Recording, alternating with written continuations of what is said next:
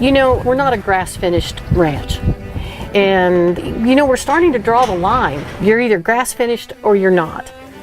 What I'm hoping we're able to do is keep this big tent open and not draw those lines between those of us that are grass-finished and those that aren't, but focus on the practices and the result of those practices. We can get more of those traditional ranchers involved in this. What I'm learning from you all is you don't have to be 100% of anything. You guys are doing some things that are full-on regenerative ag, some things you're doing that are full-on this ranch.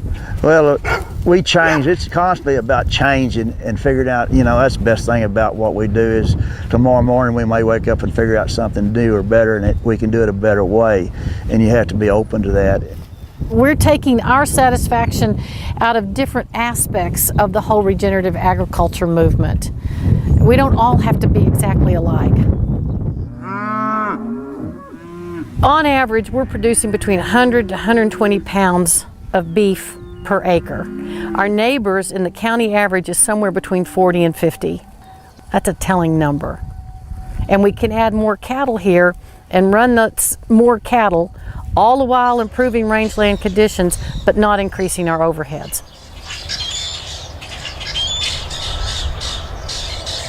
One of the things that I'm okay with now, but it has disturbed me, is that people want to call us an industrial farm or an industrial ranch because of the numbers. I don't know what's industrial about 5,000 head of cattle and 2 people, maybe 3, running it. For the greater part of the 14 years we were here, we worked with one gentleman named Omar. When he decided he had to have this woman he fell in love with, he went to Mexico to get her, and he couldn't get back. And so we've been without any consistent full help for 18 months. Our children are not interested in coming back and taking over the ranch. He's 67, I'm 66. So we're once again opening ourselves up to try to find that young couple or that young woman or man that want to come here and really learn about this type of grazing, but understand that you've seen us this morning, it's manual work. There's manual work as well as making decisions about grazing, as well as financial decisions, hedging, marketing, all of that kind of thing. You're either born with that or you ain't. And the ones that's born with it apparently got sense enough to go do something else.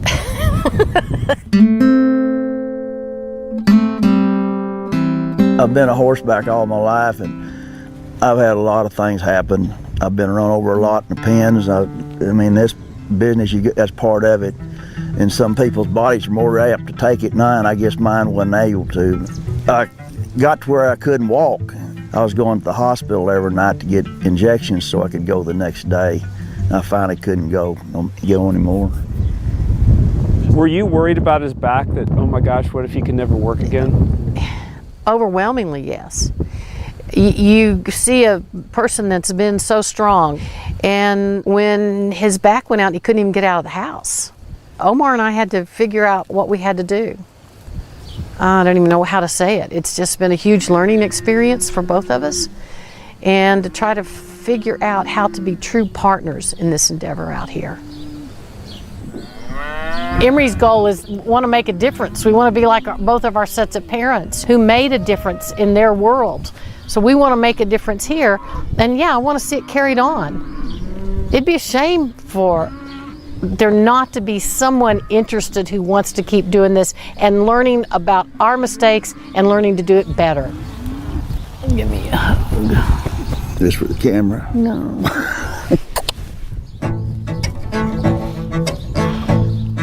I told Emery at lunch, I just said, you know, I love you more today. And I said, I don't know what it's been about today, but you've revealed some sides of you that have made me love you more today. That's when I do think we're a good pair. He grounds me and I lift him up. And that's part of that dual role we play with each other.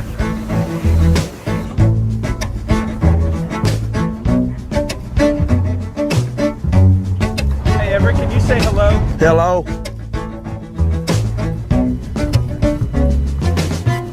I'm thinking thinking what I just told you sounded really contrived or something. It's true, right? Yeah, I mean, it was for me, but then I'm feeling embarrassed by it now. Like, About what? huh? About what? How at lunchtime, how something about this filming that made me like you more, love you more. It'll go away. It will go away. It'll go away.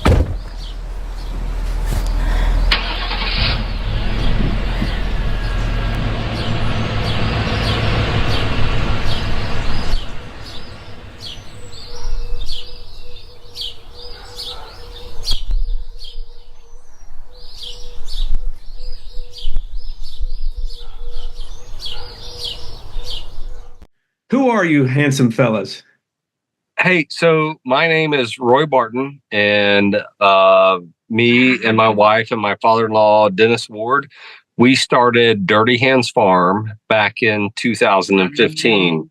We started on a 1/4 acre, and here we are now with 104 acres of Wow. pasture land for cattle, hogs, and chickens. 104 acres. Oh, go ahead. Sorry. Nope. My father-in-law, Dennis. Good to meet you. Nice to meet you, sir. And I see a lot of single-strand polywire on spools behind you there. Yes, absolutely. So That is the easiest way to manage. Once they get used to it, it's the easiest way to manage a herd, and they realize what's going on, and they just wait to be moved. And are they waiting because they know good food's waiting for them? Are they happy about that? Is that what you're seeing? Absolutely. So, as an example, in this particular paddock that we pulled down into, Yep. they just came off of this, and they have migrated all the way down to this area down here. But you can see we didn't let them take all of the forage. Yeah, it looks. Yeah. Yeah, they shouldn't take all of it. And so, why is that? Why do you not want them to take it all? Couple of reasons. The primary reason is we want the plant to stop the reproduction cycle during its optimal growth phase to drive those roots deeper into the ground. Mm-hmm. The second reason is we need the ground cover to keep the soil moisture Right. at the temperature that we want it to be at. So right back here, in my gator somewhere is my soil probe. Yep. And on a daily basis, we take temperatures of the soil to make sure that it's between 70 and 75 degrees. And on hot days, does it say that? Does it stay that way between 70 and 75? Absolutely. Absolutely. And what temperature do you see exposed soil getting to, like on a summer day for you guys? Here in the Panhandle of Florida, we can see upwards of 120 degrees. Yeah. And to my knowledge, microbes are getting killed at 120 degrees. Actually, at 110 degrees, the soil's dirt and it's dead. It's inert at that point. Yeah. And so on your farm, is ground cover like a key indicator for yourselves? Is that something a goal? Absolutely. We're transitioning from winter graze into summer.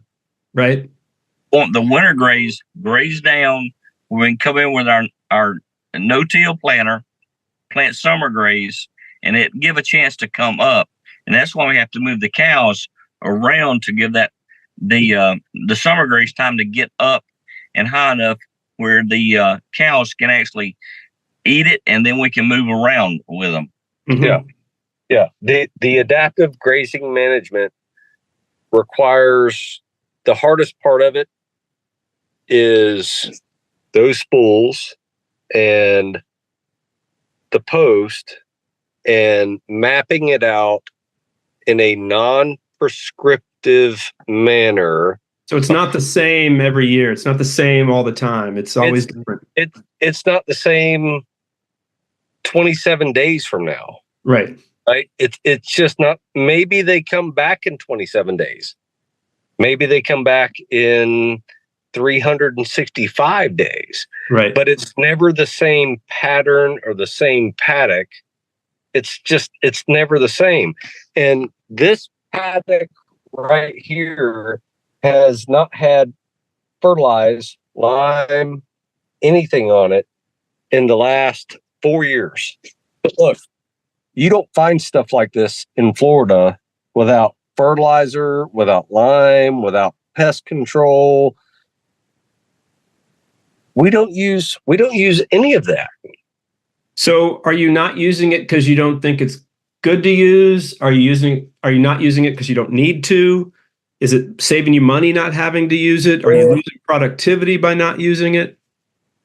So when I read Dirt to Soil by Gabe Brown, I turned everything off. I see.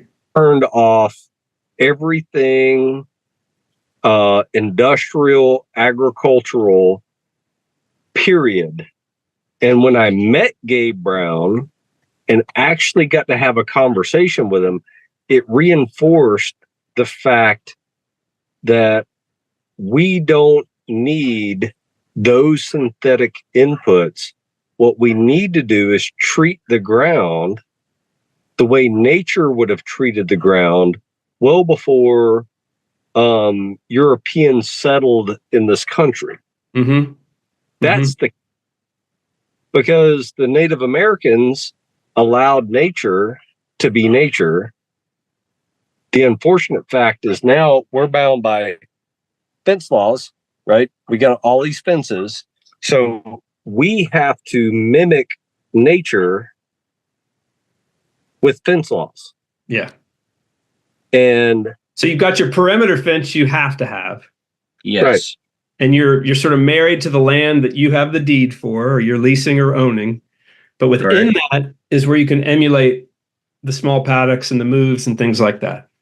Yeah. Right. We can move them around. And then we follow, if you over here to the left is our chickens. Okay. And they come in and clean up what's left of the cow poop or whatever. They scratch it into the ground and it goes away. Yeah. Now you're saying they're scratching into the ground, but they're also eating a lot of flies and larvae and things like that, are they not? Correct. So our place is small enough that the chickens can be centralized.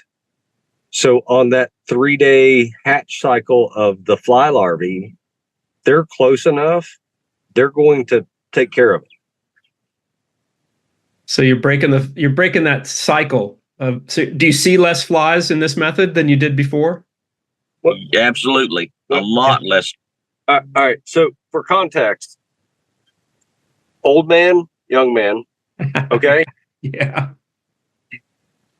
You're gonna sit there and take that, mister? Well, I'll let him go with this route for a little bit. Okay. Wants to kill ants, wants to put on chemicals for flies, right? Yeah. After me being the ass and saying stop and watch, right? Stop and watch. Yeah. Does it work? Yes. We have seen the result. We have seen the dung beetles coming back. It's springtime. They're coming back. We can see those happening, and that will take care of a lot of the fly problem. And just and let the chickens run. That takes care of a lot of the issues with the pest. Yep. And that's been one of my big things about being the cows bothered by pest. But we have seen a substantial decrease in the amount of pests for our cows. Now next door, I've watched the flies on the cows, and I'm sure some of them migrate here. But for the most part, ours are pretty much pest free. Wow. And that's been a big issue. But the other consideration is the number of fowl, the number of birds that we have on our property that we don't see we have ducks landing here. This past winter, Peter, 5 covey of quail. Wow. I've lived on this property since 1991. Mm-hmm. We used to have quail. Okay. They went away.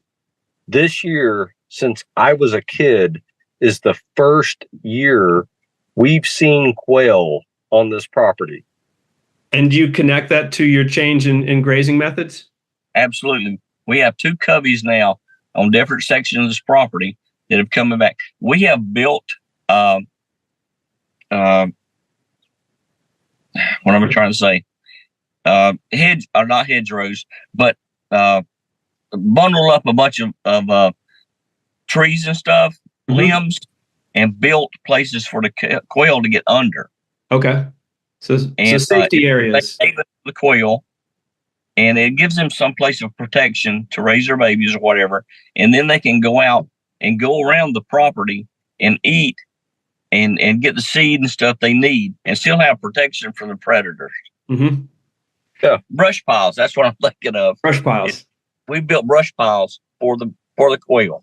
Gotcha. And just piled up debris from the wintertime, the trees shedding or storm damage, and just pick them up with our tractor and go pile them up and just leave them.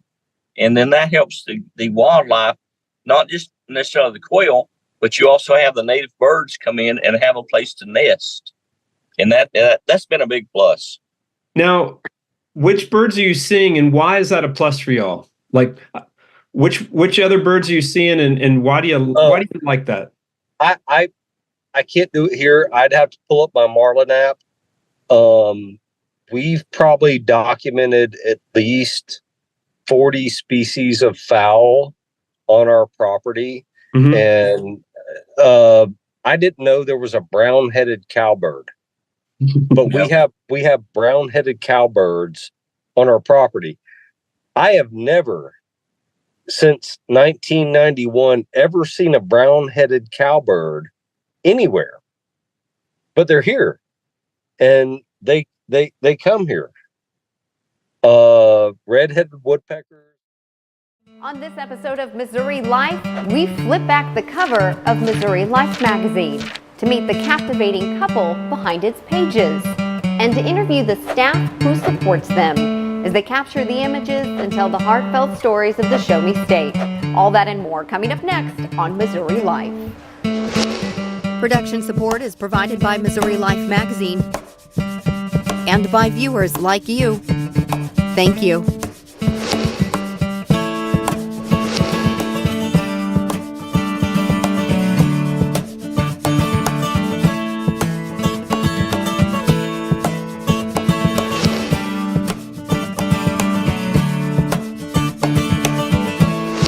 Welcome to a very special episode of Missouri Life. I'm your host, Meredith Haynes. Thanks so much for joining us on our journey of discovery as we go behind the pages of Missouri Life magazine.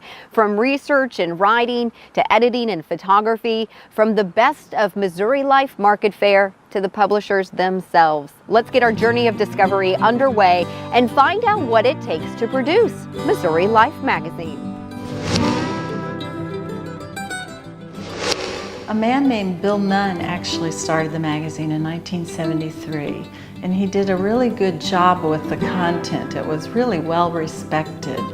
He emphasized photography and storytelling, which of course we try to too, but when he became older and ill, it changed hands several times, and it ultimately ended up in the hands of a printer over across the river from St. Louis.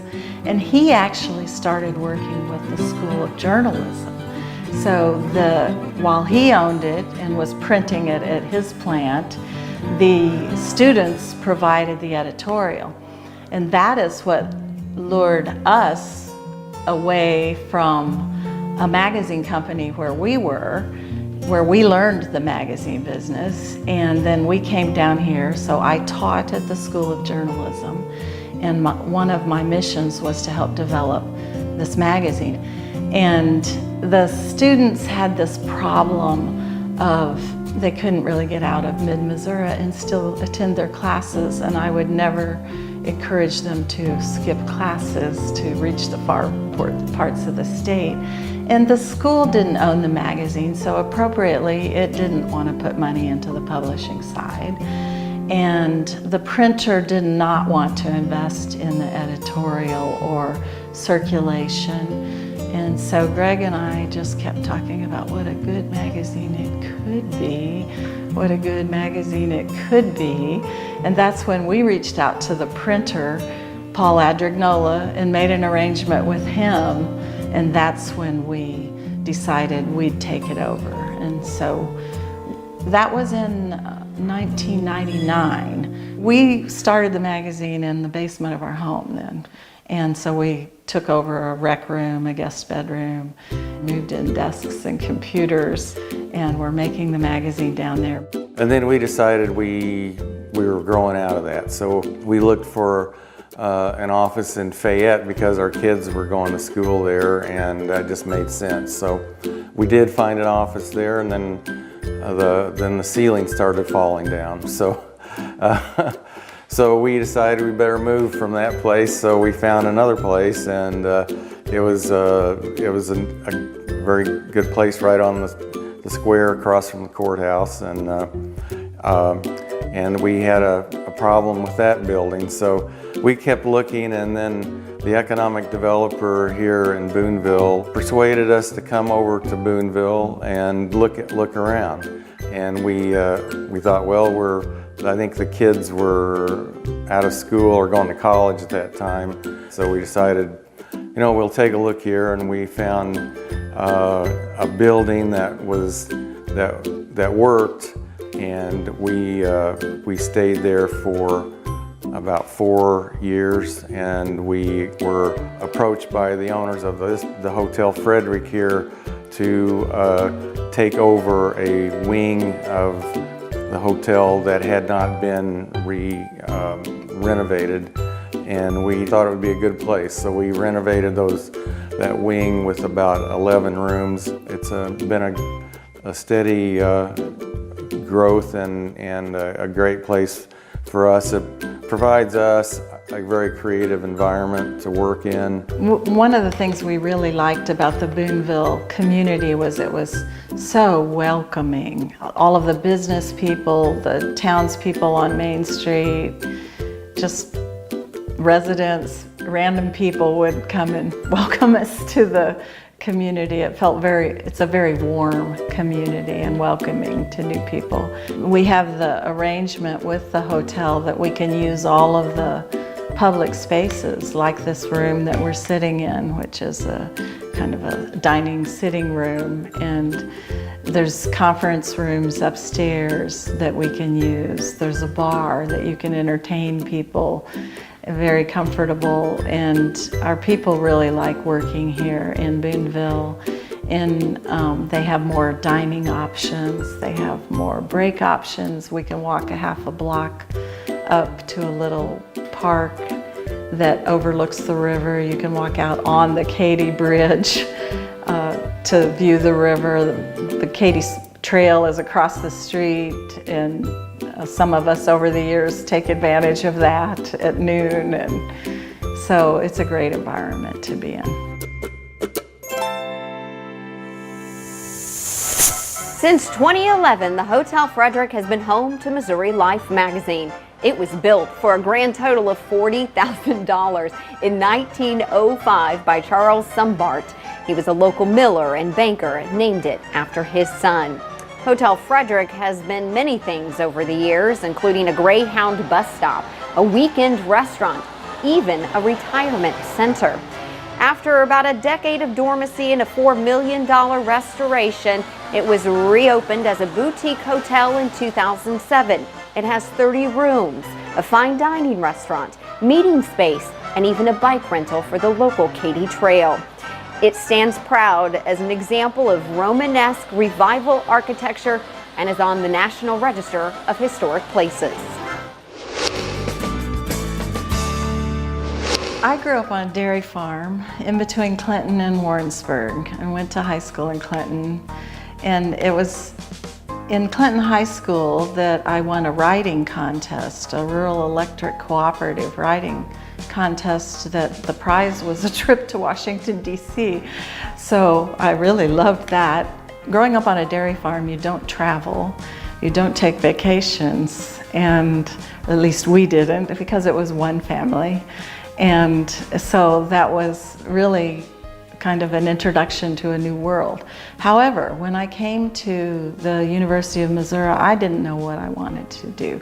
I spent my first year or two just popping around, taking classes in a lot of different disciplines, which they encourage today. But by the end of my sophomore year, they were urging me to declare a major, and I had no clue what I wanted to do. I remember sitting on the lawn of Ellis Library, crying my eyes out because I didn't know what major to declare. I went back to the dorm, called my mom, and she said, well, you're pretty good at writing. I just read about this thing called ag journalism in a magazine called Missouri Ruralist. And she said, why don't you check that out? And so I went down to that department, met their main advisor, Delmer Hadasal, and that was it. I knew I was home. I just felt so right. It was so right, combining words and pictures and actually also the ability to keep learning about a lot of different things. That's why I didn't want to declare a major. I liked this, I liked that.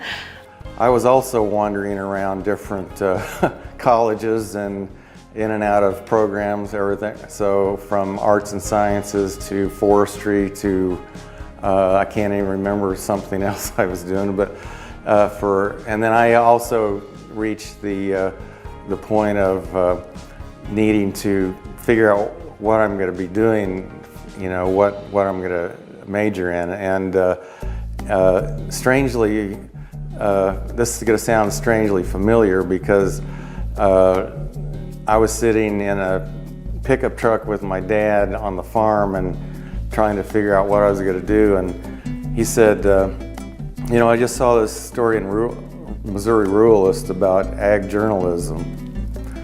And so I thought, you know, I've always kind of liked to write a little bit, and I've had an interest in photography, and I thought, well, maybe I'll check that out. So I went into the same office that Danita went into, Delmer Hadasal's office, and was encouraged and ended up in the same ag journalism program that Danita was in, and we actually worked together on a publication at the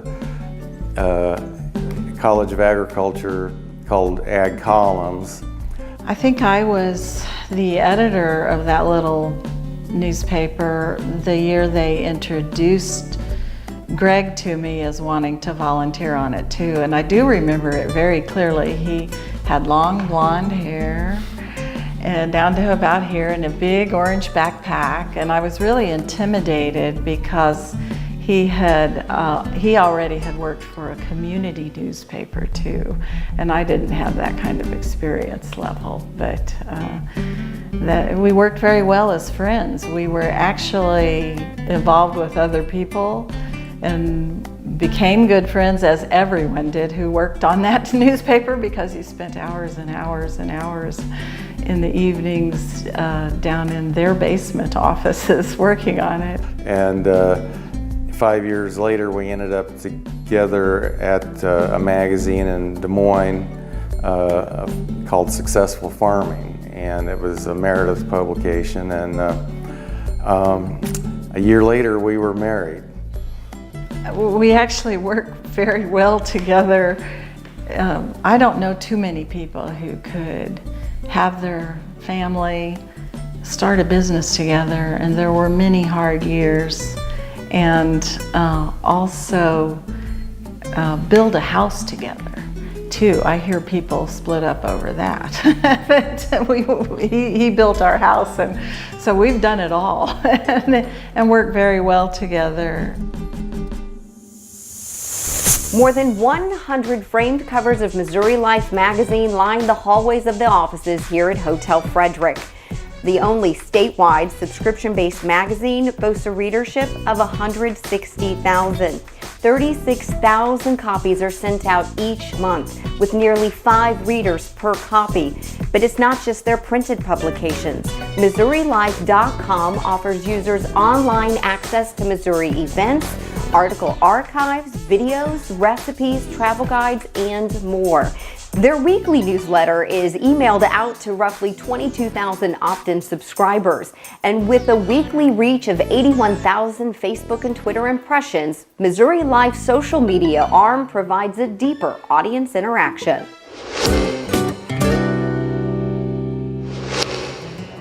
Well, our basic mission statement is to explore and celebrate our state, and that is done by telling stories in a way that is compelling and unique and colorful. When we plan the magazine, we plan almost a year ahead because we try to get seasonal photography in the right season if that's important to tell the story. We also try to make sure we have one history story because we know our readers like that. We try to have one strong travel story, something to go see and visit or do, because people love getting out and about the state, and we like to surprise them with what they don't know they can go do yet. And we try to have different departments that are always in there. We always have a food story, a Missouri chef, a Missouri food producer, and then recipes usually associated with that. We also do include made in Missouri products. We include a Missouri artist. Then a few of our features are kind of what we call open, and they usually have elements of history and travel because we tend to view things or tell our stories. History may be important to many of the stories, but they're just open topics that whatever we wish we can include. We have writers and photographers all across the state, really talented people. Terrific. Once we have a story idea, if it's our story idea, we choose a writer for it. We assign them to it. We talk it over with our writers about the approach we want them to take, but we also tell them we're open. If they get there and there's a better approach, we're all ears and open to those things. So our writers know it's a collaborative process. Then we start marrying that with the artwork. At the same time that we plan the words, we plan how will we approach this story for photographs. Sometimes we use illustrations, but more often than not, we like photography. And so we will frequently assign a photographer at the same time, or we'll know we can get the photography later. So at that point, we start making sure we've got our artwork in hand. Then it goes to a copy editor and proofreader who's on our staff. She massages the words and makes sure that everything's following our style, everything's totally clear, that we don't have big holes in the story that questions we forgot to answer or anything. And then she moves the story to a designer who then takes the artwork and the words that we give them, and that's where we get new input. They'll think of artwork that we had not thought of, and they'll bring their creativity to telling the story too.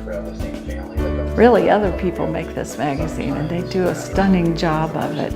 I'm more like a quality control person who just makes sure everything fits for our readers. Sometimes I'll think of new things we can add that can enhance a package, and then we might add that to the pages. But really, our staff does such a good job that I'm really just kind of proofing and making sure that with our long history with our readers that we're delivering them the best package that can happen.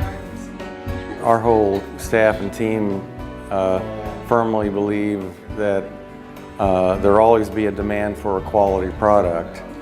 and that might change somewhat in terms of the medium that product is delivered, and that means that product for us products are the stories we tell, and that can be told in different ways. Obviously television is one, and then of course the web, but we still believe firmly that print has a very strong future if it's delivering a quality story. We really try to deliver a good product to the reader. That's what we care about. That's our passion, to deliver a high quality, to tell stories the best way we know how.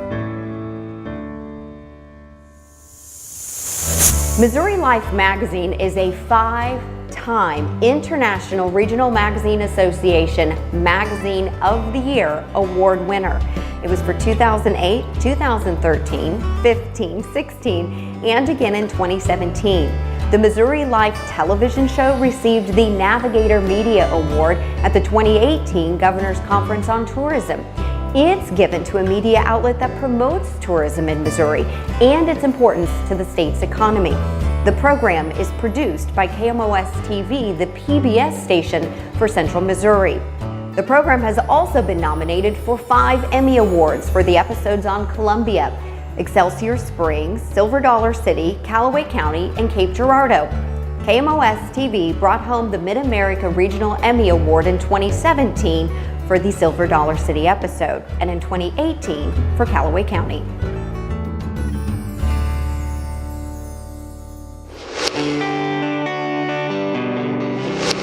For Missouri Flavor this week, we're here at Powell Gardens in Kingsville, Missouri, for the best of Missouri Life Market Fair, where artisans and craftspeople have gathered to showcase their talents.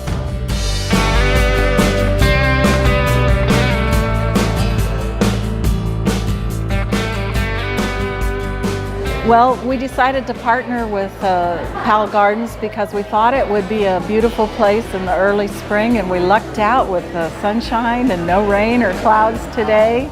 We've been really happy with the turnout of both our artists and artisans, as well as the people coming in to see everyone. And we think it's a great format to share all of these fine products and art that Missourians make with each other. And that's really what it's about, showcasing Missouri-made products.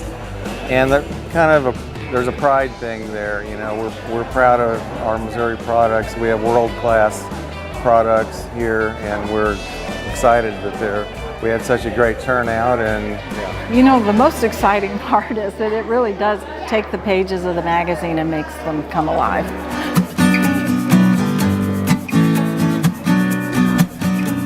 We decided, Nathan's been woodworking his whole life as a hobby, and we decided to go into business for ourselves, and we make a lot of toys and games, and we have machines that do the carving and some of the work, but everything you see on our tables was made by Nathan and made right in our shop right next to our house. We try to use local woods as much as possible, so all of the wood that we use in our products comes from 2 different sawmills that are within half an hour of our shop, so that's another thing that makes our products unique. We look around and see kids on their phones and playing video games and families just watching TV, and we decided to focus on making products that really connect people. Well, the name of our business is The Bent Tree, and I've always been interested in creating and art.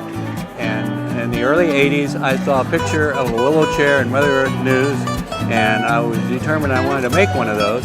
And so I went out and gathered some willow along the river and brought them back. And about 3 days later, I'd created a chair.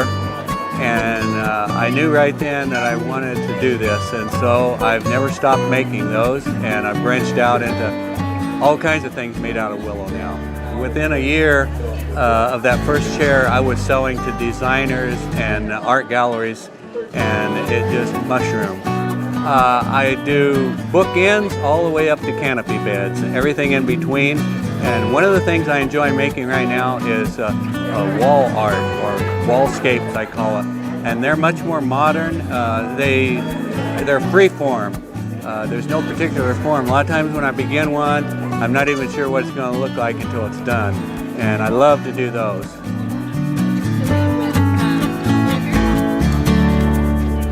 We actually got started, one of my business partners, boyfriend's friends, they all came over playing games. We started making apple butter. The guys stole it. They both had 2 quarts in both of their pockets.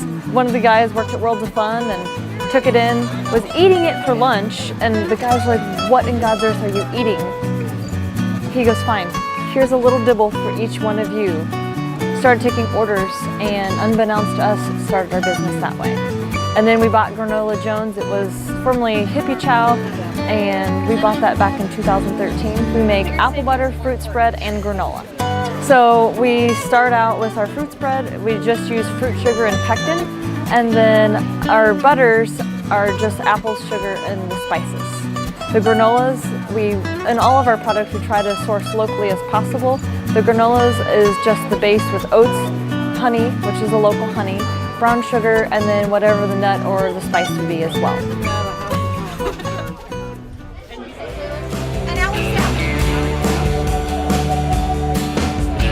So my husband and I own and operate ASL Pewter in St. Genevieve, Missouri, and we make pewter. We do everything from salt spoons and Christmas ornaments to punch sets and soup tureens. We've been doing this for almost 25 years, and everything we do is out of 100% lead-free pewter, so it's all food safe. We do a lot of traditional designs, but we do a lot of artistic pieces as well. There are a lot of fine artists in Missouri, and a lot of people don't know about it. So having an opportunity to gather, having a spring show is kind of nice because there aren't that many of them, just from an artist point of view. And for those of us where this is how we make our living, being able to gather together and to have also the additional elements of the food booths and the wine booths, which bring their own audiences, is really, really important. It's part of, this is how we make our living. So it's part of what we need to have in order to be successful in what we do. So I really appreciate it. And we've known Danita and Greg for years. So we were happy to be able to support them in this first time event. It's really nice having Missouri Life having an event like this.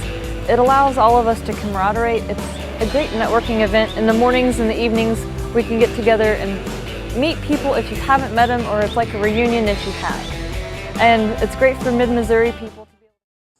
On this episode of Missouri Life, you'll need to grab some gear for an adventure in Perry County.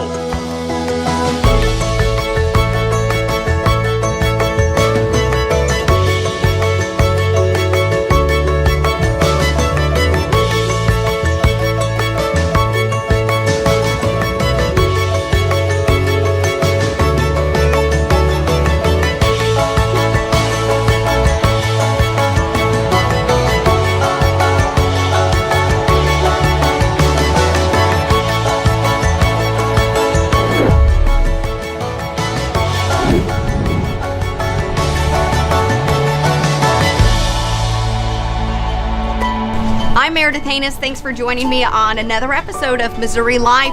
Today we get to meet the people and see the places of Perry County, Missouri. We'll explore unique geological features, watch sparks fly underneath the blacksmith's hammer, experience little house living, and speak to a veteran who kept a long-held promise to honor his fallen comrades. All that and more as we channel our spirit of discovery on this episode of Missouri Life. On our first stop in Perry County, we visit Verona, Missouri at Saxon Lutheran Memorial, commemorating the German Lutheran migration of 1839. This nationally registered historic place features a number of log cabins and artifacts from that era. Mark Petzold, a local blacksmith, opened his shop to show us how he crafts works of art using traditional blacksmithing techniques passed down through the generations. Well, I started blacksmithing when I was 18. My dad had a forge at his shop at the farm, and then we moved off the farm in '74, and he brought the forge along, and then as time went on, the forge just sat in the shop, and I kept on looking at it, and I was like, man, I think I can do this. And then I just started blacksmithing on my own. Well, I find it as a stress reliever. If I'm having a bad day, I can come out here and relax, and it's quiet, and I can do my own thing and just hammer stuff out and create stuff. The blacksmith is art, and it's the thrill of making stuff from from, you take a blank piece of steel and you make it into something that's a beautiful piece. It gives it life. It's artistic, but it's usable also. And my stuff will last forever if it's used right. This blacksmith shop is at Saxon Lutheran Memorial here in Verona, Missouri. It's a memorial to the Saxon immigration from Germany in 1839. We have a fall festival. It's always the second Saturday of October. You can come here and see any kind of 1,800 demonstrations. They're all period, 2,500 to 5,000 people come here, depending on the weather. And it's just a great place. And you can almost walk back in time. When German Lutheran immigrants settled this area beginning in 1839, they raised their families and established churches, farms, and businesses, providing the foundation upon which this beautiful county was built. The Perry County Lutheran Historical Society documents, preserves, and interprets the rich history to which many Americans may trace their ancestry and heritage. The Lutheran Heritage Center, what we do is tell the story of one of the largest organized immigrations, religious immigrations to the United States from Germany. We have digitized church book records. We have assembled an index of all these records so we know who lived when, where, and so on and so forth, which show a lot of genealogy. I'm one that totally believes you don't know where you're going until you know where you've been. And keeping the records, that's all part of it. Many of the immigrants use this place as a toehold to move on to other places. A lot of people find this place to find their roots. That makes it all worthwhile if you're a staff member. Nestled among the aging trees and cornfields of Perry County stands yet another nationally recognized historic place, St. Mary's of the Barons Church. This heavenly campus was established in 1818 and has served as an educational institution, a seminary, and a community gathering place paying homage to Catholic heritage in Perry County. Don Fulford welcomed us with a tour of these magnificent grounds. Hi, Don. Thanks for having us. We appreciate it. Thanks for coming to St. Mary's of the Barons. What is St. Mary's of the Barons? We are the first Catholic settlement west of the Mississippi. Long time ago, too. 1818, yeah, a real long time ago. You guys have so many pieces on your campus. Where would you like to start today? Let's go to the grotto. Okay. I'll follow you. Don, this is what you guys call the grotto. Yeah. It's beautiful. The great thing about the grotto is that this was the quarry for the church.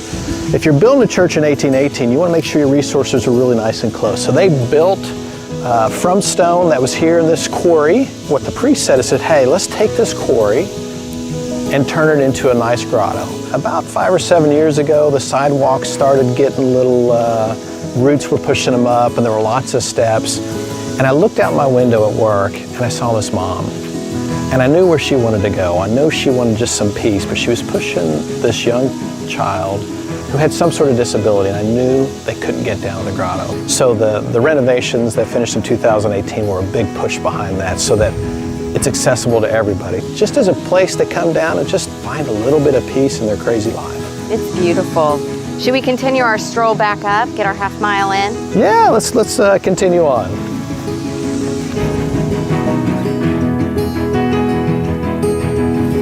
This is just so beautiful.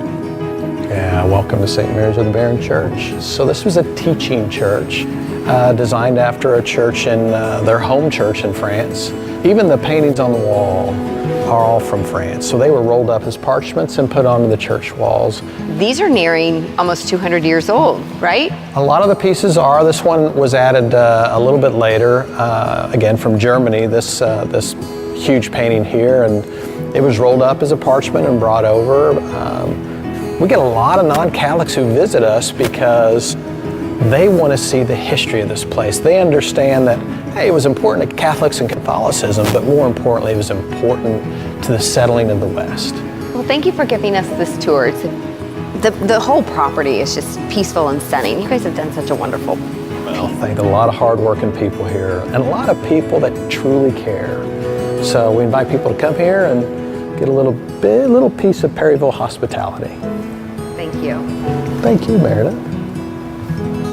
After a pleasant drive through beautiful rolling hills of Perry County, we arrive at Eggers & Company General Store Bed and Breakfast. This quaint historic building tells the story of rural America in the mid-1900s through original artifacts, architecture, stories, and cuisine of the era. Owners Ellen and Steve Fry invited us to chat over traditional German coffee cake called Kuchen and shared with us the memories of this century-old community establishment. Eggers & Company is a general store that was built in 1896 in the little town of Farr, Missouri. And in 2004, my husband and I purchased the building and had it listed in the National Register of Historic Places. It was a general store from 1896 to 2004, and for 46 of those years, my grandfather and his brother operated the store. They were the store owners of Eggers & Company. My mother grew up here, so this is my heritage. This place just looked like it had bed and breakfast written all over it, and we didn't intend to live here, but it told so many stories that we wanted to open it as a bed and breakfast, so that's what we did. The history of this place is not just the history of my family. This place tells the story of this community, which was like many other rural communities that doesn't exist anymore. When Eggers & Company, as a general store, when it was active, it in many ways was one of the pillars of the community. In a very real way, the fabric of America was woven in towns just like this. The principles and the values that we've come to hold dear to our heart were developed, and the sense of community was developed in towns just like this. When Ellen and I have guests come and stay at the bed and breakfast, the litmus test that we always look for is whether or not at some point during their stay our guests reach back into their own memories. And in fact, we're batting 1,000. Invariably, at some point, people will say, well, this reminds me of my grandmother's place, or this reminds me of some things that I used to do when I was a child. And that in a very real way is what we're after. We're wanting to pay a tribute to the past. We know we can't go back there. We can't ever relive the past, but it's okay to tip your hat and acknowledge that it was a wonderful time. Continuing in the tradition of honoring the past, local artisan Debbie Statler utilizes natural resources growing around her farm to create skincare items and home remedies, a craft that is now turned into a small business that promotes what she calls Little House Living. Nothing artificial, just wholesome and homemade. Debbie, we are inside Grandma B's. Can I call it a cabin? I guess it's a house. We call it the schoolhouse because the previous owner did, but yeah, my little house. It was kind of, I guess, my heart's desire. I always grew up kind of a big fan of Laura Ingalls, of course, and I seen this envisioned. I wanted a place where I could come out and do my old-fashioned stuff. Would it be safe to say you describe your lifestyle as Little House Living? Yes. As I mentioned, I'm crazy about Laura Ingalls Wilder and the books, and everything in here I try to create from part of the books. Grandma used to say, and I've heard it a million times from other people, but God gave us everything we needed within a 100-mile radius. But I've kind of condensed it to everything I need is right here on the farm. At what point did you give it the name Grandma B's, and then why Grandma B? She was a special lady. It's all about what she encompassed, you know, everything. It would make her proud, and when I'm making stuff, and I know it sounds kind of hokey, but it makes me think of her. What are the best products? The #1 seller throughout the years has been Remedy. My boys being hemophiliacs, they get a lot of joint bleeds. From that, they get arthritis. They can't take ibuprofen for joint pain and things like that. Exactly. So I researched it and came up with Remedy. And what that is, it's got a lot of anti-inflammatory herbs in it, and it works for pain. But it also works for headaches and arthritis and all kinds of good stuff like that. It's seasonal too. The Bugs Be Gone and the Jewelweed soap and salve are my summer big sellers. Jewelweed is actually a natural antidote for poison ivy. So I make an infused oil using the jewelweed that grows wild on our farm, and I infuse it in olive oil, and then I use that for my soap and my salve, and then I also make a witch hazel infused jewelweed spray. First of all, you got to know what you're looking for, because they proper identification is number one. And then what do you do with them and how do you prepare it? You know, if you know that something has anti-inflammatory capabilities and what species it comes from, then you can kind of narrow it down. With most of my products, I don't add a lot of extra stuff. You know, if there's one anti-inflammatory in there and that does the trick, I'm not going to add 3 anti-inflammatories. So it's kind of just what you need. Well, I thank you for letting us into your little world, Thank you for your coming. little house world. It's beautiful. Thank you. I love sharing it. Very passionate about it. The history of Perry County is undoubtedly prevalent in the community and cherished by its residents. But the stories of its original settlers just begin to scratch the surface. The geological landscape of the area is one of the most unique to Missouri. Well, Tower Rock is a limestone formation that's said to be about 400 million years old. It raises about 60 feet out of the water at normal river depths. Historically in this area, there were several other formations around Tower Rock, but many of them were quarried. But Tower Rock was spared thanks to a presidential order in the 1800s. It was first described by European settlers in 1673 by Jacques Marquette. William Clark mapped it on their way of Lewis and Clark's expedition up the Mississippi River on their way to explore the Missouri. And around that same time period in the early 1800s, it said that there was river pirates that inhabited these steep valleys and rocky outcroppings to use this as an ambush point for passersby.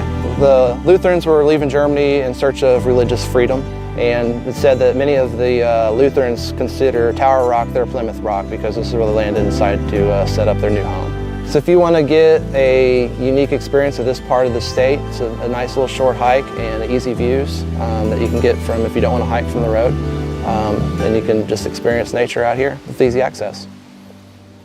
Tower Rock is a very obvious and impressive example of the unique rock formations of Perry County, but the geographical features of this region go much, much deeper.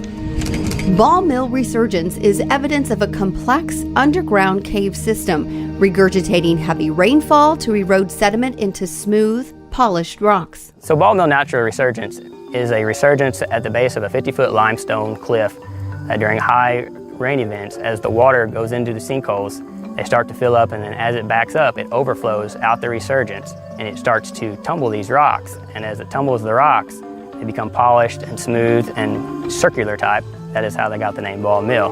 Perry County has the highest density of caves in the entire state of Missouri. It's a complex system of underground streams, sinkholes, caves, and they're all connected. If you think about maybe like a block of Swiss cheese with all the holes different ways. And so what is drained in one area may come out in a different area. And what might be drained 5 miles from here may actually come out at Ball Mill. We've seen formations reaching high above the river and water springing up from underground. But now it's time to go deeper and see for myself why Perry County is considered the cave county of Missouri. Everybody thinks of a big lit cave, huge entrance. That's not Wild Cave. That's a wild cave. There are these types of cave entrances, from my understanding, all over Perry County. Over 700 caves in Perry County. More caves in this county than anywhere in the state of Missouri. As you've been driving around, you haven't noticed a lot of streams. That's because the cave system is your stream system. So all your drainage, your water, etc., goes into the caves. So we just jump in? Well, I want to jump. I would probably walk in, yes. And you are going first, so you're going to show us where we're going. Okay.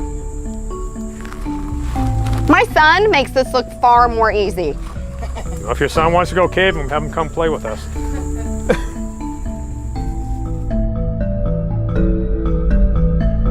What's an ecosystem like in this type of a cave? This isn't one that, you know, people are taking tours in. No, this is a wild cave. This is a living cave. This cave is living, it's breathing. There is life in this cave. Its own ecosystem. You definitely see insects, crickets, that sort of thing. This is one of maybe a dozen caves in Perry County that has what's called the grotto sculpin. You'll occasionally see bats. They'll just be up on the ceiling sleeping. They'll ignore us. Yes, and occasionally there's mammals that have got lost. You generally don't see those.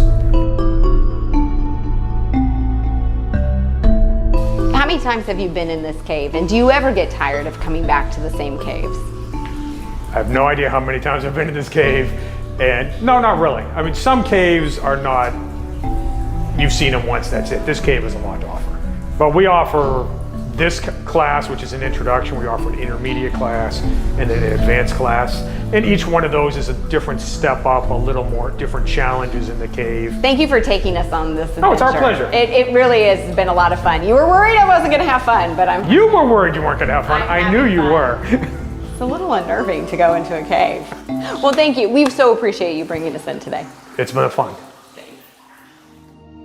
While I was deep underground exploring wild caves, our flavor guide, Will Moore, paid a visit to a local brewery and restaurant, Jackson Street Brew Company, to taste craft beer and flavorful pizza recipes. So tell me about this pizza. This looks like it's got cheese drizzled on it and some peppers on it. So this is our Always Sunny. It's kind of a play on a Philly cheesesteak. So we have braised chuck roast, roasted poblanos, red onions, pepperoncinis, and then it gets topped with a brie cheese sauce. It's actually my favorite thing on the menu. And then this one's one of our top sellers. It's a Dragon Slayer. We do this dragon oil, which is this hot sauce and roasted garlic oil. It gets mozzarella, Parmesan, fresh jalapenos, and a chipotle roasted chicken. Well, let's dig in. Heck yeah. Every bite's a little something different too. It's not like you're not gonna get palate fatigue eating these pizzas. You're gonna keep getting something different and new every time you try them. Thank you for sharing these with us. Oh, anytime. So we're gonna finish these, I'm sure. Yes, we are. And then try some beers. Oh yeah, we got some good beers. I think we're gonna do 3 or 4 of them, and I'm looking forward to that because it's always time for a beer. Oh, always time for a beer. What we have in front of us is a Northern style alt beer.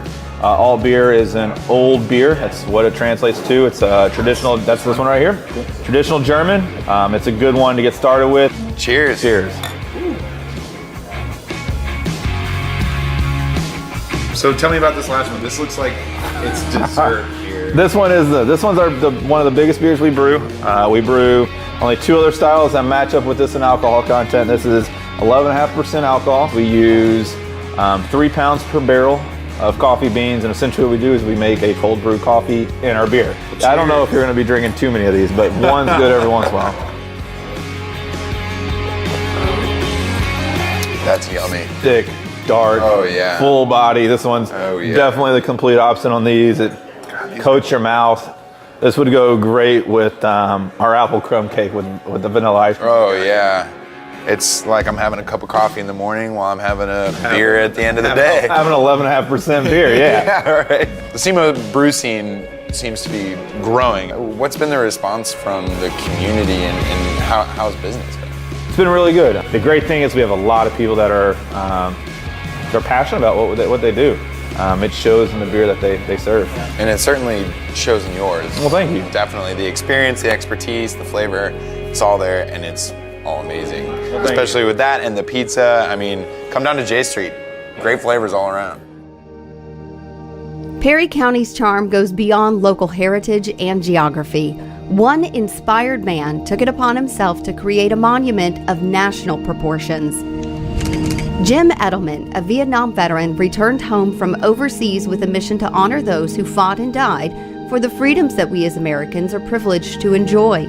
Utilizing his personal resources and donations from around the nation, he created an exact duplicate of the Vietnam Veterans Memorial in Washington, D.C., but right here in Perry County.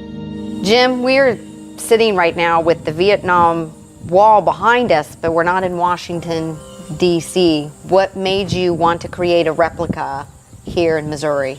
Well, one thing is that now the people that's in the Midwest and that never ever got a chance to go to Washington, D.C., but now they can come here, right here in the heartland. It gives me a good feeling inside because, you know, that I've helped somebody. They can come more often now to see their loved one on the wall.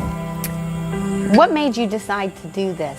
When I was in Vietnam in 1968, during the Tet Offensive, I made a promise to myself that if I made it back to the United States alive, I had to do something to show respect and honor for my comrades. Well, I made it back to the United States, so I thought about, well, you know, what about building a memorial? One thing led to another, and, you know, it's really more than I really expected, you know. How far have people traveled to come here? Oh, we've had people from California, even from Washington, D.C. And I asked them, I said, well, you know, you're from Washington, D.C. Why are you here? I said, you got one right there. He said, well, we've heard about this, and we just had to come and see if it was what it was supposed to be.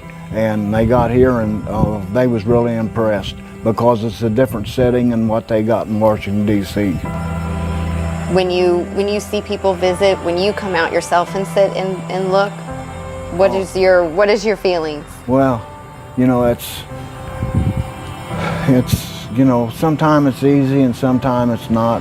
Some people can come down there and you know, walk right up to the wall and look at a name there and reflect on it, and some cannot do that. That they might sit back, stand back and look.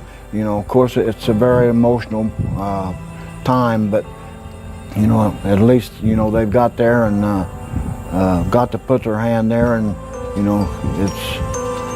Do you know any names on the wall? Yeah, I've got 2 classmates that's on that wall. So you know, and then I've got other friends that were killed over there in Vietnam that out of my company. I think veterans, you may have to know a veteran personally, but yeah, it's amazing, it is. When I went to Washington, D.C., I went and I knew the 2 guys, Daryl Littner and Gary Ernst, and I knew what panels they was on, but I didn't know what line they was on, and I thought, oh, that'll be easy for me just to go there, and I'll be able to pick them out. And I looked and looked and looked, and I couldn't find them, and I finally had to go get somebody with an iPhone and tell me what line they was on. But now here, I mean, I can go down there now, and those 2 that's on the wall, when I look up there, their name looks like it's about this long. You know, it just, I mean, my eyes can just go right to that place where they're at. I thank you for spending time with us today, and I always have to thank a veteran for his service. Oh, well, thank you very much. Appreciate it. Perry County, Missouri is a unique place. It has geological wonders, cherished history, and human connections. The people here are passionate about what speaks to their hearts. You can see it in their projects, whether it's lotion or Vietnam Wall Memorial. You really need to plan a Saturday, a weekend, or summer getaway to Perry County. So if you're looking for a vacation or are passing through for an evening, here's a quick overnight itinerary to help you maximize your experience. Grab lunch at Mary Jane's Burgers and Brew. Pay your respects at the Perry County Memorial Wall. Then round off your trip with a nightcap at Jackson Street Brew Company and stay right upstairs at the Urban Lofts B&B. For everyone at Missouri Life Magazine and myself, thanks for watching, and tune in next time to spark your spirit of discovery and experience Missouri Life. Missouri Life Magazine explores and celebrates the people, places, history, and destinations that make our state unique. Subscriptions to Missouri Life Magazine are available at MissouriLife.com. For exclusive content, full episodes, and much, much more, subscribe to the Missouri Life channel on YouTube and enjoy the journey at your own pace.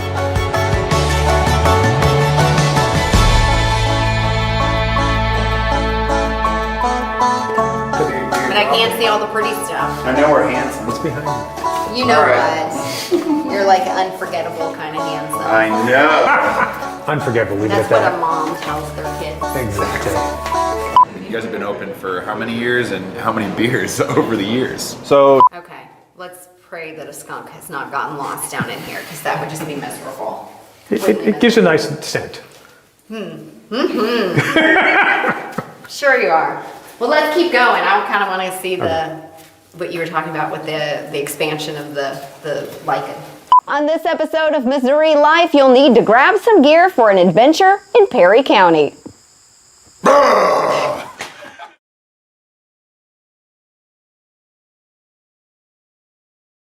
On this episode of Missouri Life, we are in the Queen City of the Trails, where we meet our 33rd president, ride through history on a covered wagon, Taste fine dining that comes with a room and a view. And let our hands tell the story.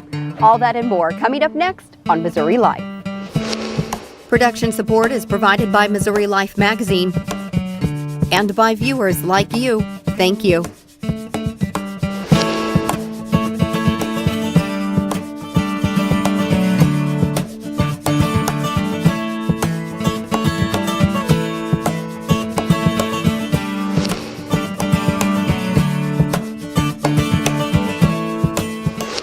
Hello and welcome to Missouri Life. I'm your host, Meredith Haynes, and thanks for joining us here in Independence as we get rolling along on another journey of discovery. Independence was founded in 1827 and became the county seat. To replace the two-room log cabin courthouse, a brick structure was built on the town square in 1836. Several renovations have since encapsulated that original structure, and the building we see today now resembles Independence Hall in Philadelphia. It was dedicated in 1933 by Harry S. Truman, and he joins us now to tell us more. Mr. President. Hello, good to see you. Mr. President, before the whole nation knew you, you were pretty still prominent back here in Independence. Let's talk before the presidency when you were a judge. Yeah, well, I was elected in 22 after my little business went broke in that recession after the war. And that was only a 2-year term. Got 3 things done that I'll never forget. As county judge, presiding judge. One was to build a 200 to 300 mile system of hard roads, concrete highways. I want to get every farmer within 2.5 miles of a hard road. And then I got a bond issue passed to build a hospital for the indigent, for the poor down on the county farm. And then I got a bond issue passed to build a new courthouse, 2 of them. One in downtown Kansas City and this one here. Now there were about 5 courthouses on this site before 1933 when this building was built. And this would be the last year I was a county presiding judge. So I didn't use it all that long, but I sure remember the appointments, the furnishings around here. Makes me nostalgic. Well, howdy, ma'am. Mr. President. Looks like my ride has arrived. Well, Mr. President, I do want to learn more about your local haunt, so how about we catch up a little later in the show? That sounds good. Thank you, Mr. President. And as you know, the history of Independence started long before you were here.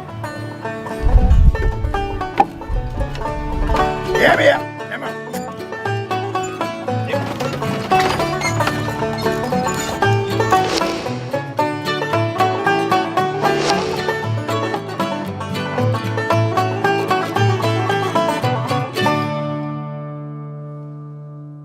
The different trails that we talk about here at the museum are the Santa Fe Trail, the Oregon Trail, California Trail, the Mormon Pioneer Trail, and the Lewis and Clark Trail. We have exhibits on each of those trails, so artifacts, stories, interactive things to do with your kids, computer games, hands-on games, different things they can see. And of course, we're very close to downtown where you can go and see the exact center of town where it started.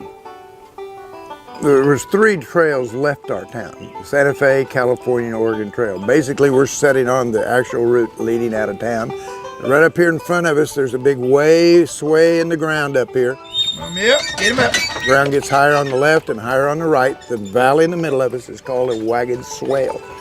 People don't comprehend the scope of it, though. Think about it, 1,000 wagons leaving town, 6 animals per wagon had to cross the whole nation. That meant that 6,000 head of livestock possibly left this town in 1 month. Times 4, I certainly hope they all had 4 legs. 24,000 mule shoes, ox shoes, and horseshoes possibly needed to go on. 9 to 11 blacksmiths and farriers operating right up there on the square. It was so busy around here that Independence, we had the very first track railroad west of the Mississippi. The tracks ran from Wayne City Landing, where the steamboats steamed up from St. Louis, and the tracks snaked their way right up on the square, bringing up all those goods and supplies from the gateway of the West. The boxcars were pulled by Missouri mules, not by steam engines. It was commerce here, it was growth, the trails is literally what build our city.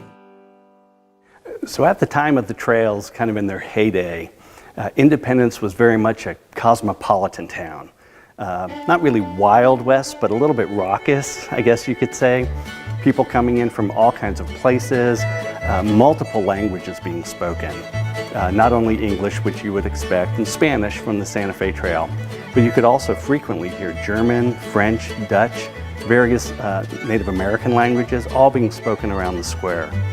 People were fur trappers, farmers, traders. This variety of people converged here in town. The busyness that was going on, thousands of people milling about the town, animals everywhere, not only animals to pull the wagons, but animals that people are bringing along with them, pets, chickens, cows. So the smells, the noises from all those animals were everywhere. And many people noted in their diaries about the blacksmith shops and the constant clanging of the metal and just the volume of sound. Very, very busy city, lots going on all at once. This was a real port of entry, so to speak, into the West. It's just such a joy to be able to tell the details because, you know, you can come through town, you know, even go through the museums and the different things, but I connect all the dots. And it's very satisfying to see the light come on in these kids' eyes because I ask them, you know, those people had a dream, make us a nation from sea to shining sea. It's called Manifest Destiny. You must find something you're passionate about or called to and go after it. That is what made our nation great. I enjoy telling the children that more than anything else. There's value in history just for the sake of knowing where we came from. But at the same time, part of what we like to share here at this museum is a message of hope. The people who went on these trails were not extraordinary people. We look at that and think, well, look at all the hardships they went through. This was clearly an extraordinary journey. But to them, they were just ordinary people, just trying to find something better. And we're all trying to find something better. And we may think that we're just ordinary people, but who knows if we are changing the world just as they changed their world.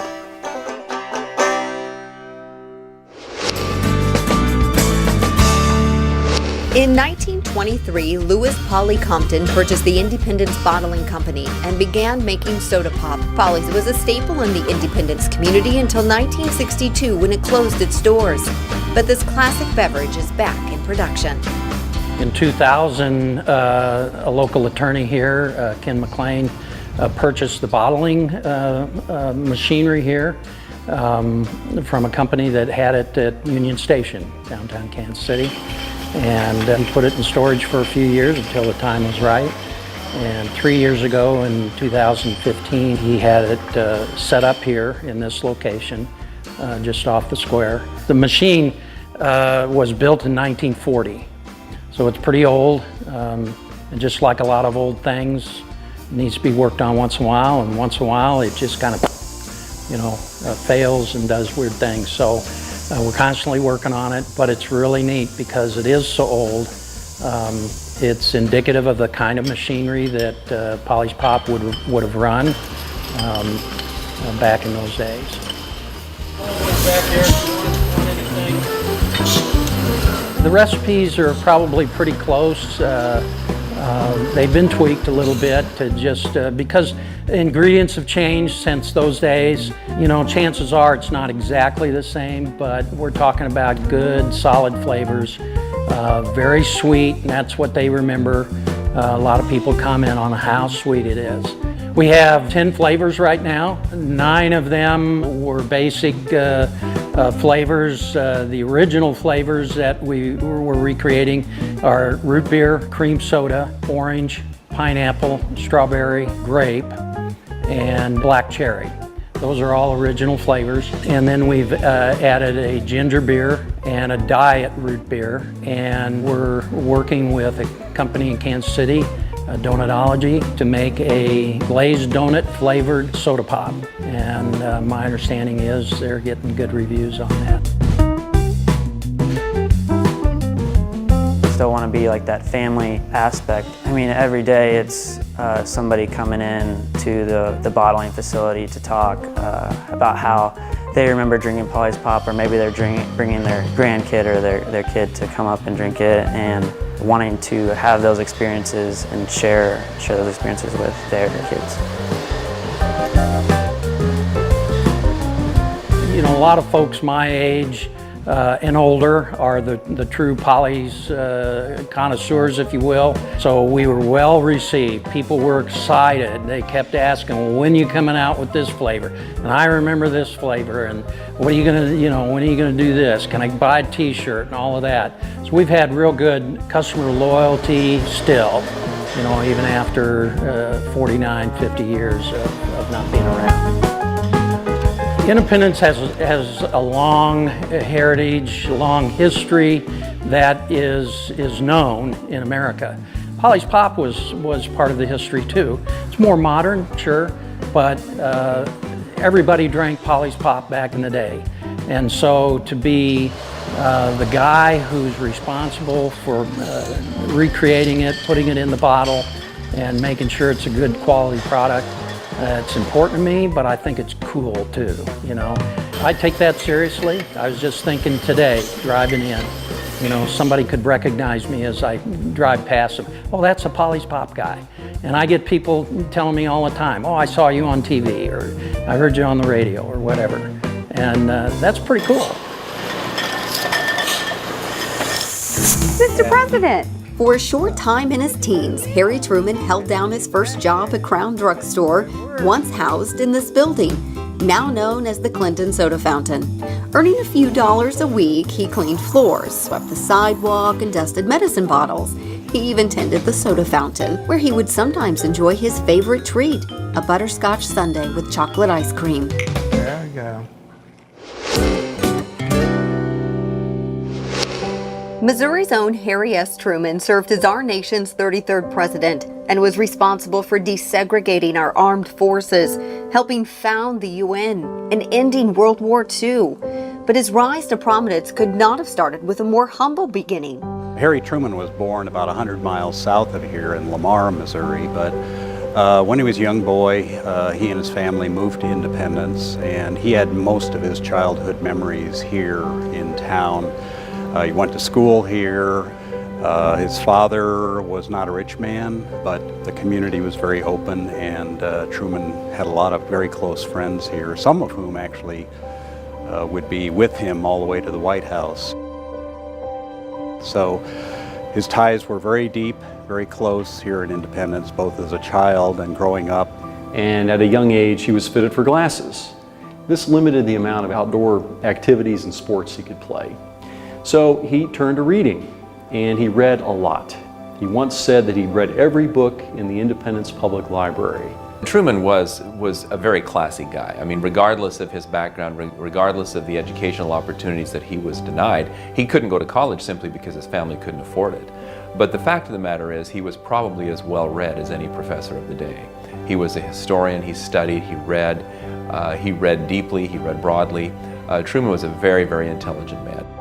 Despite his academic achievements, young Harry was unable to attend college, so his sights turned toward his childhood dreams of serving his country in the armed forces. But because of his poor eyesight, he wasn't able to join the regular army until World War I began. He did join the National Guard, the Missouri National Guard. Now that National Guard unit was federalized, meaning that it became part of the regular army. And so Truman found himself in command of almost 200 men of Battery D, 35th Division, 129th Field Artillery. And he was sent overseas to France, where he served in combat, the only U.S. president to ever serve in combat in World War I. After the war, Harry returned to Independence, opened a haberdashery, and joined the Democratic Party. From councilman to U.S. Senator, Truman quickly made a reputation for himself by identifying waste in the federal government's war contracts. This gained national recognition and helped propel him to the vice presidency, then the presidency, after FDR died, only 11 weeks into his fourth term. Second only to Truman's character is his decision-making prowess in terms of what made him a great leader.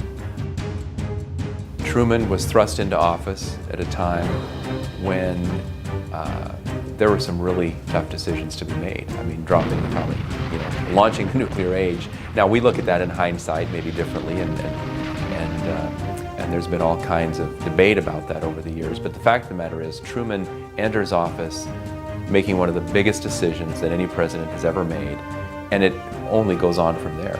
So Truman's a man of great integrity, he's a man of incredible character, and I think that's the real story about his rise to the presidency.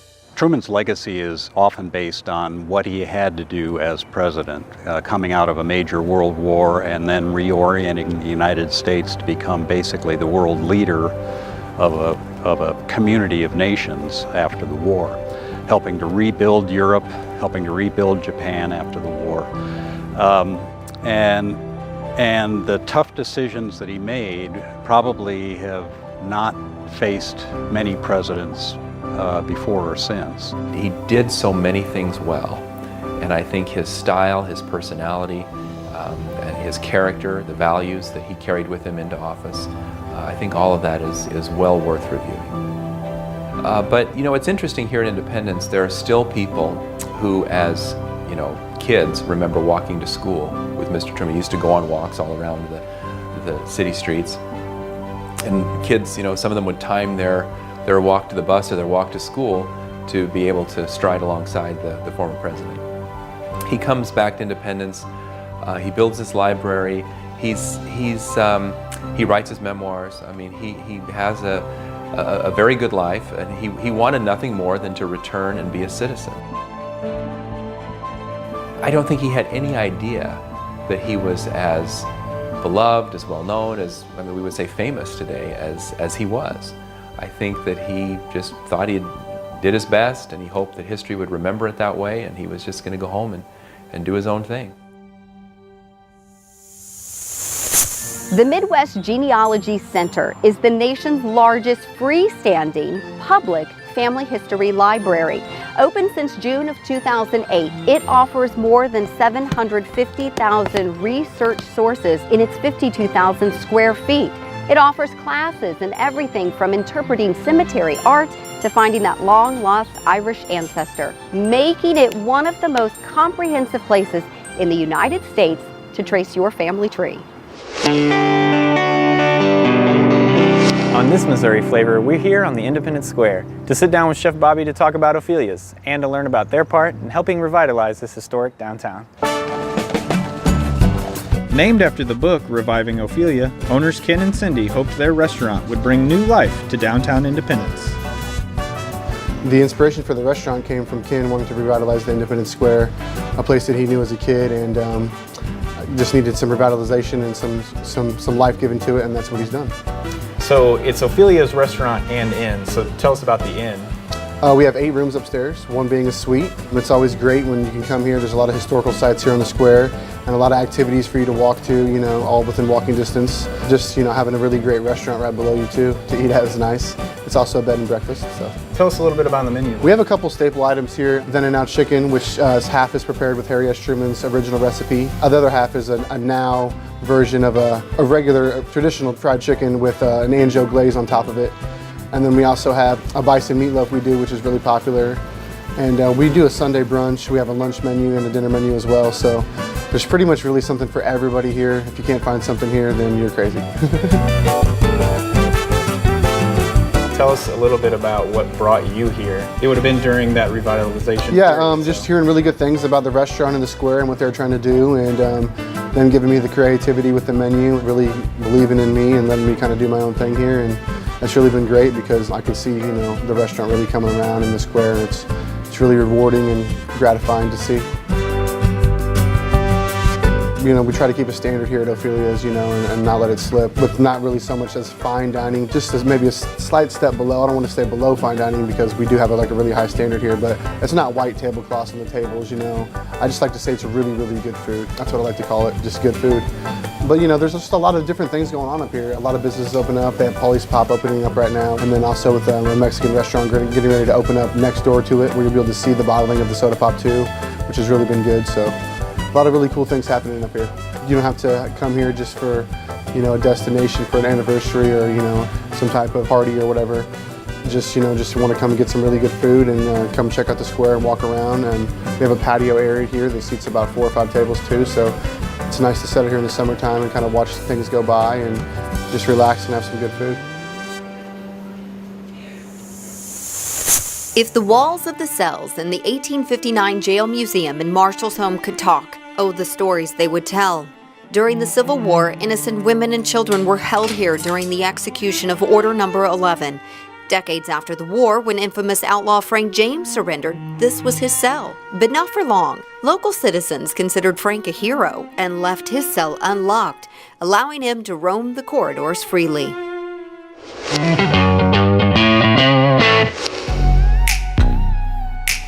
We're here because we're trying to keep imagination, creativity, and storytelling alive through this art form. Puppetry is storytelling, it's theater, it's music, it's pretend, it's scene design. It's just, it incorporates everything. And it can either be very simple or it can be very elaborate. There's lots of different ways to do puppetry, and we try to keep that alive. We've been here since about 2001, and it started off with a lady named Diane Houck, who was the executive director. She was in the Puppetry Guild of Kansas City.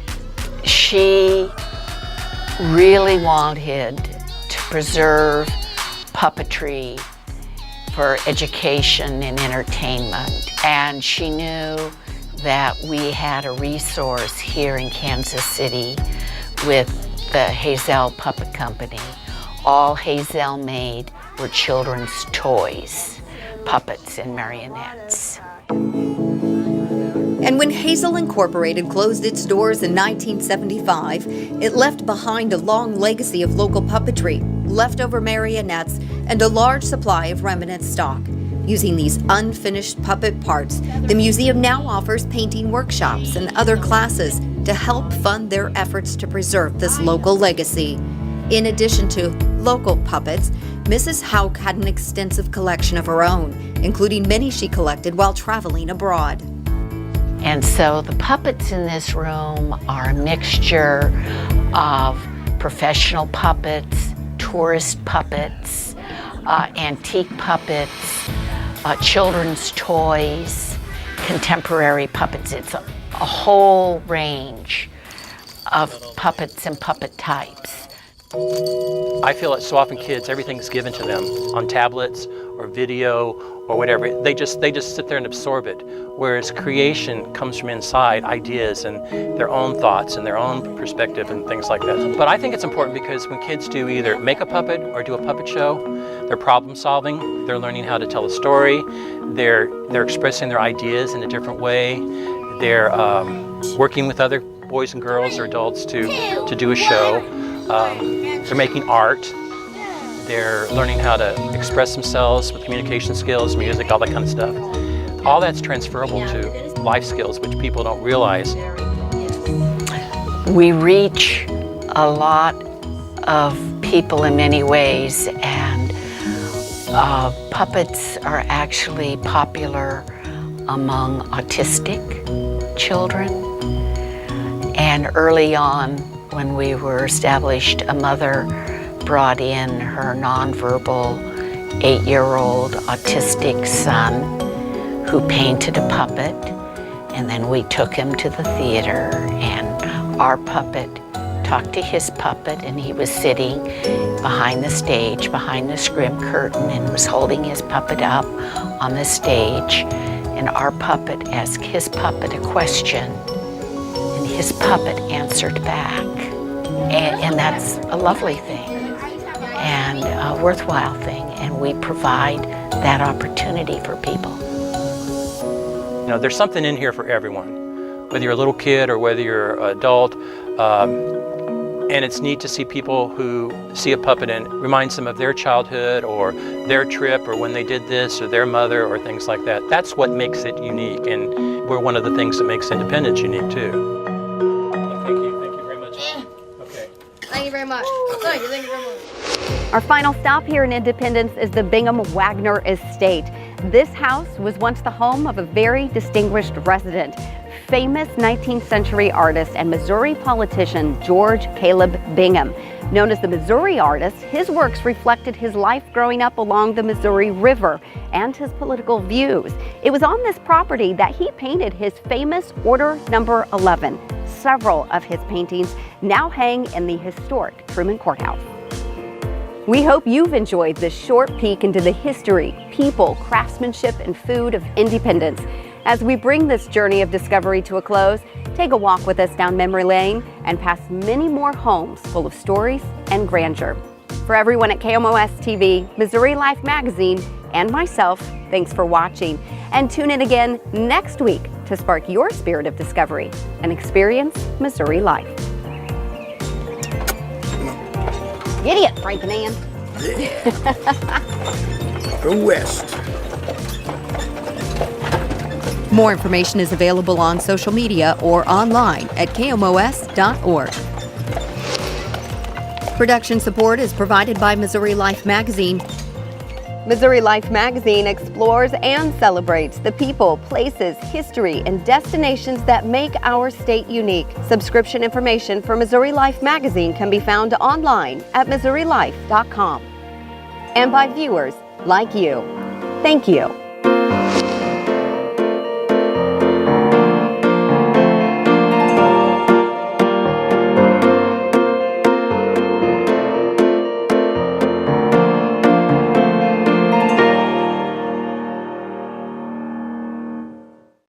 On this episode of Missouri Life, we're on the Main Street of America, where we dive into the fiber arts with the help of some alpacas, meet a man whose oratory skills helped him cross racial lines, and go nuts for donuts at a local hotspot. All that and more coming up next on Missouri Life. Production support is provided by Missouri Life Magazine and by viewers like you. Thank you.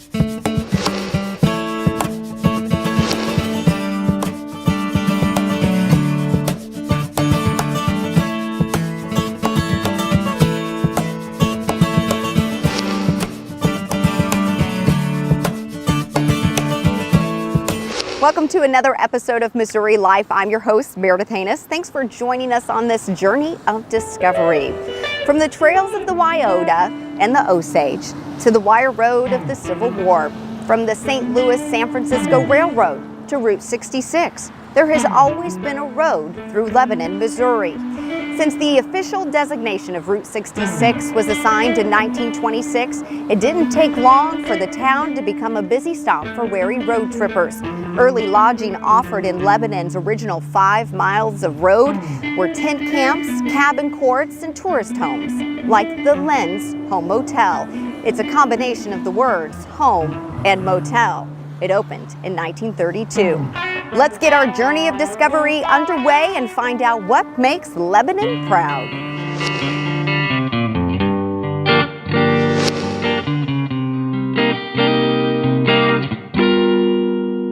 We're sitting with Ramona Lehman. She's the owner of the Munger Moss Motel, which is part of the Route 66 legacy here in Lebanon, Missouri. This was, you say, always meant to be. Predestination. Bob and I got married back in 1957. We went to St. Louis on our honeymoon, and we spent our couple days in the King Brothers Motel on Route 66, and then we took off for home, and there was a big snow blizzard going on, and that's the beginning of our life. After many years of farming and selling feed in Iowa, it was in fact a blizzard that gave the Lehmans the push they needed to finally move south and pursue their dreams of owning a hotel, bringing their lives full circle and back to historic Route 66. Munger Moss originates down by Devil's Elbow. Mr. and Mrs. H.P. Munger had a fishing resort about, maybe 2-3 miles north of Devil's Elbow on the Big Piney River. He died already in 1930. She went down the river to Devil's Elbow and opened up a sandwich shop. Met and married Emmett Moss. And they ran that. Then comes Second World War, but the original road was north of that. And the road went like this and up a hill like this. and like that. And it took all day for a truck with an airplane on it to get through that. So they dynamited and hauled off a whole hills and stuff like that and made a 4-lane stretch through there so that they could do that. Devil's Elbow, when they opened that up, it just sort of died. So Pete and Jesse was there and they bought the name and the recipe from Nellie and Emmett Munger Moss. And then they came here and bought this land. Route 66, according to my abstract, had to condemn the land to get the land to build the road. There was a restaurant up here called Chicken Channy, and they sold it to Pete. Now, Pete's story is, he loved to gamble. He was down the boot hill, shooting craps. And he said the guy had crooked dice. So he sent his buddy out to get his dice, and he switched them. And he ended up winning, I think, $12,000 or $13,000 and a Packard automobile, and then he come up here and bought this place. So see, that's part of the history here too. So he starts building the motel, And which it's- also has a little bit of a crooked past. Well, it's still rationing days. I mean, you know, the war is not over. It's 1945 when he comes here. And he said that he had to buy black market lumber to build this. You just couldn't go to the store and buy it. So anyhow, the feds would come around and look for him, and he'd hide. And then at night he'd always come and tell the boys what to do the next day and pay them, and then that's how it got built.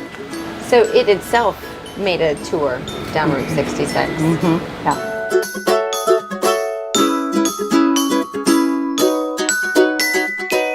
Do you keep track somewhere of all the places that people have come from to visit? I should have done that when I started, but I never did, so I never have. But I've got one room, that's my special Route 66 room, and there's a book in there. So when anybody stays in that room, they write me a note. So I've got lots of notes and stuff like that from all over different places. Do you miss, because when you guys were here, Route 66 was still traveled as Route 66. But it was traveled on the interstate, not on the Route 66 per se as such.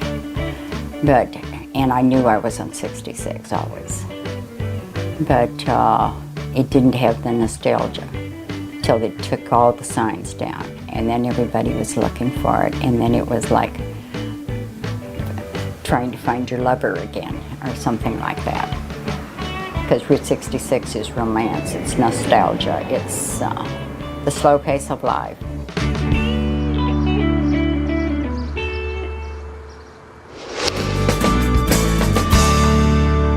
Hatcheries were once a staple in almost every community, but with innovations in cold storage and migration to urban areas, the number of hatcheries dwindled. Cackle Hatchery was no exception. The business was pretty much dying out in the late 50s, and my granddad was about ready to just quit. He called my mom and dad, said, hey, you know, I know you guys talked about, you know, working in the hatchery. If you want to make a go of it, why don't you come back? And he said, you know, get into some rare breeds, more rare breeds. That might be where the trend is for the future that might help build the business. So we're one of the few surviving hobby hatcheries left in the United States. We hatch about 200 different breeds that you might use for show or backyard fun, for pets, you know, or if you want a few laying hens or if you want a few butchering chickens. So it's the individual that wants 3 ducks for their pond, or they want some bantams to show in their 4-H project, or they want 15 laying hens to have eggs for the table. And those orders can be anywhere from 3 baby chicks up to a couple hundred typically. Then on the wholesale end, we have about 1,600 feed stores or farm and ranch stores where they'll have baby chicks in their store that they actually have all the time for customers to come in and buy. We provide those birds to those entities. We have a couple of .com companies too that we fulfill some of their orders for also. So that's kind of our market. They're housed in our egg room, so we get that all organized, set up. They got to be set at the right time so they hatch off at the right time, so we make sure all the process works. So they go into incubators, And then like chickens take 21 days to hatch out. So on the 19th day, we transfer those eggs into a hatcher, which takes them out of the tray. They're not being turned anymore. They're in a flat tray where they're laid out, where they can go ahead and start pipping and break out in the egg. So then basically on hatch day, it's pulling those chicks out, grading them, getting them up to the sexers so they can sex them and getting them through the shipping process. We use the United States Post Office. We use a priority live postage. So typically they get there within 2 to 3 days. Now when a baby chick is hatched out, they have about 72 hours worth of egg yolk still in their system. Their immune system's kind of heightened, so they can take some stress, a little bit, but maybe not quite the warmth or the coolness that they need, so they can withstand that. That process is to get them out real quick, grade through them, get everything set up so the shippers can come right in, get to the orders, get everything packaged right. We have boxes specially made. We have like 10 different types of boxes for shipping. We have different nesting things that we can do. Basically, I get on and look at the weather patterns to see where everything's going. We do a map where we have a north-south region, we have a hot region or a cold region. Then we have some instructions that tell them what to do if they're shipping to that area. That helps us overall with our shipping experience, you know, trying to give the chicks the right packing so that they're comfortable and warm, not getting too much humidity and not getting too dried out, have enough warmth, enough ventilation. It's kind of a difficult situation though, because on a hatch day, it's a hatch and ship day. So it's very time consuming to put up all these little orders and get everything through the system. So I've got 1,200 orders that day and they all want 2 ducks and they want a goose or a trio of geese, 5 bantams, maybe a couple of guineas. So then you got to gather all this stuff up, make sure it's packed right. Back, 40 years ago or 30 years ago, our orders were like 100 Rhode Island red pullets or 100 Cornish crofts. That was easy to put up. Had a box of 100, tape it, off it goes. So it's a little bit more time consuming. So during our season, we're working 24/7. Someone's up here working on a shift with that process to make sure it happens. It's not a perfect science, but we do a pretty good job of getting our baby chicks to the post office. Once a Lebanon High School Yellow Jacket, lettering in football, wrestling, and track, Justin Britt went on to play football for the Mizzou Tigers before being drafted by the Seattle Seahawks.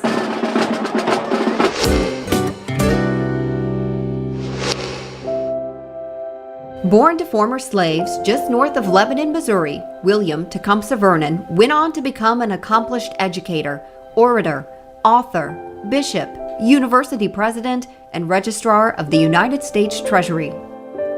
Bishop Vernon was a person who was a member of the first post-generation of African Americans since the abolition of chattel slavery. And the significance of his life achievements is that he was obviously one who represented that group, the first group after emancipation, who was able to successfully challenge and overcome and achieve under the new avenues of freedom that was created. And one of the main values, of course, was a means of achievement was through formal education, and his life experiences illustrate that. At the age of 15, William went on to attend what is now Lincoln University, graduated valedictorian and class orator before going on to attend the very prestigious Wilberforce University in Ohio. And by the age of 25, he was named president of Western University in Quindaro, Kansas. During his tenure, he expanded the university's enrollment from 25 to about 400 students. And actually, he followed into the footsteps of Booker T. Washington with his theories on industrial education, which taught all of the mechanics, all the domestic sciences, which blacks did not have the opportunity to go into a lot of the professions, so housekeeping and sewing and all of that. But then they had the curriculum.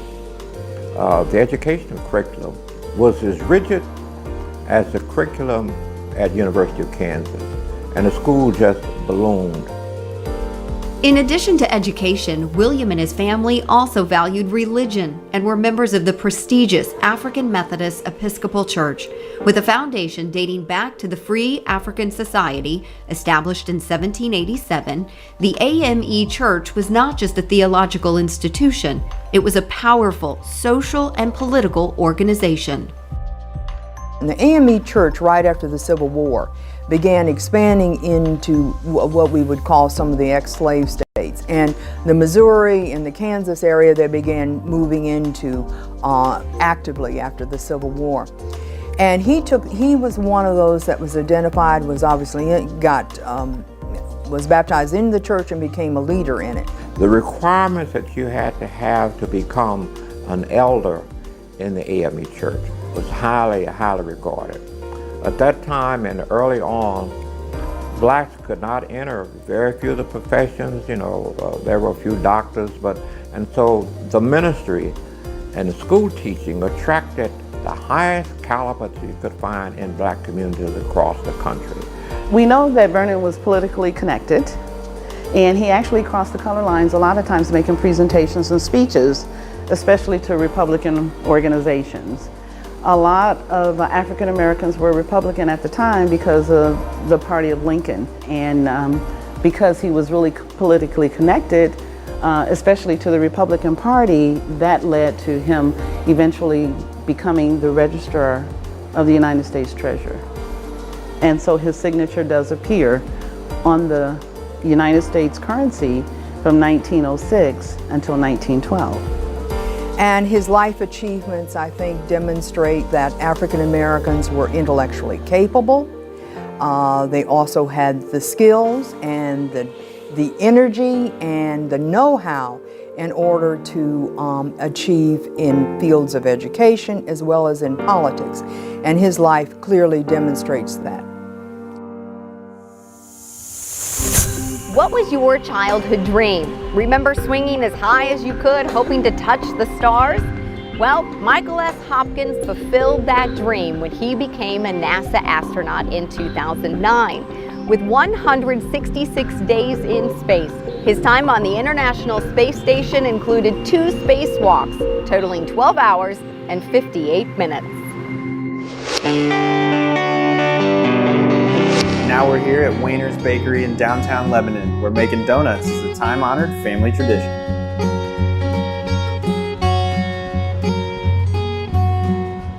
Grandpa moved from the St. John area to the Lebanon area, and he did it for 11 years. My dad took over from him, bought it from him, did it for 31 years, and then I've done it now for almost 14 years. So we started here in 1963. Before that, Grandpa had a bakery in Festus, Missouri, and before him there were people, and they just kept on rolling. The recipes kept on passing. Cream horns, cakes, everything's from scratch. No mixes, no frozen thaw bake stuff. My grandpa will strike me down if I get a frozen thaw and bake off thing. So I keep it scratch, and that's all we know, so it's what we do. So tell us about these cream horns, because you're famous for these. They're an interesting thing. If you can make them right, they're really good. And it's one of them things that you have to make it 1,000 times before you can make it perfect for me. Like if I mess them up, they would still sell and they would be okay, but they wouldn't be. I want them. These aren't like the 5-pack you buy at the store. I thought in college those cream horns were all the same, so I went and bought a 5-pack. Well, I threw away 4.5, and I called my dad and I said, "Can you send them in the mail?" And he said, "I don't know, we'll try." So that's when we started shipping cream horns, and now they ship everywhere. Tell us a little bit about that process, how donuts are made, and some of the other stuff that you're doing back there. Coming about 8 o'clock at night, and I try to get done before the sun comes up. And we make it at nighttime just so it can be freshest for the morning. I would like to get it done out here by 4 o'clock because we open at 4:30, so everything will be just perfect for people. But start with all your dry ingredients, your crack eggs, yeast. I use the wet yeast. Put it all in a bowl, mix it up, and let it set until it rises to where your perfect dough rises. Punch it down, put it on the table, let it set for 15, 20 minutes, half hour. Roll it out, chop it, proof it, fry it, and eat it. You guys are open 4:30 to 4:30. And I mean, you have a steady line of people. I mean, a lot of donut places and bakeries, they kind of cut off about 11 o'clock noon, and I mean, you had people coming in all day. It depends on the day. Some days they can wipe me out before 7 o'clock in the morning. But then some days, 4:30, we've got it all left over. You just never know, and we try to, cater to everybody. People like to come in after work and pick up a cake, so we don't want to miss that opportunity of selling a cake. And a lot of people know how much, like they've got their change counted out and ready to hand to her before, so they all know how much their chocolate milk and a Long John's going to cost. And they were talking about, oh, how's your boy doing? Is he still dating that girl? How's your garden and stuff. So that's really cool that you're that connected to the community and the people in. It seems like everybody knows about us, and if they haven't known about us, when they try us, they keep coming back. 54 years we've been here, so I advertised once. And I guess I really didn't need to, and my dad told me you don't need to, and we just, people talk and they like it. We shut down for a week, and they get upset. At first I didn't really think of it, but now now that I've done it for a while, people know where this place is, and they come. The people that have met my grandpa. Now I meet older people, and they come in. They say they talked to my grandpa when he was back here working, and they would solve life problems. And people I meet that used to come back in here and talk to my dad at nighttime, and just the cops that would come in at nighttime. And the longer I do it, the more I figure out that this is kind of big. Sally's Folly was written and brought to the stage in 1980 by American playwright Lanford Wilson. It was set in 1940s Lebanon, Missouri in a dilapidated boathouse. It's important to note that Wilson himself was born in Lebanon in 1937. The one-act play had no intermission, no set change, and won Lanford Wilson the Pulitzer Prize for drama.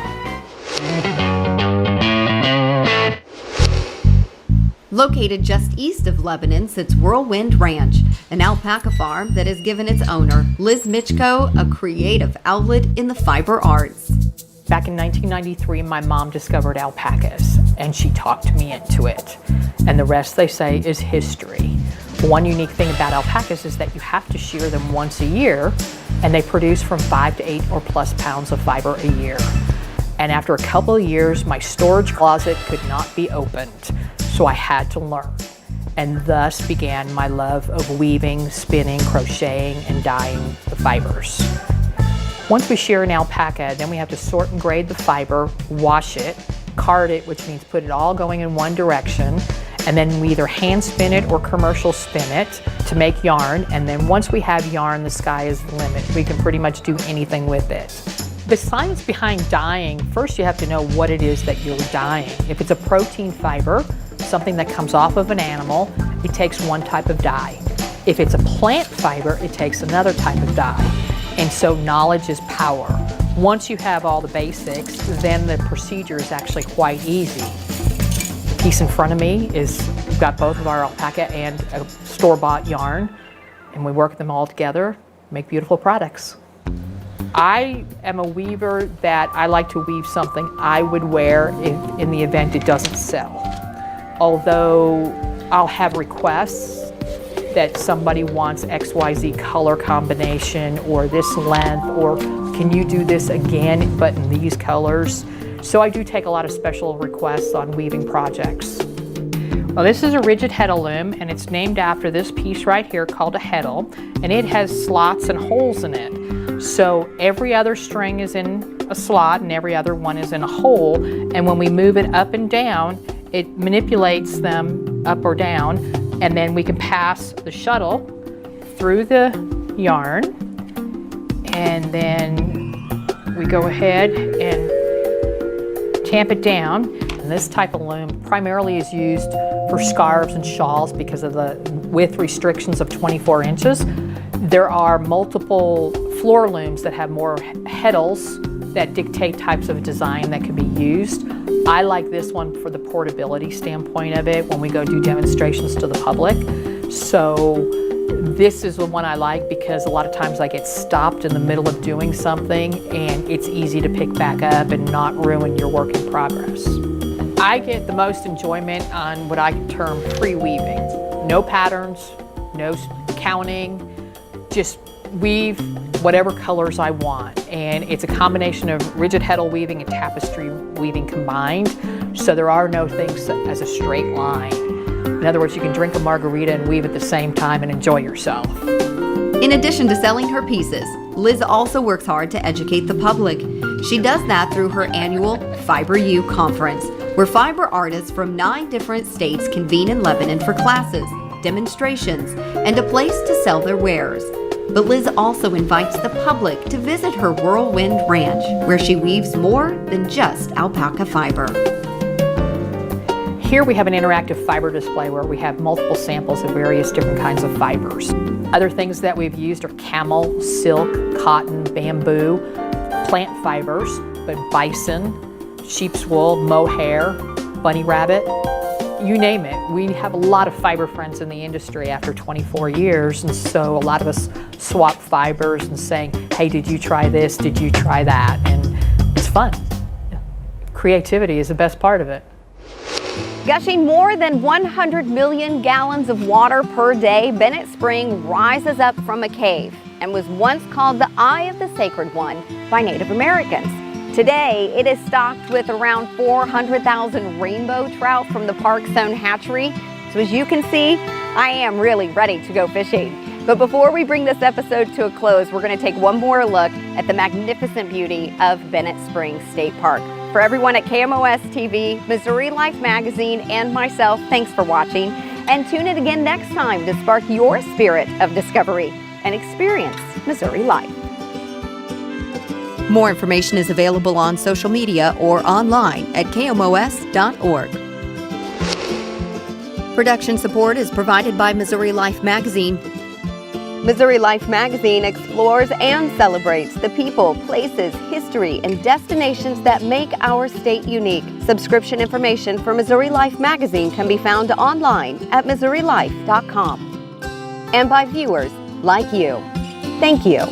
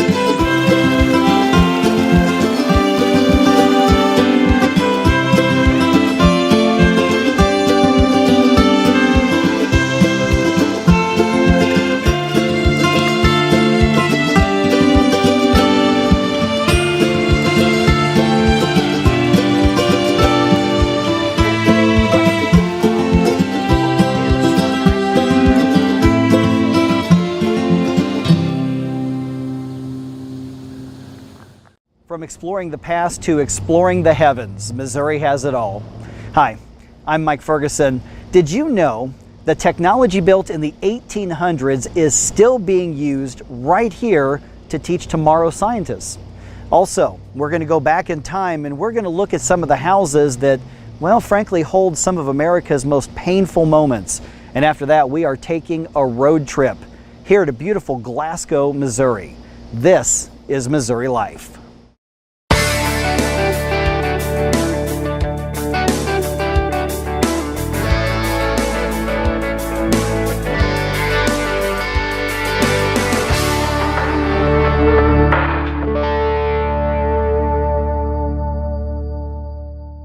The tools of the past still look to the heavens and to the future, and it's happening today in Fayette.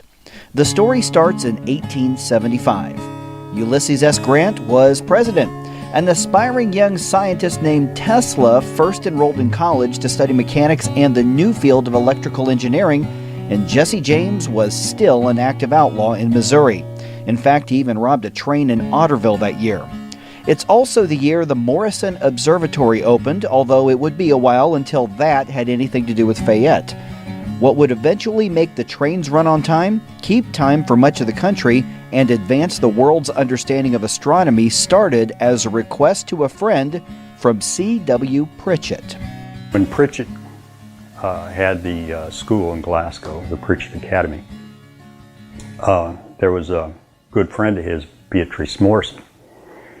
She was a fairly wealthy lady, and they got to know each other, and they would go out at night and watch the stars. And Pritchett was explaining to her the stars and the moons and the planets and all these wonderful things that you couldn't see. And she asked, well, what would, and he would talk to her about the observatories that he had when he was in school and college. And she basically asked him, says, well, what would it take to build an observatory? And he goes, oh, a lot of money, $100,000. And so she goes, okay. The Morrison Observatory opened with a brand new Clark telescope, which is still being used today. More on that in just a moment. A year after opening, the observatory added another telescope. This one is a Meridian telescope. It's smaller than the Clark, but it had an important job that impacted much of the Midwest. Pritchett, he would sit and watch and look through the eyepiece, and as the star crossed the meridian, he had basically a clicker or a key that he would click as the star crossed each one of the crosshairs in the eyepiece. That would in turn mark the chronograph, which is basically a stopwatch, and then check that against the clock. This clock would close the telegraph key so that the railroad station in Alton, Illinois would get an audible click on their telegraph. Then the telegraph operator would make sure that their clock there was at the correct time, and then all the conductors that came in would make sure that their pocket watches coincided with that clock at the station. There was one stipulation back then, though, that keeps the experience of deep space available to you in the present day. And when Bernice Morrison gave the money to have it built, one of the stipulations was it will always be open to the public, not just for education, but always for the public. Now, about that Clark telescope. It was cutting-edge technology then, and in fact, much of what's in today's science textbooks when it comes to astronomy was discovered using it right here in Missouri. It was one of the major instruments of its time. When the lens was built, it was the 4th largest telescope in the United States. When it was assembled down in Glasgow, it was the 7th largest telescope. So it was a major observatory at that time. That type of telescope is still thought of as a planetary telescope, which is mostly what was being studied at that time, studying the planets. Carl Waller Pritchett was the first person with that telescope to study the Great Red Spot on Jupiter. He was the one that named it the Great Red Spot. So it did a lot of research on planets, comets, things like that, a lot of teaching. In fact, the Clark telescope is still an impressive instrument that remains in use today.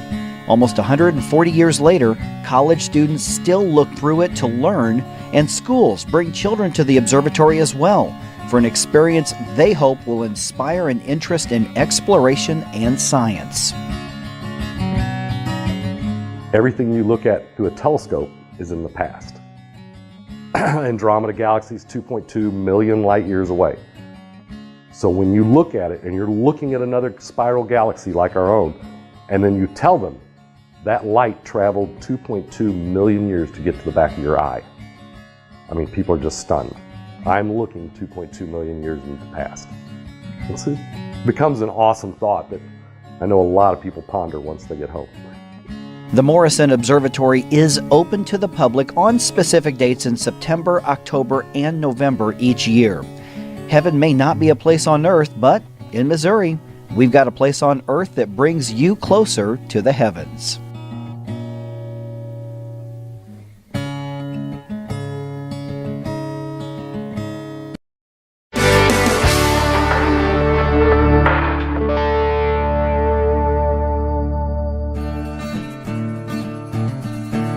Modern art.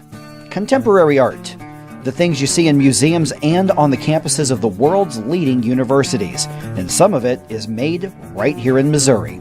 In fact, before these world-class sculptures enhance universities, memorials, and museums, they're built on a quiet rural homestead in Harrisburg.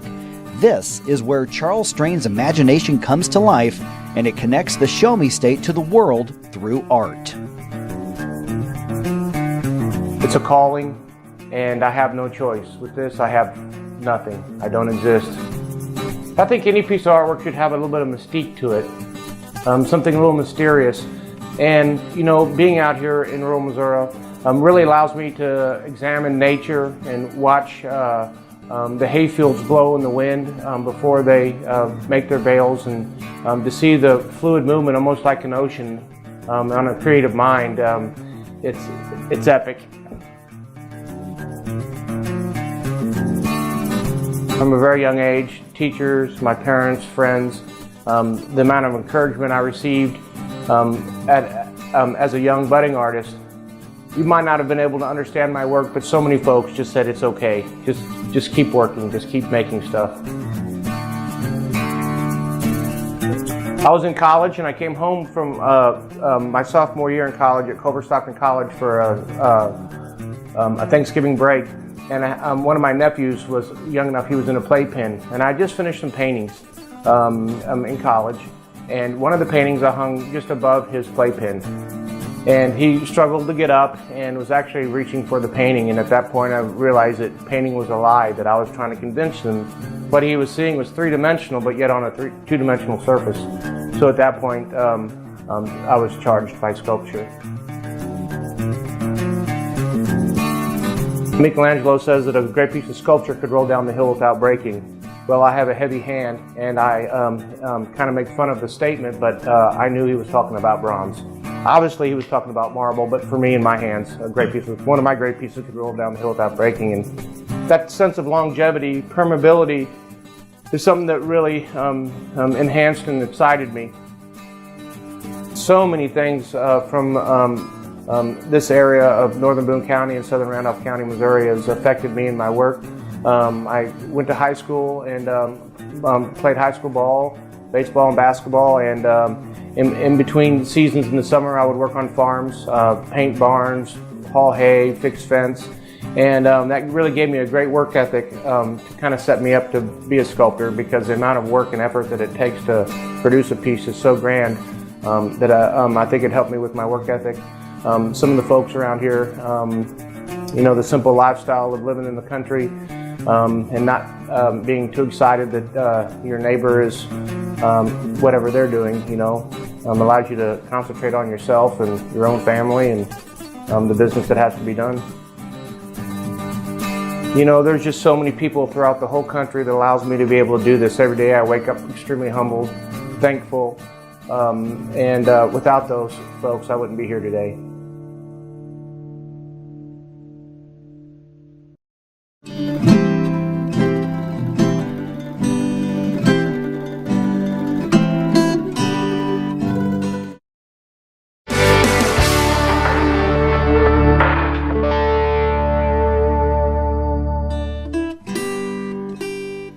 That the slave cabin that's here now, to me, is a testament to the people who lived in them. I think there were probably two things. It was, you know, their home where they slept every night, where they cooked their meals, where they had their family, but then it was also, you know, a prison cell for them. They were trapped there. It wasn't a place that they chose to be.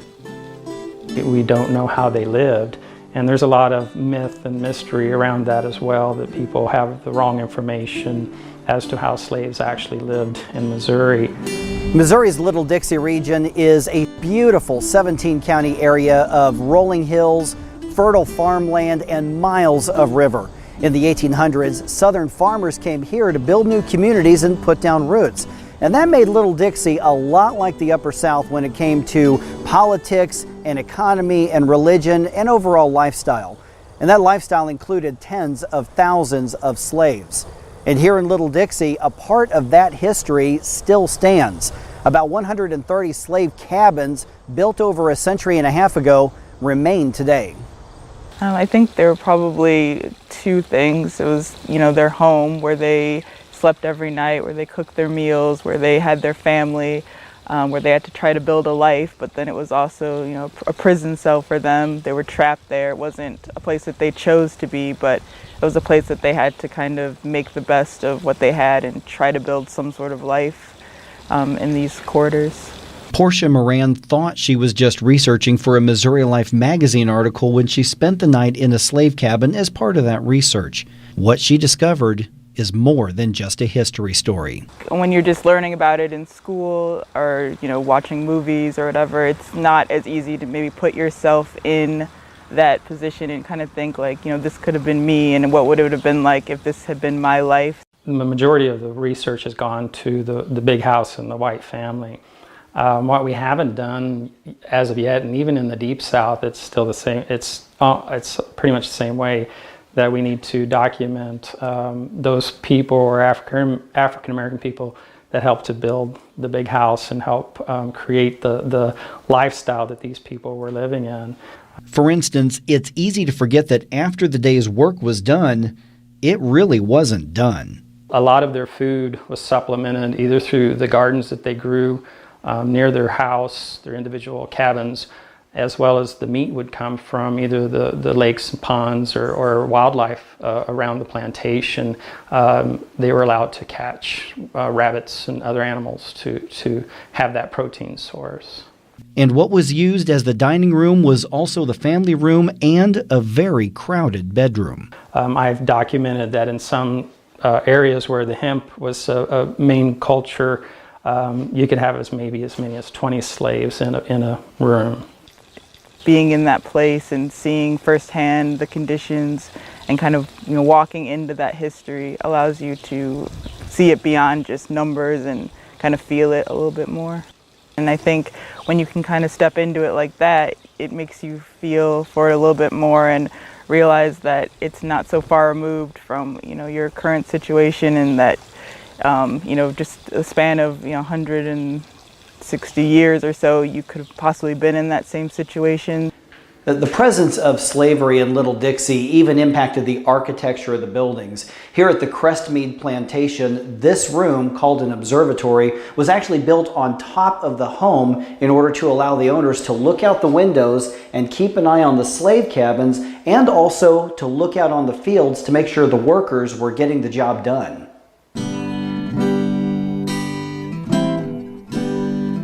Just a short drive down the road from the Crestmead Plantation is what's now called the Burwood Plantation. Vicki McCarroll owns that property, and she welcomes visitors who want to learn about the slave quarters on it and the lives lived in them. We need people in future generations not to forget what happened. That we need them to know about slavery. And I also think that the slave cabin that's here now, to me, is a testament to the people who lived in them. It is about the people. Thinking about when I go out there and I think there were people who lived there, and there are people who loved and died and were sick and went there after a long day's work to see their loved ones. It's all about the people. I think that the reason that the history of the people and the history of the whole slavery institution and that kind of thing is very important, because if people don't know that it occurred, they don't know that it can happen again, and it's still happening in our world. And so I think it's very important that we have these structures that remind people that slavery was alive and well in this part of the country. And that's why it was called Missouri's Slave Belt. Today, it's where caretakers of the past keep our history within reach. These buildings are still here, that memory is still here, the legacy of that still lives on. So to just try to preserve that history and just keep it with you and just try to learn from the things that have happened in the past and try to make the future better.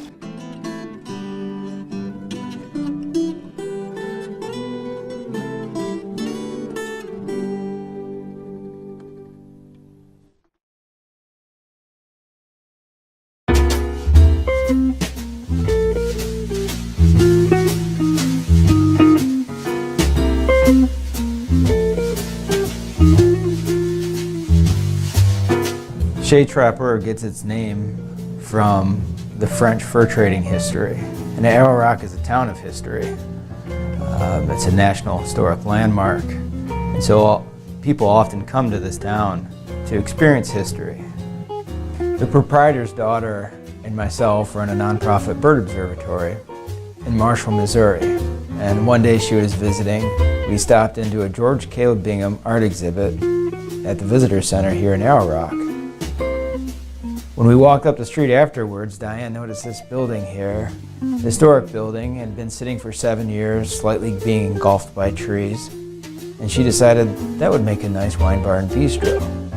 So 2.5 years after renovations, here we sit, open for business. Our menu is essentially French fusion. A lot of the dishes on it are traditional French recipes.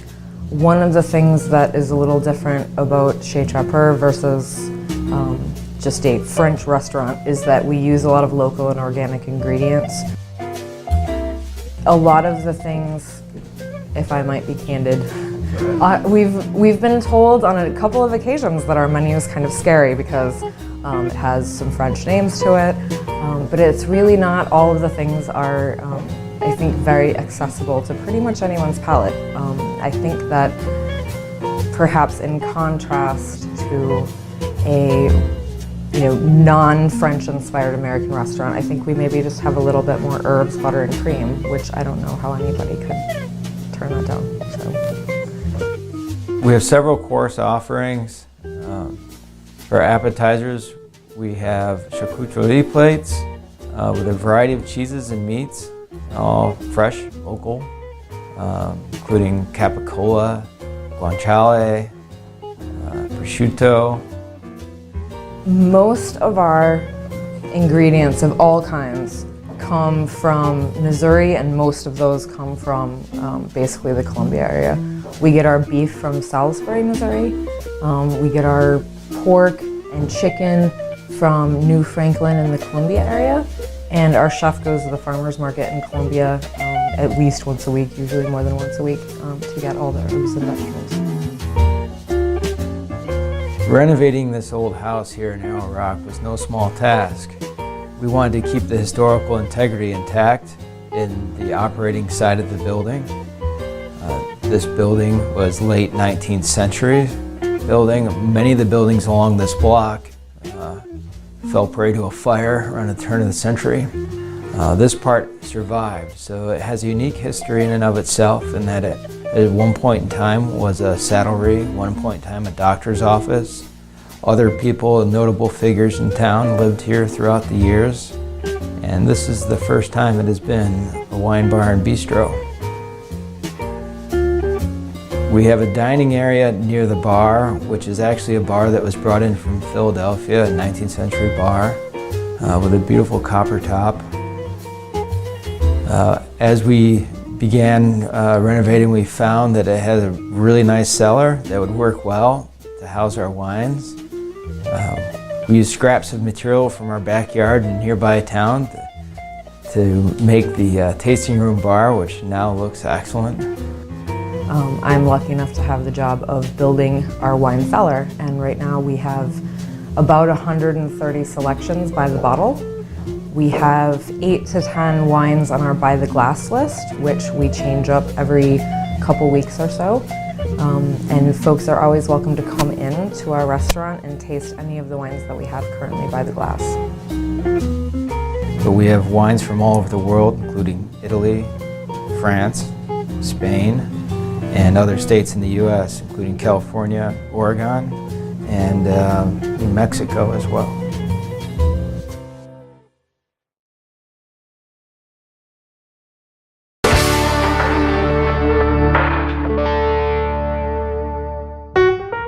Nothing beats a road trip in Missouri. Whether it's a day trip or a weekend to get away from it all, one stop on the road to relaxation is Glasgow. And the first thing you're probably going to notice is this is a community that's very proud of their history. There are some great stories, great food and drink, and a little touch of the bizarre. We start with the place that for a long time was the front door to Glasgow, the train depot. All the news that was in and out of a little small town like this was at the depot, because people was coming in, going out, so they knew who was transit back and forth on it. So basically, that is where you find out all the news and all the gossip too. So it beat the newspaper sometimes then. Yes, it would. It was very quick. The depot was built in 1905 and was a part of Glasgow's economy through 1974 when it finally closed. The building sat abandoned for 22 years until Hank Tees decided to revive the depot, at least as an historical treasure. 2 years later, in 1998, the depot reopened as a history museum of sorts.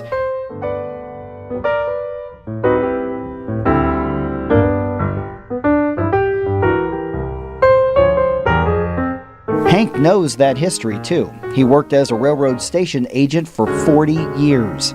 We put the train order in this. Then we hand it up high as we can get it. They run their arm through it and then we hold on to this. So therefore, you don't have to go down the track and retrieve these hooks. You don't come up with ingenuity without some brain power, of course. And across town, Glasgow's early promotion of learning still stands today, and it's still used today. Benjamin Lewis died in the Civil War at the hands of Bloody Bill Anderson, but he left $10,000 to the construction of the Glasgow Public Library. It was built in 1866, and it's been in use ever since. In fact, it's the oldest continuously used library west of the Mississippi River. Glasgow is certainly unique, and the way they do business is one example. We're on the business loop here in the main part of town, and one thing you'll notice, no chain stores. Every one of these businesses is locally owned. What would you say if somebody's thinking about a road trip? What is it about Glasgow that they should keep in mind before they decide where to take off? Glasgow is very situated right along the river, so the beauty here is fantastic. I've never met friendlier people. So when you come into town, if you're just wandering around and you look lost, somebody comes out of the stores and asks you, "Do you need any help?" You get the old time feeling of the businesses because everything's original. They still have the original tins in the buildings, and the buildings date back to the 1800s. One business in particular is kind of the pride of Glasgow, it seems. Henderson's Drugstore has been part of the Glasgow community for 5 generations. In fact, the Hendersons still do business today exactly where the family founded the store. The Pharmacy has been here since 1841, and originally it started off with my great-grandfather, Osborne Henderson, who intended to be a doctor. At that time, they had worked with another doctor, but this Osborne, one night he had to go out in the country on a dark, stormy night and help amputate a man's arm, and on the way back, the arm flopping around on the horse, he changed his mind. And that's when Osborne Henderson decided to be a pharmacist. And while we're going around town asking what part of Glasgow do we need to experience, everybody kept saying, "Mike, you need to try the Orangeade at Henderson's Drugstore." Well, Susan's kind of the expert here. She's been making these for 26 years. So Susan, may I have an Orangeade, please? Sure, coming right up.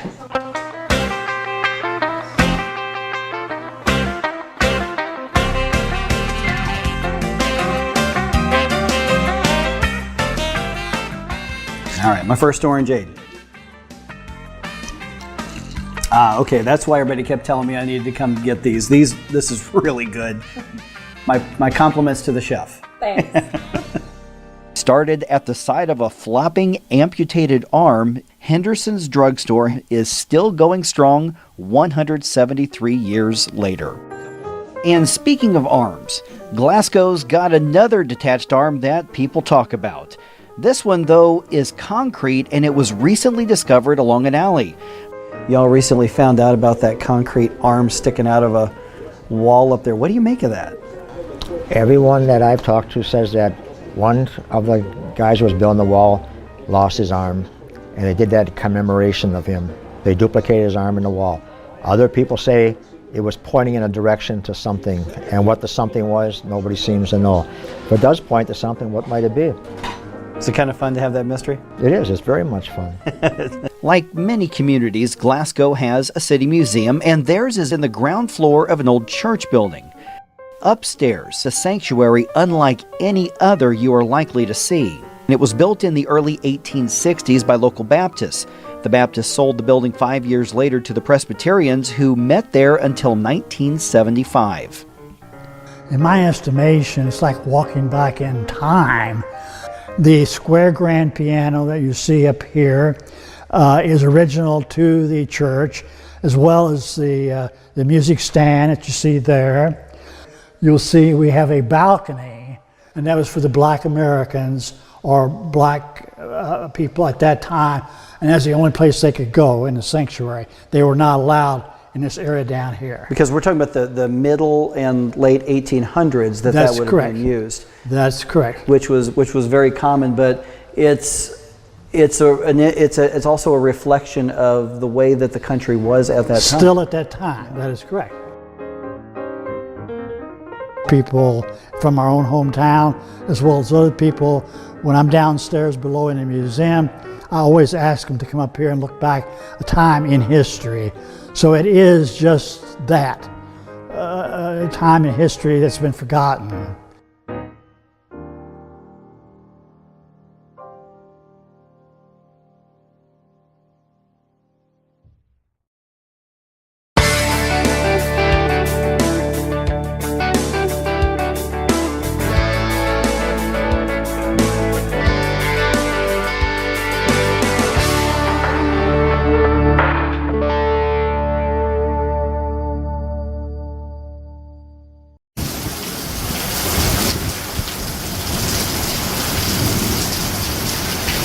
On this episode of Missouri Life, we're galloping into Boonville.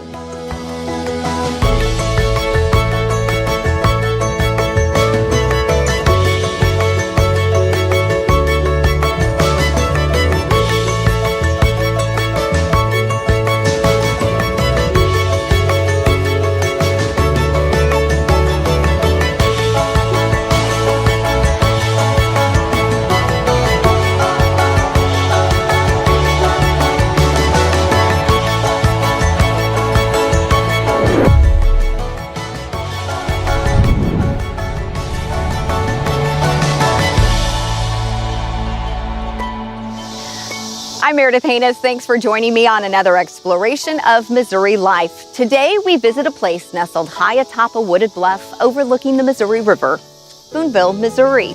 A town rich in history, offering visitors unexpected experiences. Conveniently located off of I-70 in Missouri's heartland, almost halfway between Kansas City and St. Louis, Boonville will surprise you with what it has to offer.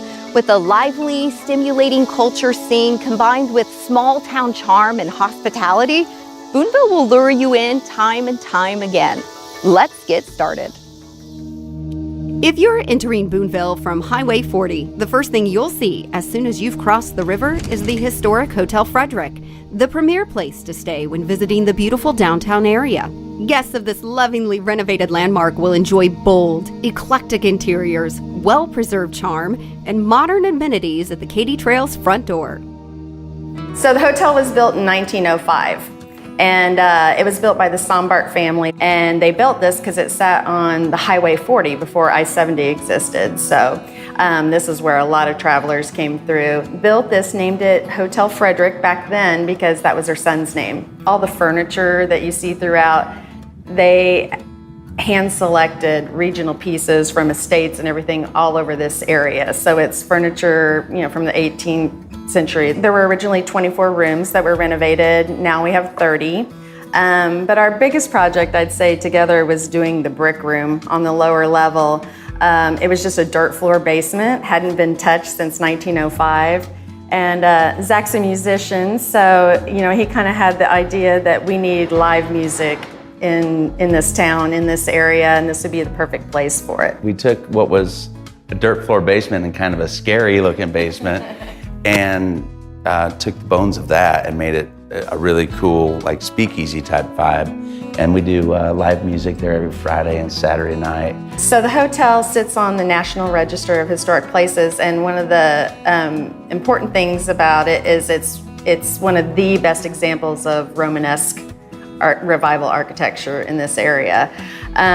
It was built for $40,000 in 1905. So yeah, it's kind of hard to believe how massive it is, and that's all it costs to build it. But yeah, it has a lot of the original architecture and features on the inside too. I mean, a lot of things have been done with modern amenities for the guest rooms and areas, but a lot, original floors, original woodwork, original doors, all of that. Some of the stained glass window throughout is original too. So all of our rooms are decorated differently, so it's real unique. We have a lot of guests that come and they want to stay in a different room each time they come. Some stay in the same room each time. We sit right on the Katy Trail. Probably about 50% of our guests come as Katy Trail riders, so they can come in, rent bikes. We're right on the trail, take off and do that. So I think that was an important thing to add. You really don't once you get here, you don't have to do anything else. We have a bar, a lower speakeasy style bar. We have a great restaurant. You can sit out on the patio and eat. You can rent bikes from us. We have a game armoire and books and things if you're staying for a while. Kids can get out games and play. I think it means a lot to Boonville to have this huge property operating, and bringing lots of people to the area. It supports other local businesses so much. When we're really busy, people coming in, they're shopping downtown too, and they're eating at the other restaurants in town, or frequenting the casino or Warm Springs Ranch, Clydesdale Farm. So it's definitely a draw to our area. And it's the first building that you see when you come in town on Highway 40. You come across the bridge and it kind of welcomes you to Boonville. For most, it has that feel of a bed and breakfast. It's comfortable, our staff is friendly. When all those things come together, along with the history of the hotel too, it makes for a really magical place and a place that people just want to come back to. Less than a block from the Hotel Frederick, you will find a variety of shops, restaurants, and small-town charm walking right down Main Street. You can even stop in at Wool and Cotton Company for a lesson in crafting handmade rugs and quilts. Dawn Heese, a master with a needle and quilting guru, sat me down to teach me needle turn applique. In the store, we sell premium rug hooking supplies, quilting supplies. We have patterns and books. We have punch needle supplies, yarns, things like sari ribbon and things like that. So some of the supplies are things that we use in rug making or in quilting, but they can also be used in other things by people also.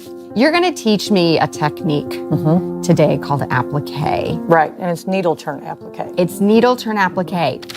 We're going to trace this onto a piece of freezer paper, and you're going to trace on the paper side. And so if I had to make 8 of these, I only have to trace 1 on the freezer paper because I can use it over and over again. I'm not going to do a super great job here because this is just, kind of a demo. But you would trace your shape, and then you would cut it out on the drawn line. So you've traced your piece onto your freezer paper. Then you're going to lay it on the right side of your fabric with the waxy side down. Run your iron over it, and you see how easy that is? That's right. And then you're going to trace right against the edge of that, so you know exactly what your shape's supposed to look like. Then I'm going to cut out and leave a little bit of a seam allowance. So then you've got your seam allowance, so then when you pull it off, you know exactly what your shape's supposed to look like, okay? So here's my needle, and I'm going to take, by holding my thumb here, then I'm going to take this, and you see we've got that line drawn, and I'm just going to turn that under, okay? She makes it look so easy. And so you're going to go straight down and just into your background, right next to your piece. Yes. And then you're going to rock that up into that fold, and then you rock that right back up. And so your thread won't show because where it came out of your piece, you're going right back down, and then you're coming up into that side. So you're going to do it now. Bring your needle up from behind your piece. Perfect. Just bring that up because you're just getting it set. That's just my start. Yeah. Rock it up into the fold. Perfect. Get a couple rounds. Yeah, and then you just get more adept and comfortable, and then you won't have to think about it. Right now, you have to think. Oh, I have to think You a know? lot. What would your recommendation be for somebody who's wanting to get started in quilting, wanting to get started in that? Is there a simple startup? Don't look for something that's simple. Look for something that you like, something that you want to do, because then you're going to do it. It should always be about the journey and the doing rather than an end result. This is a place where you can actually do classes for... Yes, we do classes for rug hooking, and we do classes for punch needle, and we do quilting classes. And in addition to that, when the shop is open, anytime the shop is open and we don't have a class going, people are more than welcome to come in and sit at the table and bring in whatever they want to work on. So, you know, it's truly a community, and we all want to be a part of the community. So regardless of if you're a rug hooker, if you're a quilter or whatever, you can bring your stuff in and you can come and sit. For that matter, if you're crocheting, you can come in and sit with and people can, sit and share together and work. Well, I know you're a teacher at heart for this stuff, so I thank you for taking on your toughest student that you've had so far. You have no idea what a toughest student is.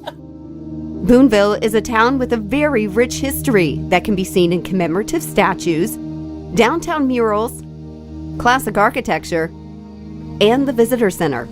Right next to the Katy Trail Boonville Trailhead, the Visitor Center and River Rails and Trails Museum tells the story of the Boonville area history. This interactive museum features a half-scale keelboat, educational children's area, a steamboat history exhibit, and lots of train memorabilia. A great stop to learn about Boonville history, or grab a snack and a souvenir if you're traveling the Katy Trail. A half a block away is another museum with a more specific story. The Mitchell Antique Motor Car Museum. Lewis Miller, a direct descendant of the creators of these beautiful classic machines, has built this collection over the last few decades. Proudly on display, these well-maintained cars, bikes, and other artifacts are a testament to early American automobile engineering. My family actually made the Mitchell products, which includes a Mitchell wagon. Then they started making bicycles, motorcycles, and of course the automobile. Mitchell is the name of my great-great-great-grandfather who made the first wagon in Fort Dearborn in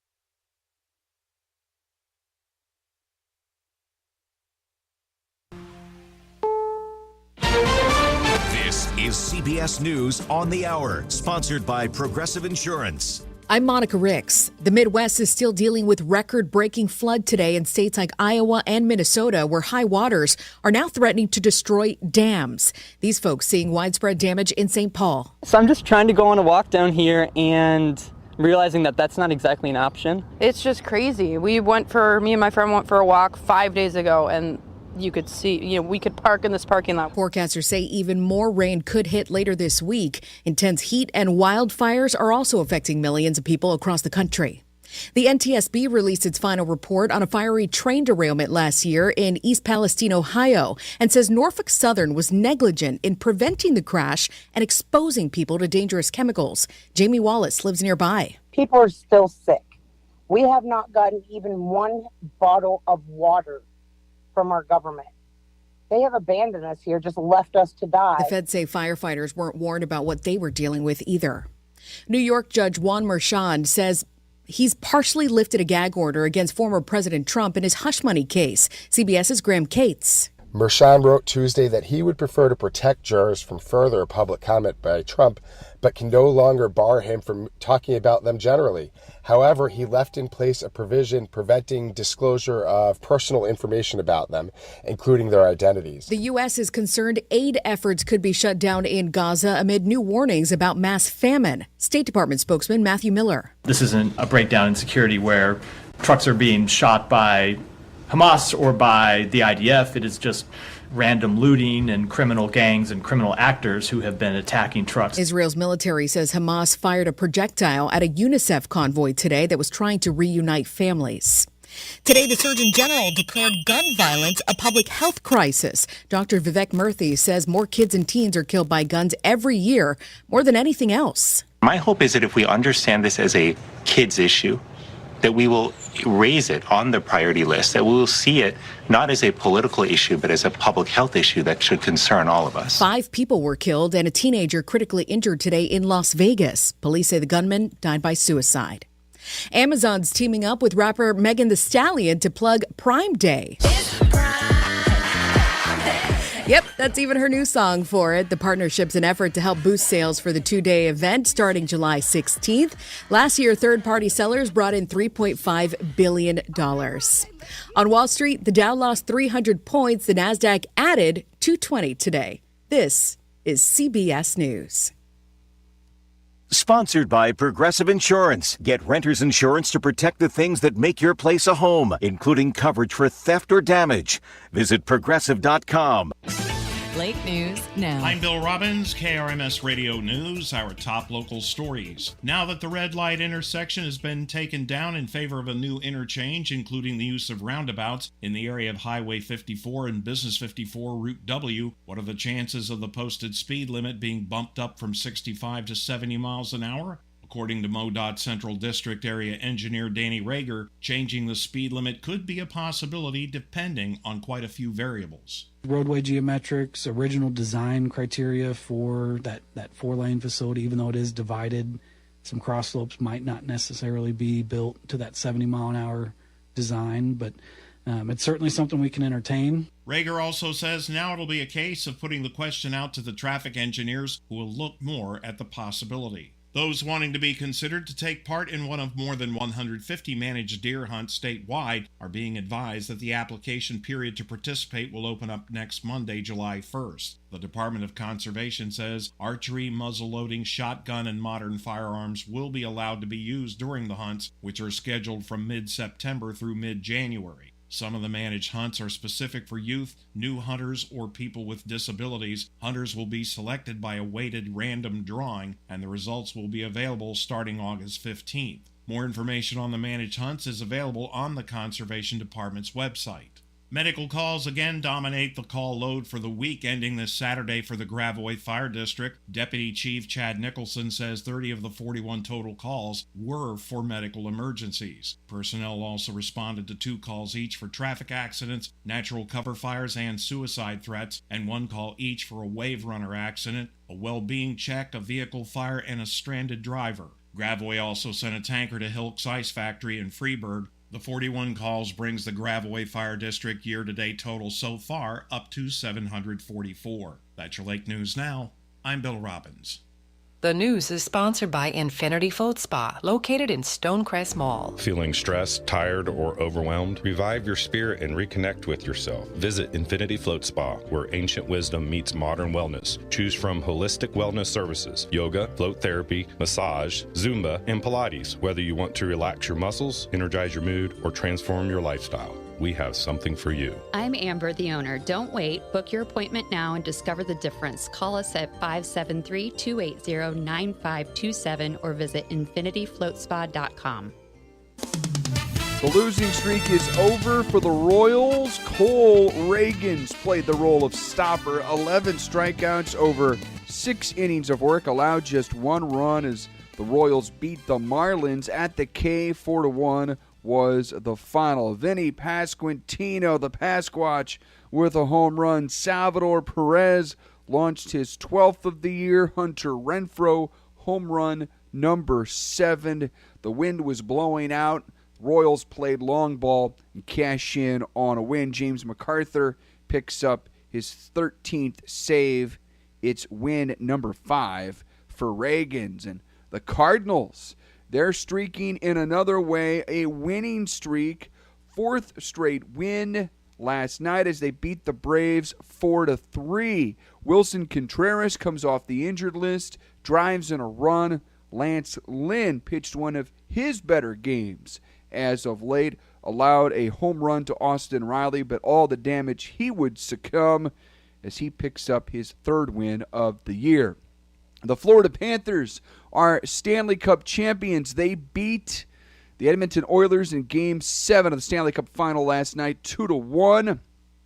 The drought continues. Canadian teams have not won the Stanley Cup since 1993. From the KRMS Sports Desk, I'm Brendan Matthews. I'm meteorologist Ray Miller with your News Talk KRMS weatherology forecast. Scattered advisories and thunderstorms tonight, especially after midnight, with a high of 72 degrees. Wednesday, scattered storms, not nearly as warm, with a high of 87. Thursday, sunny, high of 88. Friday, couple of storms in the morning, otherwise sunny, with a high around 95 degrees. The current water temperature, sponsored by Captain Ron's Bar and Grill, home of the shootout, is 87 degrees. And at the studios, right now, it's 94. Here's Mark Alford, U.S. Representative from Missouri's 4th District, speaking on the floor of Congress in favor of AM radio. I love AM radio. You see, AM radio is an essential platform for listeners who rely on crucial updates, on weather patterns, market shifts, agricultural news. It's also a vital platform for emergency information. Stations like KRMS, AM radio is there for a reason. It's there to operate in the public interest, and that's exactly what it does. And I want my AM radio. Hello, Americans. I'm Todd Starnes. Stand by for news and commentary next. Cashback is not available on gas in New Jersey and Wisconsin. I can't believe how expensive gas has gotten recently. Prices at the pump are up, but I never pay full price for gas anymore. I just use the free Upside app that pays you cash back for every gallon of gas you buy. Wait a minute, does that actually add up to anything? I've made around $200. Wow, that's serious extra cash. Download the free Upside app now to earn real cash back every time you buy gas. Use promo code GPS for a $5 bonus on your first tank. That's code GPS for a $5 bonus. There is one irrefutable truth about Thursday night's first presidential debate. Donald Trump will not only be debating Joe Biden, but will also be debating CNN's moderators. Jake Tapper and Dana Bash have a long and ugly history of attacking President Trump on air in some of the vilest of ways. They've gone so far as to compare the former president to Hitler. Now, Trump spokesperson Caroline Leavitt brought up that issue during a Monday morning interview on CNN with host Cassie Hunt.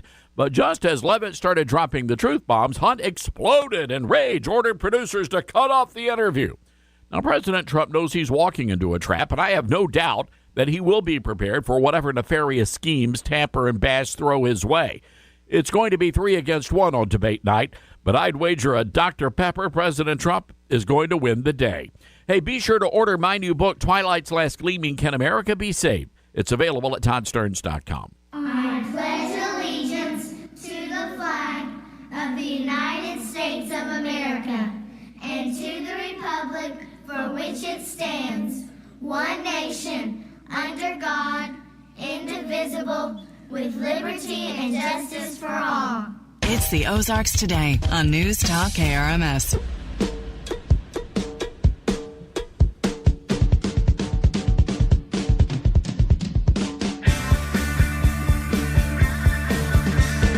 And good afternoon, 410 on News Talk 1150, KRMS 97.5, 103.3. We are broadcasting from the Radio TV Center in mid-Missouri. We are KRMS Radio and TV. Look what walks in when you leave the door open. Right now, 93 degrees, heat index 100 here at the lake. Coming up on the program today, among other things, I'm going to put the question out there.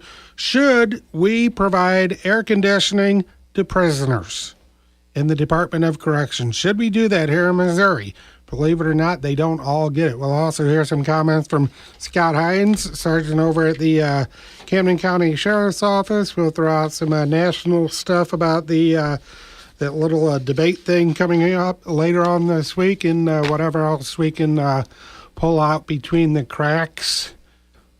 Speaking of. Good anyway, afternoon to you, Mike. How you doing? Guy Wayman in the studio. He loves the place so much. He gets here at the butt crack of dawn. Is that what that's and called? He's still here at the butt crack of the afternoon. In the evening. No.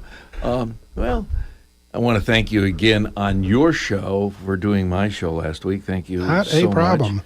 What goes around comes around. And I'm going to be filling in for you next week. Shh. You're not supposed to say that yet. That takes away from the theme of on assignment. Well, you are going to be on assignment. Yes. But I have to fill in for you while you're on your I assignment. am investigating men who are women and women who are men. It's Don't ask. KRP exclusive news department. I was going to say WKRP, but no, KRMS. That's I'll call in reports from the land of men being women and women being men. We'll stick on the men's side. But by the way, heartbreak today. What happened? They're closing several restaurants around the country. First we had Red Lobster, we had a couple others, and some IHOPs, I think. No, worse. Waffle House. Absolutely worse. Hooters. Oh! That they were bountiful down there in Florida land. The Hooters or what? Or the restaurants? the restaurant. There's one in Port Charlotte there. There's one in Sarasota. That's not what you were thinking, you dirty old man. No, I was thinking there were. You can find them in many places. Is what I meant. But yeah. But I used the wrong word. You're the one who did that on TV, so they can see your hand motions here. No, it's just so they're not going to close them all, are they? No, but we need to open one here quick. Not only that, but they announced today, and I don't have the details, they announced today a recall. Ice cream. For what company? I don't know. I don't have, all I saw was ice cream recall. I'm like, oh no. But my favorite aisle at the store. So they're taking away your ice cream. They're taking away your Hooters. They're taking away ice cream. It is a very sad day here in America. Yeah, I guess so. Yeah. Well, that's, what can I say? I'll tell you what, we have must-see television coming up in a couple of days with this debate. It's going to be quite interesting. And whatever. You're going to watch it. Come on. I'll be watching Baywatch reruns and drinking Chelada beer at the time. Speaking of restaurants closing. Today is 6 months from Christmas. Leon Day. And I almost have all the money saved up for it. Yeah, because I won't start spending it till December 10th. No, the presents start coming in the end of October, and we start having stacks. Okay, maybe you. Santa Anthony. I don't have that illness. Yeah, you do. Oh, no. I don't start shopping till actually probably middle of November. Yeah. Because there was one day that we had to walk over them to get into our office because we share an office. Oh, whatever. There weren't that many. No. This year I only had, I think, 12 or 13 delivered here. I said about 8, and you said, well, there are not many, 12, 13. I don't trust where I live to have them delivered there. Yeah, Porch Pirates, that's up. Those crimes on that. And being in the middle of the woods, in the middle of nowhere. Who, you or me? Me. Both of us. Be easy for somebody to come in and snatch something. No. I will not let it happen. I want them to snatch some of the poundages off of me. That's what I want. So that's a personal problem. 4:15 on, make it 4:16 on KRMS. We need to get to our first break of the hour. We'll come back with more. Summer is here, and the Lake of the Ozarks is buzzing with excitement. As you enjoy the sun and water, remember that Central Missouri Foster Care and Adoption is here to support our community. Central Missouri Foster Care and Adoption provides essential services for foster and adoptive families, including training, support groups, and advocacy. We're here to ensure every child has a safe and loving home. To learn more about our programs and how we can help your family thrive, visit mofosteradopt.com. Slip into your summer gear and get to Dog Days Bar and Grill, where the party never stops. Doors open at 11 a.m. for an unforgettable mix of delicious eats and family entertainment. Claim your spot on our scenic deck and savor our diverse menu, or swing by the pool bar for a refreshing cocktail. Family fun awaits, and we're here to amp it up. Located in Osage Beach, just west of the Grand Glades Bridge, with a 19-mile marker by water. Can't wait to see you at the Dog. Everybody's doing the dog. Got a hankering for barbecue that's truly smokin'? Saddle up and ride over to Wobbly Boots Barbecue. We fling our doors open at 11 a.m. every day, ready to serve you a heaping helping of our prize-winning smoked barbecue. From zesty wings and hearty smoked sandwiches to fall-off-the-bone ribs, our menu's brimming with lip-smacking choices. Find us just off Passover Road in Osage Beach. Wobbly Boots Barbecue, where the flavors are so bold, they'll send your boots flying. Prescriptions require an online consultation with a healthcare provider who will determine if appropriate. Restrictions apply. See website for details and important safety information. Subscription required. Price varies based on product and subscription plan. Hey guys, did you know there's a generic form of Viagra that works just the same but is 95% cheaper? And you can get it online at hims.com/joy. Through Hims, you'll get a free medical consultation to determine the ED medication that's best for you. Discreet shipping if prescribed, a 100% online process, and a range of treatment options, including trusted generic alternatives to the name brands, at up to 95% off. ED is personal, and at Hims, so is treating it. Just go to hims.com/joy and get connected to a licensed medical provider online for free, with zero copay, no expensive appointments, and no awkward face-to-face conversations. To start your free online visit, you need to go to this exclusive address, hims.com/joy. That's hims.com/joy for your free online visit. hims.com/joy. A&M Outdoor Sales carries high-quality, durable skid steer attachments at an affordable price. A veteran-owned company, A&M offers skid steer attachments made right here in the USA. You can't spell American-made without A&M. This is Andrew with A&M Outdoor Sales. Construction, excavating, or farming, you work hard, and so should your equipment. From the job site to the farm, our skid steer attachments are built to take on the toughest applications and work as hard as you. A&M Outdoor Sales, proudly selling American-made skid steer attachments, because that's what I am, American-made. LOZ fans, get all the Lake of the Ozarks info in one place with the LOZ app. Discover top dining spots, live music events, and much more. Find new real estate listings and connect with local realtors to get your dream lake home. Support local charities and explore the Strip, a lake landmark. Keep up with your favorite radio stations. You know who they are. Enjoy activities like boat rentals, captain services, and lodging options. Use the interactive on-the-water map to navigate with ease. Download the LOZ app, available in the App Store. All right, it's about time. Here we go. Awesome. Woo! This is the Ozarks this afternoon with Mike Anthony on News Talk KRMS.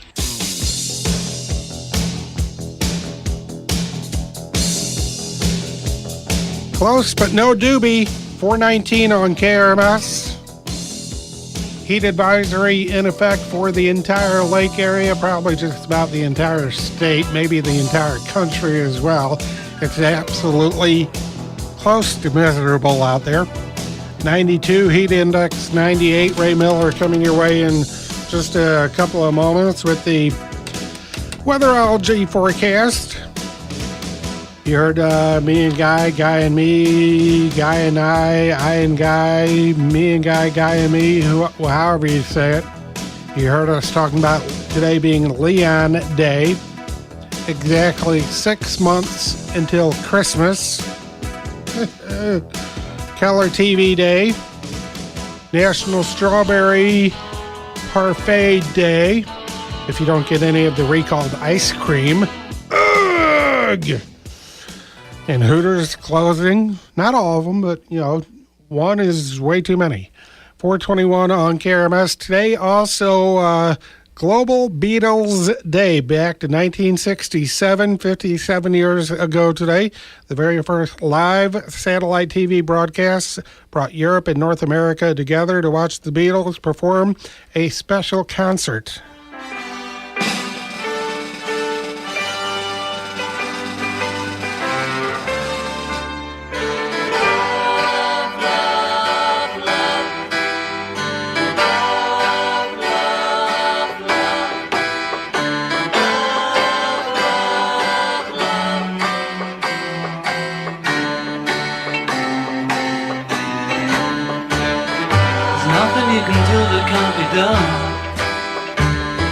Nothing you can sing that can't be sung. I believe this one is the very first song that the Beatles ever performed on TV, I think.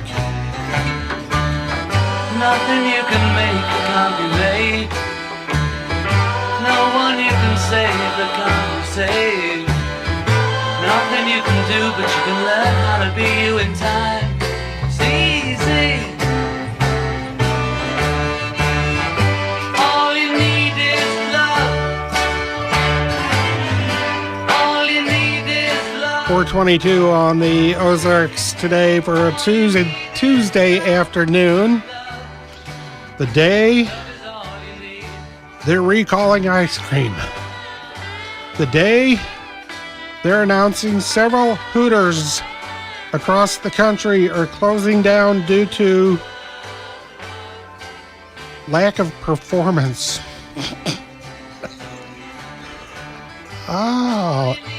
Insert your own punchline. Shootout 2024, there are volunteers needed. The Lake of the Ozarks Watershed Alliance asking for volunteers for August 24th and 25th. Volunteer patrol boats needed to assist with keeping spectators away from the racetrack and enforce the no-wake areas. If you don't have a boat, don't worry, not a problem. They also have other volunteer opportunities available. You can sign up for Saturday, Sunday, or both. Saturday, 7:30 to 5, Sunday, 8 to 5, and you can be up close to all of the action. The Lake of the Ozarks Watershed Alliance, you can get in touch with them if you want more information about volunteering. Also, the deadline coming up to apply in person for the Senate Bill 190 real estate tax freeze. The deadline, the 28th. So that will be let's see, today's the 25th. So let's see, Tuesday, Wednesday, Thursday, Friday. That'll be Friday. Rapid mathematics, right? Anyway, the deadline to apply in person, June 28th. The deadline for mailed applications, they must be postmarked by June 29th. No exceptions to the rules. As far as things you will need if you apply in person, your driver's license, Camden County voter registration card, at least if you're in Camden County, and 2023 paid real estate tax receipt. You can go in person, 50 Ruffner Street in Camdenton, or if you're going to mail it in, number 1 Court Circle Northwest, Suite number 6, Camdenton, 65020.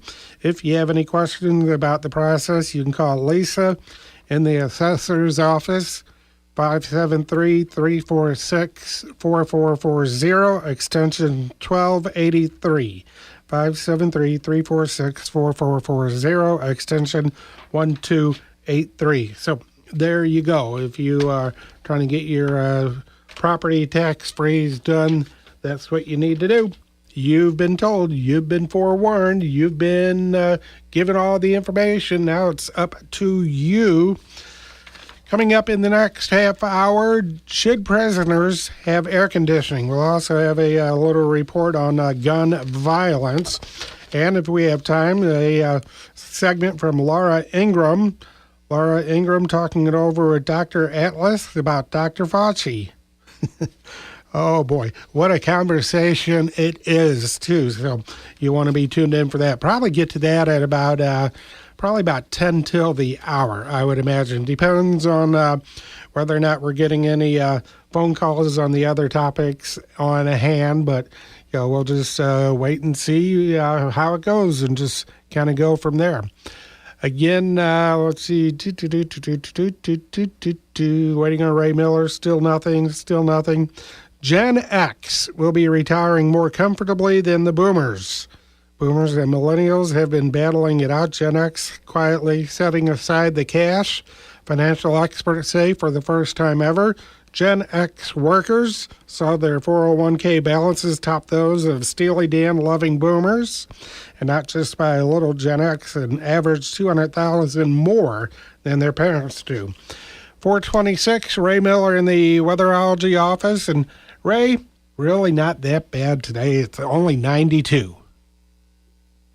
Only 92, and the heat index still in the mid-90s, so not quite as bad as yesterday, but still the heat and humidity with us. Change on the way, though. Cold front moving through tonight. A chance of showers and storms.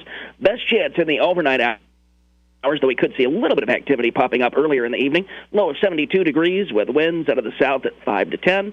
Scattered storms on Wednesday with a high of 87 degrees, less humidity, and west winds at 5 to 10.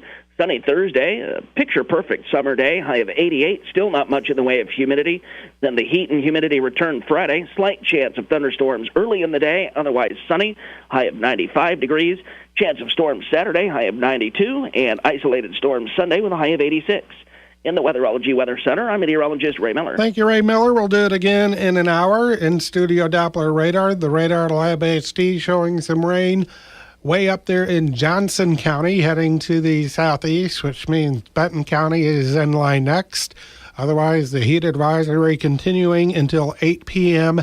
tonight. Right now, 92 degrees here at the studio, 100 even for the heat index, 659.12 the lake level, the river level below Bagnell Dam, 563.28, Truman 708.37. Average high and low for the day here in the lake area, 86 and 64.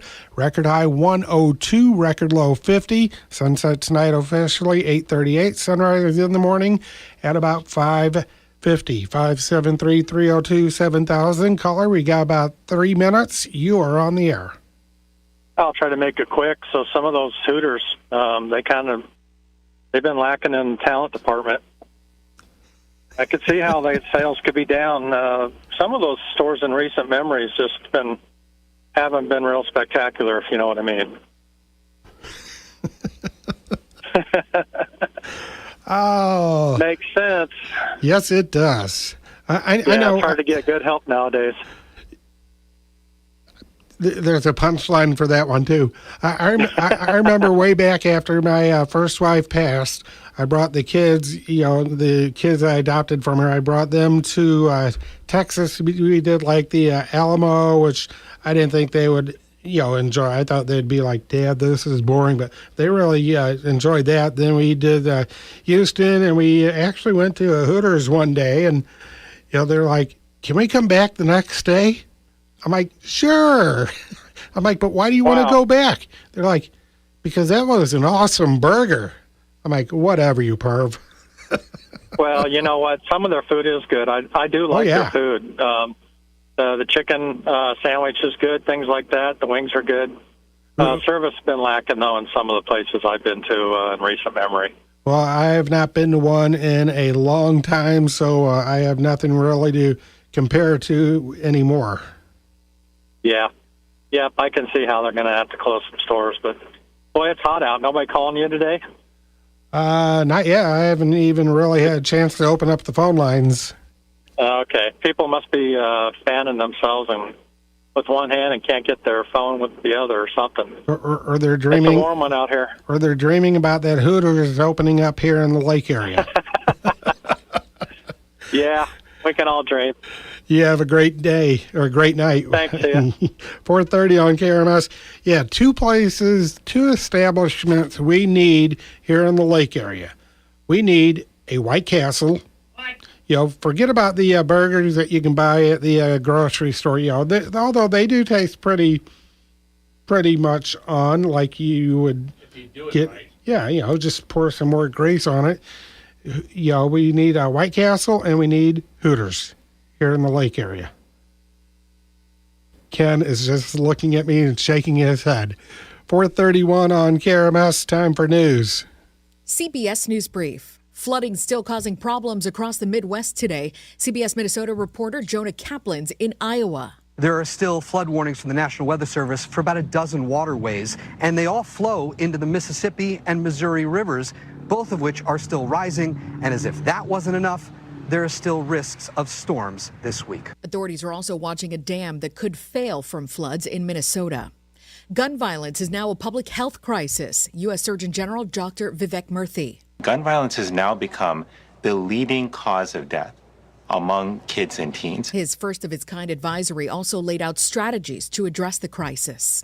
And Julian Assange has been locked up for years, but will be free soon after making a plea deal with the U.S. for leaking classified military documents. His wife, Stella, spoke with the BBC. I have to change my tenses now. It's been so long that I'm not used to talking about Julian free in the present. CBS. Lake News now. I'm Bill Robbins, KRMS Radio News. Our top local stories. Mother Nature's turning up the heat this week in the lake area and across much of the country. In the lake area, a heat advisory has now officially been extended until at least 8 o'clock tonight, with high temperatures pushing near 100 and heat index values in the 105 to 110 range. Thunderstorm chances are also expected to return today and Wednesday to the lake area. More details coming up in our weatherology forecast. Calling it years in the making, the Camden County Sheriff's Office will officially open the doors on Wednesday for an open house to show off its new animal control facility. The animal control facility has kind of been that albatross, if you will, that's been hanging over the shoulders of the last several sheriffs that have held office here in Camden County.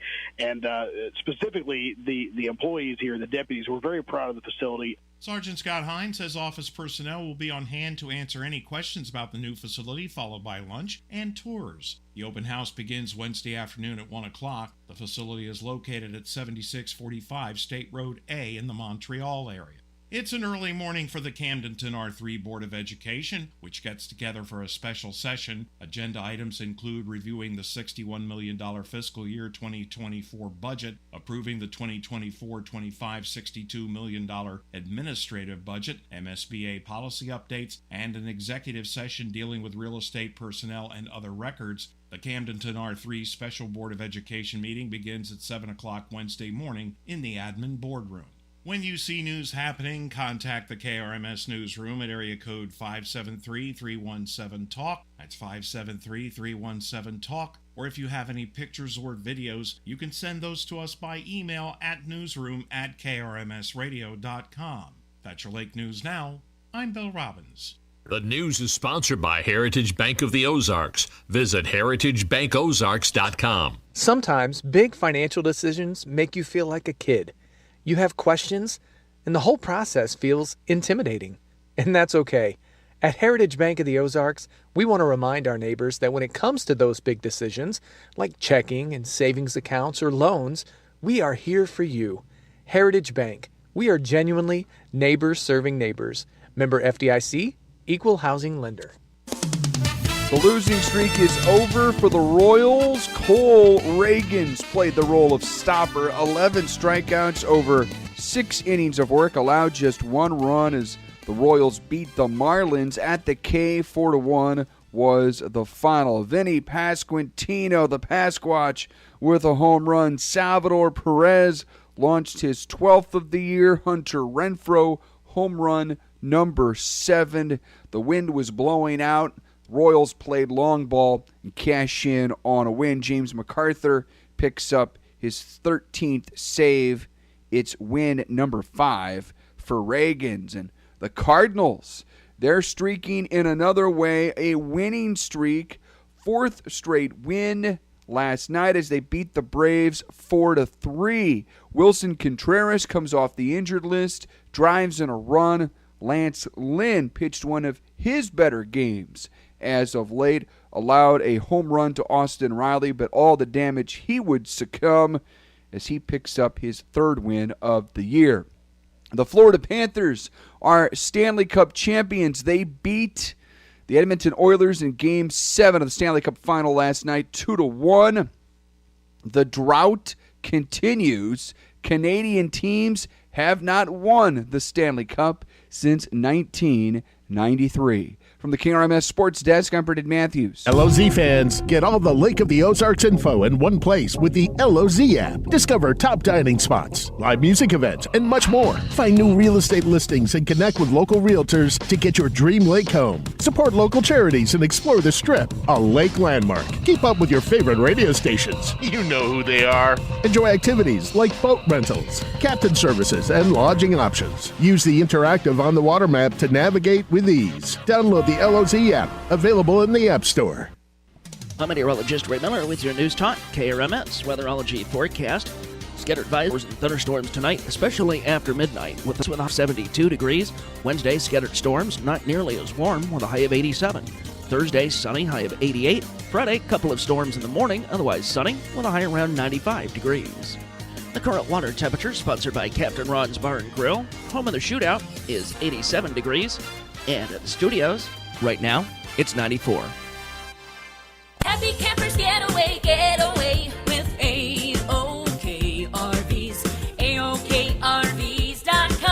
RV sales, both new and used. Service parts and propane too. Family owned, no commission sales. The friendly people who really care. Go on and get away with A-OK RVs. AOKRVs.com. At the Lake of the Ozarks. AOKRVs.com. Look, up in the sky. It's a bird. It's a plane. It's me, Mike Anthony.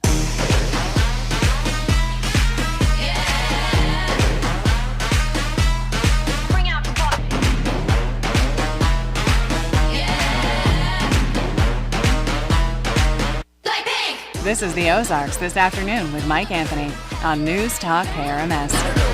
92 degrees, heat index 99. 438 on the Ozarks today, KRMS radio and TV. Good afternoon, caller. You are on the air. Thanks for holding. How you doing, Mike? I am wonderful. I'm in air conditioning. I'm feeling good. Oh, me too. I just thought since callers were slow, I'd give you a call, just say hi, and tell you that the REO tickets that I gave away went pretty much without a hitch. I got her email wrong. I think I wrote it down wrong, so I didn't actually get the tickets to her. I won't mention her name. By Saturday late morning, so plenty of time to get them from the amphitheater. So, and once we got them transferred, did the transfer option, went off without a hitch. It's pretty cool that you did that. Option. What's that? Pretty cool that you did that. Oh, absolutely. And kudos to that transfer option through the amphitheater, where we bought the tickets initially. Kudos to them for making that so smooth. So great job there. And I sent the young lady a message on Sunday asking her how the show went, and she told me they had a wonderful time, you know, with Night Ranger opening, and she just said it was just a wonderful night. So I'm glad that went off well. It was money well spent.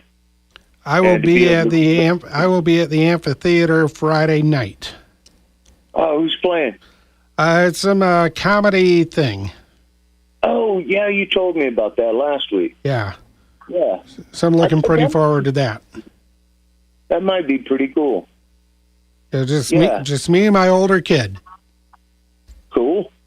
Very cool. I love that venue. It's a great venue, and a lot of artists really like it, too.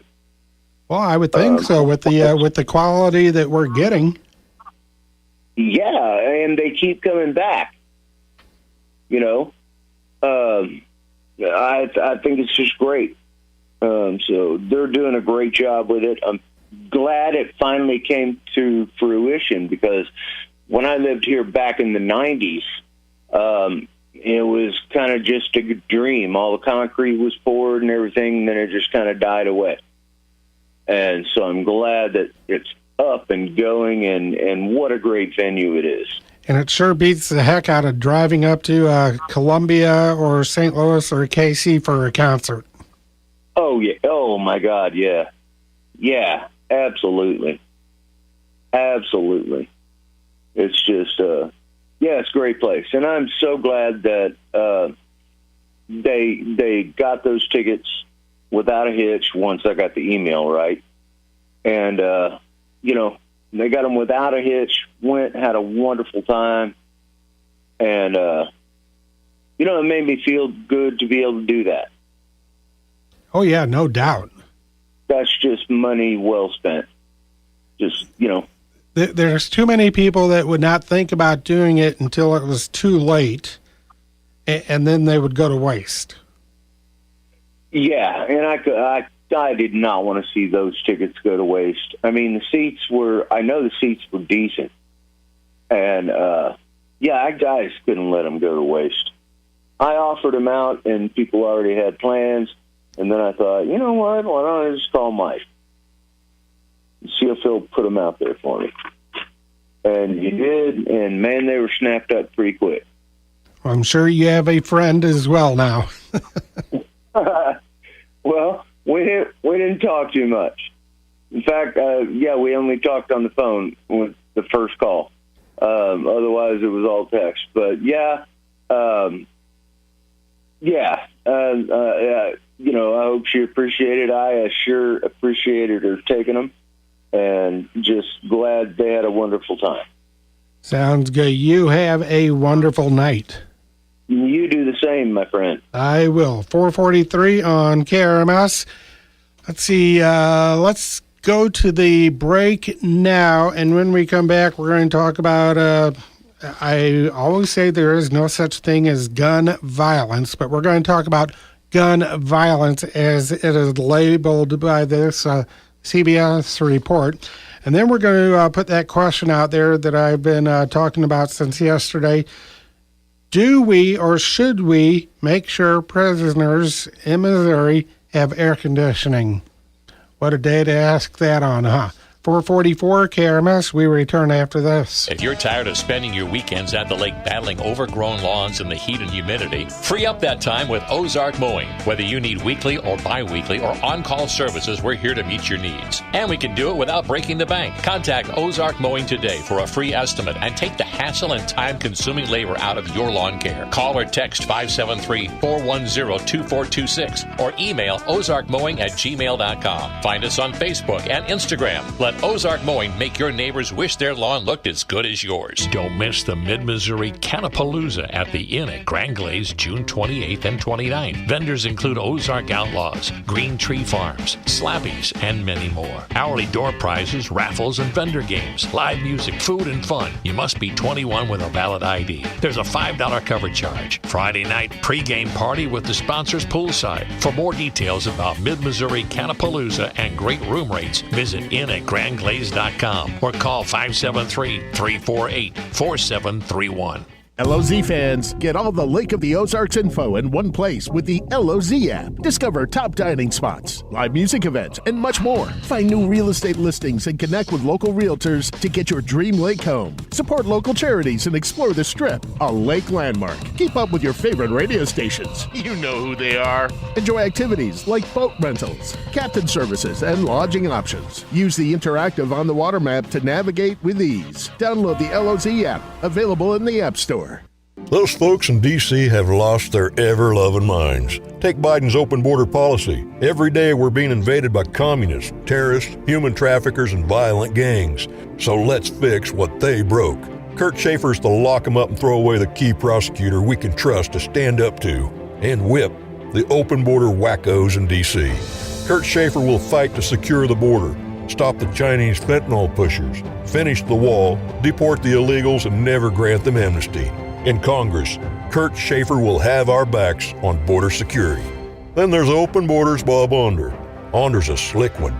But knock the dust off his big talk, and you find Onder sponsored a law to use our Missouri tax dollars as handouts for illegals. Then Onder voted to make it easier for illegals to take our jobs. We can't trust Open Borders Bob Onder. Missouri Conservatives for Congress is responsible for the content of this advertising. Paid for by Missouri Conservatives for Congress. Not authorized by any candidate or candidates committee. More at MissouriConservativesForCongress.com. If you hire a programmer to create your new app but fail to sign a work-for-hire agreement, does he own your code? What if that code stops working? Can you force him to fix it? What if he launches a competing app? Can you stop him? This is Curtis Howard, and today's laws change rapidly. Let's explore them together, Monday through Friday, right here on Point of Law. You might be surprised. Point of Law is sponsored by the Law Office of Christopher Rohrer, located in the heart of Osage Beach. When severe weather threatens our area, get the information you need from News Talk KRMS. We utilize the latest technology to analyze impending weather as it approaches our area. Our meteorologists prepare you for anything from ice and snow to severe thunderstorms or worse. Our severe weather coverage is sponsored by California Chrysler Dodge Jeep Ram in California. Visit CaliforniaChrysler.com to see their new and used inventory. Listen for severe weather updates from News Talk KRMS. If your nonprofit club, group, or civic organization has an event or message you would like to have announced on News Talk KRMS, send it at least 3 weeks in advance to psa@krmsradio.com. The community calendar is sponsored by Adair Roofing, RJ's Family Restaurant, Mills & Sons Insurance, Jeff Hedberg Realtor, and presented by News Talk KRMS. All right, it's about time. Here we go. Awesome. Woo! This is the Ozarks This Afternoon with Mike Anthony on News Talk KRMS.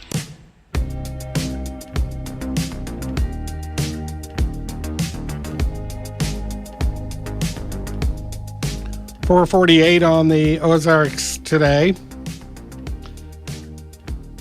We get various news feeds and stuff like that here at this station, and this morning on the CBS News feed with a bunch of audio cuts, there was one that was titled Gun Violence.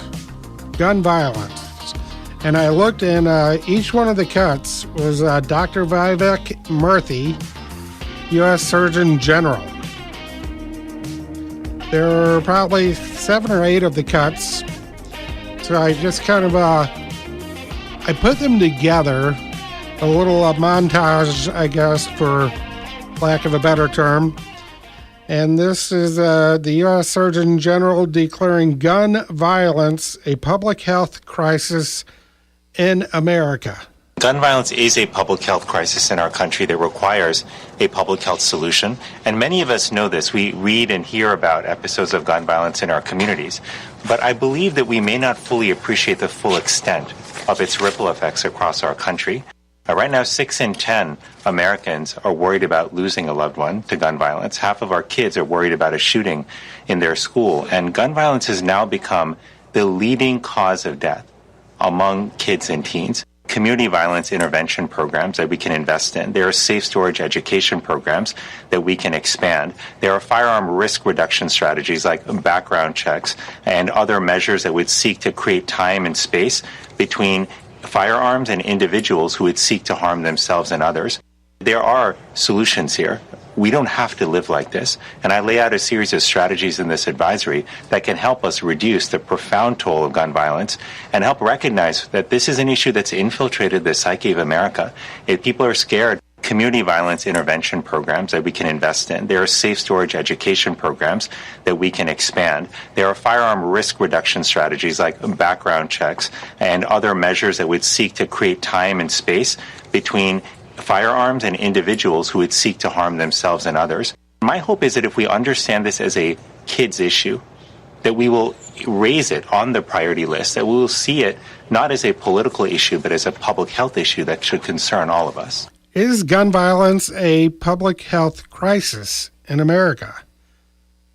Those who have listened to this program for any time, you know I say there is no such thing as gun violence. It's people violence using guns. And a couple of things from that montage of comments from Dr. Murthy. 6 out of 10 believe that a family member will be injured or killed as a result of an act involving a gun. Are you in that 60%? One half of our kids are afraid that something is going to happen in their schools. I can see that one. Because the kids, they'll hear something or see something and they won't necessarily understand everything going on. They may not ask. The parents may not talk to them unless they ask you first. I don't know. Whenever there's something that happens on a large scale, I do ask my kids, hey, anybody talking about that in school today? And if they want to talk about it, I'll talk about it. If not, I'll just make sure they know that I'm always here if they do want to talk about it or anything else for that matter.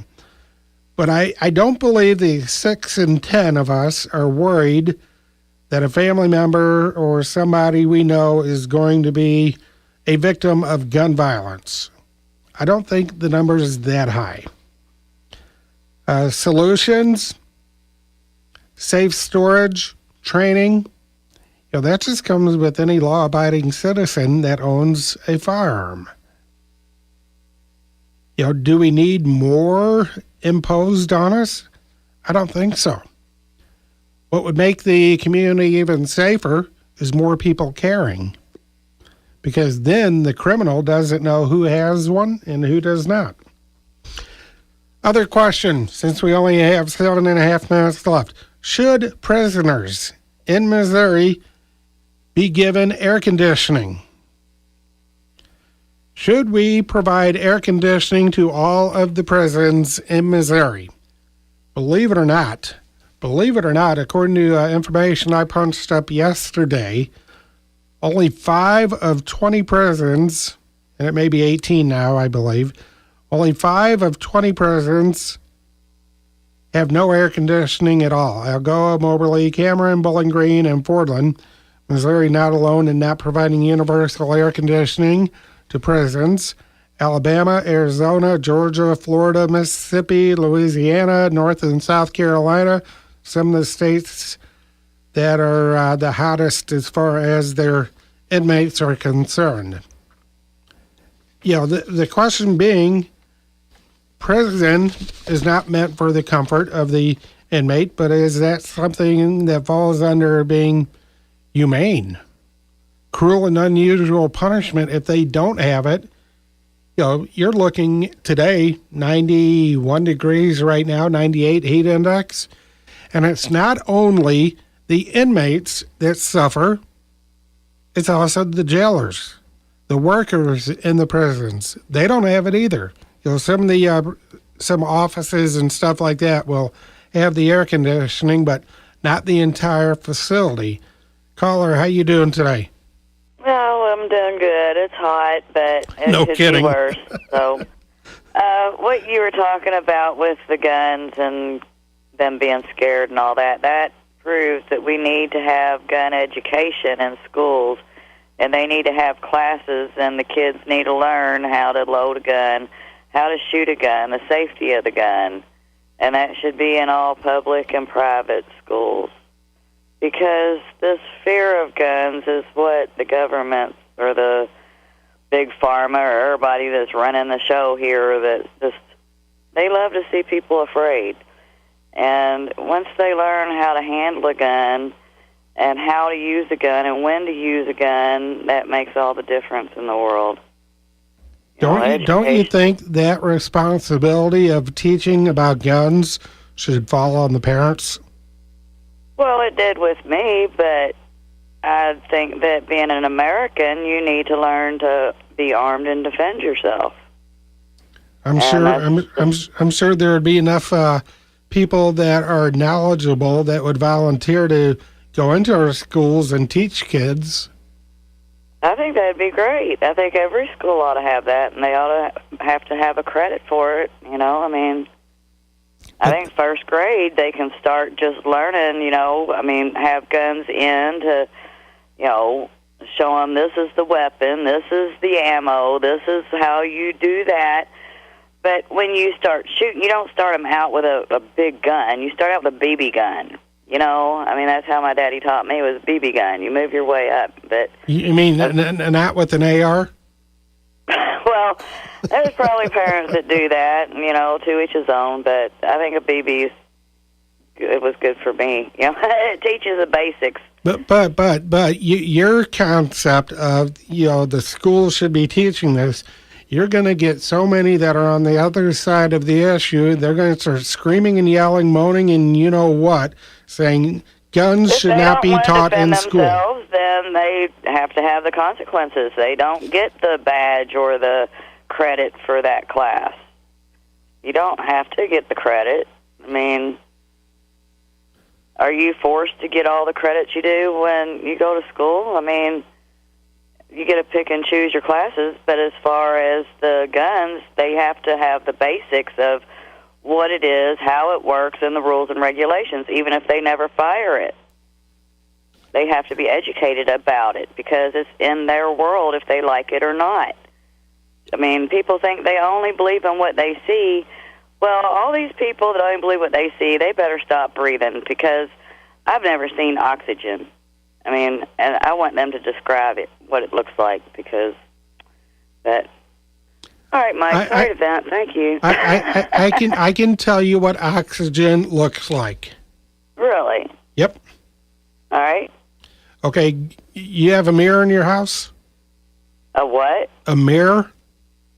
Oh, well, that's fog. Do you have a mirror? Well, yeah. You want me to steam up a mirror? No. Just go in front of the mirror and look at yourself. That is what oxygen looks like. You are breathing. There you go. Well, I know that it's important, more important than all the other things that we need, but yet it is, you can't buy it. Well, there's no way to bottle it. And as far as the prisoners, you can't have people in a situation where they're going to have heat exhaustion and heat stroke and all that. There has to be some kind of circulation. There has to be some kind of something. If you don't have air conditioner, there's other ways to cool off. That's why God gave us trees. There's one of the, I think Fulton, the reception and diagnostic center. I think they have a program, or at least they did, to where they could rent. The inmates could rent a fan for like $750 a month. If they still have that program. Well, that's not right. You can't put a person in a cell. Even animals, when they're in, cages, they've got circulation and stuff. They're not blocked off in a room. I guess cruel people do that to dogs, but a good humane society and a good pound, dogs are well taken care of. But there's good and bad with everything. Sometimes taking care of more than human beings. Oh, definitely, and that's good. That's what they're supposed to be. The animals is nothing but pure love, and anybody that can hurt an animal, there's something seriously wrong with them. I don't know if they sold their soul or never had a soul, but it's not normal for anybody to see another creature suffer. On that note, we need to run. Thank you, Mike. Have a great night. It is 4:59, coming up on 5 o'clock, 92 degrees. Hour number 2 of the Ozarks today, coming up after our news block. It's 5 o'clock somewhere. At your service since 1951, News Talk, KRMS, Osage Beach, and KRMS FM HD3, Osage Beach.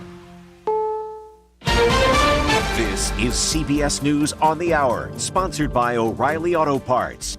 I'm Monica Ricks. WikiLeaks founder Julian Assange is expected to enter a plea soon and end his years-long legal saga thanks to a plea deal with the U.S. for violating the Espionage Act. CBS's Charlie Daggett is following the case. He'll make that guilty plea. It's understood the judge will accept that plea, and then he will be free to go home, back to Australia. His wife Stella spoke with the BBC about his release. I'm just elated. Frankly, it's just incredible. I don't know.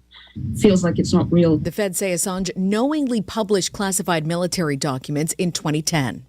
Former President Trump is free to talk about his criminal hush money case now. Judge Juan Merchan has partially lifted a gag order that limited what Trump could say about those involved in the case, saying the former president can now speak about witnesses who were called to the stand during the trial. But Trump still cannot comment on prosecutors or court staff. CBS's Matt Piper says Trump can also talk about jurors, but cannot reveal their identities. Minnesota Governor Tim Walz and Senator Amy Klobuchar were among leaders who got an aerial tour of flood damage today. Tom Peterson's with the State's Department of Agriculture. Crops look great from the road, but up in the air, it really shows the widespread difficulties our farmers face. Authorities are also watching a dam in Minnesota that could collapse due to floods.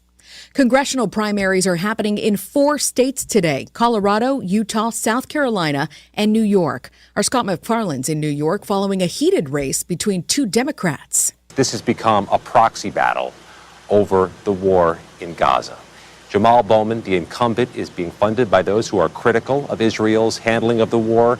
The challenger, George Latimer, is being deeply funded by those who think Jamal Bowman is being too critical of Israel's handling of the war. Polls there close at 9 p.m. Eastern. Chaos in Kenya today where thousands of protesters stormed parliament over proposed tax hikes. Kenyan President William Ruto. An otherwise legitimate expression of the fundamental rights and freedoms of assembly was infiltrated and hijacked by a group of organized criminals. Several people were killed when police fired shots into the crowd. Florida fans will continue celebrating the Panthers' Stanley Cup victory over the Edmonton Oilers with a huge parade and rally this Sunday in Fort Lauderdale. It's the Cats' first championship win in franchise history. Thousands are expected to attend. This is CBS News. Think O'Reilly Auto Parts for all your car care needs. Get the parts and service you need fast from the professional parts people at O'Reilly Auto Parts. Lake News now. I'm Bill Robbins, KRMS Radio News. Our top local stories. Residents and business owners in Osage Beach are one step closer to digging deeper in their pocketbooks for water and sewer use. Despite some opposition in a public hearing during the meeting last week, the Board of Aldermen unanimously voted on the first reading of separate ordinances to raise the rates. Alderman Bob Osteen says raising the rates is a case of push coming to shove. Basically, we are having to subsidize the budget to the tune of an average of $2 million per year just to keep our water and sewer systems running.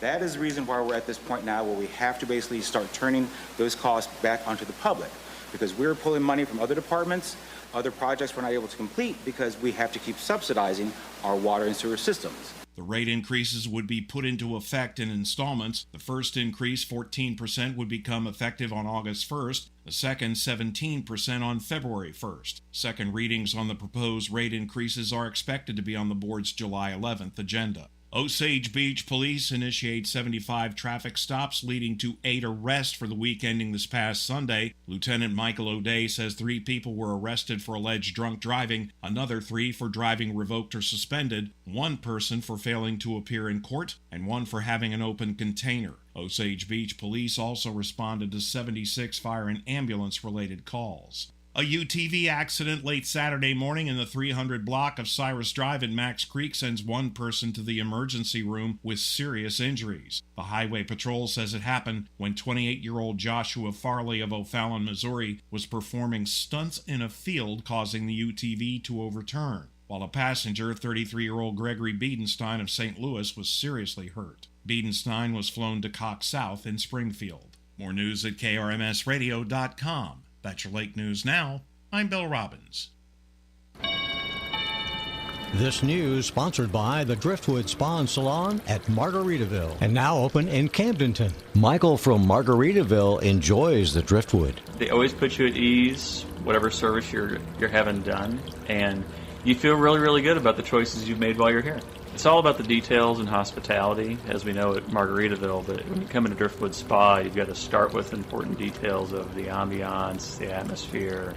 Hi, this is Shelley from the Driftwood Spa and Salon at Margaritaville. Or go check us out in Camdenton at 106 West Highway 54. Come drift away with us. The losing streak is over for the Royals. Cole Reagans played the role of stopper. 11 strikeouts over 6 innings of work, allowed just 1 run as the Royals beat the Marlins at the K. 4-1 was the final. Vinny Pasquantino, the Pasquatch, with a home run. Salvador Perez launched his 12th of the year. Hunter Renfroe, home run number 7. The wind was blowing out. Royals played long ball and cash in on a win. James MacArthur picks up his 13th save. It's win number 5 for Reagans. And the Cardinals, they're streaking in another way, a winning streak. 4th straight win last night as they beat the Braves 4-3. Wilson Contreras comes off the injured list, drives in a run. Lance Lynn pitched one of his better games as of late, allowed a home run to Austin Riley, but all the damage he would succumb as he picks up his 3rd win of the year. The Florida Panthers are Stanley Cup champions. They beat the Edmonton Oilers in Game 7 of the Stanley Cup Final last night, 2-1. The drought continues. Canadian teams have not won the Stanley Cup since 1993. From the KRMS Sports Desk, I'm Brendan Matthews. A&M Outdoor Sales carries high-quality, durable skid steer attachments at an affordable price. A veteran-owned company. A&M offers skid steer attachments made right here in the USA. You can't spell American-made without A&M. This is Andrew with A&M Outdoor Sales. Construction, excavating, or farming, you work hard, and so should your equipment. From the job site to the farm, our skid steer attachments are built to take on the toughest applications and work as hard as you. A&M Outdoor Sales, proudly selling American-made skid steer attachments because that's what I am, American-made. I'm meteorologist Ray Miller with your News Talk KRMS weatherology forecast. Scattered advisories and thunderstorms tonight, especially after midnight, with a off 72 degrees. Wednesday, scattered storms, not nearly as warm, with a high of 87. Thursday, sunny, high of 88. Friday, couple of storms in the morning, otherwise sunny, with a high around 95 degrees. The current water temperature, sponsored by Captain Ron's Bar and Grill, home of the shootout, is 87 degrees. And at the studios, right now, it's 91. Dock safety is your responsibility. Electrical problems in or near the house and lines feeding the dock can be hazardous. To make sure your dock is in safe working condition, inspect your dock's wiring frequently. Test your power circuits. Install GFCI outlets and circuit breakers. Ensure your dock is properly bonded and grounded at the power source. If you have questions, contact a qualified electrician or your local fire district to make sure you're doing everything possible to keep your family and friends safe at the lake. Learn more at AmerinMissouri.com/lake.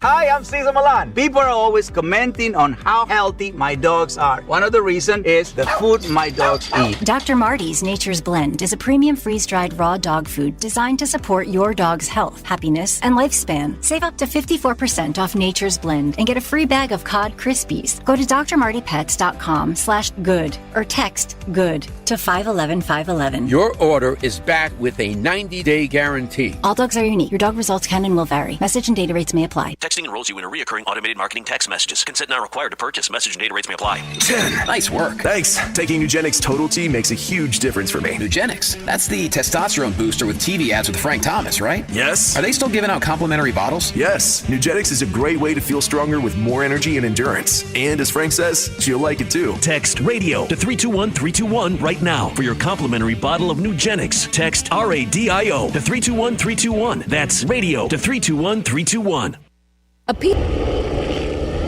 Number one. Since my job is and has been for 19 years protection of the public and the visitors of the district, I feel the public needs to be aware. We think that there's plenty of ignorance to go around. Trust me on that. 34 years I've made a career out of pursuing public officials who misbehave. We're going to have to put an iron fist on some of this stuff. The aircraft departed approximately 10 minutes prior to the event. Some of the best experts in the United States and world put this together. In the perfect sense of the word, there'll be no out-of-pocket expense other than our labor, but time will tell that, of course. You can't force people to come on the radio and talk. A bigger commitment to news. I expect them to continue to do the great job they always did. I don't have any doubts that they will. 50% of it is mental. Since 1951, a trusted source for daily local news. The Ozarks Today. Well, we are cooling off. 91 degrees. Heat index, 99.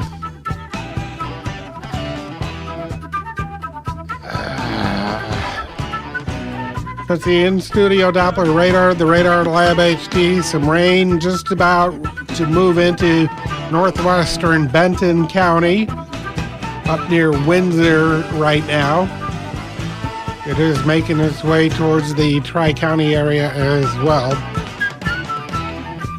573-302-7000 is our number here if you want to chime in with anything on your mind. How you doing, sir? Hello. Hi. Hey, listen, let's go back to the inmates, the prisoners. Yes. About air conditioners. Yes. You say some people would say it's cruel and unusual punishment, huh? Well, they sure didn't say that about sending us to Vietnam or Desert Storm or all the American soldiers that don't break the law and don't commit crimes. You know, we had to endure that. So I think the only place it should be air conditioned in a penitentiary, honestly, would probably be the mess hall, the dining facility, wherever they eat. Because, you know, the heat brings out the animal in people, and you want to at least enjoy a decent meal with peace and quiet. So keep that area cool. Everywhere else, those inmates that sleep in those cots, you know, two inmates to a room or four. And I worked for the Department of Corrections for several years. So what I'm saying is I have the knowledge. You know, they've got an inmate in there. They got a couple guys. If a guy's hot, his roomie can fan him till he's cool, and then the other one can fan the other one till he's cool. I mean, you commit a crime, you do the time. Okay, but, and again, if the President of the United States, I think we should just go ahead and let everybody that's committed a crime out of the penitentiary, give everybody a weapon, and then each man for himself. You know, protect your family, protect your property. And if a guy's foolish enough to step on your property or try to take it from you, bury him. That's it, Mike. That's the way the world is, and people better realize it. You take away all these weapons from people. We're a weak country. How long do you think it is before somebody invades us, knowing they can come into your backyard because the U.S. government took your weapons? They're already invading us, and they haven't even taken the weapons yet. Oh, yeah, I know. Well, they're going to bury me before they take mine. I'm going to tell you that right now, and I'm going to say it right on the radio. I didn't defend this country all over the world for 22 years, and not to be able to defend my family, my home, my property. Nope, they'll bury me first. And whoever comes to take my weapon, I hope he thinks like I think, because once he sees what kind of people he's dealing with and has to deal with and realizes, hey, these are law-abiding citizens, they're trying to protect themselves, You can refuse orders given to you by your command if you expect that order or you think that order is unlawful. And if it goes against the Constitution, as far as I'm concerned, it's unlawful, plain and simple. And that's what makes this country so great and this area so great, because our law enforcement in this area, they have an understanding of people. They respect people. They have an understanding of weapons. And that 6%, or whatever the percentage was of people who fear this and fear that, I think that comes from big cities, okay? Because we out here in the boonies, like in the area where I'm at, I don't fear nothing. I got my sidearm with me, and you know that, Mike. And a lot of people have their weapons with them within arm's reach. We've got nothing to fear, but fear itself. So that's it, man. You got a conceal and carry weapon permit, you better be carrying, because you never know when that guy stops in front of your vehicle what he's going to do. And I bet you have a better aim than most. Oh, yes, I do. Have a good one, my friend. You as well. 5:15 on KRMS. Before I go to the break, I should be going to the break, but before I go to the break, getting back to the prisoner thing, one final thought on it. I'm going to read a letter from a prisoner, and you can feel bad for the prisoner if you want or not. But this is actually a group called Missouri Prison Reform. They received this message last year from a resident of a Missouri prison. However, with the temperatures now today, they wanted to share it. The letter goes, I'm currently incarcerated at Missouri Eastern Correctional Center. The last week with record-breaking temperatures was brutal inside the housing units, and our cells is a hot box. There is basically no way to cool down besides the ice they give us in the morning and at night. However, it does not last long due to the extreme heat. It incredibly inhumane to house humans like this. I understand we put ourselves here, but our sentence was to be locked up away from society and our family. It was not to be treated as human cargo that you store and receive money for. I believe that is actually a crime, and we should be allowed to have air conditioning. The place has it for staff. It would be fairly easy to allow it to flow to the wings because it's already set up in the housing units for the bubbles and offices. It is completely inhumane to treat humans like this no matter what we did. We are still allowed basic human needs, and we pay for most of our needs, as in soap and hygiene. And in these places tell the public they provide our clothes and bedding and all that, except they're lying to you. I've been here 3 years, and they have shut down clothing exchange multiple times. They hand out reused pillows and sheets and clothes. They do not give new mattresses out ever unless you're just coming from diagnostic. They currently are giving out new mattresses right now, but it's the first time in 3 years. Also, it's only to the new people coming in. The rest of us are using mattresses that are old, and laying on metal bunks tends to hurt when you're not using a mattress with stuffing in it. I understand that we are not at a country club, but where does all the money from the inmate canteen fund go, and the funding from state and federal taxes or government? Thank you for your time. I appreciate it. God bless you. A letter from a Missouri prisoner to the group called, Missouri Prison Reform. So you'll feel bad for inmates. Don't feel bad for inmates. I guess it's up to you how you feel. 5:18 on KRMS. Show Me Taxi welcomes you to the lake. Professional people, tourists like Show Me Taxi. 573-280-5511. Need a ride to dinner, grocery store, pick up your boat, or a car? We are here. Ride the wave at the lake as you enjoy the beautiful scenery and fun at the lake. Call Show Me Taxi 573-280-5511. Show Me Taxi 573-280-5511. Thanks, Cindy Lou. Be safe.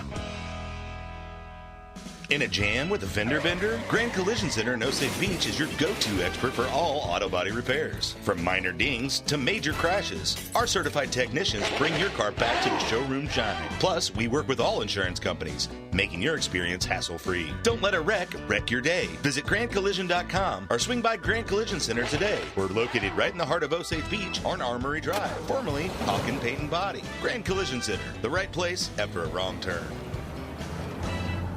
Be up close to the star. As the Encore Lakeside Grill and Sky Bar summer concerts continue with Molly Hatchet. Wednesday, July 3rd on the Sky Bar. Get your tickets now at theEncoreGrill.com. Rain or shine. Email management at EncoreGrill.com to purchase tables. Molly Hatchet. Wednesday, July 3rd at the Encore Lakeside Grill and Sky Bar, Lake Ozark. Presented by KRMS Radio and TV, 93.5 Rocks, Classic Country 104.9, and 98.7 The Cove. What's bugging you? Don't let those pesky insects ruin your outdoor fun. At All American Termite and Pest Control, we've got you covered. You know, it's a season for spiders to be creeping around your dock and house. So let All American Termite and Pest Control treat your property. Our yard sprays tackle fleas, ticks, and chiggers so you can relax without the itch. And don't forget your ornamental trees and shrubs. Protect them against those hungry cicadas. Call All American Termite and Pest Control or visit bugsfearus.com because bugs shouldn't bug you. All right, it's about time. Here we go. Awesome. Woo! This is the Ozarks this afternoon with Mike Anthony on News Talk KRMS.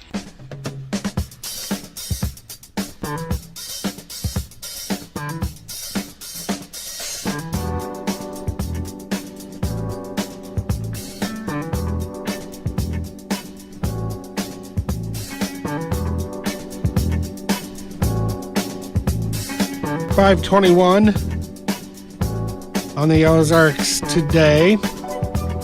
Coming up tomorrow on the program, we have our Lake Regional Report.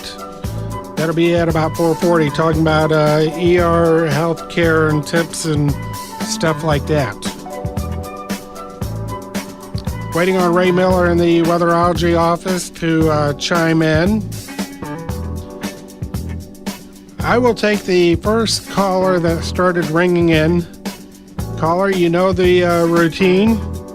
If Ray Miller chimes in while you're talking, I will politely interrupt you, put you on hold, and bring you back as soon as Ray is done. But right now, you're on the air. Yeah, you know, I'm an old dinosaur.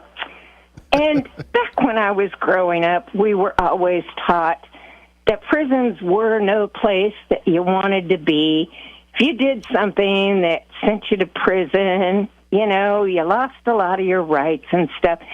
And while I don't want to sound totally cold and harsh, you know, it's not fair to subject the prisoner employees to necessarily, you know, bad conditions.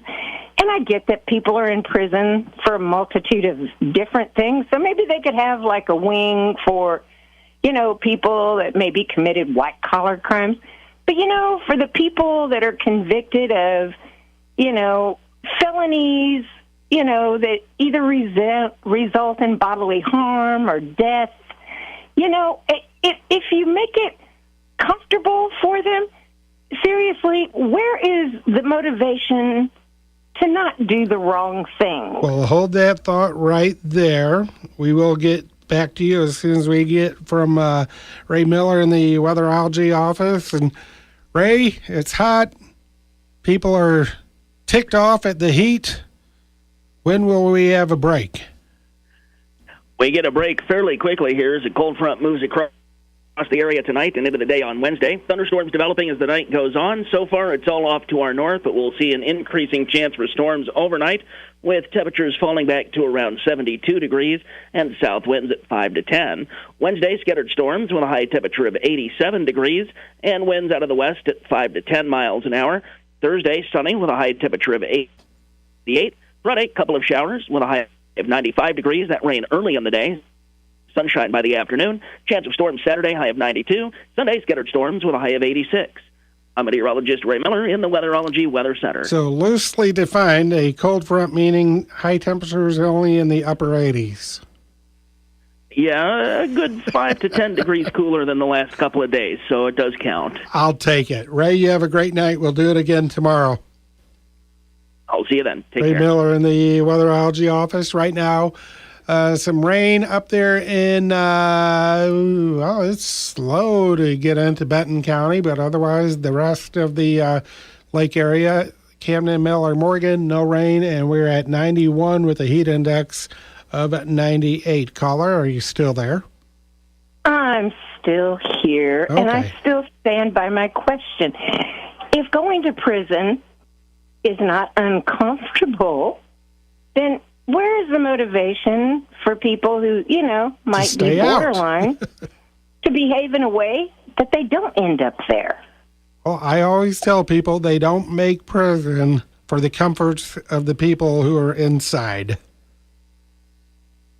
Well, there are some people that might take issue with that, the people who, for one reason or another, keep catching literally seriously bad breaks. I mean, not everybody that's homeless on the streets is there because they want to be there. I mean, sometimes they lose a job, they can't get another job, or a car breaks down, they don't have the money to get it fixed. No car, no can get to work, lose a job, you lose your apartment. And once things start snowballing, there you are. But, granted, they don't necessarily have their freedom, but they're getting 3 hots and a cot. They got a shower, running water. They get cable TV, some of them do. They get access to the outside world. I'm just saying, Michael, that for some of those guys, that might actually be an upgrade to how they were living before they ended up there. Well, they know they bide their time. They're going to get out. And then they go right back to what they were doing before. Maybe have one wing 70 to 80 degrees for misdemeanors, another wing 80 to 90 for the lower level felonies, and the other wing 90 to 100 for the harsher felonies. I could live with that, but I'm just saying, we, the tax-paying people, basically are supporting these people who, by the very nature of being behind bars, have committed some sort of serious offense. Now, granted, we all know that some people end up there falsely accused, and that's a horrible thing, and hopefully it gets rectified. But there are an awful lot of them that are in there, Michael. They have absolutely no remorse, and no sooner than they're out, they're right back to doing exactly what they did again. Yep, there's too many like that. Good call. Okay. Be like my kids. Don't say goodbye. Caller, you're up next. Thanks for holding on. Oh, thanks, Mike. I was thinking about the man who called earlier and said if they could go to the mess hall when it's air conditioned, how nice that would be. But a lot of prisoners are not allowed to leave their cells. In Fulton County Prison, they're in their cell 23 hours a day. Okay, Fulton County, you're talking about the diagnostic and reception up there in Fulton. Yes. Okay. Yes. So they don't go to the mess hall. They don't have a chance. When you think about it, it's kind of a weird comparison, but when you go through a zoo and the animals are getting cold water given to them 3 or 4, 6 times a day, and yet at the prison they'll give you a little ice in the morning and a little ice in the evening. So there's a comparison, and I just don't think it's the way to treat human beings. Whether or not they've committed a crime, they're still human. We still need to treat these men and women with a little bit of respect. Not 100%, but some. That's my thought, Mike. Thanks for the call. You have a great night. Yeah, it's one of them things where, and the other callers have said it too. Well, you put yourself, even that letter I read from the one inmate, you put yourself in there, so don't expect a country club-like atmosphere.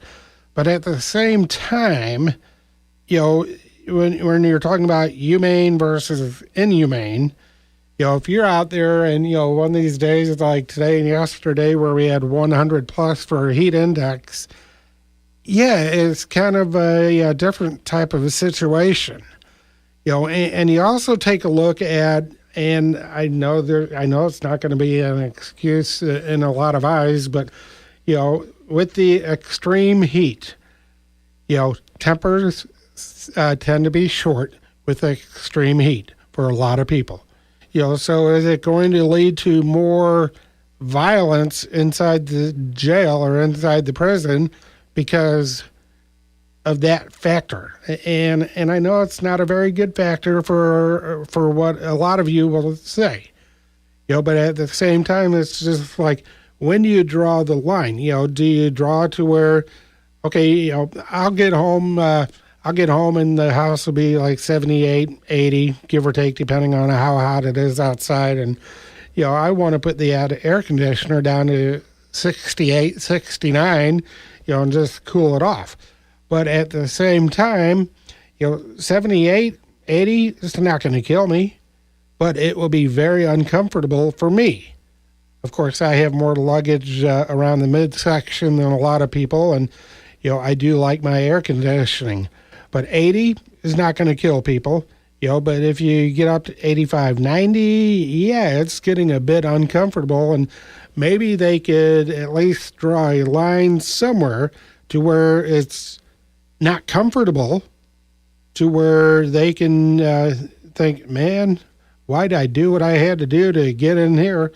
Or is there somewhere to, compromise, I guess, for lack of a better term? Well, okay, we don't have air conditioning to where you're going to be enjoying 70 or 72 degrees, but we will keep it to where it does not get any warmer than 85, just picking a number out, which is still pretty miserable for a lot of people if you're inside. But anyway, just a couple thoughts that, yeah, maybe we do need some type of compromise. I know there was some type of a funding bill, I believe, in the fiscal 2024 budget for the state, and I believe Fulton, Callaway, up there in Callaway County, Fulton, the Diagnostic and Reception Center, was supposed to get some air pumped to other parts of the building, out of that budget. But, with 18 prisons around Missouri, how much can we afford if we're going to make it equal? Because if we do it for prison A,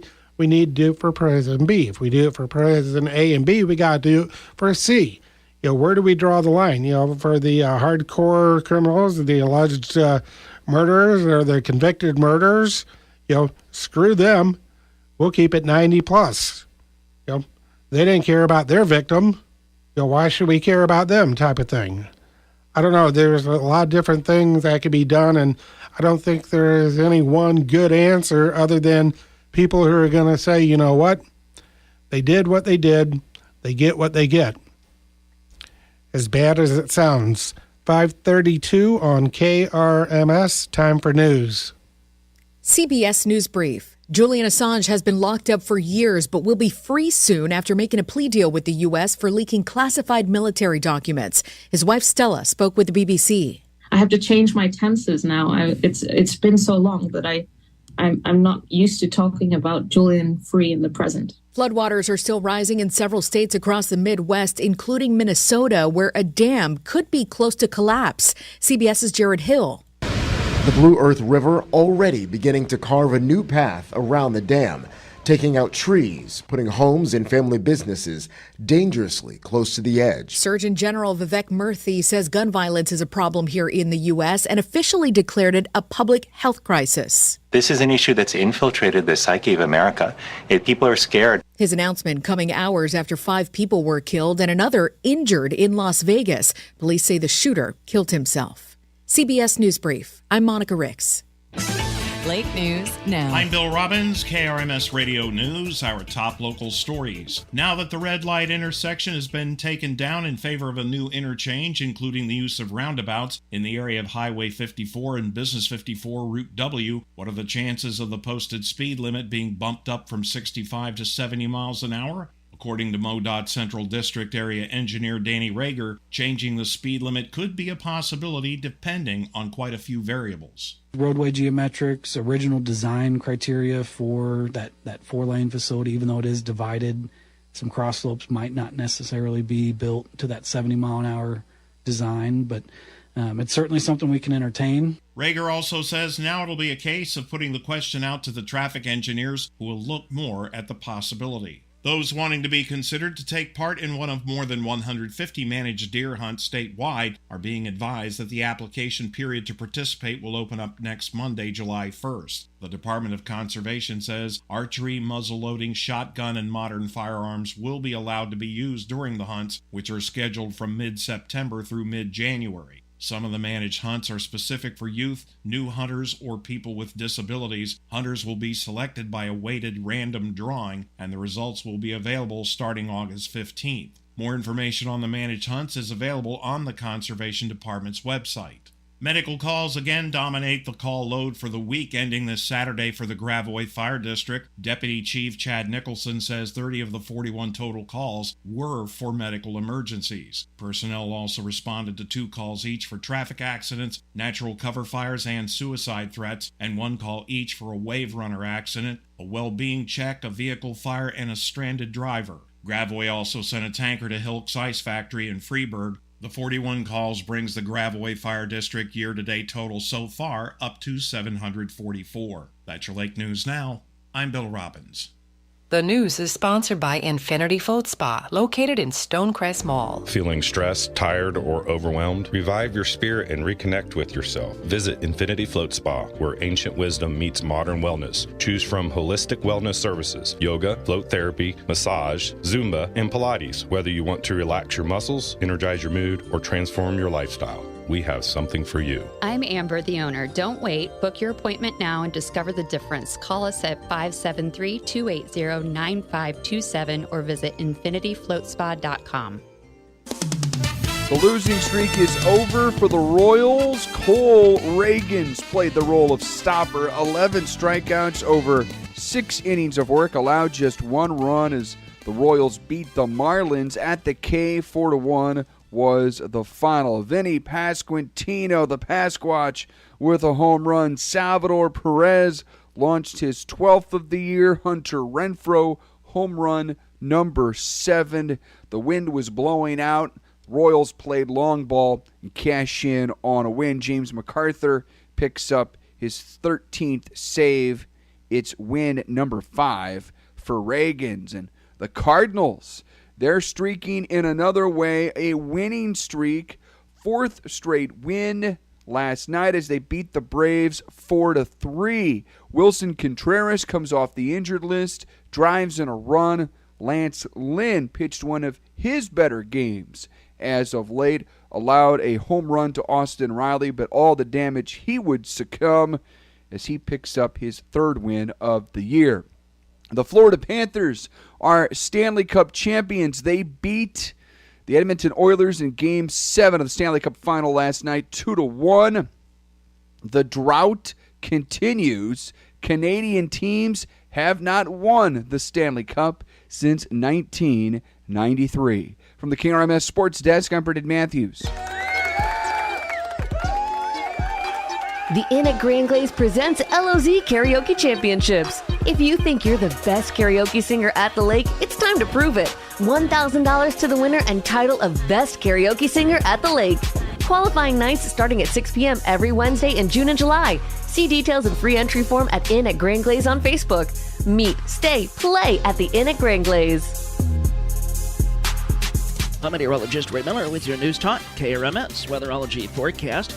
Scattered showers and thunderstorms tonight, especially after midnight, with a off 72 degrees. Wednesday, scattered storms, not nearly as warm, with a high of 87. Thursday, sunny, high of 88. Friday, couple of storms in the morning, otherwise sunny, with a high around 95 degrees. The current water temperature, sponsored by Captain Ron's Bar and Grill. Home of the shootout is 87 degrees. And at the studios, right now, it's 91. At Rock Island Realty, we're more than just agents. We're your allies, leveraging our unique knowledge of the Lake Ozark area to ensure you get the best property at an unbeatable price. We don't just buy, sell, or close deals. We master the unique challenges of lakeside living. Our team has the experience and dedication to ensure your satisfaction long after the keys are handed over. Choose experience. Choose me, Selena. Rock Island Realty on Bagnell Dam Boulevard and Arrowhead Beach Road. Visit us online at homeathelake.com. You've seen them. They're everywhere. And you keep wondering where to go to get it. I'm talking about wraps. That's right, vehicle wraps. Make your advertising mobile with a custom full or partial wrap on your vehicle from Pro Designs. They'll create the perfect one-of-a-kind graphic for your business. Don't just be another vehicle on the road. Be the one that gets noticed. Call Pro Designs at 392-0500 and get your wrap on. Oh, yeah.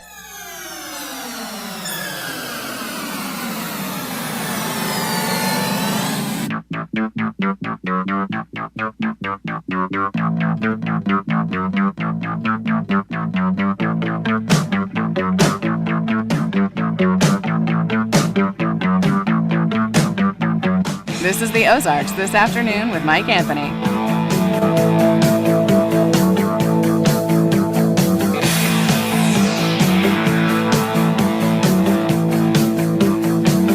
Bringing you the tsunami of truth. Talking like a damn fool, got the 12 o'clock news blues. And I've given up hope for the afternoon soaps and a bottle of cold brew. Is it any wonder I'm not crazy? On News Talk KRMS. Is it any wonder I'm 540 on the Ozarks today. Right now, 91 degrees. Heat index 99. Well, the debate is coming up in a couple nights if it actually does go on. I'm still having my doubts that it will really go on. I'm still thinking that it'll be pulled at the very last minute because something will happen to old Smokey Joe or something, or somebody will disagree with the rule and say, well, screw it, I'm not going to participate. I just don't see it happening, and we will just find out. But Caitlin Collins, she's on CNN. She had a chance to talk it over with a panel of political commentators about the expectations for how the debate coming up, at least scheduled for a Thursday night right now, will pan out. You're the worst president America has ever had. Hey, Come Joe, on. let me just tell you, Joe, I've done more in 47 months. I've done more than you've done in 47 years, Joe. Proud Boys, stand back and stand by. The question is, the question Supreme Court is, justice, the radical question- left. Will you shut up, man? Listen, Who wouldn't want to relive that moment? It was so much fun. The flashback to the first presidential debate of 2020. The first one of 2024 might look a little bit different, or it could look just like that. We'll see. My panel of experts joins me now. And David Urban, I mean, what do you think Thursday's going to look like?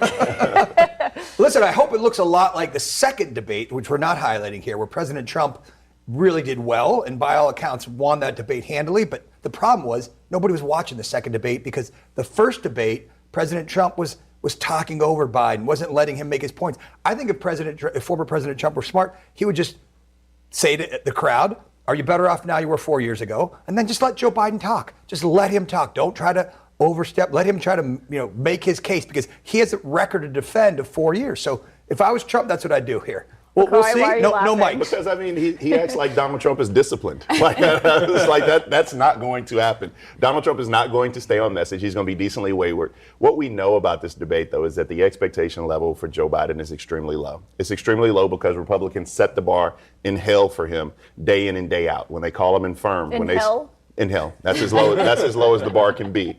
And so when they talk about the fact he has tennis balls on his walkers and things like this, look, the fact is if he comes out and presents himself as presidential and not worry about defending your record as much, I've always told anybody who would listen at the White House, the biggest issue people have with Joe Biden when I'm out in the streets is that he doesn't articulate a vision for the future. Mm-hmm. And that actually is being captive in age because it's hard for someone 81 years old to articulate a vision for a future they may not be a part of. If he's able to do that well, then we'll see what happens. Jamal, I mean, you worked in the White House. What is that? Do they know that? Do they recognize that while they're huddling at Camp David right now? They are talking about the future. What I'm worried about is they're not talking specifically enough about the future. I can't tell you exactly which policy to finish the agenda that they are really kind of basing this on. But my sense about the debate is the first 30 minutes is really what matters right here, right? Because if you think about what happened last time, will you shut up, man, happened in the first 20 minutes. And in the second debate, Biden went after Trump on him shirking responsibility for COVID, talked about turning a crisis into a tragedy. That was in the first 10 minutes, right? I think after that, people will start to tune out. And for President Biden, one more piece of advice, because this is still a physical, visual medium, right? He's kind of got resting old face, right? So you need him to. I don't think I'm learning so much. Bars in hell, resting old face. And so he needs to smile. And when he smiles, it goes away a little bit. Because when he smiles, his face comes alive. I would just say if they're practicing this, practice smiling as You basically just said smile more. I did, to an 80-year-old man. I'm curious to see how much of this, and this will be a lot on the moderators, but again, these aren't necessarily the two most disciplined candidates, is actually on substance. Because there's a world in which this turns into relitigating January 6th, talking about a weaponized DOJ, Donald Trump rehashing the things that he's enraged about. And there is an undecided portion of the public that wants to hear, what is that vision for the future? Why should I be with you and not the other guy, for the 6 in 10 Americans who didn't want this rematch? So I think that's going to be a big thing to lean into. But also, we know this. I think there actually will be a lot of eyeballs on this debate because there are people who are just like in it for the spectacle. But we'll be watching for the zeitgeist moments, like what lives on TikTok, what lives on Facebook afterward. That's where young people, especially like young undecided voters, are going to make up their mind. Look, President Trump last night, former President Trump in Philadelphia, was on message, was energized. He wasn't relitigating the past. He was talking about his record, about immigration, about crime, about no things sharks that matter. This time. About things that matter. About things that I matter. think he did bring up the sharks. To elect, but no, about things that matter to the electorate at large, right? He was in North Philadelphia. Only 5% of people within like 5 miles of that arena last night voted for Trump. 5%.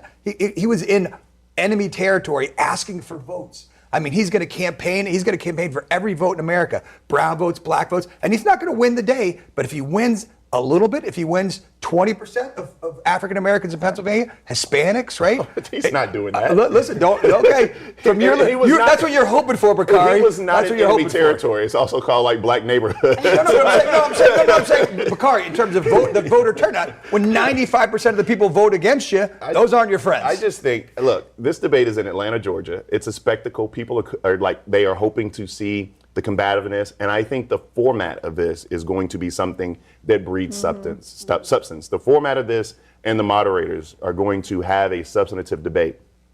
Now, also, I think we all know, I think we're fooling ourselves if we believe this debate is going to move the needle one way or another. Really? I think people already are. I think people feel a way about Donald Trump. They feel a way about Joe Biden. People want to, they're looking at this debate for affirmation bias. They want to see if Donald Trump can be presidential. They want to see if Joe Biden can meet that standard. The other thing that, I mean, to your point about the age of both candidates, because people act like Donald Trump ain't 70-something years old too, is it's at 9 o'clock. This debate is really late. And I 9 think o'clock is a great hour. I don't know what you're talking about. First of all, the best TV is on at 9 o'clock. What they're doing is they're prepping him at game time. Right, so you need him. Right? You got to. I mean, you got to change your whole sleep schedule at game time, so that they're in like a cycle of knowing what this looks like for 90 minutes at 9 o'clock p.m. And there's one thing that we haven't talked about. We might have a Supreme Court decision on Thursday, right? A couple of them, and that might blow the entire debate coverage like really up. You have a water balloon full of kerosene that lands on this debate that could either happen Thursday, and now they've extended to Friday, could happen Friday. So the decision on immunity, which would be huge. What about the audience, the lack of an audience? Trump was complaining about the rules, which he agreed to yesterday in Philadelphia. Does it help him? Does it hurt him for either candidate? So I oddly think no audience helps Trump. I think he feeds off of an audience and plays to it and gets into the more bombastic mindset where he's bound to, shout out a domestic terrorist organization like he did in the past. So I actually think this could benefit him in terms of trying to be a little bit more presidential and structured. I do worry for Biden on the energy. He got through the State of the Union, but that was a hometown crowd cheering for him. It's read off of a teleprompter. This is quiet. Nobody's telling you did a good job. No one's applauding for you. And to keep the energy going for 90 minutes, it's a lot. Yeah, it's going to be a test. Interestingly, last night at the rally, to Bakari's point, so Trump asked the crowd, should I behave? And people were like, boo! He said, should I be nice to Joe Biden, should behave, or should I be bombastic? Yay! The crowd was saying, go at Joe Biden, bring it hard, right? So it's going to be interesting to see who shows up. CBS Money Watch. Tech stocks bounced back while the Dow sank for the first time in a week. Nvidia led the tech charge after the AI chipmaker endured a rare 3-session losing skid, losing $500 billion in market valuation in the process. Nvidia's rally boosted the Nasdaq and the S&P 500. The Dow dropped 299 points to 39,112. The Nasdaq gained 220 points to 17,717, and the S&P was up 21 points to 5469. Heavy selling in Boeing, Home Depot, and Walmart weighed on the Dow. The price of oil fell 80 cents to $80.83 a barrel. Jason Brooks, CBS News. Sponsored by Progressive Insurance. Looking for a career you'll love with flexibility, great pay, and benefits, and one of the country's top workplaces? Come join our growing team. Go to progressive.com/careers and apply online today. Here's an important dock safety tip. If a breaker or GFCI trips, that's a signal that something is wrong. Heed the warning signs. Never swim around a dock where breakers or GFCIs are tripping. If you're in the water and feel a tingle or a shock, never touch any part of the dock and head to shore if you can. When in doubt, swim away from the dock and get out. Make sure you're doing everything possible to keep your family and friends safe at the lake. Learn more at AmerinMissouri.com/lake. In a jam with a fender bender? Grand Collision Center in Osage Beach is your go-to expert for all auto body repairs. From minor dings to major crashes, our certified technicians bring your car back to the showroom shine. Plus, we work with all insurance companies, making your experience hassle-free. Don't let a wreck your day. Visit GrandCollision.com or swing by Grand Collision Center today. We're located right in the heart of Osage Beach on Armory Drive, formerly Hawken Paint and Body. Grand Collision Center, the right place after a wrong turn. Slip into your summer gear and get to Dog Days Bar and Grill, where the party never stops. Doors open at 11 a.m. for an unforgettable mix of delicious eats and family entertainment. Claim your spot on our scenic deck and savor our diverse menu, or swing by the pool bar for a refreshing cocktail. Family fun awaits, and we're here to amp it up. Located in Osage Beach, just west of the Grand Glades Bridge, with a 19-mile marker by water. Can't wait to see you at the Dog. Everybody's doing the dog. Well, son of a gun, we're gonna have big fun out on the bayou. Shorty Pants is the heart and soul of Cajun cuisine at the lake, welcoming you daily from 11 a.m. for an authentic Cajun feast, featuring dishes like our crab cakes or the festive bourbon street eats. Spice up your day with one of our zesty cocktails. Crown the best Cajun at the lake for 8 consecutive years. Navigate to the end of KK at Three Seasons Road or sail to the 21-mile marker by water. Lakeside Cajun at its finest, only at Shorty Pants. The community calendar is sponsored by Adair Roofing. Visit Adair Roofing on Facebook. The National Insurance Crime Bureau reminds us to take simple steps to reduce the potential for theft from vehicles. Keep items out of view, lock the doors, and take your keys with you. That's today's community calendar. Channel 32 KRMS TV is on the air everywhere, all over the Lake of the Ozarks, and it's free TV. 11 channels of free TV. There's something for everyone. Local lake news and national news, local sports, hit shows from every era, and so much more. All you need is an antenna to receive this digital superstation and watch these channels. 32.1, Cozy TV, network TV series from the 80s, 90s, and 2000s. 32.2, Real America's Voice. It's like Fox News. 32.3, One America's News, national news and commentary. 32.4, Gap TV, network entertainment series like Walker, Texas Ranger. 32.5, The Buzzer Channel, all game shows all the time. 32.6 is new to Channel 32. It's YTA, U2 America, entertainment talk shows, I Love Lucy, and a whole lot more. 32.7, Nost, nostalgic movies and series. 32.8, Daystar, religious channel for all faiths. 32.9, The Weather Channel. 32.10, The Country Music Channel, music videos from the greatest artists. 32.11, the KRMS Local Information Channel, featuring daily local talk shows, local news, local sports, city council meetings, and other local events. 11 channels, and it's all free. All you need is an antenna, which you can purchase at Walmart, Menards, or other stores for very little. Or if you need help, call the station at 348-2772. That's 348-2772. And we'll get you in touch with 21st Century Electronics that will hook you up for a discounted rate if you mention KRMS TV. Now, enjoy the lake's first over-the-air locally owned and operated TV station. You can also watch us on the KRMS TV Roku app or LOZ app or KRMS.TV. Channel 32 KRMS TV is free TV for you. All right, it's about time. Here we go. Awesome. Woo! This is the Ozarks This Afternoon with Mike Anthony on News Talk KRMS.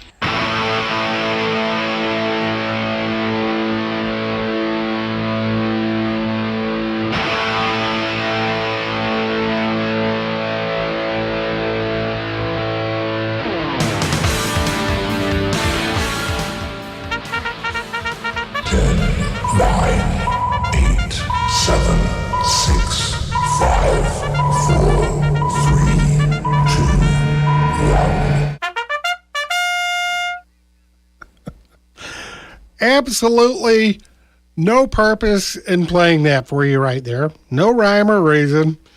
It just sounded annoying. Anyway, 5:54 on KRMS as we are winding down another program for today. Today being, of course, Tuesday, the 25th day of June. I have no idea why I did that. I just really do not. But anyway, it sounded okay, I guess. But too bad. Let's see, for tonight we're looking at maybe some storms, overnight low down around 70. Then for tomorrow, partly cloudy, chance of scattered storms, 50-50 chance. High temperature only getting up to 87 for tomorrow. Tomorrow night, clear, overnight low down to 66. On Thursday, clear with a high of 88. Thursday night, let's see, cloudy, low down to 72. And then taking a look ahead, on Friday, Saturday, Sunday, a chance of scattered storms each day. 95 for the high on Friday, 77 the low, 94 and 72 on Saturday, and then 87 on Sunday with a low down to 70. 20% chance of rain on Monday to start the new work week. Otherwise, the high 93 degrees. So right now here in the lake area, nothing showing up as far as rain is concerned in Camden, Miller, and Morgan. There is some rain moving into northwestern Benton County from Johnson and Henry counties. Not a whole lot right now. There is some severe stuff that is to the north and east of the lake area, but not for us, at least for right now. We are at 90 degrees. The heat index still at 98. So tomorrow on the program, Lake Regional with their monthly report for us. Well, we'll, I guess, lighten it up a little bit for the final couple moments of the program today. A couple cuts from TV programs. From The Daily Show, cut number A, or cut A. Number A? Number A doesn't really sound right, does it? Cut letter A. Cut letter A doesn't sound right either. Cut number A, okay. President Biden and former President Trump seem to have different approaches to the first debate on CNN. The Daily Show senior correspondent, Desi Leidick, says being prepared is critical. Okay, policy is boring. Preparation is nerdy, but this country needs people that are prepared to run it. A debate isn't some Bravo reunion. It's where candidates outline their policies and platforms, their belief systems. So yes, running the country is the one test you have to study for. Okay. Daily Show Part B. We're just 2 days away from Biden and Trump debating each other on CNN. The president winning the coin toss and shows his podium position on the right, while Trump will have the final say in the debate. The Daily Show guest host Michael Acosta noting that the coin toss should be used more in politics. I do like this coin toss thing. You know, why stop with the debate side? Let's have the coin determine who wins the election. Yeah, it would be so much less stressful than 5 months of campaigning. Just flip the coin. Heads, it's Trump. Tails, it's Biden. If the coin bounces and rolls into the sewer, it's RFK Jr. 5:58 on KRMS. Today's polls. In a survey of 2,000 U.S. adults, 61% are looking for a Death Save cost. 28% would say it was a more popular location in pictures. 51% would visit a destination dupe to avoid crowds. Which dupes would respondents be interested in? 34% Virgin Islands instead of the Bahamas. 23% Belfast instead of London. 22% Memphis instead of Nashville. Survey at 31,624 U.S. adults. Has the following ever happened to you while using public transportation? 24% unwanted staring. 16% unwanted verbal remarks. 12% unwanted touching. How often do you use public transportation? 9% daily, 10% weekly, 6% monthly, 19% a few times a year, 54% never. That coming from YouGov. We need to break away. 6 a.m. to 9 a.m. Guy Wayman, the Ozarks this morning. Tony Herman, 9 to 11, the Morning Magazine. I'll be back tomorrow, 4 to 6 on the Ozarks Today, right here on KRMS Radio and TV. At your service since 1951. News Talk, KRMS, Osage Beach, and KRMS FM HD3. On this episode of Missouri Life, we're in the Lake of the Ozarks.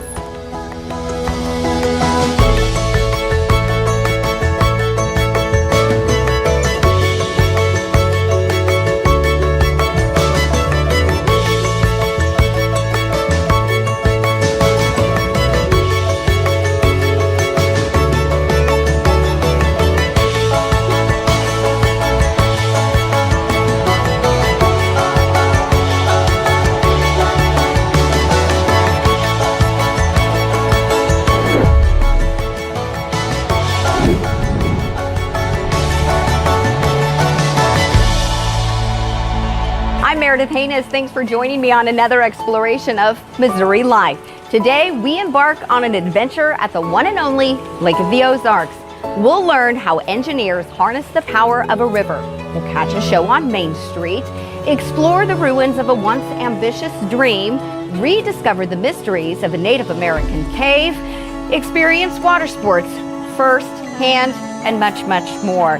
Today, you might need a life jacket for Missouri life. The Lake of the Ozarks is massive, spanning approximately 61,000 square miles and reaching depths of 130 feet. The creation of this expansive lake was no small undertaking. Bagnell Dam, the powerhouse responsible for the lake, was completed in 1931 to supply electricity across Missouri.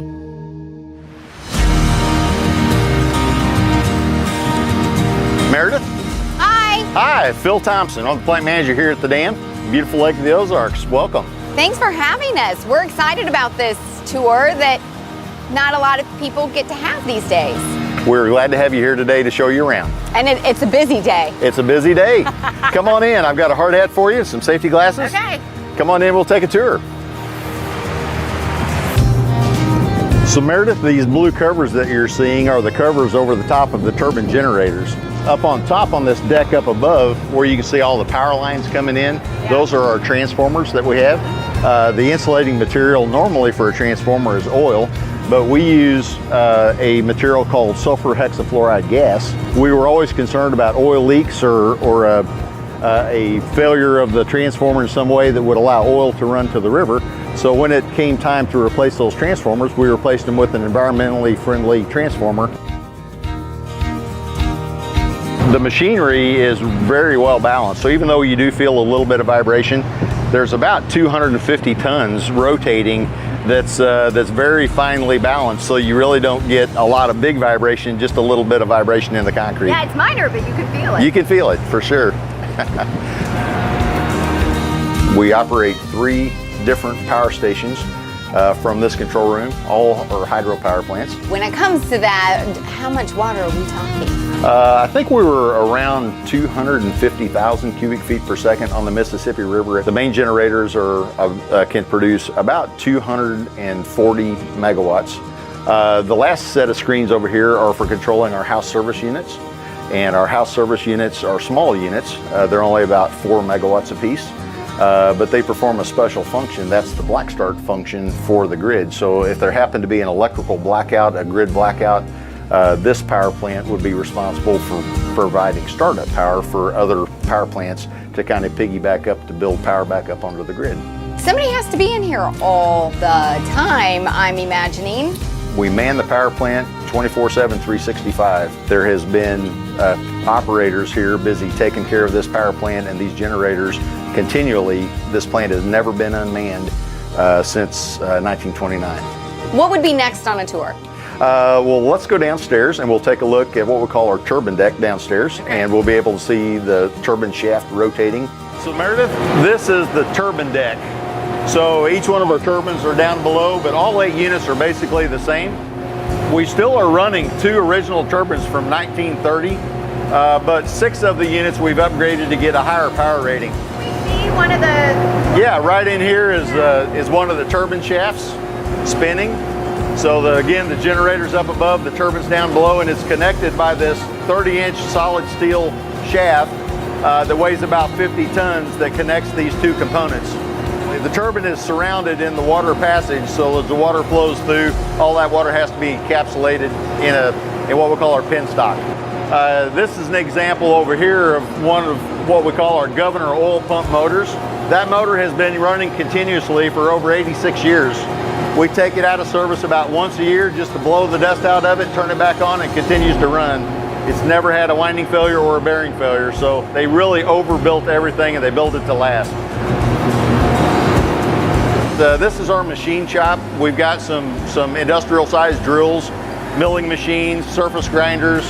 Over here we've got some original 1930 machinery that we still use. And they still work. They still work. They work very well. What do you do in this shop? What is it that you would be taking care of? So many of the parts and components for a 1930 machine are not readily available off the shelf. Shocking. So we have to build these parts ourselves, for sure. Well, you have a great view of the dam.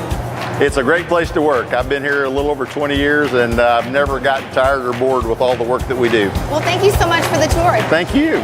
Thank you. Great to have you here.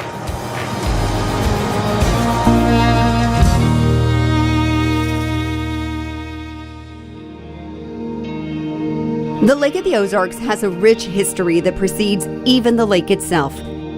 We caught up with historian Dr. Victoria Hubble to shed some light on how this Missouri staple came to be. The Osage River project dammed actually 3 rivers, the Osage, the Niangua, and the Glaze. But originally the Osage River and the other contributing rivers just wandered from bluff to bluff.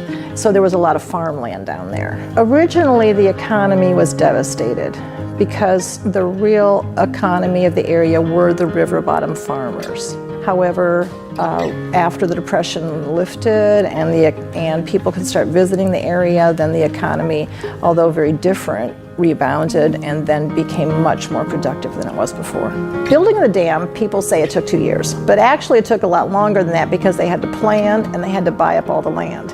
And they had to put cofferdams in place just to back up the river and hold it while they constructed the magnificent construction that we see as we can drive over and sit back and look at.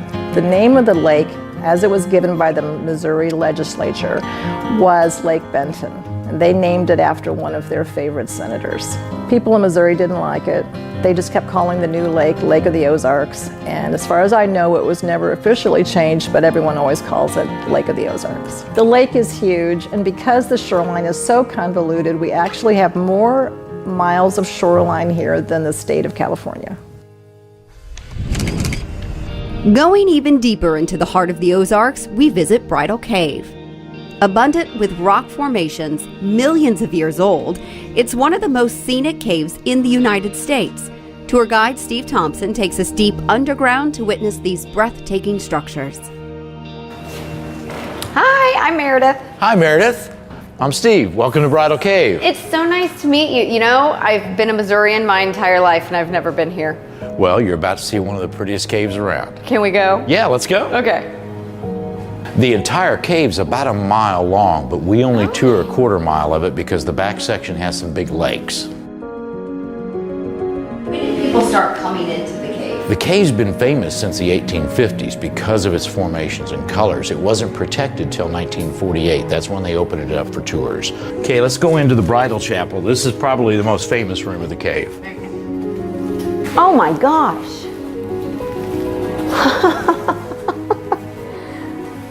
I don't know why I think mammoth tooth when I see it. Yeah. I have no idea. That's actually called the pipe organ formation, and this is where we perform all of the weddings. This stalagmite here is actually called the natural altar, and this is the bridal chapel where we've had over 3,762 weddings. So while this is one of the probably best known rooms of the cave, yes. You're saying there's other rooms that are just as dramatic and as beautiful to come? Even more so. I'd like to go see those. Well, let's go see some more. Not that I couldn't stand in here. Besides the wedding, the cave is famous for two other things. One is the sheer abundance of formation and its natural colors. We only use a white LED lighting system, so all the colors you see are natural. The white is calcium, the red is iron oxide, the blue-green is copper, the gray is manganese, and a little bit of black is lead. So the water brings in the minerals, they mix together, and that's what makes all the colors of the formation. This room has so much more. Oh, there's more to see. Okay. Let's go. And as we made the tunnels, we didn't know in these passageways that there were actually some subterranean rooms that had never been seen before. Here's one here. Those are. So whose idea was it to say, okay, let's dig a cave, let's dig a tunnel? That'd be me. No way. Yeah. Oh, now that is beautiful here. Now this is what's called the big room of the cave. It is the largest single room. It's about 300 feet end to end. The ceiling in this room is about 110 feet, but there's actually 30 feet of room below us. We're actually over the underground lake right now. When you turn around, Pretty impressive. that is breathtaking. So literally everywhere you look, there's something to see. Let's go back to the lake. That water's about 18 feet deep, so you're seeing all the way down to the bottom. It's crystal clear. Now here's Mystery Lake. Now look real close down there in the water. You can kind of see what looks to be like an old scaffolding or a bridge or a ladder. We did not know that was there until we put the lights back here and opened this part of the cave. There is no underwater passageway into this room. And this is all captured drip water. There's no water coming running in from the outside. There's no life, no fish, no crawfish or anything in it. All the water you're seeing came one drip at a time from the formations above it. Some of those timbers are 6 by 8 by 20 feet long. We can't find anybody alive that knows why that's back there. So that's why it's called Mystery Lake. Can you take it out and We date sent it? divers down to it and tried to date it, and when they grabbed it, it just melted. As a matter of fact, there was a whole nother section on this end. When the divers swam up to it, it just melted. So we haven't let any other divers in since then. This is beautiful. You love your job, don't you? I do. I started here as a tour guide 44 years ago, my senior year in high school, and I've been here ever since. And it's just one of the coolest jobs. I get to meet people from all over the world. It's like working at a national park, and this is my office. I thank you for giving us this tour. It's It's our beautiful. pleasure. We love showing it off. Come see Bridal Cave. It's gorgeous.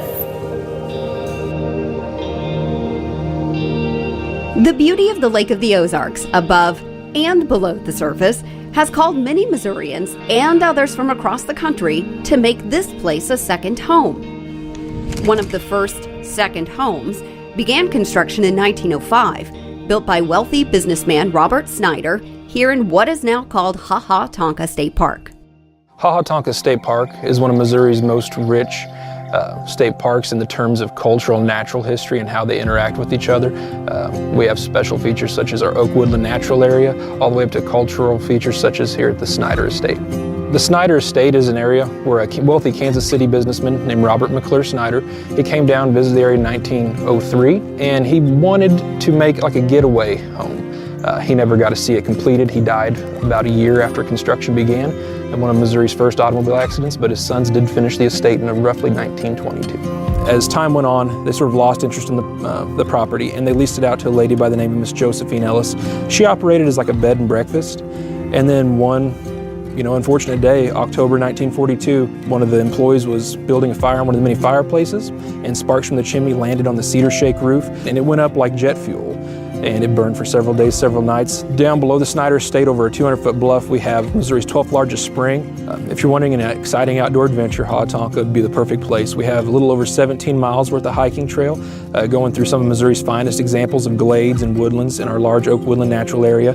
We have some of the finest examples of karst in the state, and as well as all the cultural aspects being the Snyder State and the Native American occupation of the area. Visitors from around the world come to the Lake of the Ozarks to explore its rich history and beautiful landscape, many of which seek out unique flavors this community has to offer. Will Moore, our flavor guide, visits Wobbly Boots Roadhouse to sample some hearty mid-Missouri barbecue recipes. Where does the name Wobbly Boots come from? That's really unique. Yeah, I wasn't quite sure. It's kind of a fun name, and it was just a silly story I heard on the radio.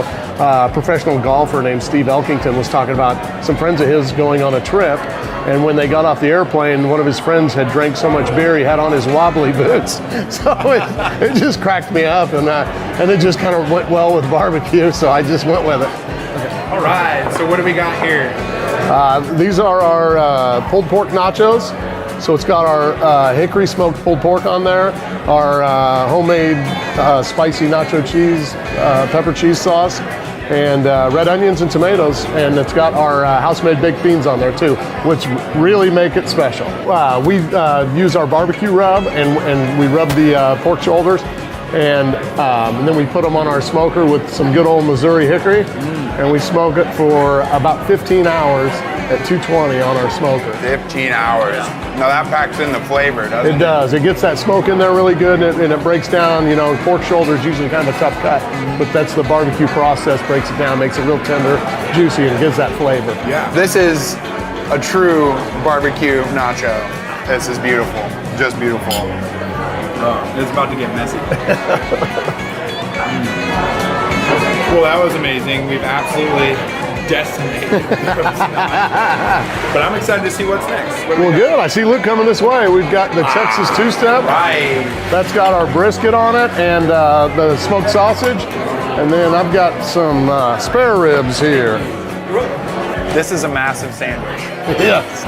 Wow. And I'm supposed to pick this up? Yeah, you might have to work your way to that. It's maybe eat a little bit and then make it into the sandwich. Well, I like to go full force into it. I'm going to go ahead and give it a shot here. All right. Wish me luck here. All right.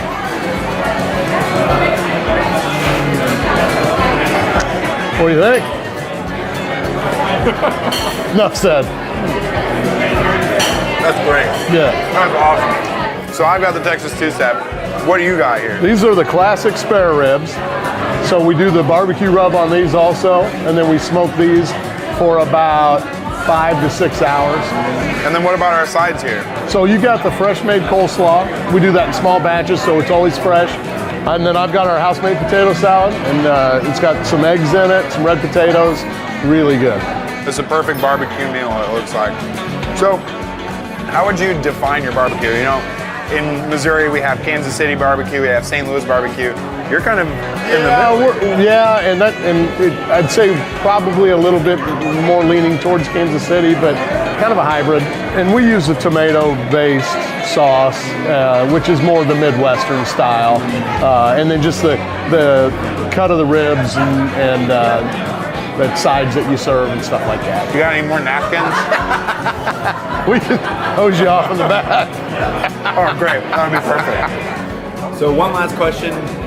What do you love so much about Wobbly? There's a few things I love about Wobbly Boots. I love the employees here. When you come in here, it doesn't matter if you've been here 100 times or it's your first time.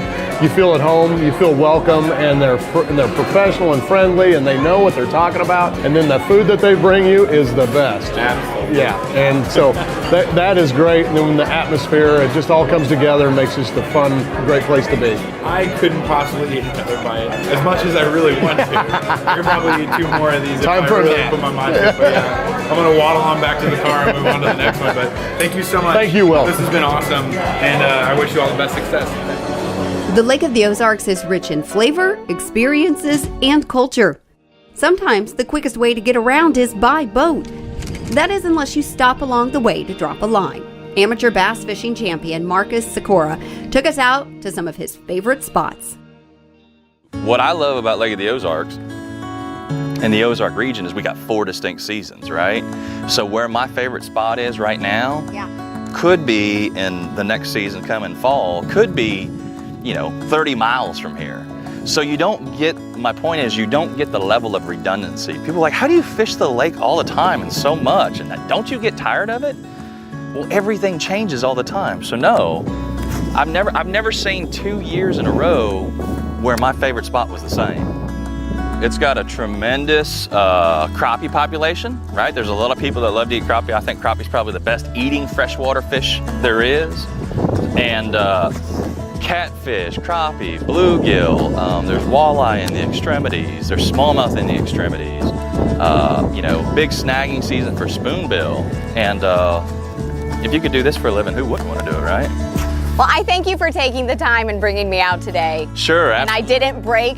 You didn't break anything. I didn't break anything. You come back anytime. All right, thank you.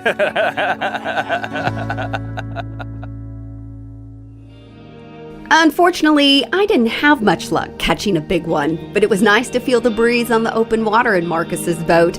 However, it didn't quite match the horsepower of some of the other boats found here on the lake.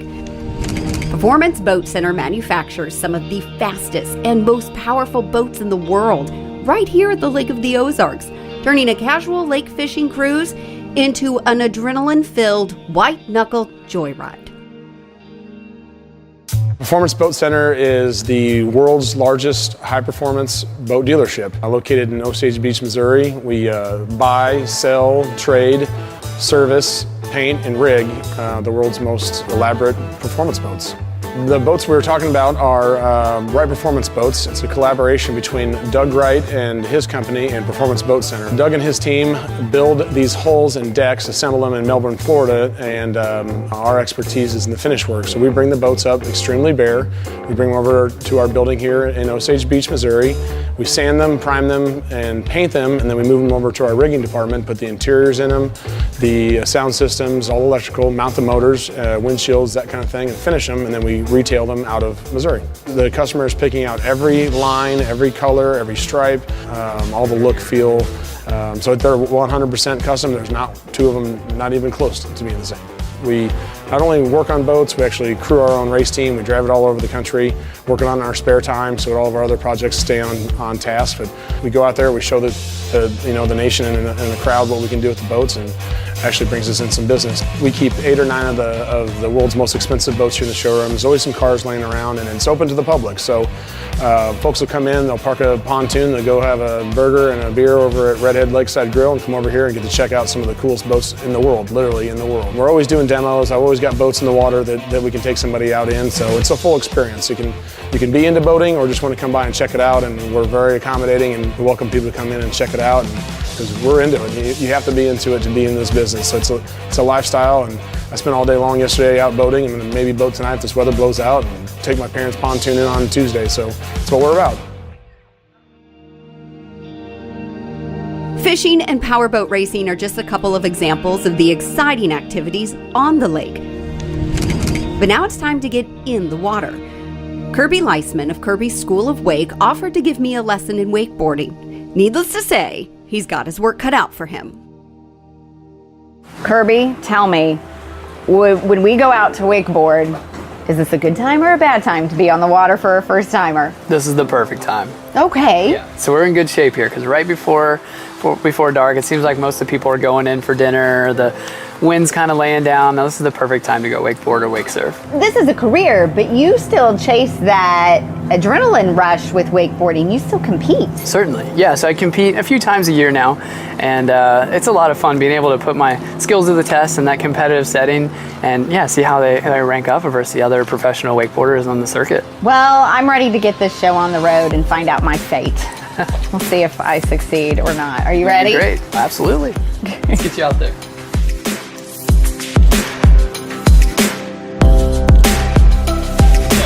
You've already experienced 2 of the 3 steps for being able to get up on the wakeboard. All right. Okay, you did the rolling forward part and the standing. Okay, so now it's just the part where you have to kind of crunch. And you stay in this position the whole time. Hold that position, hold, and stand. Perfect, and step forward. Great. You're gonna do all. Last thing, I'm gonna give you this helmet so you and I can communicate while you're back there wakeboarding. Hey Meredith, can you hear me? Yeah, you're faint, but I hear you. So just keep your knees bent, your back kind of crunch forward a little bit. Okay. Hold that position, and then the boat will hoist you right out. Here we go, you ready? Okay. Okay, here we go. We're gonna hold that position, stay tucked in a tight ball, hold that. Good. Now gently lean back against that rope. Okay, need to stand up a little. Woo! Nice. No big deal. You're such a positive person. You're doing awesome. You gotta have a couple outtakes. If you did it first try, it would look like a stage. Here we go. Excellent, you're there. All right, that's what I'm talking about.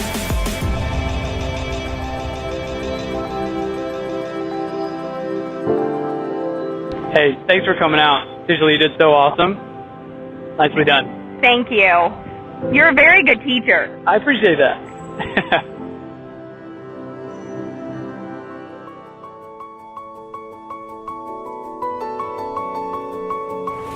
There truly is something for everyone here at the Lake of the Ozarks, a vacation destination. It's a short trip from just about anywhere in the state, whether for an extended stay or a weekend getaway. You can splash around at Big Surf Water Park in the wave pool or slide down one of the many thrilling rides. For some evening entertainment, there's a variety of shows and live music like the family-friendly Main Street Music Hall.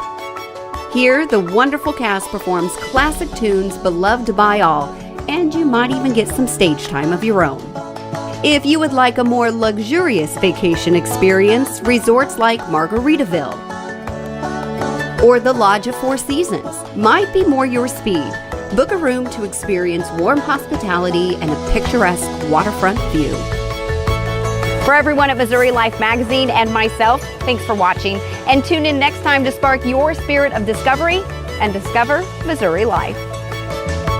Missouri Life Magazine explores and celebrates the people, places, history, and destinations that make our state unique. Subscriptions to Missouri Life Magazine are available at MissouriLife.com. For exclusive content, full episodes, and much, much more, subscribe to the Missouri Life channel on YouTube and enjoy the journey at your own pace.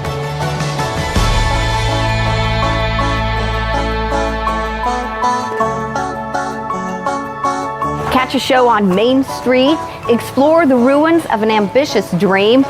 Sorry. I'm afraid one of you is going to fall off. I'm paying attention. Here at the Lake of the... I was really Miss America on that one. And sunscreen. And world peace. Hey, Austin, is it time to go? Okay. I'm just f***ing with you. My name's Marcus, and you keep calling me Mark, so I'm gonna start calling you Aust. Welcome to Bagnell Dam! Woo! It's a short trip from just about anywhere in the state. Whether for a weekend getaway, I'm about to fall. Nervous. I'm not gonna lie, water sports has never been my strong suit. It is today. On this episode of Missouri Life, you'll need to grab some gear for an adventure in Perry County.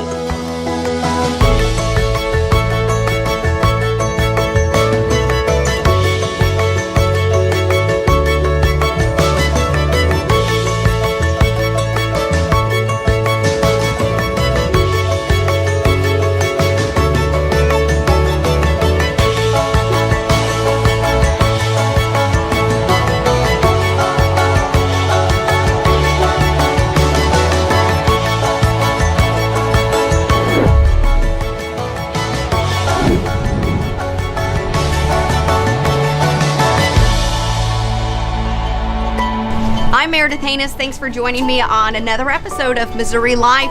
Today we get to meet the people and see the places of Perry County, Missouri. We'll explore unique geological features, watch sparks fly underneath the blacksmith's hammer, experience Little House living, and speak to a veteran who kept a long-held promise to honor his fallen comrades. All that and more as we channel our spirit of discovery on this episode of Missouri Life.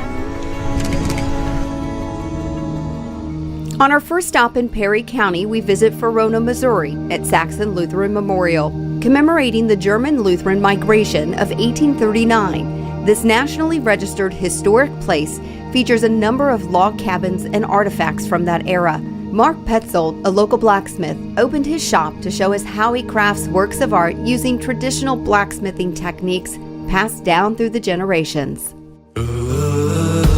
Well, I started blacksmithing when I was 18.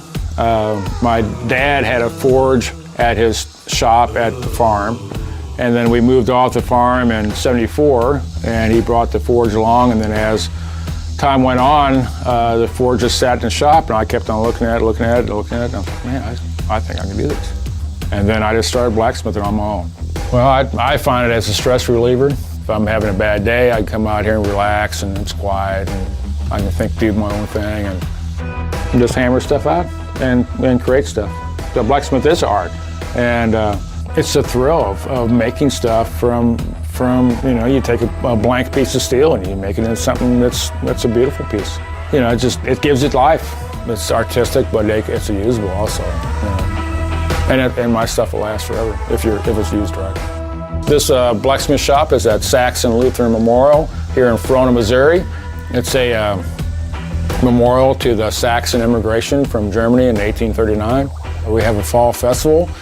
It's always the second Saturday of October. You can come here and see any kind of 1800 demonstrations. They're all period.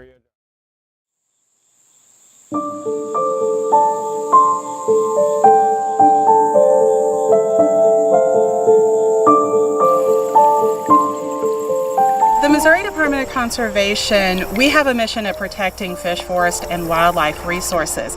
So one way to accomplish that is to reduce the negative impacts that development has on habitat. Legacy Trails is a Habitat for Humanity development.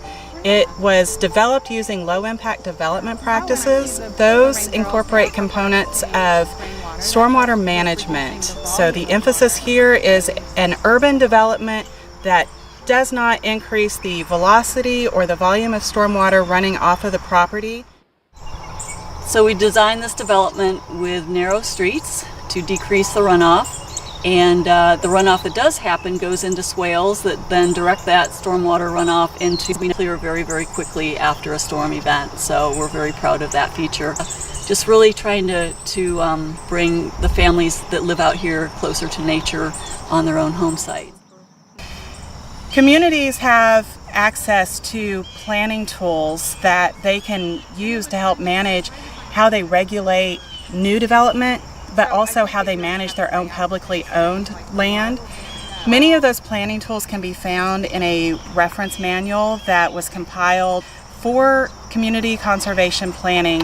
It was primarily written for city planners, but it's a tool that's very useful for developers as well, or community members that want to become more engaged with nature in their communities.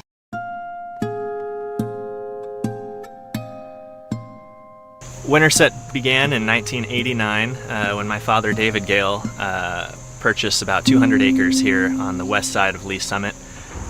Green thumb kind of guy. He understood the natural beauty that was already existing in the property, and from the outset he aimed to develop it in a more light touch way than what was currently being practiced. In 1989, when we took our initial position on the 230 acres, we had no concept of what this could become. 100 acres, we've been very lucky to be able to acquire additional development ground just when we needed it.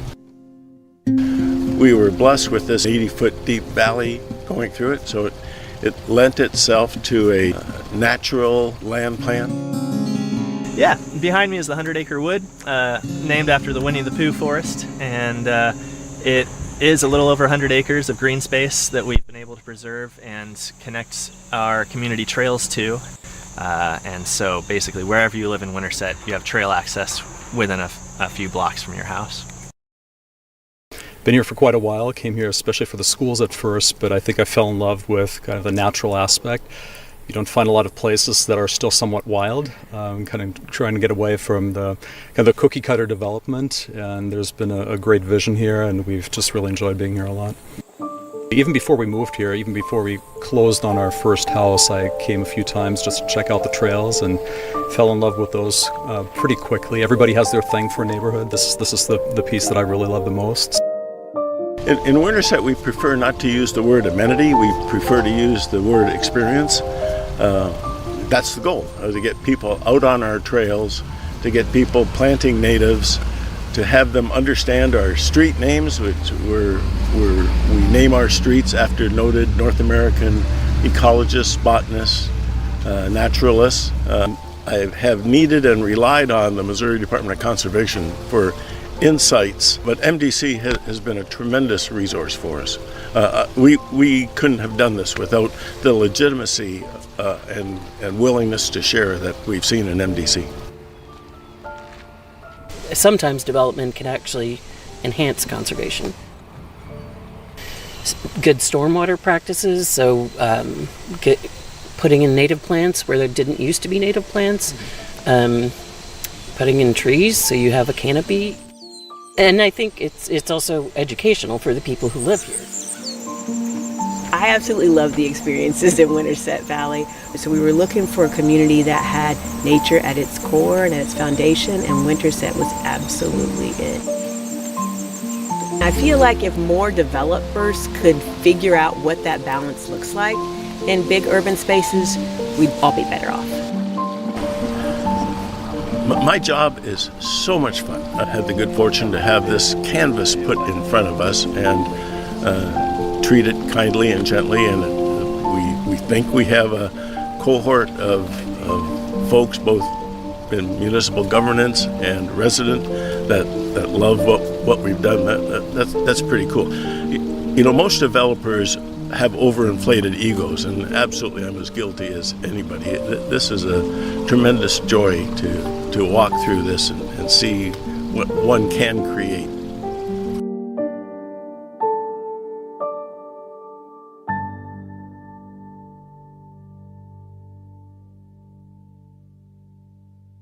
Missouri farmers are just second to none when it comes to work ethic and just what they represent. I just think they represent the red, white, and blue of America, and it doesn't get any better than here in Missouri. I'm Mike Parson, a third-generation farmer, and this is why I farm for life. Oh, well, this is actually my wife's family's farm. That's kind of been, over the years, this is her mom and dad used to own this place, and we bought it several years ago and decided to build our house here and make this the last home for me and her. Well, for me, when you say farm for life, that means my son and my daughter and my grandkids. You know, are they going to be farmers? Are they going to understand what this life's like? And I've been so blessed to have two children that are picking that up. You know, my daughter farms, my son farms, and I'm just so proud of that. And you know, I know that next 5 grandkids that I got out there, matter 6 maybe on the way today, but those grandkids out there will have the opportunity to pick that trade up too, and I think that's important. So when I think about Farmers for Life, I think it's about people out there representing who we are, past my time, past that next generation, that they understand what is agriculture about in Missouri. And really not just Missouri, what's it about in the United States and what's it about in the world? And how can we do things better? So that's what's important to me. You know, I think one thing about Missouri farmers is just the tradition and the heritage of being a Missouri farmer. For all of us that grew up on that farm where our grandparents did, and just to realize who those people are and what they represent when it comes to values, when it comes to being good neighbors, to being respectful to people, helping one another. I mean, I grew up in that era, and I think that's one thing that farmers do all the time. And to this day, when a farmer has a breakdown in the field, there's always some neighbor, it seems like, hey, I've got a piece of equipment, you can come get it, to need it to finish what you're doing. And I think just that heritage of being a farmer and the people that grew up on farms and how their kids develop and when they go into the workforce, I just think Missouri farmers are just second to none when it comes to work ethic and just what they represent. I just think they represent the red, white, and blue of America, and it doesn't get any better than here in Missouri. You know, I was fortunate. I got a high school degree.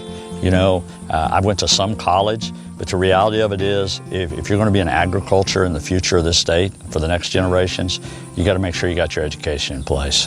You know, you get on a John Deere tractor or a baler, and you go out there, whatever your equipment is, and you go out there and start operating. You got to have some technology knowledge to be able to run that equipment anymore. And those next generations, it'll even get more complicated how you do that. But I think the one thing, the message I'd give to the young ones is make sure you understand agribusiness. It's just not always about grass, and it's not always about living on the farm, but it's about exports. It's about where does that product go? You know, how do you make it better? And what is the reality of agricultural products in the world? And I think the next generation, so I kind of go back to what I said in the beginning, it's going to be about education. People have to understand that. And they really have to understand, more importantly for those next generations, how to preserve it, how to make sure that we can maintain the land that we do have for agriculture, and how important it is that we keep that. To me, it's just a beautiful farm, and I just love being out here all the time, and getting to be out here and work and do what I really enjoy doing. And anytime I can be out here on the farm and being with cows and just taking care of the property and taking care of the place is always a big deal to me. It's just a way of life.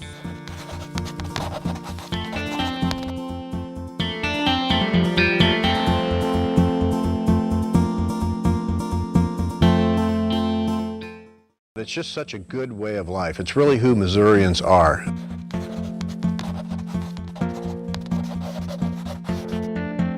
I'm Mike Kehoe, your 48th Lieutenant Governor from Jefferson City, Missouri. I'm a first-generation farmer, and this is why I farm for life. When I grew up in North City, St. Louis, I didn't know a horse from a cow. Literally, I'd never seen either of them live until I started washing cars for the guy who became my mentor, Mr. Sinclair in South St. Louis City. When you wash cars for Dave, one day you're washing cars, the next day he'd pull up in his truck and say, we're going down to my farm to build fence or to work cattle or to do something. And through that little transition period, I got to really love agricultural life and just love farming. I like being outdoors, I like working, and so Mr. Sinclair is really the one who put that bug in me. Well, I'm a first-generation farmer, so our farm is nestled right in the hills of the Ozarks, a little bit in Phelps County, a little bit in Pulaski County. We have about 700 acres here, and my wife and I take care of a handful of horses and a larger handful of cattle. Well, number one, you have to have patience. If you're going to be a farmer, because no matter what you do, when you start the day out, something's going to happen. Something's going to break, some part's going to be missing, something's not going to go right, some tire's going to be flat, some battery's going to be dead, or all of those things could happen in one day. So you have to have patience.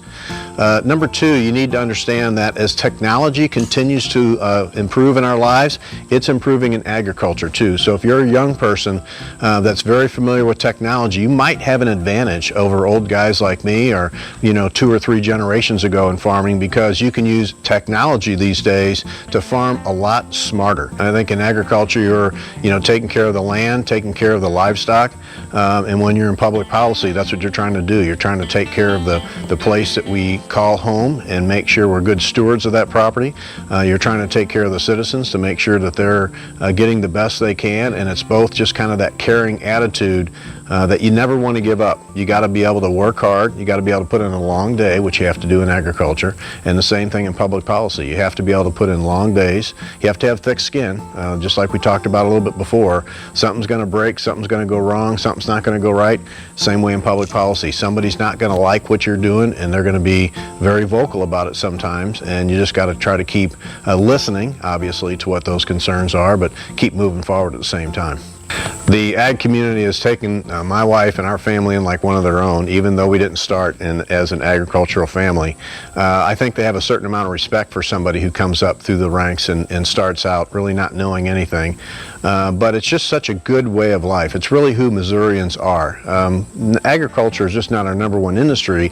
It has hundreds of thousands of people involved in it, and they're just solid, salt of the earth people, and I have just enjoyed so much, even before my political career, quite honestly, being on the farm here for almost 30 years now, just meeting different people in the various aspects of agriculture, everybody from the feed truck driver to the guy you buy fence posts from, to the man who delivers your cattle, to just your neighbors. It's just great to meet these people, and they all have a story, they all work hard. They're all opinionated, by the way, but that's a good thing, and that's what makes Missouri, Missouri. I would say farm for life means that you're farming for life. You're taking care of things, but you also want to make sure you take care of the land. I mean, I know a lot of people want to be concerned about agriculture and are they taking care of the land? Are they doing the right thing? Are they being good stewards? I mean, we're the best stewards of the land, in my opinion, because that is the property that is going to grow your hay, that's going to grow your beans, going to grow your watermelons. You want to take care of that land the best you can, and so farming for life means making sure you're taking care of that property, that land, for future generations, and that's a long time.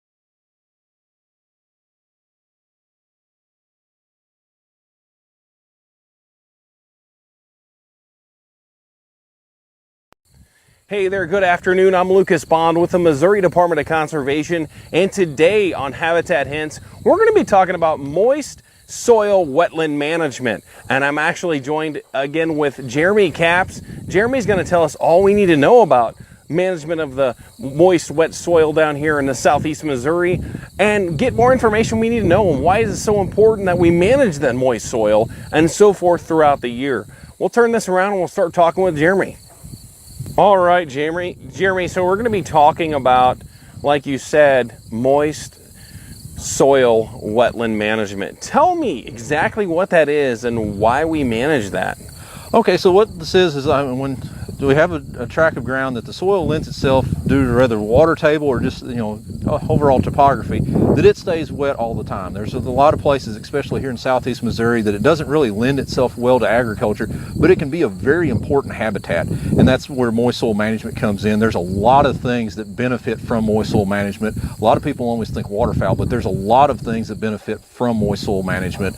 You can find a lot of plants that provide a lot of habitat for pollinators in moist soil management. As you can see behind us, we've got a lot of our annual types of smartweed. They provide a lot of pollinator habitat, midsummer all the way up till freeze, that they'll continue to bloom, providing that really important nectar sources for pollinators, even the ones that are migrating through.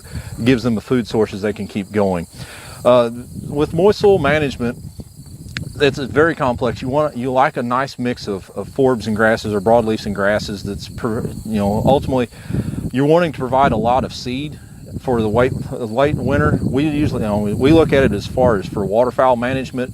It's a good carb source for late winter, but in the same time, it also provides a lot of invertebrates. Moist soil it produces a large amount of invertebrates throughout the year. There's always there's stuff living above it, and then rather from being flooded by a well, or as you're catching rainwater in it, then it produces a lot of water below, or a lot of invertebrates below the water surface, and it's just a wide range of things that benefit from it. There's a lot of upland species that'll benefit from moist soil management. You'll see a lot of times there'll be white-tailed deer out foraging for the forbs that are growing in the moist soil management. So you can hit a broad range of things. Like what we're doing right here is we came through in early August and dissed this because a lot of times, just like in upland habitats, the habitat types, due to the predominant species of plants that are growing there, they'll almost become a monoculture. So by coming through here with a disc and doing a moist soil disturbance, or you can even use a bush hog. This one we did a disc. It kind of does a real big hard reset for the habitat, and it changes it up so that way you kind of get a nice mix. When we disc this up, we've got a really good response to sedges. Sedges are very important for waterfowl and rails and a lot of other birds because they provide a seed and a tuber that grows below the ground, and then with those sedges, then that's a really good carbohydrate source for late wintering waterfowl. They can forage down into the mud and find those carbohydrates.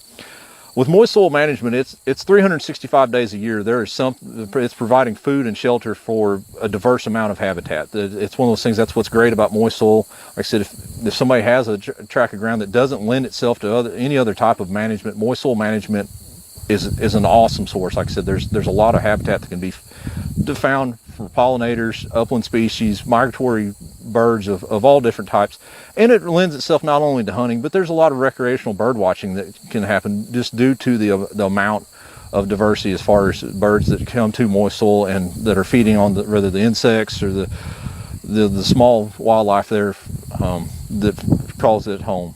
Now, you're talking about management. What else entails? I know you're talking about disking. What else you have to do throughout a year round to keep it going, to keep it in the soil moist and all that? It's one of those things. You start planting early spring as far as how you mitigate the water. There's some places that there's not really much control. It's all has to do with the water table, and or if you've got a local river close by, and it's how the water pulls off and the timing of year that you can really get a good diversity. It revolves around soil temperature. As that water's coming off and mud's being exposed, rather earlier in the year you get a really good grass response, and as it warms up then you start getting a lot more broadleafs. We manage it so that a lot of times when you've got a water control structure, it's easy to mitigate that water and really diversify it so that way you're hitting a broad spectrum and you don't wind up with just one species dominating the landscape, and that you get that wide variety of different plant species so that you're providing habitat for as many species as possible. Awesome, awesome. And where can people learn more about, you know, managing for the moist soil? The first thing that I would say is to seek out your private lands conservationist, whether go on our website and the contact information is on there, or you can call your local regional office and they'll put you in contact with the private lands conservationist for your county. We love to work with people on stuff like that, and especially down in this part of the world. It's a very important habitat type. It provides a large range of habitat. There are some information on our website, and there's a lot of websites and a lot of research out there that people can do on their own on the internet as far as figuring out what moist soil plants are there and what they can work with. And the good thing is there's a lot of these moist soil plants, they're already in the seed bank. So it's not one of those things that it requires a whole lot of work. We do use some herbicides during the growth season, and it's not a bad thing for the wetlands to go dry. This year, where it's been a lot drier, it's given us an opportunity to really go in. You can bush hog, or you can disc. You can even burn wetlands sometimes. It's actually, you can help get that diversity that way, depending on what equipment you have available to you. That's working with the private lands conservationists. There's stuff out there and resources that we can provide to help with that. All right, I really appreciate it. Thank you very much, Jeremy, and thank you all for watching today. And again, I'm going to echo what he said. Check out our website at mdc.mo.gov to learn more about moist soil wetland management and get all the information you would like to know. Thank you very much, and have a great rest of the day.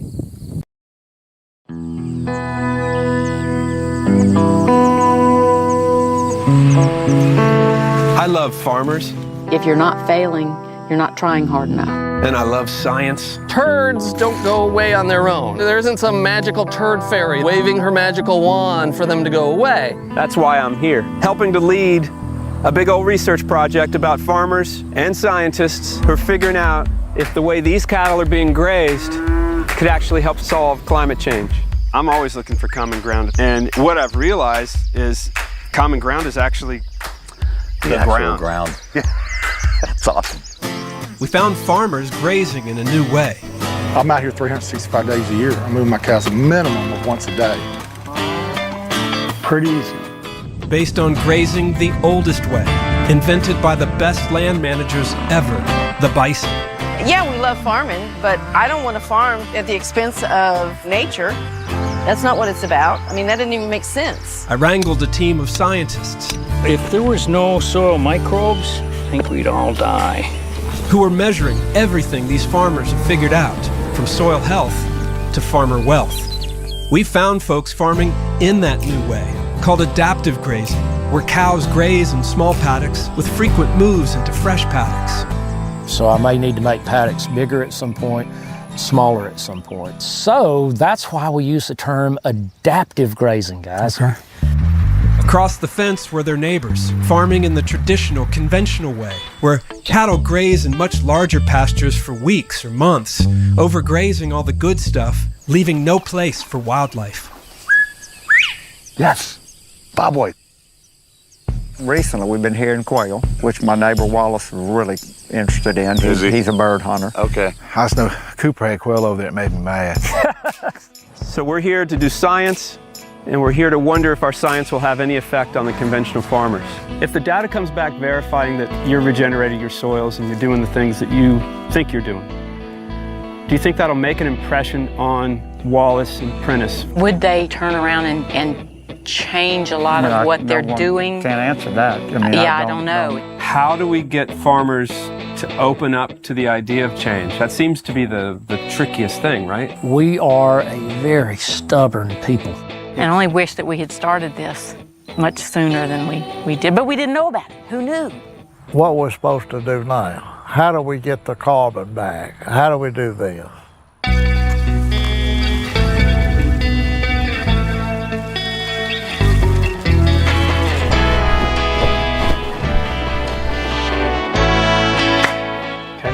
That way he can sync, right, the hand clap with the audio, he can sync these two cameras together. You know, I'd say, Peter, that you've done an amazing job about learning about science. Yeah. And I have to say that I haven't learned jack shit about filming a movie.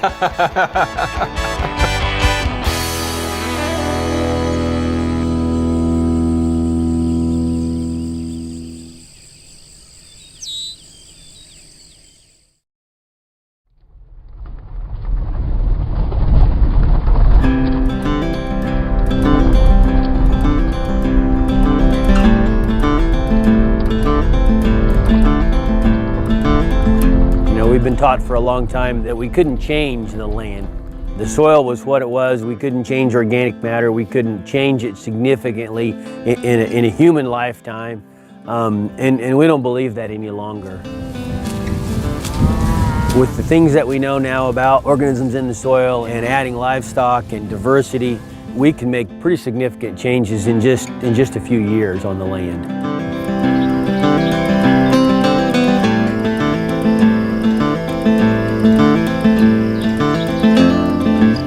By using our type of management, we get twice as many animal days per acre as somebody that's continuous grazing. If everybody that had pasture got twice as many grazing days, what would that do to our ability to produce beef? It would double it. We don't need more grain, we need better management on the land. Well, how did it start? Doug, did you get the idea to change the management? Or did you get the idea? Doug did. Does that mean I take the blame? Yeah, through work and things that I read, about grazing management, just started into a basic rotation system, and then that kind of morphed into all the things that we do today. What are you two Billy Bobs doing? Huh? So this is a farm that I bought in 2000, and we set it up in a rotational grazing system with 16 pastures. And we rotated through it in about 30 days, 35 days, which is a fairly quick rotation, what I would consider it as management intensive grazing or MIG grazing. And one time, about 3 or 4 years after I bought this place, the water tank was broken. And I was too lazy to fix it or didn't have the parts, I don't remember which. So instead of grazing this field, we rotated the cows on out to the next paddock and went around the entire farm. So this paddock essentially got a double rest period. So instead of the normal 35-day rest period, 40-day rest period, it got a 70 or 80-day rest period. So when I came back into it the next time, it had a lot of lignified, tall material. And I knew if I turned the cows in and gave them the whole field, that they would waste a lot of it, or so I thought. It was called waste. They wouldn't eat it.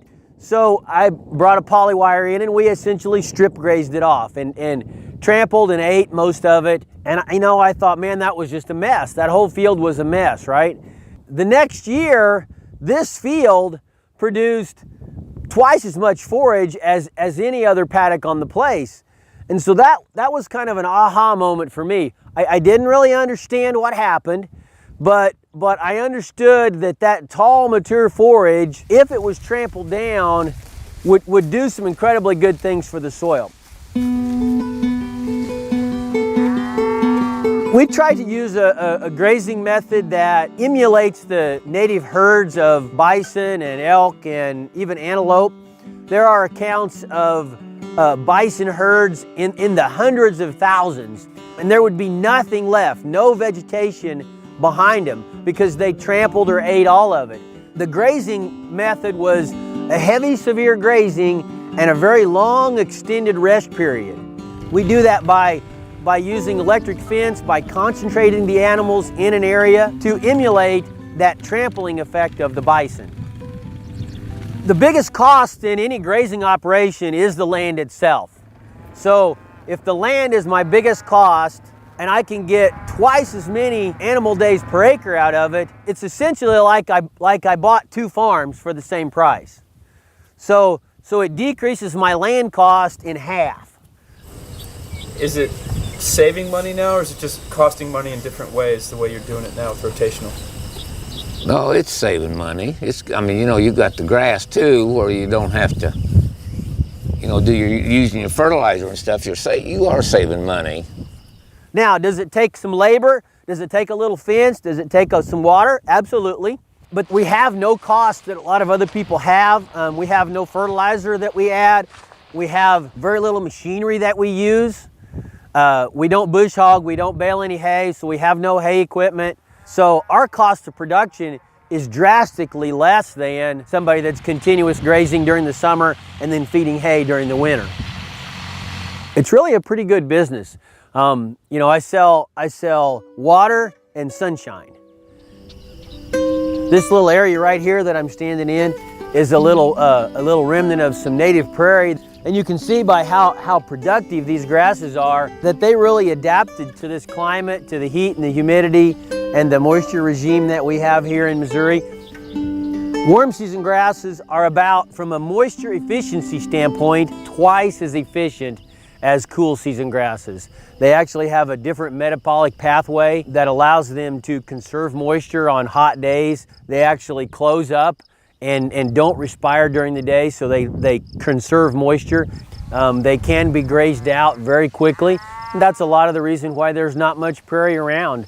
Besides the fact they plowed a lot of it up, a lot of it was just overgrazed and killed out. This is big blue stem, one of the primary grasses of the tall grass prairie. It has a tremendous root system. It probably has 3 times the root system of the introduced cool season grasses. Here's a cool season grass plant, and here's a warm season grass plant. We're gonna get 3 times the growth out of this warm season than we will the cool season. 3 times the tonnage, 3 times the carrying capacity. As technology became available in the 40s, 50s, and 60s, equipment got bigger and people adopted technology and began to use all that stuff, because before that it was hoeing things by hand to get rid of weeds, and it was putting up hay with a scythe and stacking it by hand. So it was really hard. So once technology and equipment and fertilizer and chemicals came along, boy, they adopted it really quickly. But it wasn't until just a few years ago that we began to realize the effects on the land, the effects on us, the effects on our animals that really cause problems long term on the land. The big baler was invented by Mr. Vermeer up in Iowa back in the early 70s. Since then, big bales and haying has been adopted by livestock producers very, very rapidly, to the point where it's so easy because of equipment. It allows them to do literally hundreds of acres a day. Here we've got a shot of last year's hay that didn't get used right along with this year's hay. They're baling hay that they don't even need simply because it's easy. From a soil health standpoint, haying is incredibly damaging to the land. Not only does it remove the nutrients, which we've known about for a long time, but it also removes the roof and the cover, the habitat, the food source for all the organisms in the soil. So here we are in a hay field that's just recently been hayed. If we look at the area right here, you know, you can see there's a lot of bare dirt. There's no thatch on the surface of the soil. So we're not capturing sunshine. We've got bare soil right here that's not only getting hot, but we're wasting an opportunity to capture sunlight and grow more plant material. And this just is very indicative of a field that's hayed year after year after year. We used to, several years ago, bale our own hay, and I was doing my taxes and I looked at my expenses for the year. You know, and I looked at my number one expense was my hay expense. The fuel, the cost of the machinery, the repairs, the time it took away from my family. So for me, you know, it came down to simple math. You know, I looked at it, I said, okay, this is how much it's gonna cost me to bale hay. And I knew if I ran enough extra cows on the land that I was baling hay on, I could more than pay for the hay that I would have to buy. And not have to spend the time or the fuel or degrade my own land in the process.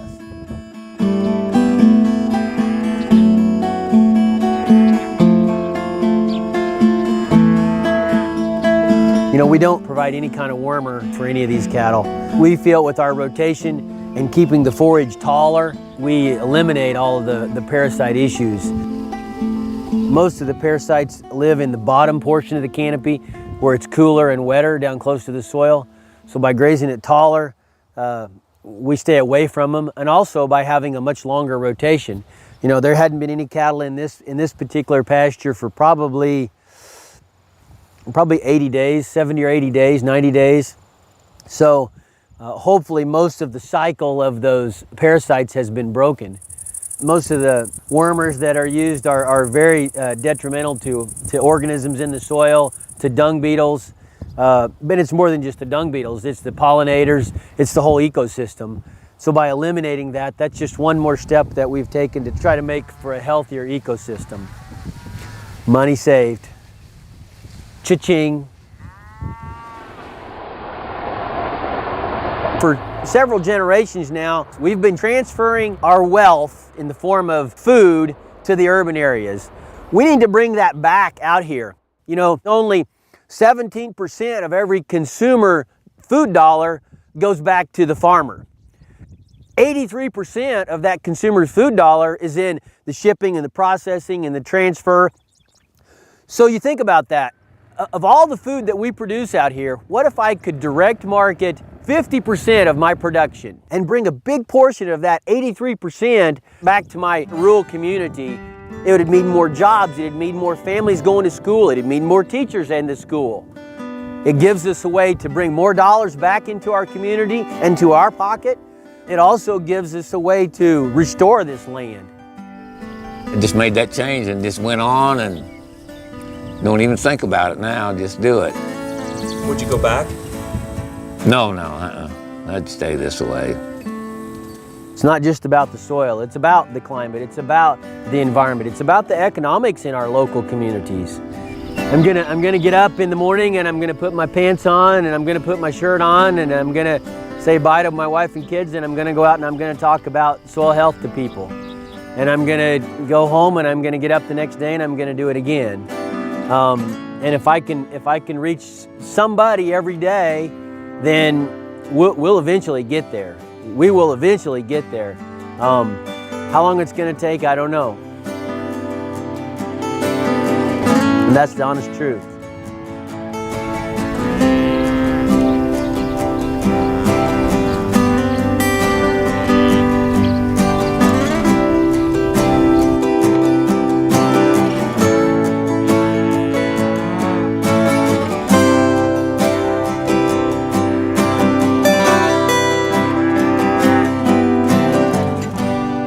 There's two kinds of plants. Plants the cows eat and plants the cows don't eat. And they pretty much eat everything. So.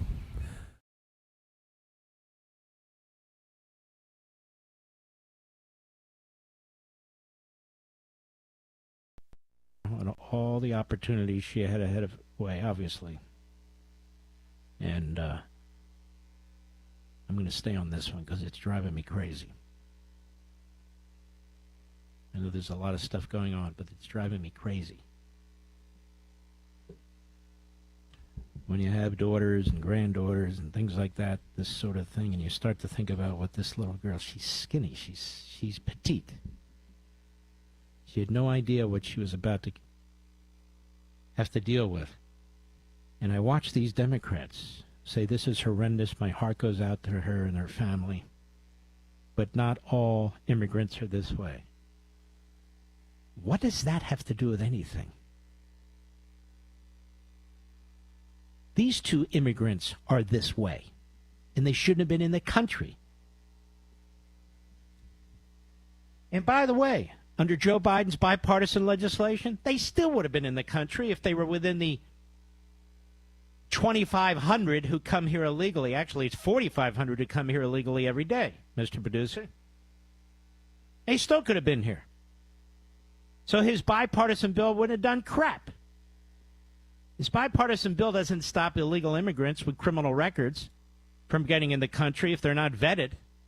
It doesn't stop Islamo-Nazis from coming into the country to usurp our law and destroy our country and to destroy Jews. Still's going on. It's, you can't have this kind of illegal immigration. It's that simple. But we do. We do. And just to show you how this will never end under the Democrats, not only do they introduce this phony bill with the help of McConnell and his cohorts, but they don't even talk about this. They don't even talk about this. It's not on their radar. You know, it was Walter Duranty, the chief correspondent in Moscow for 12 years during the reign of Joseph Stalin, who came up with the line, sometimes you have to crack a few eggs to advance a society. You have to crack a few eggs. Why do I use this? Why do I say this? Because you understand, but others need to understand the high tolerance the Democrat Party has for evil,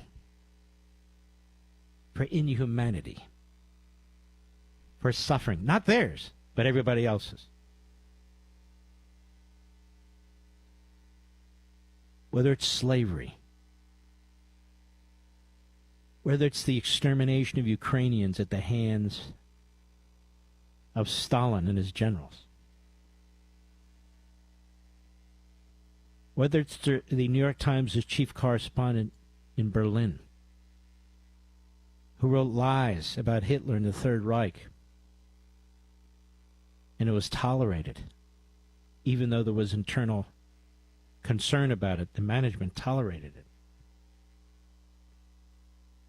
Even though the New York Times succeeded in promoting Fidel Castro, a Stalinist communist, in its pages, urging support for him by the United States. Great Democrat, little d. I've read some of the passages that have been written. The New York Times, emblematic of Democrats and Marxists, has a very high tolerance for evil and genocide. And they still do. And the Democrat Party still does, after October 7th in Israel. How many Democrats have gone to the southern border to determine how many women and children are being sold into sex slavery? Maybe there's a handful. Joe Biden talks about cages, Trump separating parents from children. It was Obama who had cages. But how does he know their parents? Rather than sex traffickers of children. He has no idea. Neither do our heroes, our honorable folks on the border. So they have to separate them to make a determination. It's not so simple when they're coming from communist China or Islamo-Nazi Iran or other places where we don't have good information or even communication. So Biden exploits it. This is why I tell you there's nothing Joe Biden can say or do that would stop me from detesting him. Because it's all a stage. It's a stage. What happens on stages? Dancing, singing, plays, acrobats, circuses, and now debates. Okay, have your debate. But nothing that happens on that stage will change the fact that Joe Biden is a horrendous individual. And that seventh granddaughter of his, he's never spoken to her, and neither has Jill. And Mr. Producer, what comes and may come is the way it is in life. But I would talk to her if she were mine, wouldn't you? You better believe it. But Joe Biden and Jill Biden, these are cold people. You need to understand, these are cold-blooded people. Hillary Clinton. Hillary Clinton is the ice woman. She's the ice woman. I'll be right back. Mark Levin.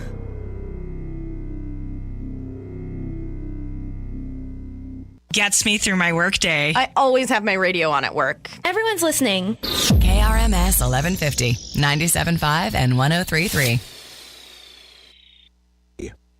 The IRS is the most powerful collection agency on earth. And if you owe back taxes, the news isn't good. The IRS has raised the interest rate it charges on unpaid taxes in recent years. This hits hard if you're behind on your taxes. Most people don't know it, but the IRS adds interest charges to your tax debts daily. If you owe the IRS today, you'll owe even more tomorrow. And it doesn't stop until you get right with the IRS. The good news is getting right can start with one phone call to Optima Tax Relief, America's #1 tax relief firm. Optima's tax professionals specialize in the Fresh Start Initiative, a powerful IRS program that can save you thousands if you qualify. A+ rated by the Better Business Bureau, the experts at Optima have resolved over $1 billion in tax debt for their clients. Call now for a free consultation. Call 800-343-6460. 800-343-6460. 800-343-6460. Optima Tax Relief.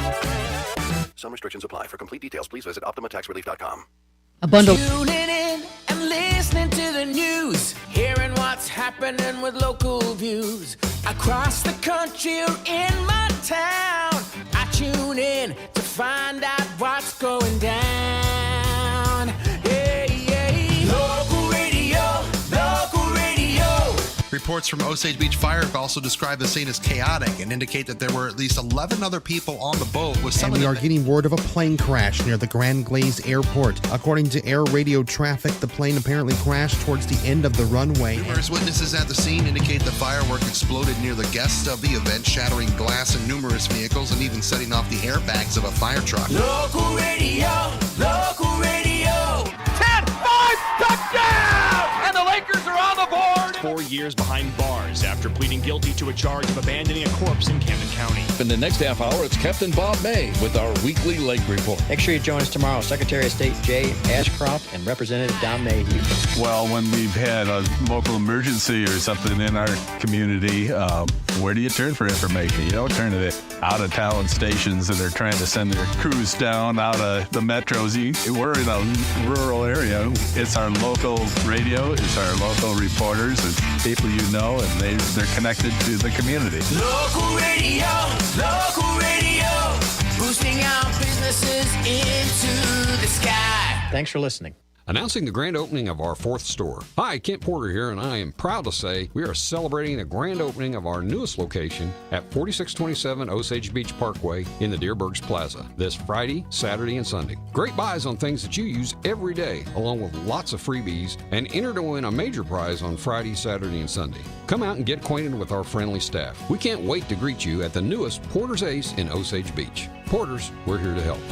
Ace is the place with the helpful hardware, folks. Political turmoil and uncertainty that lie ahead could have severe consequences for our economy and financial markets. But in times of crisis, there's always opportunity. And right now, I see that opportunity in diversification with gold and silver. That's why I trust Advantage Gold. They're experts at helping Americans take steps to help safeguard their wealth with precious metals. Call them right now, 800-900-8000. Don't wait. Get their free 2024 gold and silver kit, plus a special Mark Levin discount worth up to $1,300 if you qualify. The future may be unpredictable, but your financial security doesn't have to be. So call Advantage Gold right now. 800-900-8000. There's no risk. There's no pressure. That's 800-900-8000. Get your special Mark Levin discount worth up to $1,300 for qualified customers today. Performance may vary. You should always consult your financial and tax professional. Pathetic. He's funny. Get off the phone, you big dope. And you always learn something. Mark Levin is on the radio. Feel like I'm falling in love since I met you. I got to know what you're doing me with your love. With your love. What you doing me with your love. With your love. What you doing me with your love. So what I'm saying is, America, the Democrat Party is, as I wrote, sort of the Americanized form of Marxism. It's not pure Marxism. It's not doctrinaire Marxism, but it's Marxism. It rejects Americanism. It rejects the Declaration. It rejects the Constitution. You can hear it all the time. Like the fool from MSNBC coming on and saying, can you believe these people believe in natural rights? It's right there in the Declaration of Independence. You don't even know what it is. Then she goes on to attack Christian nationalism. These are shibboleths. They don't. These are fortune cookie messages that they think they're smart and they regurgitate.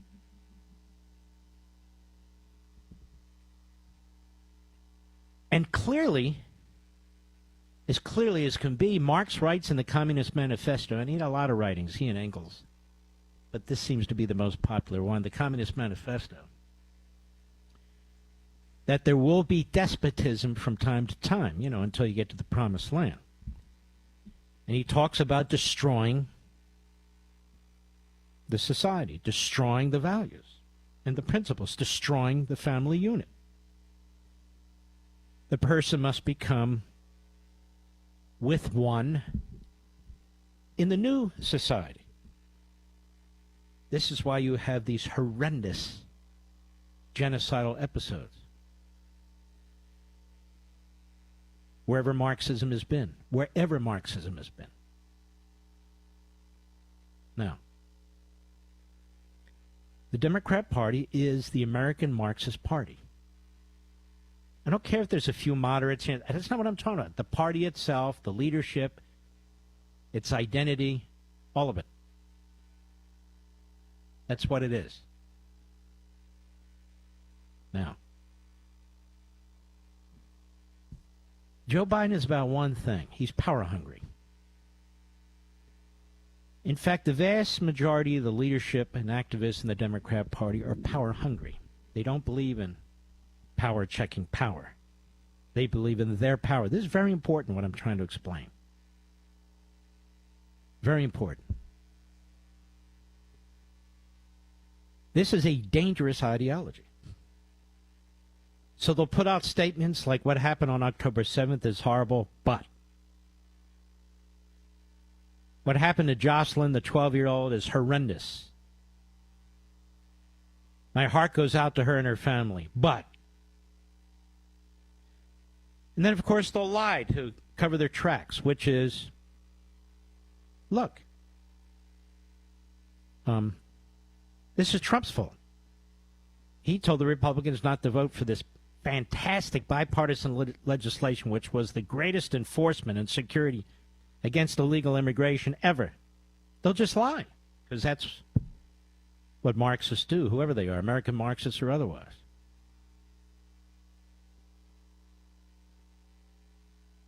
Joe Biden stood up on that stage 4 years ago and he lied to you about the laptop.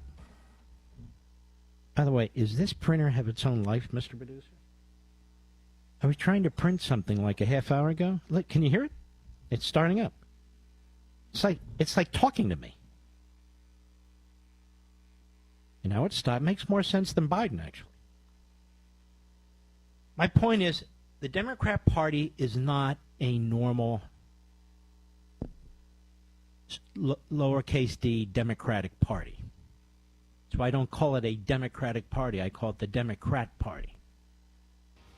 There's nothing democratic about it. There's nothing Republican about it. There's nothing constitutional about it.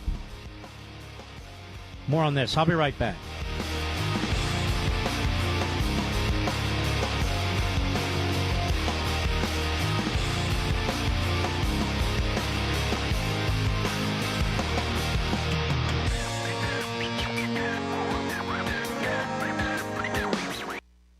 This July, as we celebrate the birth of our nation, it's important to reflect on the freedoms our forefathers fought for. But today, these freedoms are under attack. Look no further than the treatment of our former president. If the left can go after him, they can come after us. That's why now, more than ever, we need to stick together and fight back. AMAC, the Association of Mature American Citizens, well, they're more than just a senior discount organization. AMAC is dedicated to protecting our conservative values and defending our rights. Learn more about how AMAC is actively fighting for our freedom by visiting AMAC amac.us/LEVIN. By joining AMAC, you're not just becoming a member with unprecedented benefits and discounts, you're becoming part of a conservative movement. This July 4th, let's pledge to stand united. Join AMAC today and ensure that our voices are heard. Go to amac.us/LEVIN, that's amac.us/LEVIN, or text the word JOIN to 20741. That's JOIN 2041. Together we can make a difference. If you're tired of spending your weekends at the lake battling overgrown lawns in the heat and humidity, free up that time with Ozark Mowing. Whether you need weekly or bi-weekly or on-call services, we're here to meet your needs. And we can do it without breaking the bank. Contact Ozark Mowing today for a free estimate and take the hassle and time-consuming labor out of your lawn care. Call or text 573-410-2426 or email ozarkmowing@gmail.com. Find us on Facebook and Instagram. Let Ozark Mowing make your neighbors wish their lawn looked as good as yours. Have you heard? Affordable health care is better than ever. And right now there are more carriers and plans to choose from. If you're between 18 and 64 years old with a household income of $25,000 or less, this message is for you. Right now the government's Affordable Care Act is available for individual and family health coverage plans with little or no cost to you. Don't gamble with your health. Call Healthcare for All at 800-431-6961. 70% of callers qualify for a zero-cost healthcare coverage. If you are uninsured or struggling to afford your current health insurance, help is one phone call away. Call now. There is no obligation. 800-431-6961. This is not Medicaid or Medicare. This is the marketplace with the largest selection of healthcare plans from the Affordable Care Act. To find a plan that's right for you, call Healthcare for All right now for a free quote. Call 800-431-6961. That's 800-431-6961. Have you ever tried to buy gold and silver and felt like you were talking to a used car salesman? That's because the precious metals industry is like the Wild West. Salesmen can say pretty much anything or make any promise they want without repercussion. But Genesis Gold Group is different. They're a faith-driven Christian precious metals company and believe in educating their customers, not pressuring them for a quick sale. Genesis Gold Group focuses on customer service, not sleazy marketing. Genesis Gold Group is named after the first book of the Bible for a reason. Proper stewardship of wealth is their specialty. Find out why they've earned a 5 out of 5 rating through the Better Business Bureau and how they can help you secure your wealth or retirement through physical precious metals.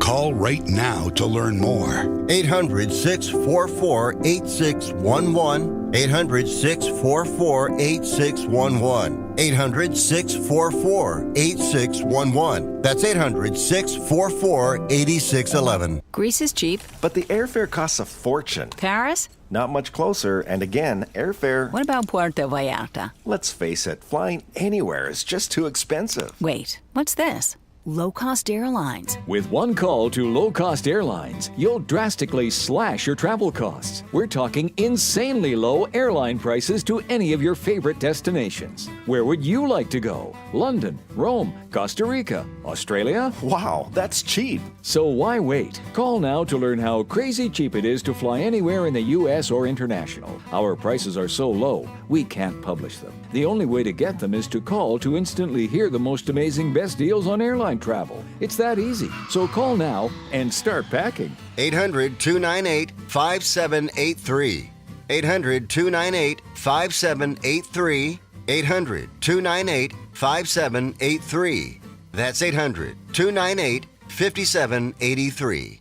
Do you have an invention idea but don't know what to do next? Call InventHelp today. We have representatives nationwide who will explain the InventHelp process step by step. Over 10,000 patents have been secured through InventHelp's patent referral services. The InventHelp databank includes thousands of companies who have agreed to review new ideas. We've been helping inventors since 1984. Let's help you next. Get started today. Call 1-800-215-7345. That's 1-800-215-7345. That's 1-800-215-7345.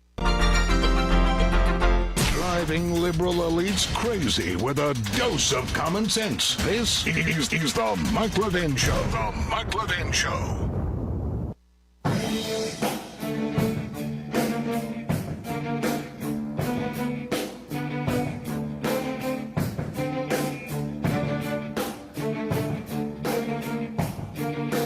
Mark Mark Levin, the research arm of conservative media. Call in now, 877-381-3811. Can I just say, as an aside, America, everybody thinks I have such incredible power, don't they, Mr. Producer? Family, friend, acquaintance, doesn't matter. Mark, will you call President Trump and tell him this? Will you call President Trump? If I kept a list of this and I called President Trump and I would be phone buddies. I'd be calling him every day with a list of 3 or 4 things. I personally can't stand it when people are calling me. How about this guest, Mark? Or why don't you have 1 guest rather than 2 guests, Mark? Or why don't you do something this? Or why don't you do something? Why don't you be quiet? I say to these people, or I ignore them. It's not that I don't have ideas or take ideas, but the accumulation of these ideas is just overwhelming, and many of them are bizarre and ridiculous. Some of them are good. But I've got to handle this the way I handle it. I'm one of the few people who doesn't bother President Trump.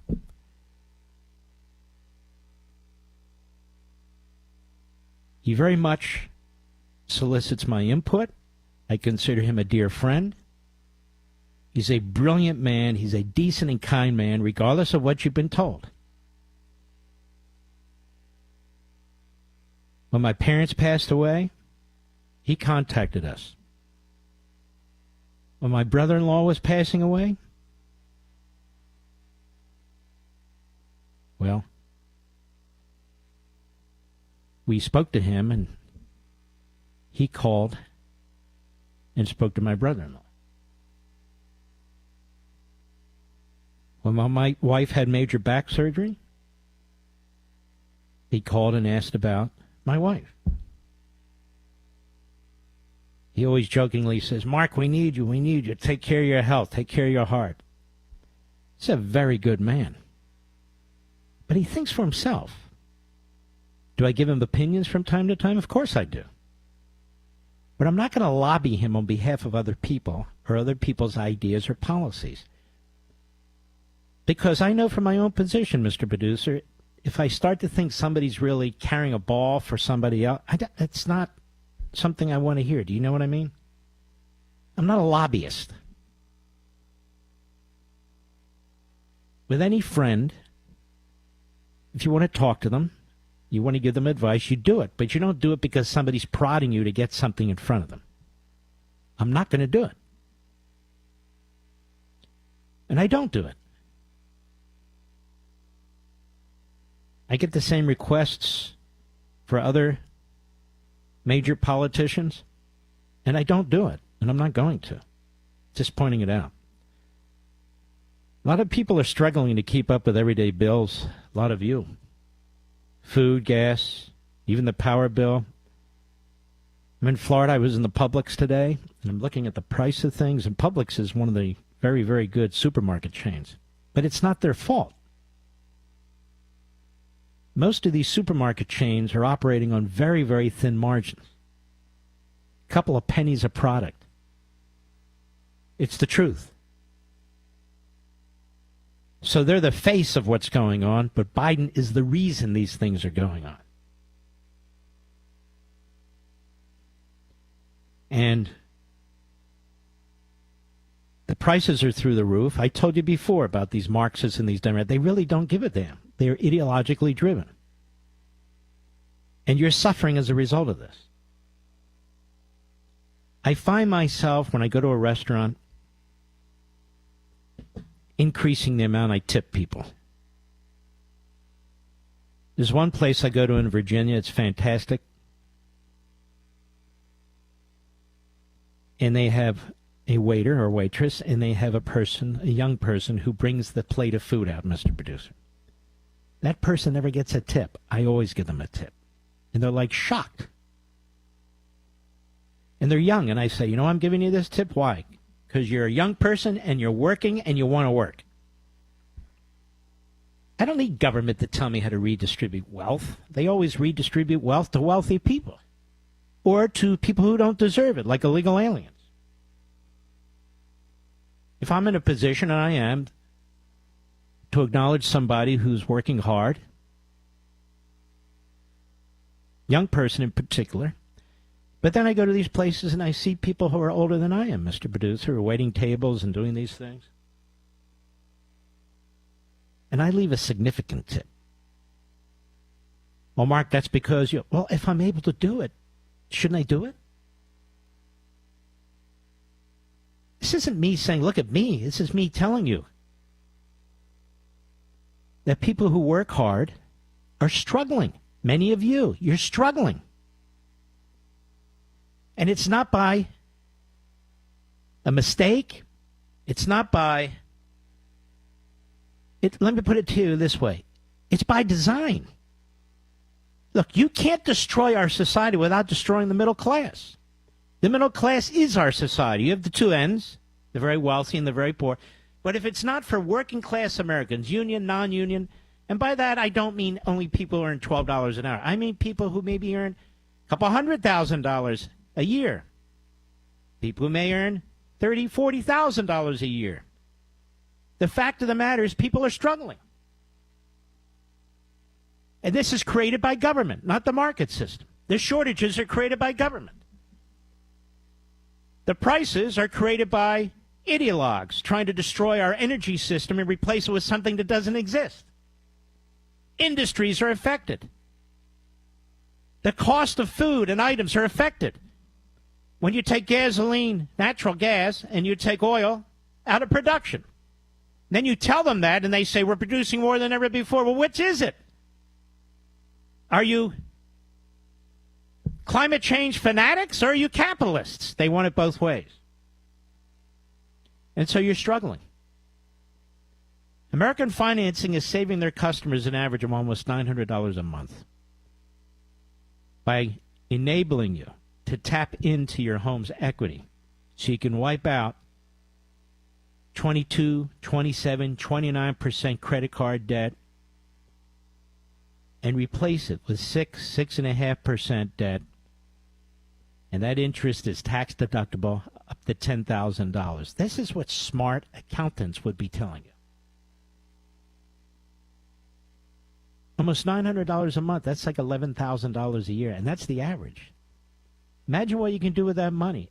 It's all your money. The question is whether you want to burn it or not. These credit card rates are insane.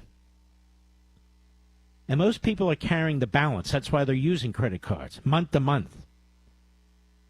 And you're sweating and you're stressing, and you get another card because you can't handle the one card. That is, it's not enough. I'm just telling you, there was a lady today. I was at the diner I love here in Florida. I don't know her. I had to guess she's about my age, maybe a little younger, a little older. And so I got an egg salad sandwich because this place has the best egg salad sandwiches. I don't know why. I think it's because they don't load it up with mayonnaise. A little mayonnaise is all right. Too much mayonnaise, I can't stand it. It's called egg salad, not a mayonnaise sandwich, Mr. Producer. The egg salad sandwich with potato chips and a soda, or a pop, as some people say in Illinois, was $15.95. I'm thinking to myself, how do people buy this? They don't. It's Florida in summertime. And I think there were about 6 or 7 people in the whole restaurant. I'm thinking, how does she make ends meet, this woman? So I gave her a very nice tip on the way. She said, Mister, I said, yes. I can't thank you enough. Now, that's not enough money, the tip, to live off of. It's not enough money to pay the monthly grocery bill, or the utility bill, or the gas bill. And I thought to myself, This is the kind of woman, these are the kind of people the politicians in Washington claim to represent and do not know and do not meet.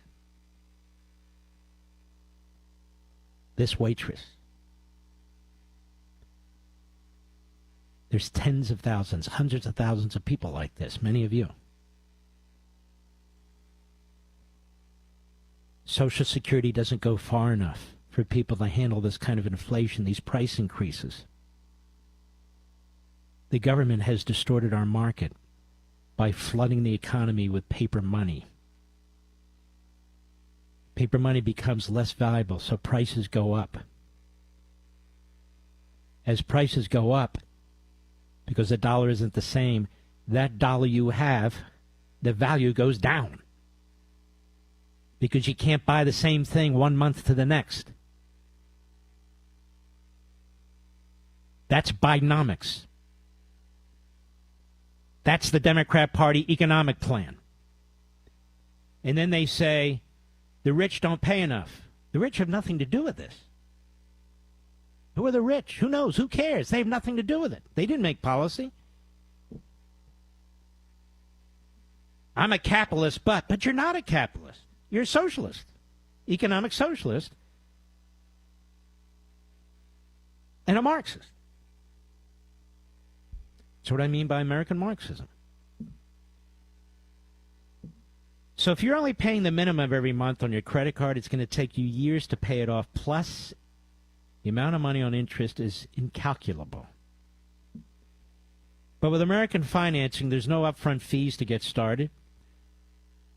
I've used them, so I know them personally. I recommended them to my daughter. She used them. Mr. Producer used them. Call American Financing today. If you call today, you may not have to make next month's mortgage payment. American Financing, here's the number, 888-900-1828, 888-900-1828, 888-900-1828, or visit AmericanFinancing.net. NMLS 182334, NMLSConsumerAccess.org. I'm not telling you any of this because, look at me. That's not what I do. Look at me. I'm just saying I see people who are suffering, and they're suffering relatively quietly. And they're still working. And they're working hard. Some of them are very young. Some of them are elderly. Some of them are middle-aged, my age. That's what I see. And I see that Joe Biden doesn't give a damn. I'll be right back. Mark Levin.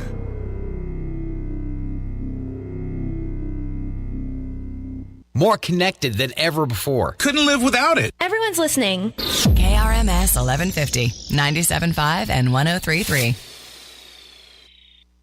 1 out of 8 women in the United States will be diagnosed with breast cancer in her lifetime. And the chances are you know at least one person who's been personally affected. But right now, you can help. It's simple.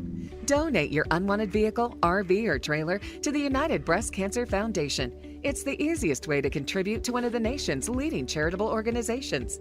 The process is fast, easy, and free. Not only will you be helping, but you'll also receive a tax deduction. The United Breast Cancer Foundation offers an array of programs and services that help and support families and individuals dealing with breast cancer. But we can't do it alone. We need your help. Simply give us a call to get started, and we'll schedule a pickup date that is convenient for you. If you have any questions you would like answered before initiating the donation process, please feel free to call us toll-free at 800-952-6220. That's 800-952-6220. 800-952-6220. Do you have an invention idea but don't know what to do next? Call InventHelp now for free information on how to get started today. InventHelp provides invention services that help everyday inventors get started with their idea. We have representatives nationwide who will explain the InventHelp process step by step. Over 10,000 patents have been secured through InventHelp's patent referral services. Our services include professional materials needed to showcase your invention, and 3D animation and prototype modeling that help you demonstrate your idea. Get down to the details of your idea with a technical drawing. The InventHelp Data Bank includes thousands of companies who have agreed to review new ideas. We've been helping inventors since 1984. Let's help you next. Take advantage of the opportunity to get started today. Call 1-800-215-7345. That's 1-800-215-7345. Again, 1-800-215-7345. Do you owe the IRS $10,000 or more in back taxes? Are you being audited or investigated? Has the IRS sent you a letter demanding payment? You may not owe what they claim. Make this free call to the tax doctor now. Let them negotiate with the IRS on your behalf. 800-239-0201. 800-239-0201. That's 800-239-0201.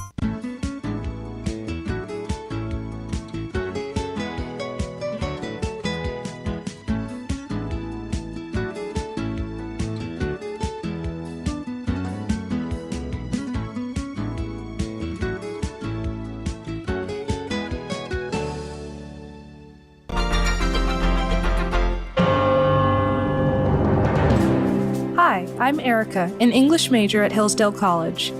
Here's Hillsdale President Dr. Larry Arnn with a Constitution Minute. James Madison writes in Federalist 51 that men are not angels. Their passions and self-interest often get the better of their reason and sense of justice. So we need government in order to protect our rights against those who would take them away. But for the same reason, Madison writes, government must be limited, because people in government have passions and interests too. Many Americans today forget this, supposing that we can do away with constitutional limits on government, supposing that the unelected bureaucrats being put in charge of our health care, for example, will rule as if they are angels. If Madison was correct about human nature, this is foolish and dangerous. To learn more and get a free pocket constitution, visit constitutionminute.com.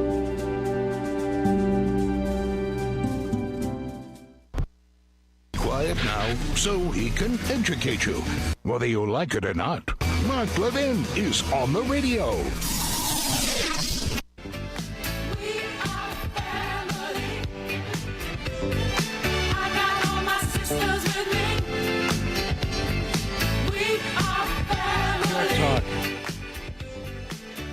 One of the great patriotic sponsors on this program, founded by a veteran.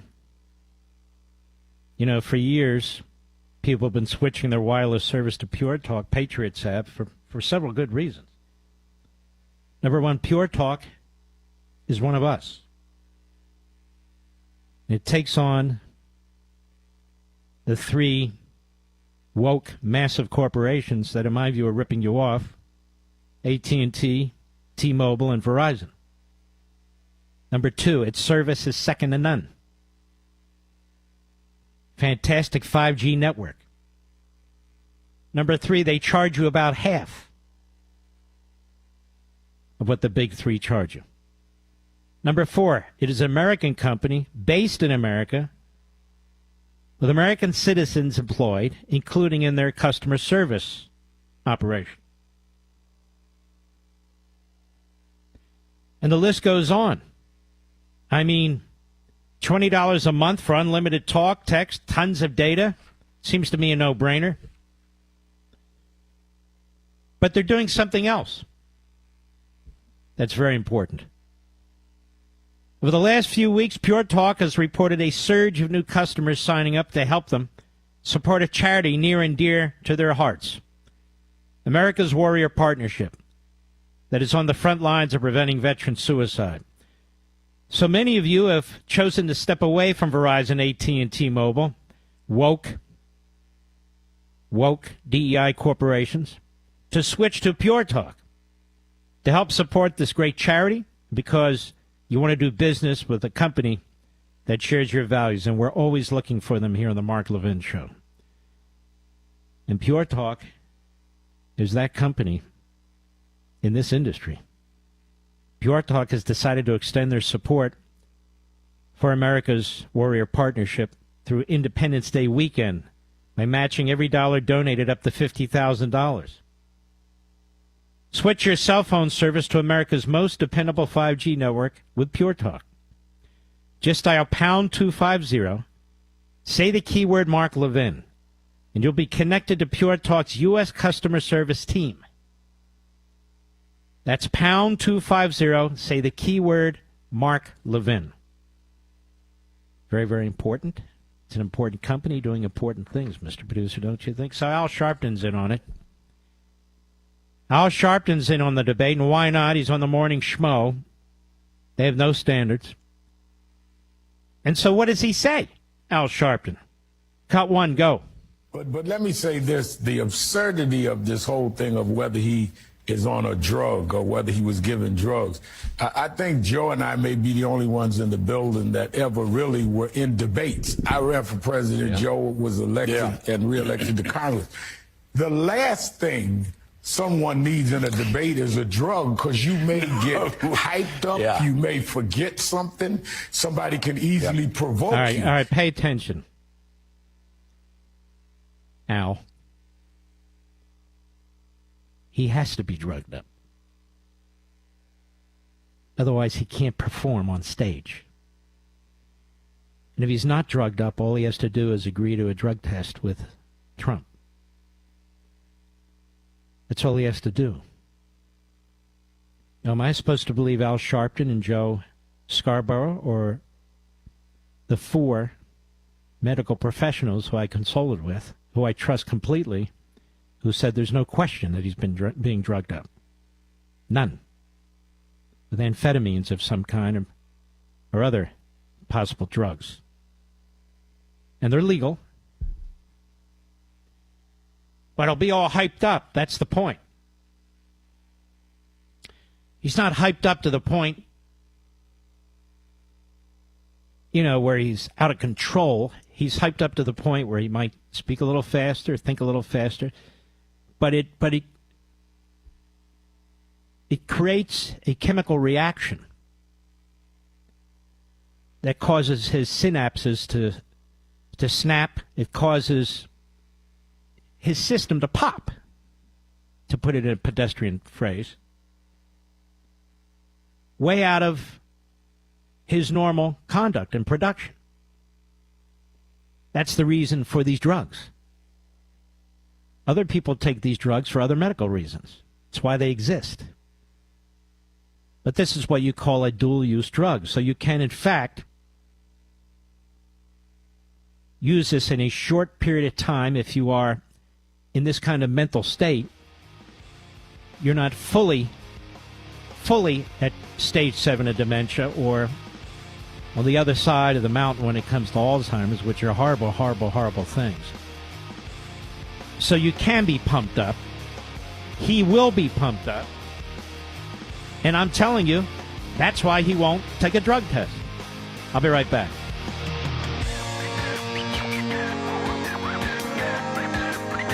Announcing the grand opening of our 4th store. Hi, Kent Porter here, and I am proud to say we are celebrating the grand opening of our newest location at 4627 Osage Beach Parkway in the Deerbergs Plaza this Friday, Saturday, and Sunday. Great buys on things that you use every day, along with lots of freebies, and enter to win a major prize on Friday, Saturday, and Sunday. Come out and get acquainted with our friendly staff. We can't wait to greet you at the newest Porter's Ace in Osage Beach. Porter's, we're here to help. Ace is the place with the helpful hardware, folks. Recover Now is a national campaign aimed at the education and awareness of the devastating effects of opioid and heroin abuse and curbing drug and alcohol addiction in the United States. Recover Now is sponsored by treatment facilities nationwide. Many of them have been where you are, and they want to help by spreading a message of hope and recovery. They're working hand in hand with major insurance companies nationwide that can help you or a loved one get clean in 7 to 30 days. Recover Now is embarking on a national outreach campaign on TV and radio to promote anti-addiction messages. So if you, a loved one, or someone you know has a problem with drugs or alcohol, do not wait. A new life for you could be 30 days away. Call us right now. I promise this call can change your life. Sponsored by the Detox and Treatment Helpline. 800-292-3027. 800-292-3027. That's 800-292-3027. Discover the power of radio. If you're a business owner looking to grow, you should know that radio sells with intimacy. When you have something important to communicate, which would you prefer? To show them a picture? To write to them? Or would you talk to them using the emotion of the human voice? Radio sells with intimacy. Discover the power of radio. Put the power of radio to work for your business. Call KRMS and 93.5 Rocks. We can help. Call 348-2772.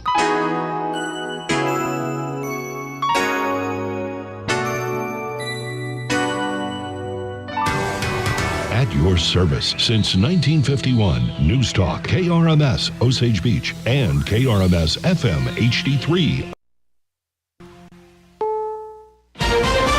This is CBS News on the Hour, sponsored by Progressive Insurance. I'm Jennifer Kuiper. Julian Assange is no longer a prisoner. In a deal with the U.S. government, the WikiLeaks founder has pleaded guilty to a single espionage count for publishing U.S. military secrets. The BBC, Shaima Khalil, was at the courthouse in the capital of the Northern Mariana Islands, a U.S. Commonwealth in the Pacific. It has spanned 5 countries. It has involved relentless diplomacy and advocacy, and it has raised a lot of questions, specifically about freedom of speech, especially when it comes to reporting on national security. Many have said that while he's going to walk away free, that doesn't mean that it's automatically good news for freedom of speech, because he has pleaded guilty for that one felony. Assange is now expected to head to his home country of Australia. Relief for some who live along the Blue Earth River in Minnesota. Public Works Director Ryan Thilgus says the dam that has been damaged by rapidly flowing debris is not an imminent threat. We're going to continue with our investigation and analysis as flows hopefully subside, and we'll be working with the FERC and the Army Corps of Engineers on site visits and evaluations on the integrity and the safety of the dam. Iowa has also been hard hit as severe storms with tornado warnings have brought hail and heavy rain, and floodwaters have breached levees. The NTSB says equipment failed to detect an overheated wheel bearing that was on fire for some 20 miles before the East Palestine train derailment last year. Area resident Jamie Wallace says they're not doing well, and the proposed financial settlement with Norfolk Southern is not nearly what's needed. You get more for a broken ankle in a car accident. We need health insurance. This settlement is for the attorneys. It in no way makes residents whole.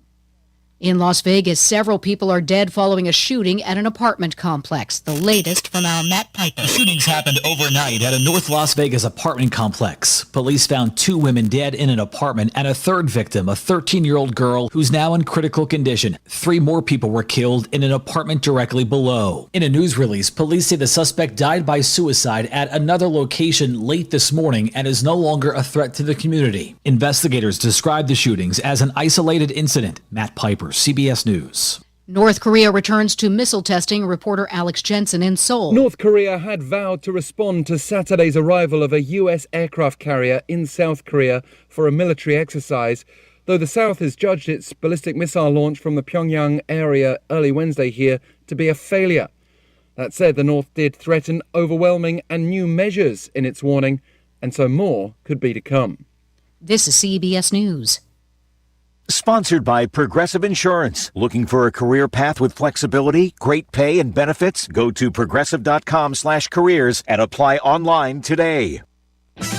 Lake News Now. I'm John Roger, KRMS Radio News. Our top local stories. Now the red light intersection has been taken down in favor of a new interchange, including the use of roundabouts in the area of Highway 54 and Business 54 and Route W. So the question is, what's the chances of the posted speed limit being bumped up from 65 to 70 miles per hour? According to MoDOT Central Area District Engineer Danny Rager, changing that speed limit could be a possibility, but it depends on a few variables. Roadway geometrics, original design criteria for that 4-lane facility, even though it is divided, some cross slopes might not necessarily be built to that 70-mile-an-hour design, but it's certainly something we can entertain. Rager also says now it's a case of putting the question out to the traffic engineers, who will look more at the possibility. Medical calls again dominating the call load this week for the Gravois Fire District. Deputy Chief Chad Nicholson says 30 of the 41 calls were for medical emergencies. Personnel also responded to 2 calls each for traffic accidents, natural cover fires, and suicide threats. 1 call also for a wave run runner accident and a well check, along with a vehicle fire and a stranded motorist. Gravois also sent tankers to the Hilke Ice Factory fire that happened in Freeburg. The 41 calls bring the Gravois Fire District year-to-date total to 744. And it's going to be an early morning for the Camden R3 Board of Education getting together for a special session. Agenda items include reviewing the $61 million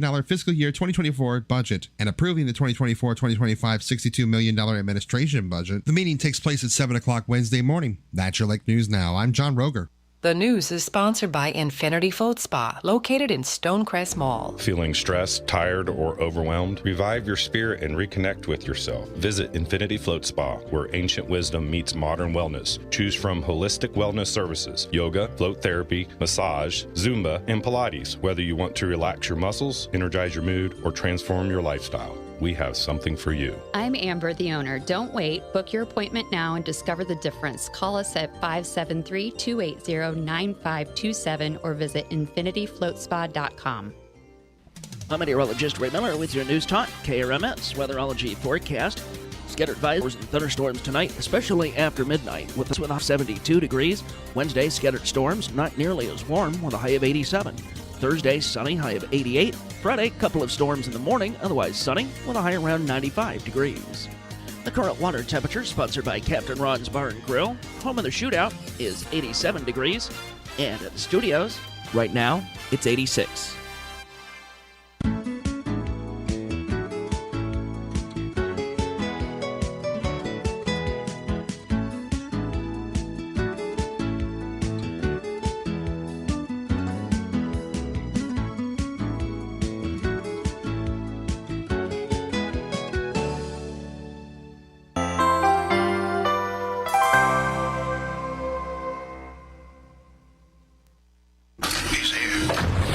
He's here. Now, broadcasting from the underground command post, deep in the bowels of a hidden bunker, somewhere under the brick and steel of a nondescript building, we've once again made contact with our leader, Mark Levin. Hello, America. Mark Levin here. Our number, 877-381-3811, 877-381-3811. I'm starting to think, Mr. Producer, I'm the most feared person on radio, and I don't know why. This guy, Charlemagne the God,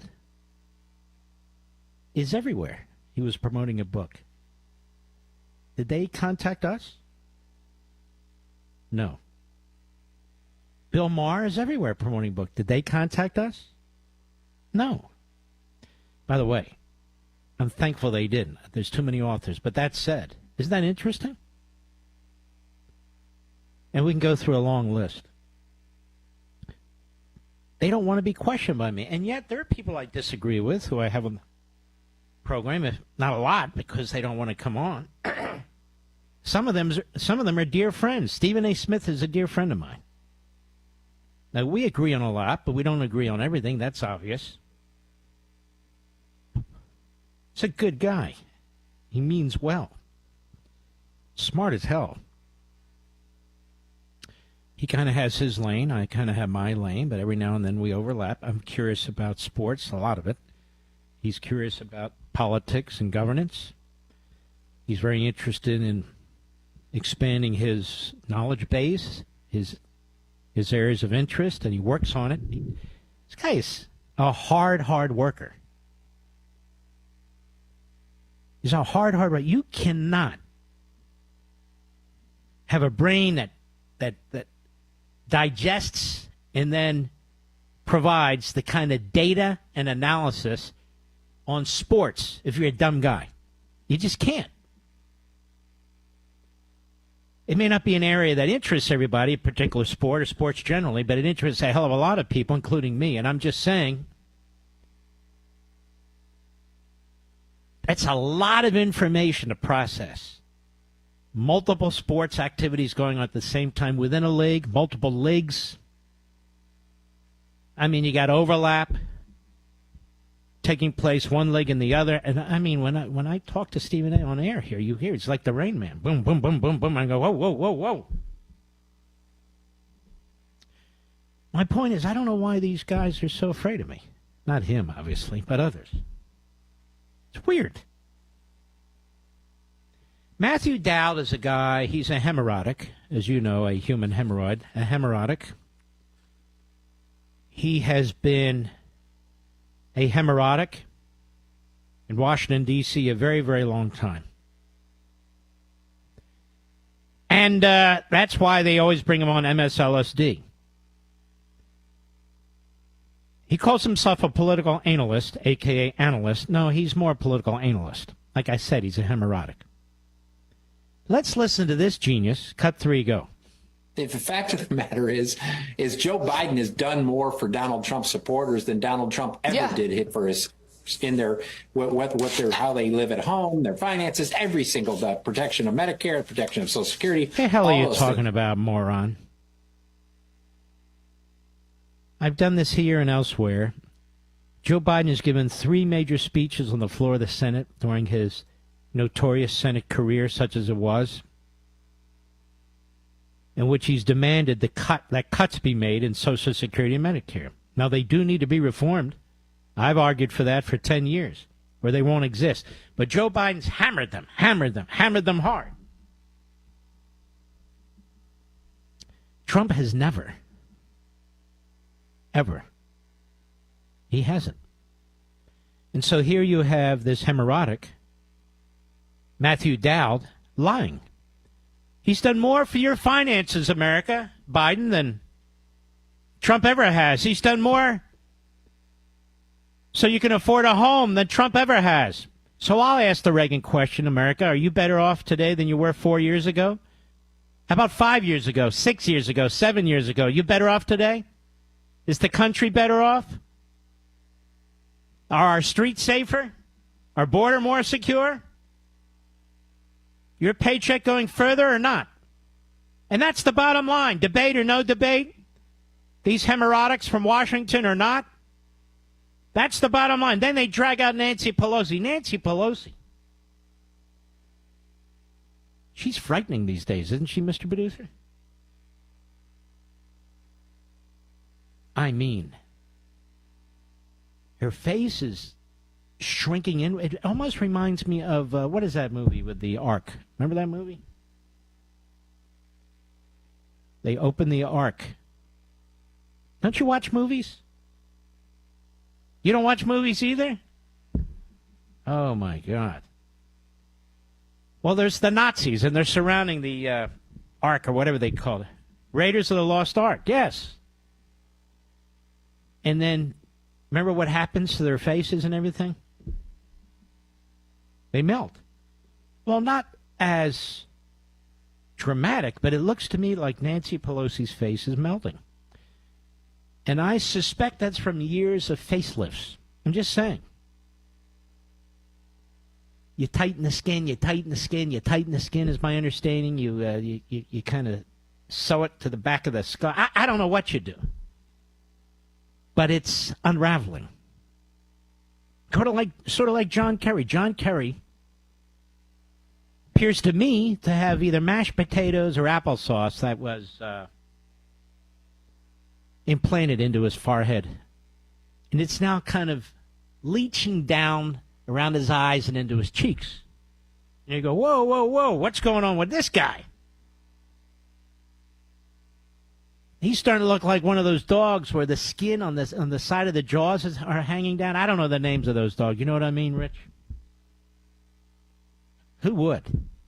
We should call them Kerrys. But nonetheless, his face is all contorted now. And then Joe Biden. Joe Biden's had a face job. And when he does that squint, which people in his condition do, unfortunately. But when he does the squint with the eyes, you can see it around the eyes. You can see the tension on the skin. It's not normal.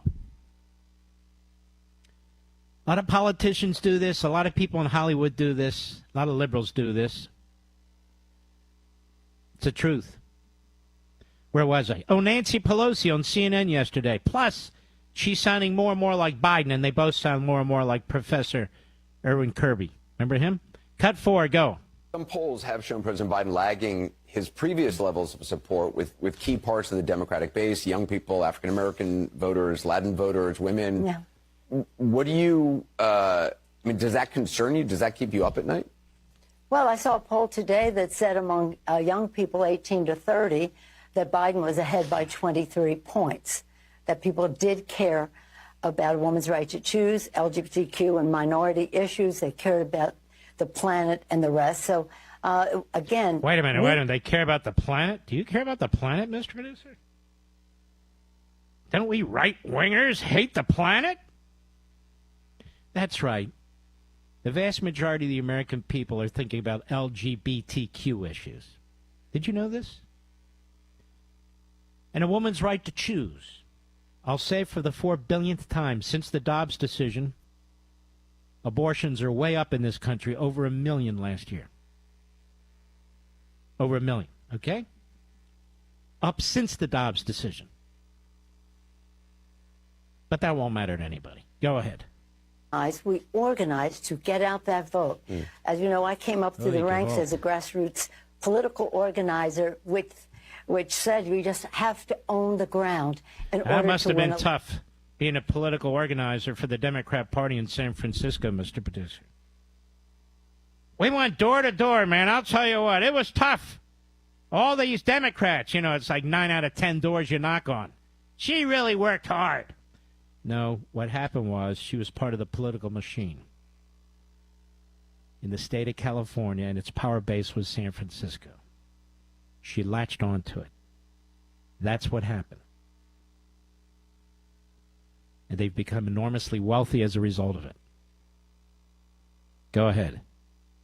That mobilization requires a message that is inspiring.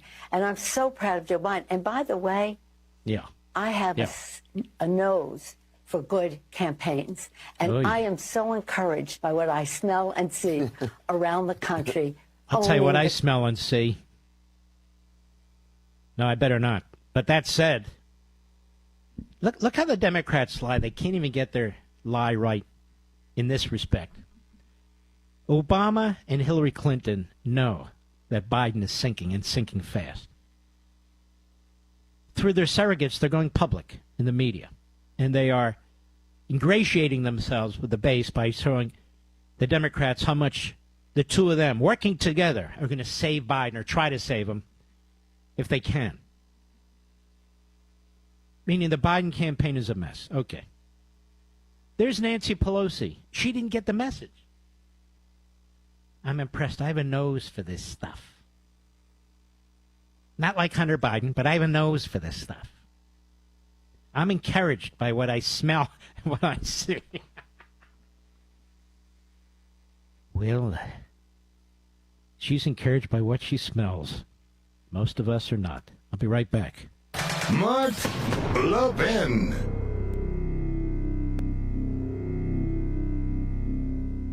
Gets me through my workday. I always have my radio on at work. Everyone's listening. KRMS 1150, 97.5 and 103.3. The IRS is the most powerful collection agency on earth. And if you owe back taxes, the news isn't good. The IRS has raised the interest rate it charges on unpaid taxes in recent years. This hits hard if you're behind on your taxes. Most people don't know it, but the IRS adds interest charges to your tax debts daily. If you owe the IRS today, you'll owe even more tomorrow. And it doesn't stop until you get right with the IRS. The good news is getting right can start with one phone call to Optima Tax Relief, America's #1 tax relief firm. Optima's tax professionals specialize in the Fresh Start Initiative, a powerful IRS program that can save you thousands if you qualify. A+ rated by the Better Business Bureau, the experts at Optima have resolved over $1 billion in tax debt for their clients. Call now for a free consultation. Call 800-343-6460. 800-343-6460. 800-343-6460. Optima Tax Relief. Some restrictions apply. For complete details, please visit OptimaTaxRelief.com.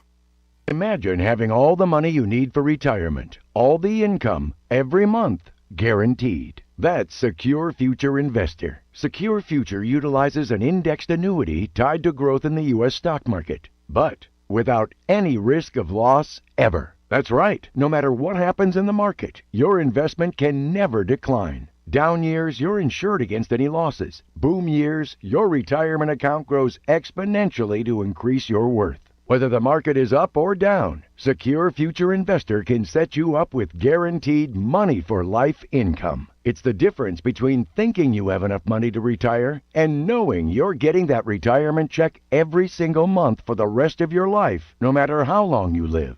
Over 40 years old? Call now. Call 888-635-8288. Sponsored by GP Agency, Inc., Raleigh, North Carolina. Licensed in all states. Performance may vary. Consult with your financial professional before making an investment decision. 888-635-8288. Do you have an invention idea but don't know what to do next? Call InventHelp today. We have representatives nationwide who will explain the InventHelp process step by step. Over 10,000 patents have been secured through InventHelp's patent referral services. The InventHelp databank includes thousands of companies who have agreed to review new ideas. We've been helping inventors since 1984. Let's help you next. Get started today. Call 1-800-215-7345. That's 1-800-215-7345. That's 1-800-215-7345.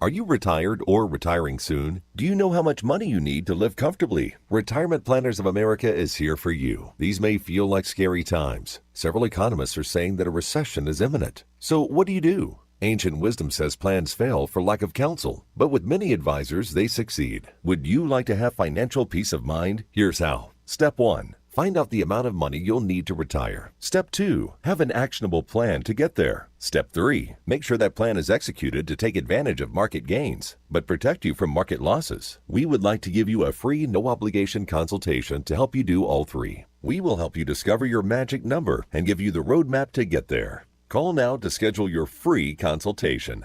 800-508-6108. That's 800-508-6108. 800-508-6108. Don't wait. Call 800-508-6108. All investments involve risk, including losses. Past performance does not guarantee future results. Why liberals hate this show, but listen anyway. They know they're probably wrong. Mark Levin is on the radio.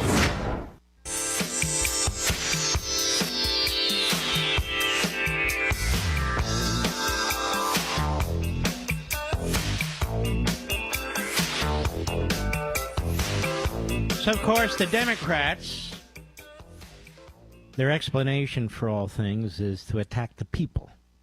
You. Van Jones, a Maoist, remember him? Was a Maoist. He had to resign from the Obama regime. But that's perfect for a resume enhancer for CNN. Cut 5, go. Part of the thing is we're living in the United States of amnesia. People really just don't remember how awful and terrible the Trump days were. I mean, there was a reason that he got voted out. And so now there's this weird kind of nostalgia for the Trump days, which if you look back at any of the headlines or any of what was going on, nobody was happy during that period of time. It was a complete upset all the time. No, it wasn't. It was people like you on the hard left and the Democrats and your ilk who wouldn't get off the man's back from the moment he announced and came down that escalator. 2 impeachments, criminal investigation, endless attacks on his family, endless lies about Russia collusion. This is just grotesque. It is you people on the left who create tumult and turmoil, anarchy. Look at the border. Look what Biden's doing throughout the United States and all over the world.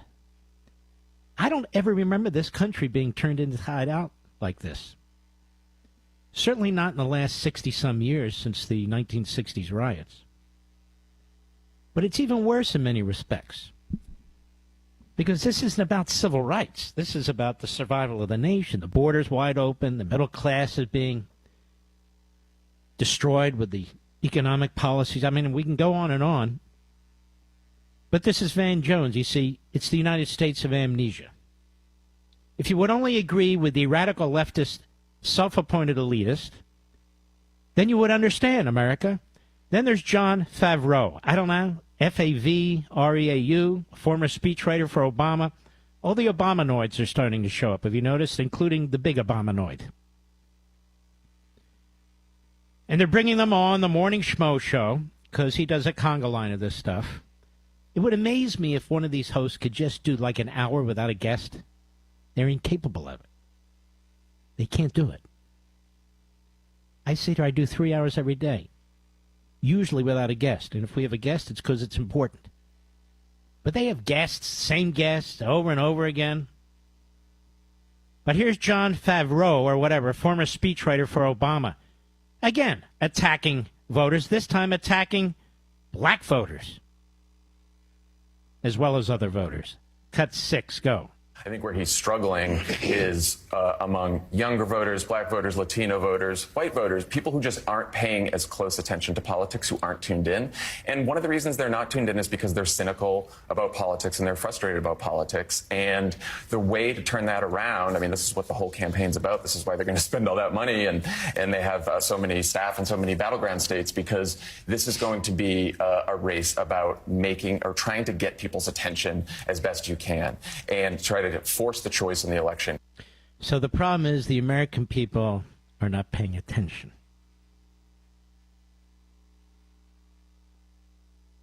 Now, Biden is trying to draw attention by talking about democracy will die unless he's elected and can stop Trump. 1988, when he was running for president, he had to pull out of the race because he was caught lying about his school record, lying about his plagiarism, lying about stealing speech material from Neil Kinnock, then the Labour leader in Britain. And he's just a disgusting, pathological liar, and he had to step out. The media, back then at least, reported all this and were very disturbed by it. Media today have no problem with the guy walking into walls. That's okay. But they're going to try and scare people, and that's the bottom line. Lie and scare. Or let me put it this way. Fearmonger and lie. Fearmonger and lie. Fearmonger and lie. But Andrea Mitchell has her head screwed on tight, I think, Mr. Producer, don't you? Oh, she's got it down. She knows the focus. Here's the problem. I'm just showing you how out of touch these people are. Cut 7, go. And one other, quick thing is that there is a profile in the New York Times today of the 3 closest advisors, longest-serving advisors, informal and formal advisors to the president, and they're all white men in their 60s or higher. Former Senator Ted Kaufman, 85 years old. So is that too insular? So let's stop a minute. See how weird this whole thing is? He's got 3 white men, old white men, advising him. Isn't that part of the problem? It's so insular.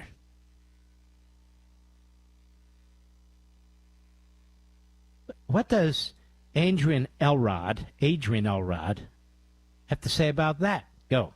I know them very well. These are loyal, dedicated public servants who have a lot of experience. Excuse me.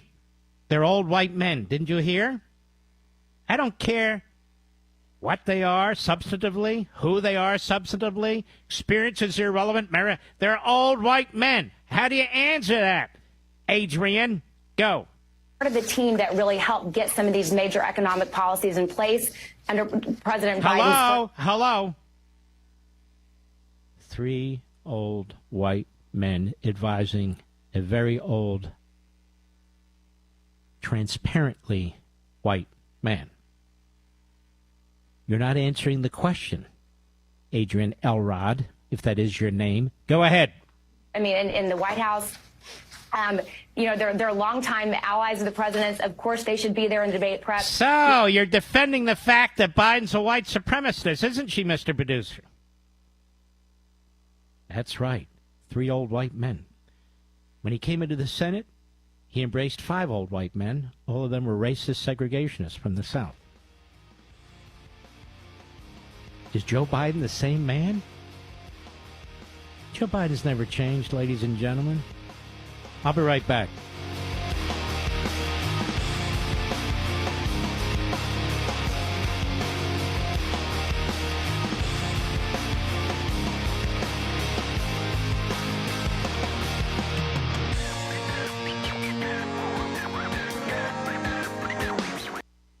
What they did to President Trump in that phony courtroom in Manhattan is a stain on the fabric of our society. It's an unconstitutional disgrace. This cannot stand. Of course, the Democrats are trying to exploit this politically, which was always the purpose, long before he could ever stand in a fair trial. It was all a sham. But we here at Levin TV on the Blaze TV network, we're standing up to this, and we're fighting for what's right. The precedent has been set. If the Biden regime can prosecute Donald Trump with phony fraud claims, violate due process and equal protection and every other aspect of our republic, then this monstrosity of justice can be brought to the Supreme Court. The Supreme Court is the only place that can address what took place with these rogue, activist, Democrat judges. To join us in our mission, go to LevinTV.com, LEVIN-TV.com, use code LEVIN. You'll get $20 off a year-long subscription. You'll get immediate access to my entire library of content, along with exclusive documentaries like The Cover-Up and Blaze Originals. Join the fight for freedom at Blaze TV today.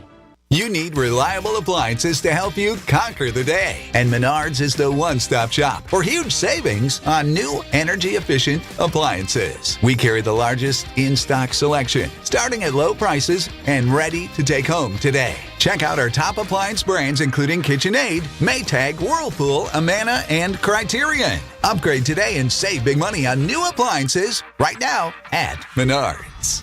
Save big money at Menards. Sometimes life is wonderful, and sometimes it's not. Cherish the good, but always be prepared for life's challenges.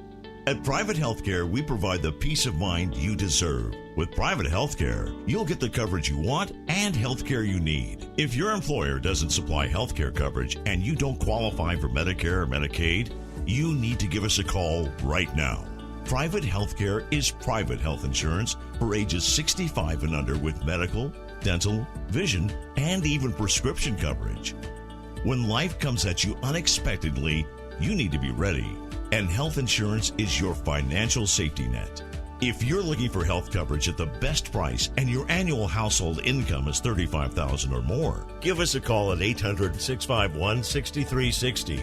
That's 800-651-6360. 800-651-6360. Have you heard? Affordable healthcare is better than ever. And right now there are more carriers and plans to choose from. If you're between 18 and 64 years old with a household income of $25,000 or less, this message is for you. Right now the government's Affordable Care Act is available for individual and family health coverage plans with little or no cost to you. Don't gamble with your health. Call Healthcare for All at 800-431-6961. 70% of callers qualify for a zero-cost healthcare coverage. If you are uninsured or struggling to afford your current health insurance, help is one phone call away. Call now. There is no obligation. 800-431-6961. This is not Medicaid or Medicare. This is the marketplace with the largest selection of healthcare plans from the Affordable Care Act. To find a plan that's right for you, call Healthcare for All right now for a free quote. Call 800-431-6961. That's 800-431-6961. Have you ever tried to buy gold and silver and felt like you were talking to a used car salesman? That's because the precious metals industry is like the Wild West. Salesmen can say pretty much anything or make any promise they want without repercussion. But Genesis Gold Group is different. They're a faith-driven Christian precious metals company and believe in educating their customers, not pressuring them for a quick sale. Genesis Gold Group focuses on customer service, not sleazy marketing. Genesis Gold Group is named after the first book of the Bible for a reason. Proper stewardship of wealth is their specialty. Find out why they've earned a 5 out of 5 rating through the Better Business Bureau and how they can help you secure your wealth or retirement through physical precious metals.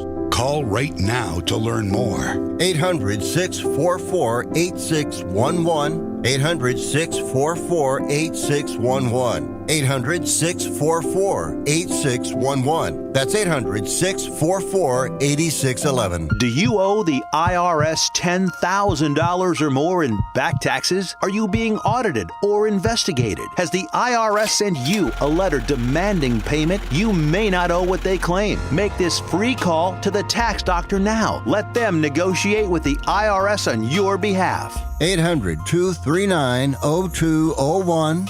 800-239-0201. That's 800-239-0201.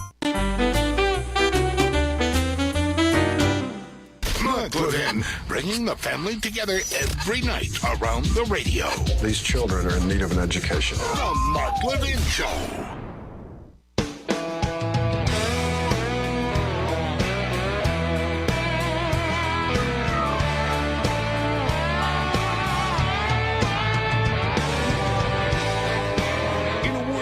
Pathetic liberal potholes. He's a truck full of hot constitutional asphalt. Mark Levin. Call him now at 877-381-3811. Thank me very much. Kelly and Jean-Pierre on the Morning Schmo Show, and of course she wasn't challenged with her lies. Did you know grocery prices are down under Joe Biden? Cut 9, go. So yes, eggs and milk, and there were grocery things that were up. It has gone down. It has gone down since 2022. Gas prices, because of the actions that this president took, and let's not forget there was an invasion, but Russia did obviously into Ukraine that caused gas prices to tick up. The president took action, tapped the SPR, and we saw gas prices go down.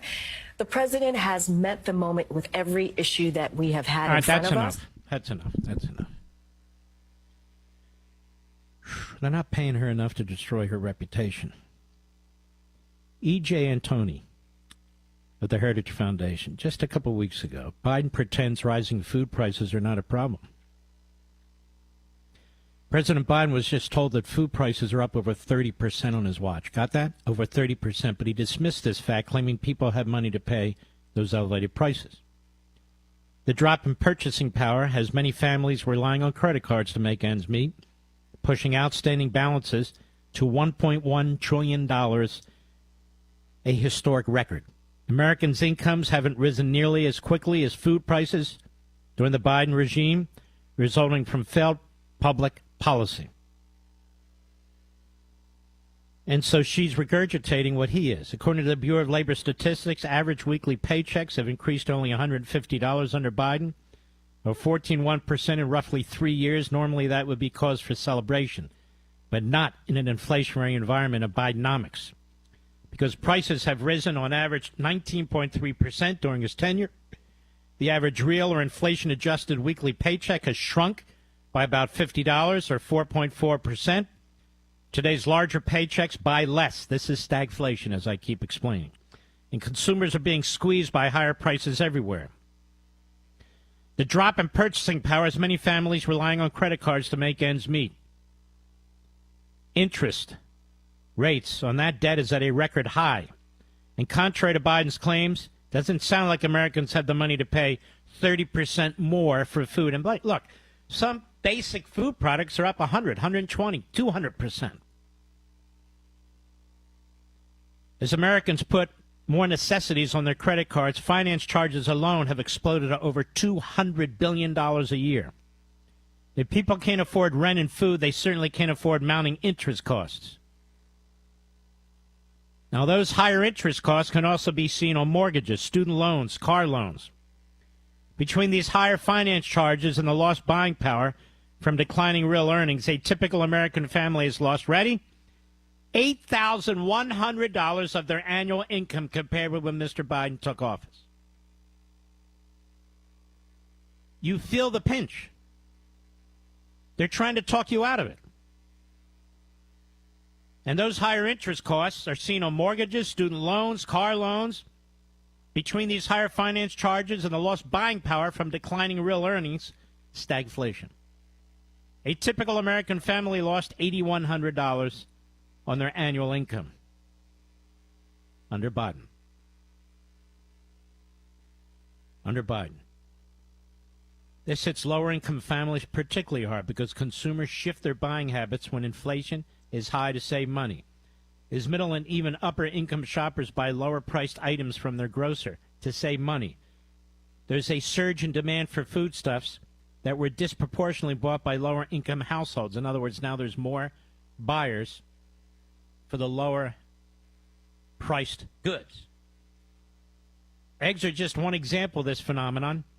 They've historically been a relatively inexpensive source of protein, vitamin D, and other nutrients. As more Americans swap purchases of things like beef with eggs to save money to get your protein, The higher demand for eggs has pushed prices up much faster than the average inflation rate for food. That's a key reason why egg prices are up 41% under Bidenomics. Eggs aren't the only things at the grocery store that will induce sticker shock. I'm going through all this because look how they just lie. Now, you know this, but they just lie. Prices of other consumer staples such as flour, sugar, butter have skyrocketed in price under Biden's tenure, increasing 38.3%, 30.7%, 35.9%, respectively. But Americans' incomes haven't risen nearly as quickly as food prices have during the Biden administration, resulting from failed public policy, spending and borrowing trillions of dollars we didn't have, manipulating interest rates and printing money to try and pay it all has crushed American consumers under an elephantine cost of living and burgeoning debt. That's what's going on. That's what's going on. It's a disaster. And even Janet Yellen now adding to the lies. Cut 10, Mr. Producer. Go. What impact would Donald Trump have on our economy if he's elected? Well, look, I'm governed by the Hatch Act, and I can't get into electoral politics. I guess I could just make a couple of policy-oriented comments, which is that the signature policy from the Trump years was the Tax Cut and Jobs Act, and it promised an investment boom, which really did not materialize. It gave huge tax breaks to corporations. All right, let's stop. Let's stop. It gave huge tax breaks to everybody across the board, corporations the least. And the economy exploded in terms of growth until the pandemic. In the last months of, really about the last year of the Trump presidency, the economy was picking up. It was starting to grow again. Biden comes in, and he overloads it with cash. That's what you're suffering from right now. Why is that?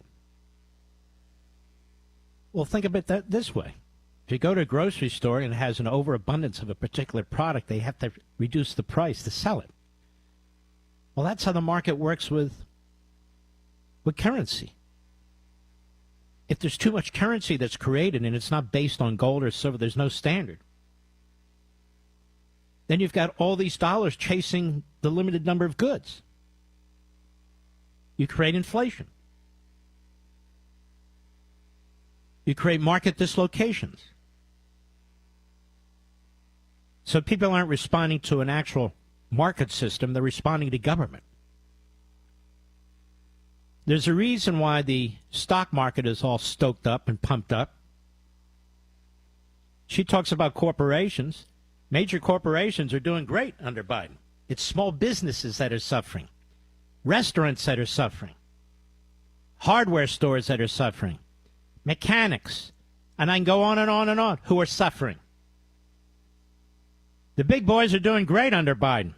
A lot of them are supporting Biden. But the point is, the middle class is suffering under Biden. You can't have food going up 30%, and particular kinds of food like eggs going up over 40%, and flour and sugar and butter going up 30, 35, 39%. These are basic things that people need. I haven't even gotten to bread and milk and all the rest of it. This affects households across America regardless of who you are. And if you're earning a minimum wage, the answer isn't to artificially increase it so you destroy small businesses or franchisers. The answer is the government needs to stop creating stagflation. It won't work. Didn't work in post-World War I Germany. Didn't work in Zimbabwe. Doesn't work anywhere in the world. People suffer because the money's not worth anything, and people go back to bartering. They go back to bartering. Look, I'm not telling you anything you don't know. You're living it. When's the last time you took a vacation? When's the last time you went to Disney World? It's been a long time for us, very long. But I'm told people are literally going into debt on their credit cards to take their kids to Disney for 4 or 5 days. That a park pass is so expensive, the food's so expensive, and on it goes. I'm not even singling out Disney. This could be anywhere. Universal, it could be a local amusement park. It's not because everybody's out to screw you. It's because everybody has to cover their costs. And under inflation, personnel costs go up. Material costs go up. Food costs go up. Utility costs go up. Everything goes up.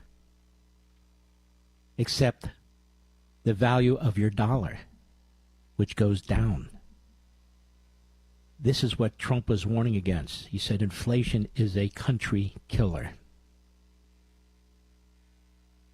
Regardless of their best efforts, Biden did this, and his proposed budget proposes trillions more. And what did we get for this? 7 electric vehicle charging stations for $7 billion? Internet for the poor and for people who don't have it, $42.5 billion. Not one house has been hooked up. What kind of record is this? He'll talk about, I have this internet legislation that'll hook up, but they don't. It hasn't hooked up anybody. Anybody. Look at the cost of automobiles, artificially high because he demands that everybody drive an electric vehicle. And the people who demand it don't drive electric vehicles. They absolutely don't. News people aren't driving electric vehicles. I mean, a few of them, but most of them are not. Most members of Congress aren't driving electric vehicles. Some are, most aren't. Most members of the Biden administration aren't. John Kerry relies on the combustion engine for almost all things. You can't take natural gas out of production or the pipelines for delivering it and do anything but drive up the cost of gas. And you can't claim on the one hand that you brought down the price of gasoline while on the other hand you're trying to drive the price so high that people can't afford it. I'll be right back. Mark Levin.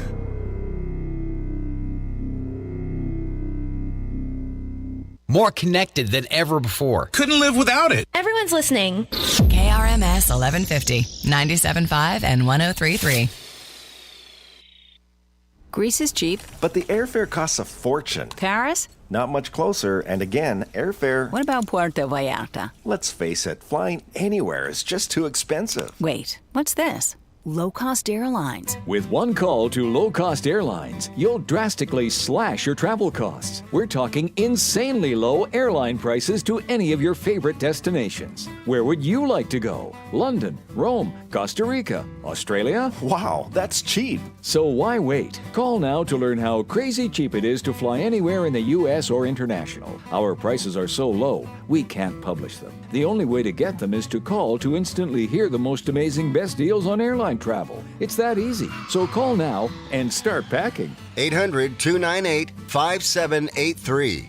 800-298-5783. 800-298-5783. That's 800-298-5783. 1 out of 8 women in the United States will be diagnosed with breast cancer in her lifetime. And the chances are you know at least one person who's been personally affected. But right now, you can help. It's simple. Donate your unwanted vehicle, RV, or trailer to the United Breast Cancer Foundation. It's the easiest way to contribute to one of the nation's leading charitable organizations. The process is fast, easy, and free. Not only will you be helping, but you'll also receive a tax deduction. The United Breast Cancer Foundation offers an array of programs and services that help and support families and individuals dealing with breast cancer. But we can't do it alone. We need your help. Simply give us a call to get started, and we'll schedule a pickup date that is convenient for you. If you have any questions you would like answered before initiating the donation process, please feel free to call us toll-free at 800-952-6220. That's 800-952-6220. 800-952-6220. Discover the power of radio. If you're a business owner looking to grow, you should know that radio sells with intimacy. When you have something important to communicate, which would you prefer? To show them a picture? To write to them? Or would you talk to them using the emotion of the human voice? Radio sells with intimacy. Discover the power of radio. Put the power of radio to work for your business. Call KRMS and 93.5 Rocks. We can help. Call 348-2772.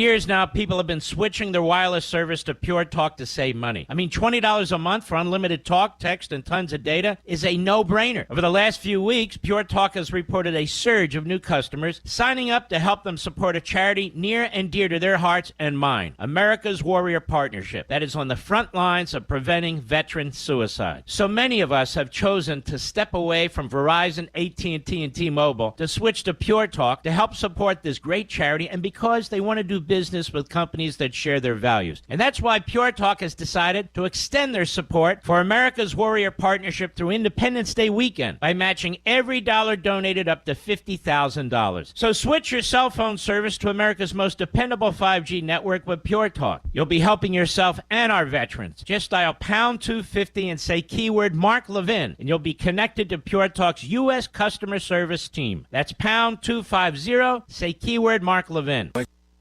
So find out more about Mark Levin by going to his website, marklevinshow.com.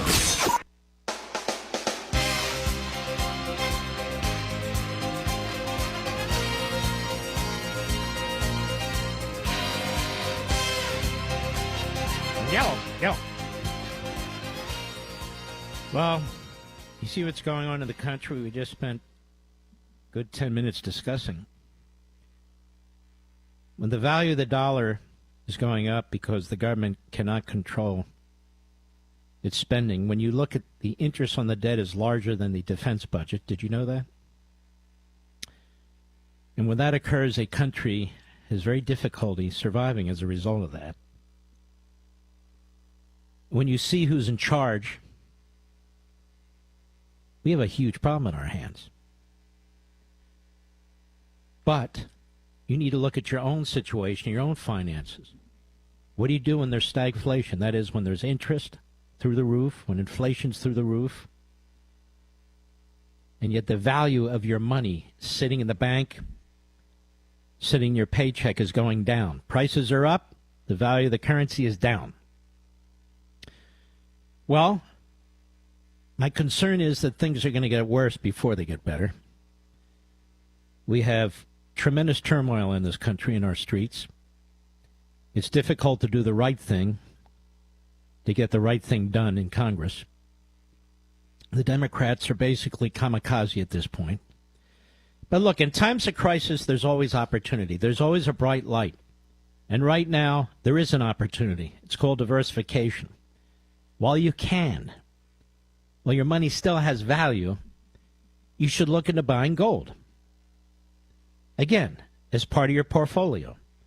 As political tensions rise, the dollar's future becomes increasingly uncertain, gold has the potential for going higher. I personally think it will. That's why I trust Advantage Gold. I've dealt with a lot of gold companies. They're the best. They're the experts at helping Americans take steps to help safeguard their wealth with precious metals. All you have to do is give them a call and get their free kit. Call them right now. They are there, 800-900-8000, 800-900-8000, and get their free 2024 gold and silver kit, 800-900-8000. Get their free 2024 gold and silver kit. It's beautiful. It's substantive. It's very eye-opening. Plus a special Mark Levin discount worth up to $1,300 if you qualify. The future may be unpredictable, but your financial security does not have to be, and that's the point. Call Advantage Gold right now. They are there. 800-900-8000, 800-900-8000. Get your special Mark Levin discount worth up to $1,300 for qualified customers today. Performance may vary. You should always consult your financial and tax professional. Now, while you're at it, I'm full of great ideas. You work hard to support yourself and your family. Hard. But it may seem as though you are taking a step back every month instead of moving forward. It's not your fault. It's what's being done to the country. It's what's being done to our currency and interest rates. When the bills are higher than what you bring in every month, you have to swipe that credit card, right, to cover the difference. I have been there. I've told you about that. It's incredibly stressful. It's terribly unpleasant. And you wonder what's going to happen. The debt keeps adding up. But if you own a home, my friends at American Financing can help you break free from that debt cycle. They can help you out of this bind. American Financing is saving people just like you on average almost $900 a month. Folks, that's $11,000 a year. Think about what you could do with an extra almost $900 every month, or $11,000 a year. It's all your money. It's a matter of using it the right way under the current economic circumstances. Even better, it costs nothing to find out how much you can save. Nothing. All it takes is a quick call to American Financing. And if you start today, you may be able to delay 2 mortgage payments. And by the way, the interest you pay on that credit card is burning money. It's not tax deductible. The interest you pay on your refinance is tax deductible up to $10,000. In addition to being 4 times lower than what you're paying on the interest on your credit card. So, folks, call American Finance today. This is a no-brainer. Start your journey towards being credit card debt-free.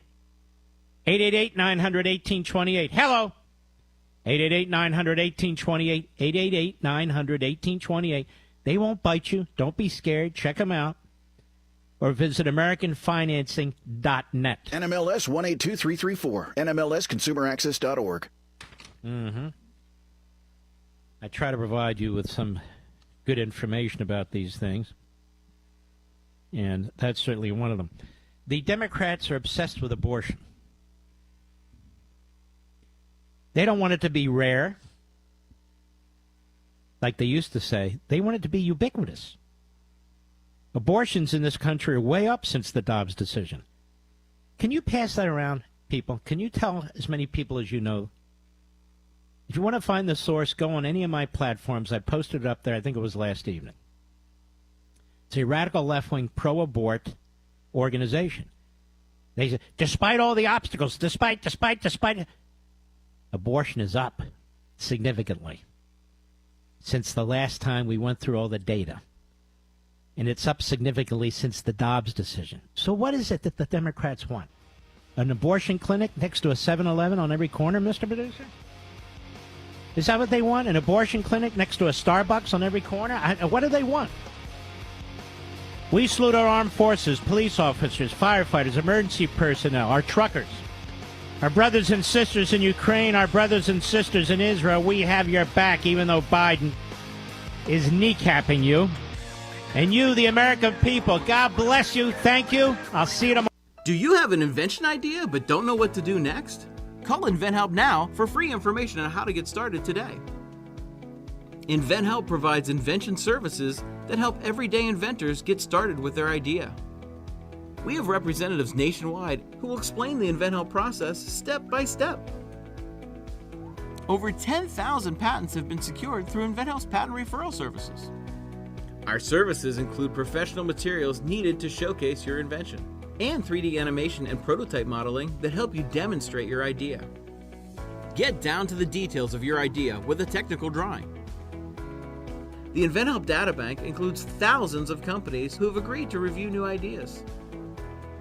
We've been helping inventors since 1984. Let's help you next. Take advantage of the opportunity to get started today. Call 1-800-215-7345. That's 1-800-215-7345. Again, 1-800-215-7345. Recover Now is a national campaign aimed at the education and awareness of the devastating effects of opioid and heroin abuse and curbing drug and alcohol addiction in the United States. Recover Now is sponsored by treatment facilities nationwide. Many of them have been where you are, and they want to help by spreading a message of hope and recovery. They're working hand in hand with major insurance companies nationwide that can help you or a loved one get clean in 7 to 30 days. Recover Now is embarking on a national outreach campaign on TV and radio to promote anti-addiction messages. So if you, a loved one, or someone you know has a problem with drugs or alcohol, do not wait. A new life for you could be 30 days away. Call us right now.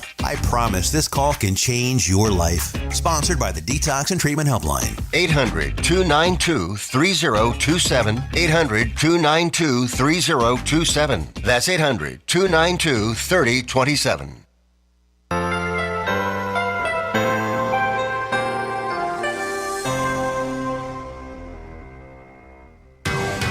At your service since 1951, News Talk KRMS Osage Beach and KRMS FM HD3 Osage Beach. This is CBS News on the Hour, sponsored by O'Reilly Auto Parts. I'm Jennifer Kuiper. Breaking news, a U.S. judge in the Northern Mariana Islands says WikiLeaks founder Julian Assange is a free man. The BBC, Shaima Khalil, reports the publisher has pleaded guilty to one felony, that is illegally obtaining and disclosing national security material. No prison sentence for him because as per the deal that was agreed by the U.S. Justice Department, he will get credits for time served in the UK. WikiLeaks says Assange will soon fly to his home country of Australia. On this primary day, George Latimer defeats U.S. Representative Jamal Bowman of New York in a Democratic race that highlighted the party's deep divisions over the war in Gaza. That according to the Associated Press, which also reports that GOP Congresswoman Lauren Boebert wins the House primary after switching districts in Colorado. Severe thunderstorms threaten the Midwest, which has already been struggling with flooding in portions of the South Dakota, Iowa, and Minnesota. 2 weather-related deaths reported. CBS's Tom Hansen in Minnesota. More than 3 million people across 4 states live in areas impacted by the flooding. Sections of the Mississippi and Missouri rivers are still on the rise. A rail bridge connecting Iowa and South Dakota collapsed. Part of it is now submerged in the Big Sioux River, which crested at a record 45 feet. In South Dakota, entire neighborhoods have been destroyed with homes swept off their foundations and roads washed away. Gun violence is a public health crisis in America. That declaration from the U.S. Surgeon General in a first-of-its-kind advisory that lays out strategies to address the crisis. Dr. Vivek Murthy tells CBS Mornings more children and adolescents in this country are killed by guns each year than anything else. Right now, 6 in 10 Americans are worried about losing a loved one to gun violence. Half of our kids are worried about a shooting in their school. And gun violence has now become the leading cause of death among kids and teens. Florida reports a new outbreak of dengue fever tied to travelers to and from the Caribbean. CBS's Alexander Tin. The CDC is warning doctors and health officials to be on guard this summer after the agency tracked a surge of cases this year in returning U.S. travelers with dengue fever, which can lead to weeks of debilitating joint pain and spasms. Some U.S. jurisdictions have also reported local transmission of the virus in recent years. Puerto Rico declared an emergency earlier this year over a massive outbreak there. In Kenya, thousands of protesters stormed Kenya's parliament today. They're protesting tax proposals, and at least 5 deaths have been reported. Kenya's president calls it treasonous. Volkswagen says that it's going to invest $5 billion in an electric vehicle joint venture with U.S. automaker Rivian. This is CBS News. Think O'Reilly Auto Parts for all your car care needs. Get the parts and service you need fast from the professional parts people at O'Reilly Auto Parts. Late News now. I'm John Roger, KRMS Radio News. Our top local stories: diapers are flying off the shelves across the Ozarks as the needs rise continue due to increased costs from inflation. Officials at the Diaper Bank of the Ozarks say they've distributed over 1.5 million diapers since the start of the year. The group is asking for residents to donate monetary-wise, not actual diapers, because they can get better deals by buying through bulk options. Recently, the Osage Nation made a donation of $5,000 diapers to the Changing Table of the Lake, a center that handles diaper distribution for the Lake region. Calling it years in the making, the Camden County Sheriff's Office will now officially open the doors on Wednesday for the open house to show off its new animal control facility. The animal control facility has kind of been that albatross, if you will, that's been hanging over the shoulders of the last several sheriffs that have held office here in Camden County. And specifically, the employees here, the deputies, were very proud of the facility. Sergeant Scott Hines says office personnel will be on hand to answer questions about the new place, and there'll be a lunch and tour. The open house takes place on Wednesday at 1 o'clock. The facility is located at 7645 State Road A in Montreal. And a 4-year-old boy from Kaiser is injured when he was hit by a car that was backing up on Brookview Drive in Miller County. The Highway Patrol says it happened on Monday. The driver of the car, 36-year-old Josh Leiden from Kaiser, failed to keep a proper lookout before hitting the boy. He escaped with minor injuries and was treated at Lake Regional. That's your Lake News Now. I'm John Roger. This news sponsored by Hydro Hoist in Laurie. The 4th of July summer event is happening now at Hydro Hoist of the Ozarks with huge discounts on used and factory second boat lifts and PWC ports. Factory seconds come with a full Hydro Hoist factory warranty. Tanks may have die-lot issues or blemishes. Currently available is the Ultra Lift series with lifting capacities to 8,800 pounds and the Epic and Extreme PWC platforms, all while supplies last. Stop by their showroom located at 448 South Main, Laurie, or call 573-346-7505. Hurry, as they are going fast. I'm meteorologist Ray Miller with your News Talk KRMS weatherology forecast. Scattered showers and thunderstorms tonight, especially after midnight, with a high of 72 degrees. Wednesday, scattered storms, not nearly as warm, with a high of 87. Thursday, sunny, high of 88. Friday, couple of storms in the morning, otherwise sunny, with a high around 95 degrees. The current water temperature, sponsored by Captain Ron's Bar and Grill, home of the shootout, is 87 degrees. And at the studios, right now, it's 77. Imagine having all the money you need for retirement, all the income, every month, guaranteed. That's Secure Future Investor. Secure Future utilizes an indexed annuity tied to growth in the U.S. stock market, but without any risk of loss ever. That's right. No matter what happens in the market, your investment can never decline. Down years, you're insured against any losses. Boom years, your retirement account grows exponentially to increase your worth. Whether the market is up or down, Secure Future Investor can set you up with guaranteed money for life income. It's the difference between thinking you have enough money to retire and knowing you're getting that retirement check every single month for the rest of your life, no matter how long you live. Over 40 years old? Call now. Call 888-635-8288. Sponsored by GP Agency, Inc., Raleigh, North Carolina. Licensed in all states. Performance may vary. Consult with your financial professional before making an investment decision. 888-635-8288.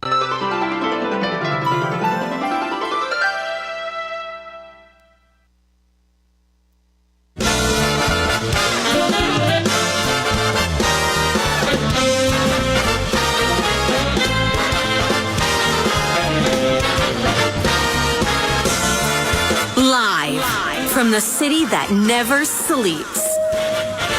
17 miles from Madison Square Garden, New York City. It's America at Night with Rich Valdez. America's favorite late-night talk program featuring interesting guests from around the world and calls from across America. And now, here is your host, Rich Valdez.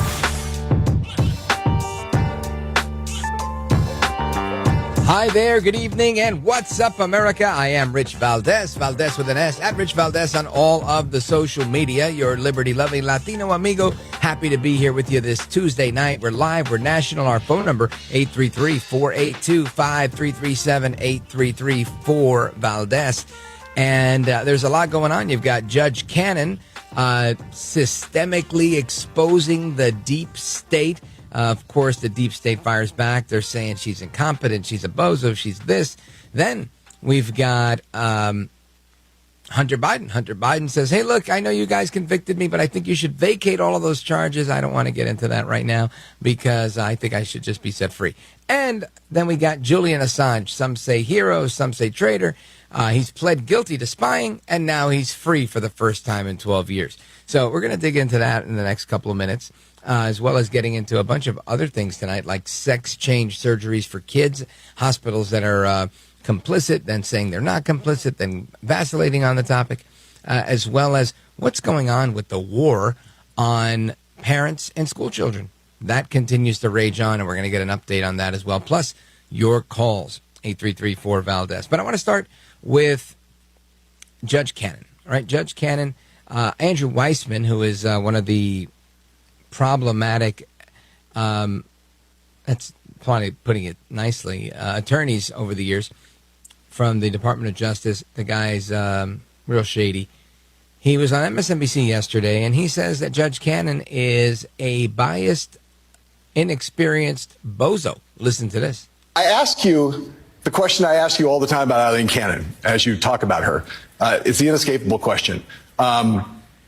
Politically biased, bozo, or both?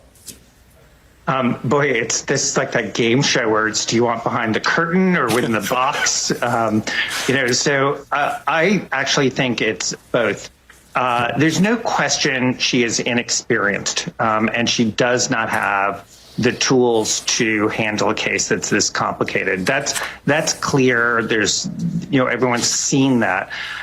We also do have the fact that the 11th Circuit, a conservative circuit that she is in, reversed her not once but twice. And those were conservative judges who just thought she was absolutely bonkers in terms of her rulings. And of course, both times that she was overturned, her rulings were for Trump. It's not like she's inexperienced and sometimes she gets it right for Trump and sometimes she gets it right or wrong for the government. They're always siding with Donald Trump, and it's very, very hard at this point to see her as being anything other than partisan. I wonder if it has anything to do with Donald Trump having a point in those situations, right? Donald Trump being the victim, Donald Trump being the target of the lawfare from the Biden administration, and her calling it out. That makes her a politically biased bozo that's inexperienced, or both? Unbelievable how this works. And again, I understand they're critics, and that's what critics do. But at some point, you've got to give the other side a chance, right? You've got to listen to what they have to say and then make a choice for yourself.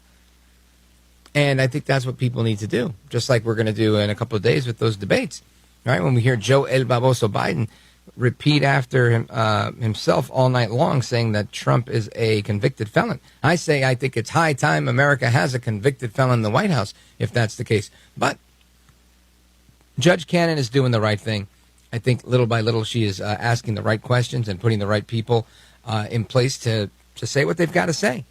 The fact that they're saying, she shouldn't let people that are interested in questioning Jack Smith's eligibility for appointment to present their amicus briefs. She's, people are criticizing her, saying she should just read them and consider them, but she doesn't have to allow them to present them in open court. Good for her. Good for her for doing what she believes is right. I mean, I understand the left and why they're angry. I do. But in reality, I think the American people who are watching, the people in the court, herself, people want to hear the facts. They hear the facts, and then they feel a little bit more comfortable with things, right? I mean, that makes sense to me. Kind of like the people that heard the facts about the Hunter Biden case. And, of course, Hunter Biden was convicted. But now he's saying, well, hold on a second, guys. Maybe we can get my conviction vacated. Listen to this. Hunter Biden is requesting a new trial less than 2 weeks after he was convicted on 3 felony counts on federal gun charges. Biden's attorneys filed papers yesterday arguing that his convictions should be vacated on a procedural technicality. In a separate filing, his attorney said that because Biden never used his gun in a dangerous way, he should retain his right to bear arms. A federal jury in Wilmington, Delaware, found Biden guilty of lying to obtain a weapon by saying he was not addicted to drugs. So I don't know where you weigh in on that one. All I know is Hunter Biden's going to use the system as best as he can. He's in a good spot. I don't think he's going to get in trouble for a lot of things. Who knows? He might get this thing overturned so that he can move forward with his life scot-free, so that he can go on to maybe make more babies that he won't take care of. And maybe that was a low blow. I don't want to be mean to the guy. I think by all accounts, from what I've seen on TV, he doesn't come across as a nasty person. he comes across as somebody that I think is an affable guy, Hunter Biden, right? When you see him in interviews, he seems, like a decent person that went through a difficult time. Maybe there's more to it. Maybe we need to ask his baby mama, right, London Roberts, what she has to say.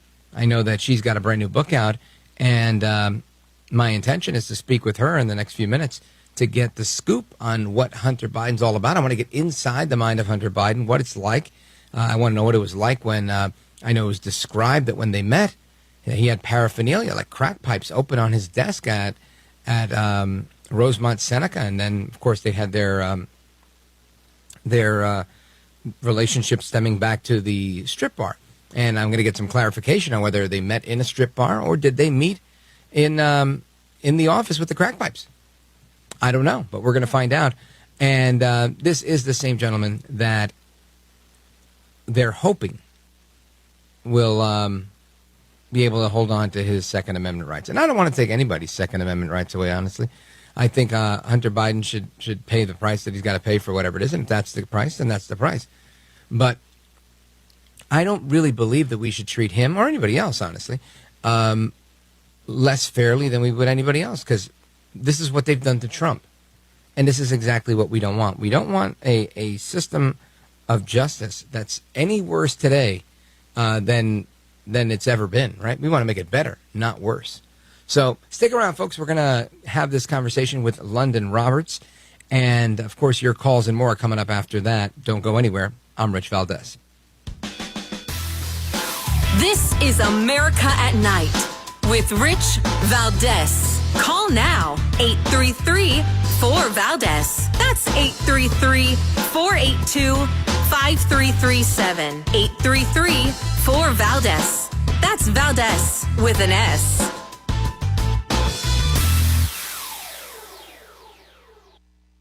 We're going abroad for the first time in years. To Spain. But we don't speak Spanish. So we started using Babbel. And started learning Spanish fast. With Babbel, you can start having conversations in another language in just 3 weeks. Babbel's conversational method teaches you real-life words and phrases. And with Babbel's interactive bite-sized lessons, you'll remember what you learned. ¿Cómo te llamas? ¿Cómo te llamas? ¿De dónde eres? ¿De dónde eres? When you learn a language, you want to actually use it. Babbel is designed with that goal in mind. In just 3 weeks, we're starting to have conversations in Spanish. Estoy muy emocionado para ir a España contigo. Aw, he just said, I'm very excited to go to Spain with you. Nos vamos a divertir mucho. And that means we're going to have a lot of fun. Sí. Gracias, Babbel. Babbel, language for life. Celebrating 10 million subscriptions sold. Now try Babbel for free at Babbel.com. Just go to Babbel.com and start learning a new language today. That's Babbel.com. Babbel.com. Angie's List is now Angie, and we've heard a lot of theories about why. I thought it was an eco move. Fewer words, less paper. No, it was so you could say it faster. No, it's to be more iconic. Must be a tech thing. But those aren't quite right. It's because now you can compare upfront prices, book a service instantly, and even get your project handled from start to finish. Sounds easy. It is, and it makes us so much more than just a list. Get started at Angie.com. That's ANGI, or download the app today. Prescriptions require an online consultation with a healthcare provider who will determine if appropriate. Restrictions apply. See website for details and important safety information. Subscription required. Price varies based on product and subscription plan. Hey guys, did you know there's a generic form of Viagra that works just the same but is 95% cheaper? And you can get it online at hims.com/joy. Through Hims, you'll get a free medical consultation to determine the ED medication that's best for you, discreet shipping if prescribed, a 100% online process, and a range of treatment options, including trusted generic alternatives to the name brands, at up to 95% off. ED is personal, and at Hims, so is treating it. Just go to hims.com/joy and get connected to a licensed medical provider online for free, with zero copay, no expensive appointments, and no awkward face-to-face conversations. To start your free online visit, you need to go to this exclusive address, hims.com/joy. That's hims.com/joy for your free online visit. HIMS.com/JOY. Hey, John, why so glum? I just got let go. The company's downsizing. This is the third time in the last 2 years. I'm done with this. Have you thought about My Computer Career? I've heard they can train you for a career in IT in just a few months, including cybersecurity and the basics of AI. And you don't need prior training or experience. Now that's a recession-resistant career. Wow, thanks. I'll check them out. Go to mycomputercareer.edu and take the free career evaluation. mycomputercareer.edu. Financial aid is available for qualified students, including the GI Bill.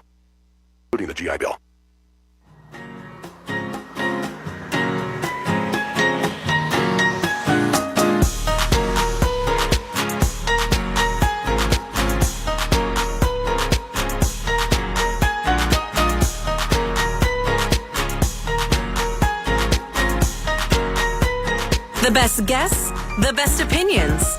This is America at Night with Rich Valdez. All right, America, welcome back. Rich Valdez, your liberty-loving Latino amigo, here with you till 1 a.m. Eastern Time. And as promised, I want to get into this topic. You guys remember a while back, of course, during Christmas time, there was some controversy on this. And prior to that, where President Biden was taken to task by the media because he did not acknowledge all of his grandchildren. And good on the media. You know, of course, I take exception to the media sometimes, but every now and again, they get it right. And I think they got it right in this situation where they were saying, hold on a second, there's more grandbabies and you're not acknowledging them. Now, we've got a clip from our archive of President Biden doing just that. Listen to this. Above all, I see a future for all of America, a future for my daughters, my 4 granddaughters. By the way, they're incredible. You should meet my family. Oh, you think I'm kidding? I'm not. A future for all women. And I'll always be president for all Americans because I believe in America. Now, of course, you know, part of what I do every day is you know, take shots. I take shots at Biden for forgetting things, right? He forgets things. He stumbles and bumbles every now and again. But this is one of those things where you just don't do that, right? I'm a father of 2. I have 2 daughters. Imagine if I were to forget one of my kids. Boy, somebody would have my head, right? So I think it was appropriate and fair for them to take him to task on this. Now, eventually, Joe Biden, you know, he comes to terms with things, and he does get this right. But I want to get to the bottom of this with somebody who lived this, right? Somebody who understands it, somebody who was there. The mom of the 5th granddaughter, Navy, and her name is London Roberts. She's the author of Out of the Shadows, My Life Inside the Wild World of Hunter Biden. London Roberts, welcome. Hi, thank you for having me. Oh, it's my pleasure. Thank you. Now, I've never met you before. I only know what I've read in the media and what I've read thus far from the promotion of your book. So I'm looking forward to, you know, you setting the record straight and really sharing a lot about, your experience. When you heard that in the media, what was your initial reaction to hearing the President of the United States, your daughter's grandpa, you know, seemingly misstepping here and not acknowledging her? It's disgusting. It's distasteful. It's hurtful.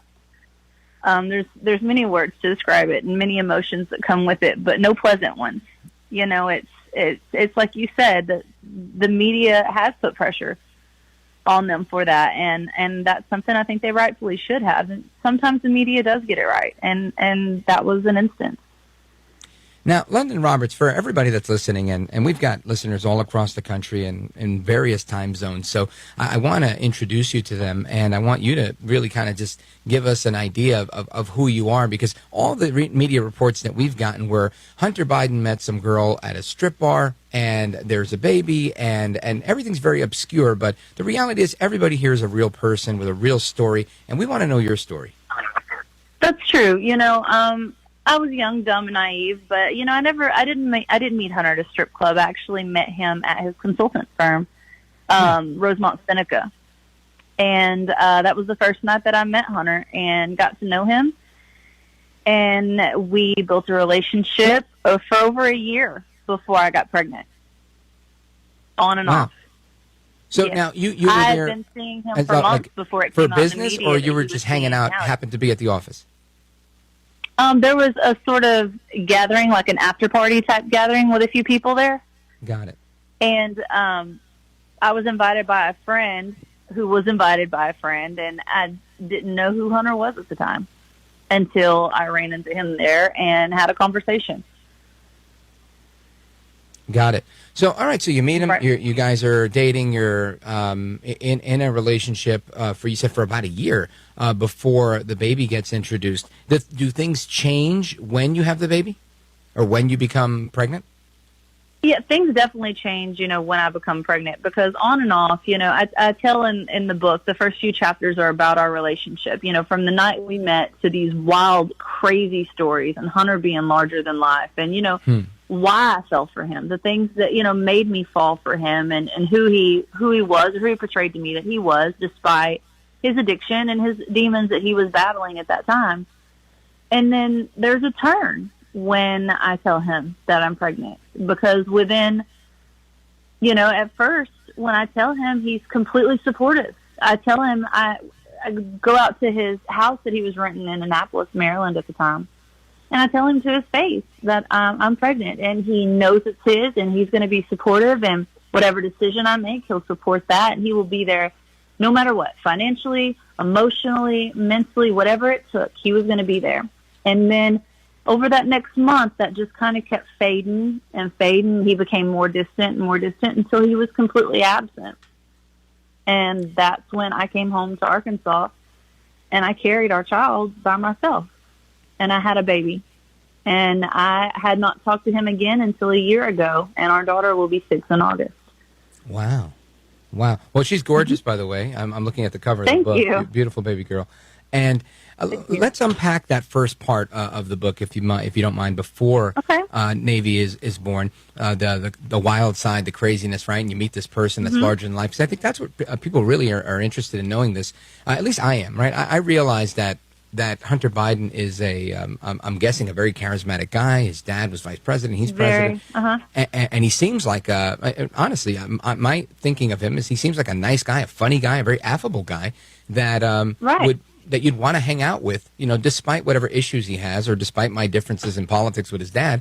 I think he seems like a guy that's just a decent guy. So tell us what that was like, that roller coaster. It was, I talk about the first night of meeting him, and I believe it's William Shakespeare that says the eyes are the windows to the soul. And I remember the first time we locked eyes, I just thought he had the most beautiful blue-gray eyes, and you could see there was a lot of pain there, and there was, this paraphernalia on the desk, and he was in the back room while, other people are out in the front, talking and having a smoke on the balcony or whatever, just casual conversation.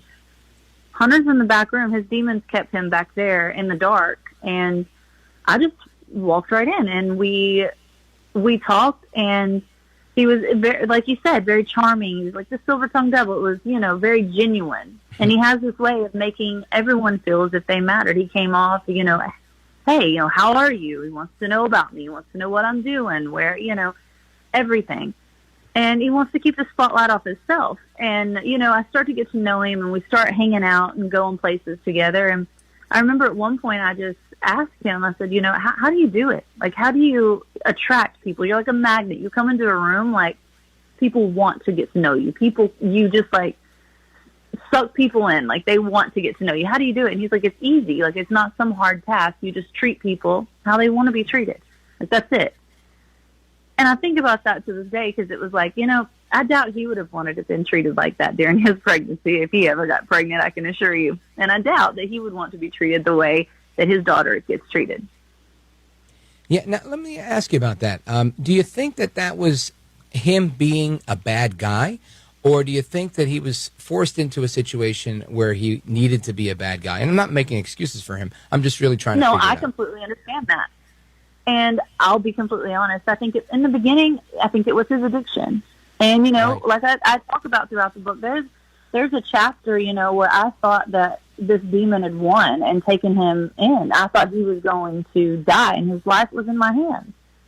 And, I discussed that throughout the book. He was suffering, and it was so obvious to see. And I cared about him so much, and I felt for him. And I had this empathy for him. And so in the beginning, when I left and I came back and the pregnancy and stuff was over and he wasn't there, I blame the addiction for that because, that is a quality of addiction, that sort of, deflection and dismissive behavior, avoidant. And so that's, I think, a reason I didn't say anything and I kept it hidden for so long because I believed it was his addiction.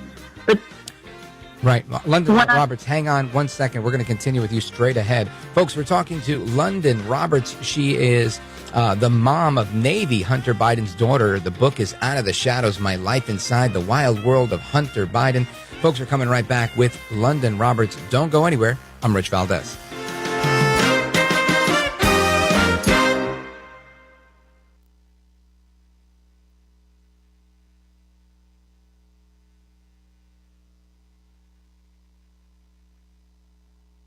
Makes me forget about work for a second. Couldn't live without it. News Talk KRMS, now heard in high definition on 93.5 HD3.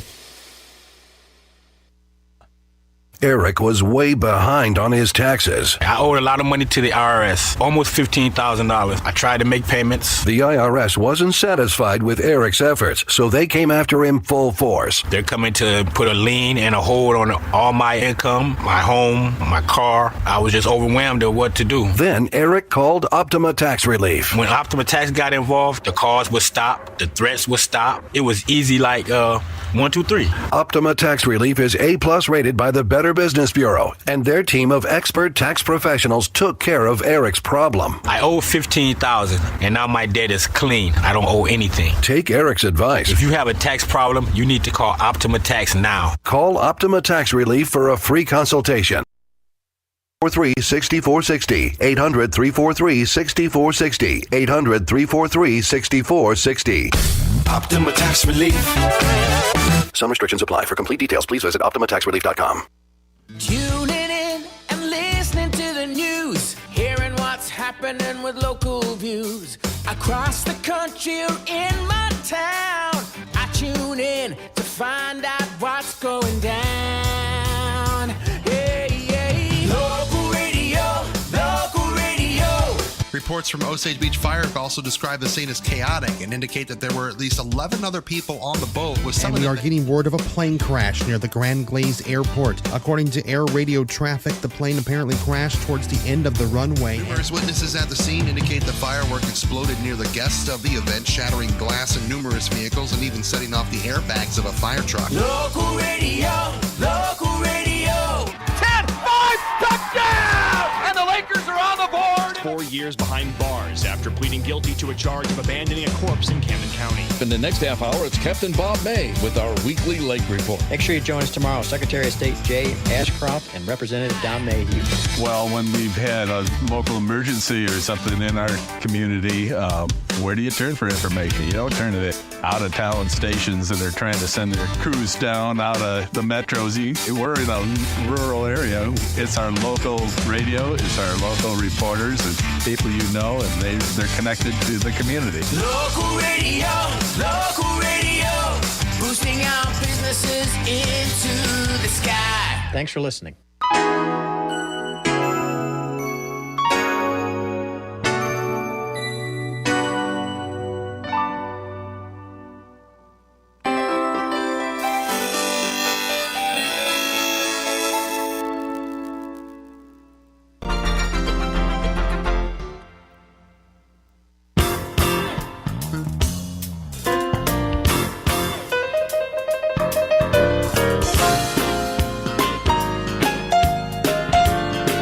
He's brown, he's bald, and he's breaking it down. It's America at Night with Rich Valdez. All right, amigos, welcome back, familia. We are continuing our conversation with London Roberts.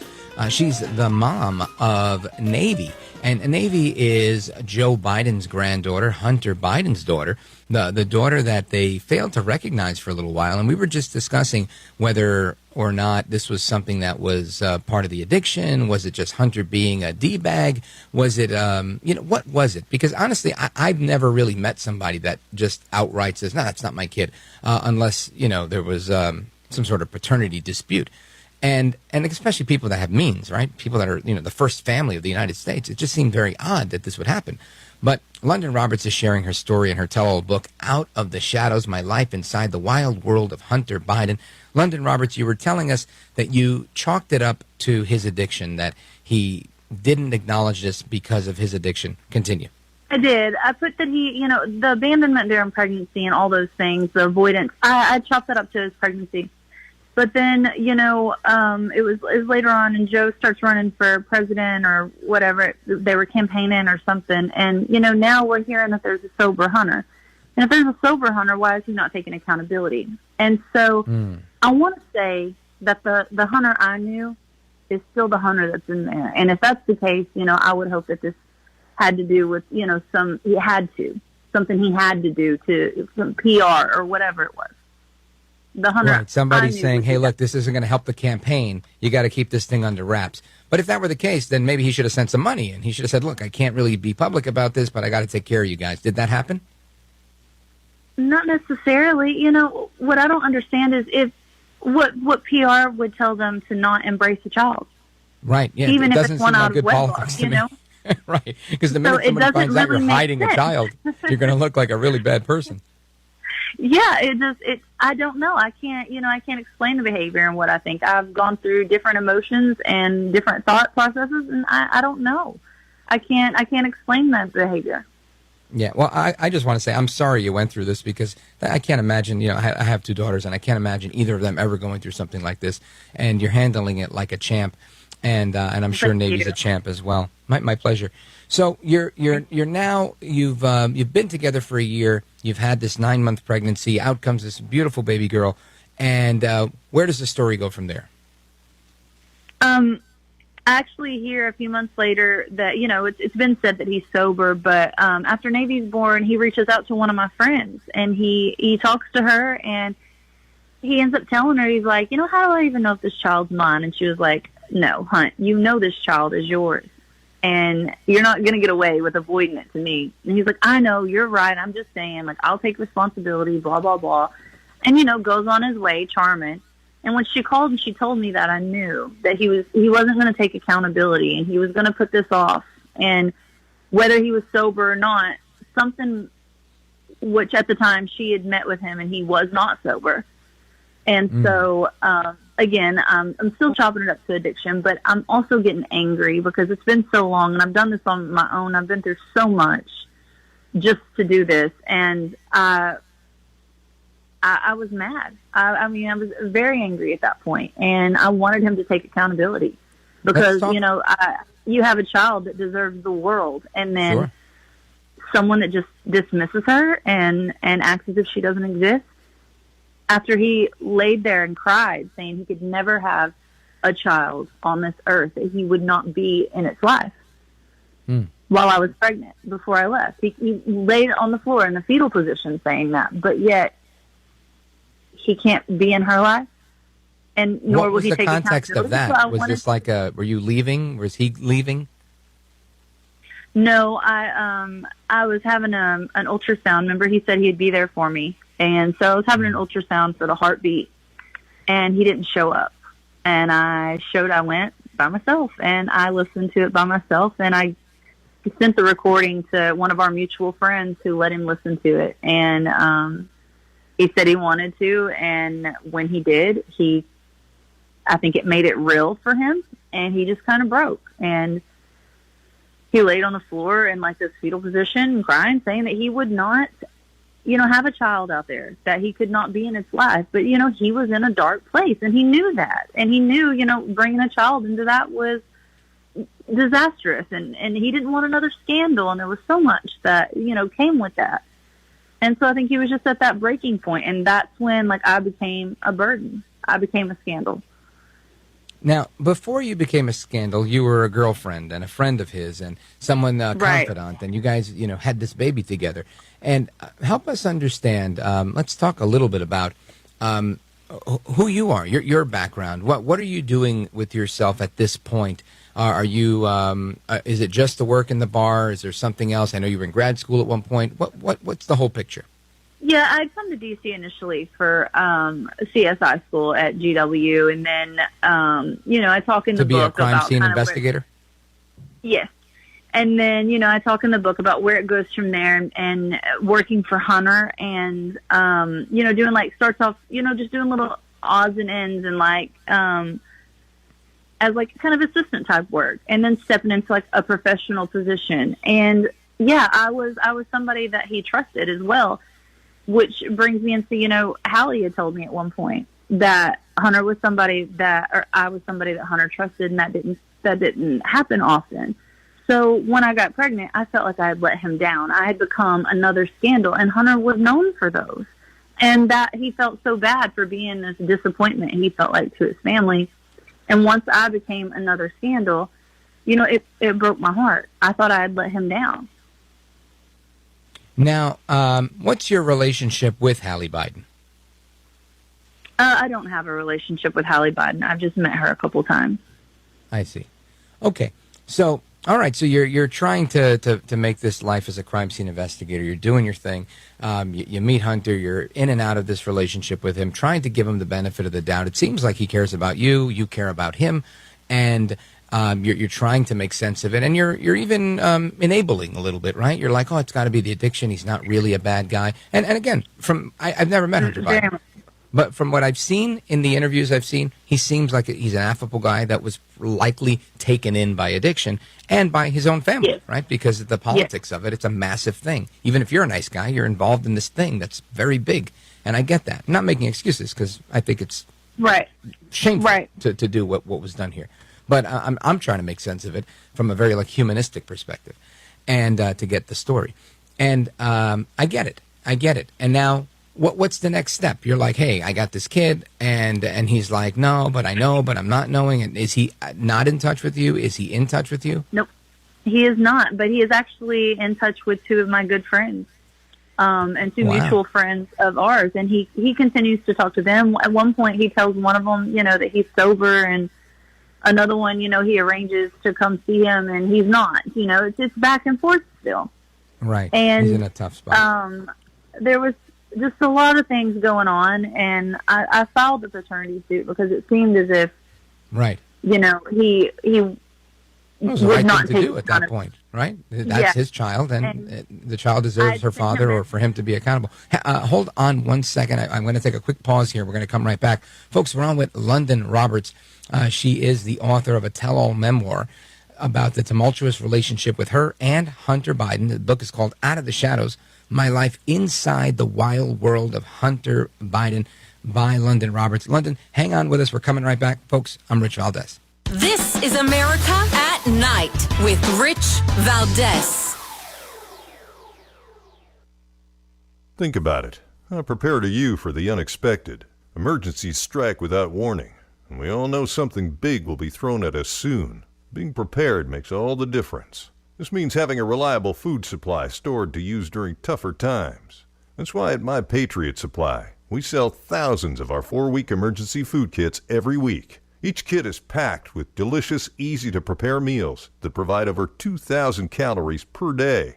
These kits are designed to stand by for up to 25 years, ready to use when you need them most. This week, save $50 on every 4-week emergency food kit you need. Simply go to MyPatriotSupply.com and secure one for each family member. That's $50 off every 4-week emergency food kit. Order by 3 p.m. and your kit's shipped that same day. It's better to have emergency food than to need it and not have it. Shop MyPatriotSupply.com. MyPatriotSupply.com. Hey, John, why so glum? I just got let go. The company's downsizing. This is the third time in the last 2 years. I'm done with this. Have you thought about My Computer Career? I've heard they can train you for a career in IT in just a few months, including cybersecurity and the basics of AI. And you don't need prior training or experience. Now that's a recession-resistant career. Wow, thanks. I'll check them out. Go to mycomputercareer.edu and take the free career evaluation. mycomputercareer.edu. Financial aid is available for qualified students, including the GI Bill. Are you having trouble hearing? Hearing loss can devastate the quality of your life. Now, there's an affordable fix for you or your loved one. Rated in the best hearing aids of 2024 by USA Today, Audion Hearing has the highest quality hearing aids at the lowest prices, just $189. I actually like them better than my old $5,000 hearing aids. I could not believe how my hearing and life changed. Join over 500,000 happy customers by going to audionhearing.com. That's AUDIEN hearing.com. Portions of our programming are pre-recorded. Sometimes life is wonderful, and sometimes it's not.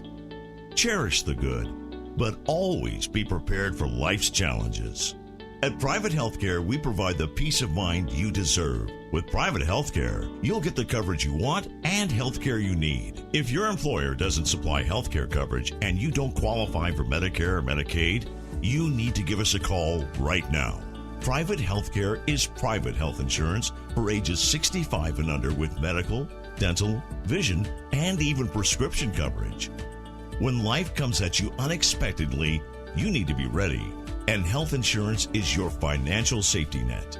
If you're looking for health coverage at the best price and your annual household income is $35,000 or more, give us a call at 800-651-6360. That's 800-651-6360. 800-651-6360. Go.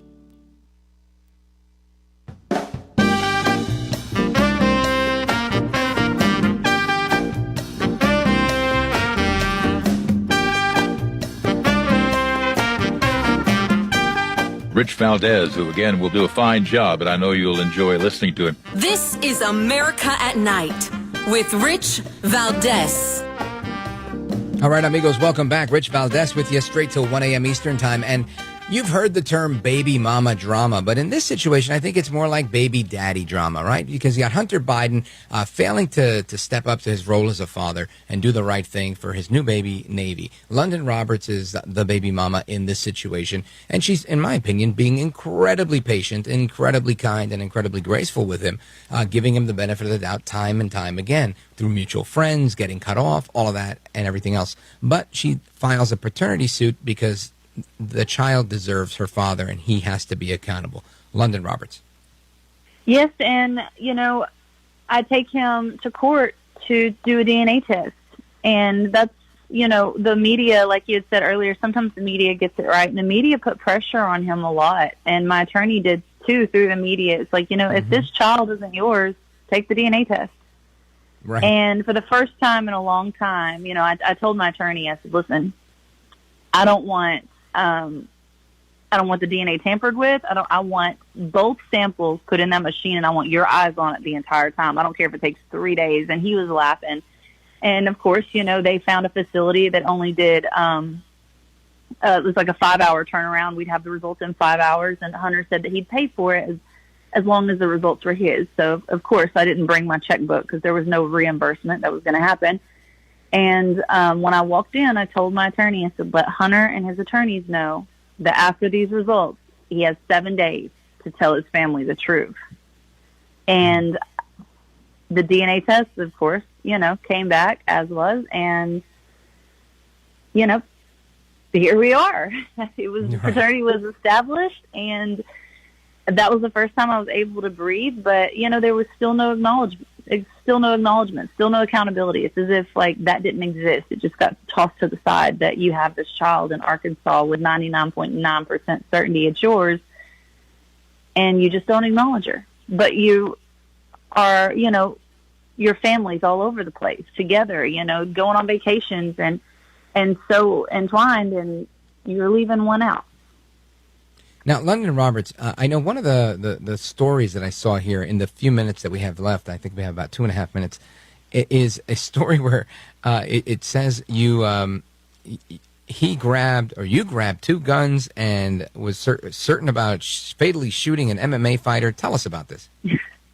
Yes, actually, while I was going through the paternity suit, what most people don't know, and all these crazy stories, when I talk about crazy, wild stories in the book, they're not all about Hunter, but most of them are. But there are some, you know, I start dating a guy and I become engaged to a man, and he's an MMA fighter, and he absolutely lost his mind throughout the paternity suit because it just put so much on him. He just couldn't handle it. And he resorted to drugs. And now I'm going through the same thing again, except this time, it's a different kind of drug and a different kind of addiction and this psychosis type. It was the oddest thing. And, for mine and my daughter's safety, we had to file a restraining order. There was a night that he came, to my house with a knife to try to beat down the door to get to me. And, we had called the cops, but I was barricaded in my bedroom with a gun, ready to unload when he knocked the door down. Wow. But, Roberts. thankfully That's the crazy. cops got there in time. Folks, I recommend you get a copy of the book, maybe two, one to give away. This sounds like something you want to read while you're on the beach for sure. The book is called Out of the Shadows, My Life Inside the Wild World of Hunter Biden. The author is London Roberts. London Roberts, I wish you the best with everything that you're doing for you and for Navy. I imagine this can't be easy, but hopefully writing the book and, doing well with this is something, some sort of consolation for the crazy that you've been through. What's the next step for you now? And I guess 15 or 30 seconds. What do you do now? What's the future look like for you? Going back to being a mom. I've spent the last 6-7 months writing this book and putting my all into it and reliving a bunch of trauma that I didn't want to. And I'm so ready to go back to just moving forward and being a mom. Just normal life. Let everybody know how they can keep in touch with you if they want to, follow the work that you're doing with this book. Well, actually, Skyhorse Publishing, they have it all on their Instagram. And I also have, my social media is Londontown, LUNDENTONN _. And I'm on Instagram as well. Well, I'll definitely give you a follow, and we'll be promoting everything as well. I wish you the best of luck. I appreciate it. Well, thank you so much. That means a lot. Yeah, my pleasure. And Godspeed to you. My best to you and to the little girl. You as well. All right, America, we continue straight ahead with the rest of your calls, comments, and everything else that we've got going on tonight. Don't move a muscle. I'm Rich Valdez. This is America at Night with Rich Valdez. Call now, 833-4-VALDEZ. That's 833-482-5337. 833-4-VALDEZ.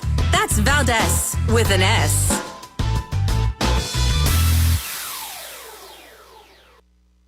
Wesley Financial Group is not a law firm. If you own a timeshare, don't miss this public service announcement from Chuck McDowell, founder of Wesley Financial Group. If you receive an unsolicited phone call or mail piece to discuss selling, renting, or especially canceling your timeshare, don't fall for it. If you really want out of your timeshare, hang the phone up immediately or throw that mail piece in the trash and contact your timeshare resort or Wesley Financial Group for assistance with your timeshare. As the only Inc. 500 timeshare cancellation company, our knowledge, experience, and results has made Wesley a trusted resource for over 40,000 families we've helped get out of their timeshare. Give us a call, and I'll send you our timeshare exit information kit free with the straight facts about your timeshare and all of your options for cancellation. Call for your free info kit, 800-636-1881. 800-636-1881. 800-636-1881. Getting quality employees to fill positions in your company is essential, but finding those people can be a major hassle, unless you use ZipRecruiter. ZipRecruiter makes finding quality people a breeze. And right now you can try it for free at ZipRecruiter.com/free. With ZipRecruiter, one click sends your job to hundreds of top job sites. But more than that, ZipRecruiter's advanced technology identifies the candidates with the skills you need, sends you a list of great matches to review, then actively invites them to apply for your job. And the results speak for themselves. 4 out of 5 employers who post on ZipRecruiter get a quality candidate within the first day. That's right, the first day. Now you can focus on your business and let ZipRecruiter do the work finding the best people for you. See for yourself. Experience the ease, efficiency, and power of ZipRecruiter for free. Just go to ZipRecruiter.com/free. That's ZipRecruiter.com/free. ZipRecruiter.com/free. We're going abroad for the first time in years. To Spain. But we don't speak Spanish. So we started using Babbel. And started learning Spanish fast. With Babbel, you can start having conversations in another language in just 3 weeks. Babbel's conversational method teaches you real-life words and phrases. And with Babbel's interactive bite-sized lessons, you'll remember what you learned. ¿Cómo te llamas? ¿Cómo te llamas? ¿De dónde eres? ¿De dónde eres? When you learn a language, you want to actually use it. Babbel is designed with that goal in mind. In just 3 weeks, we're starting to have conversations in Spanish. Estoy muy emocionado para ir a España contigo. Aw, he just said, I'm very excited to go to Spain with you. Nos vamos a divertir mucho. And that means we're going to have a lot of fun. Sí. Gracias, Babbel. Babbel, language for life. Celebrating 10 million subscriptions sold. Now try Babbel for free at babbel.com. Just go to babbel.com and start learning a new language today. That's babbel.com. BABBEL.com.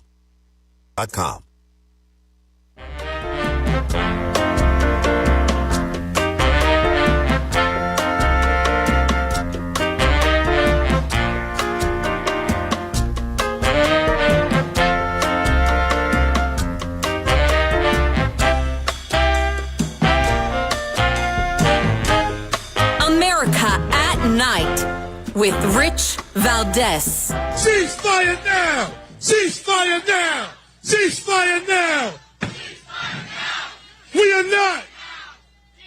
We are not going to stand silent while U.S. tax dollars kills babies and women and children.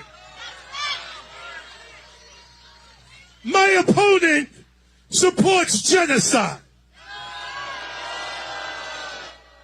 My opponent and AIPAC are the ones destroying our democracy.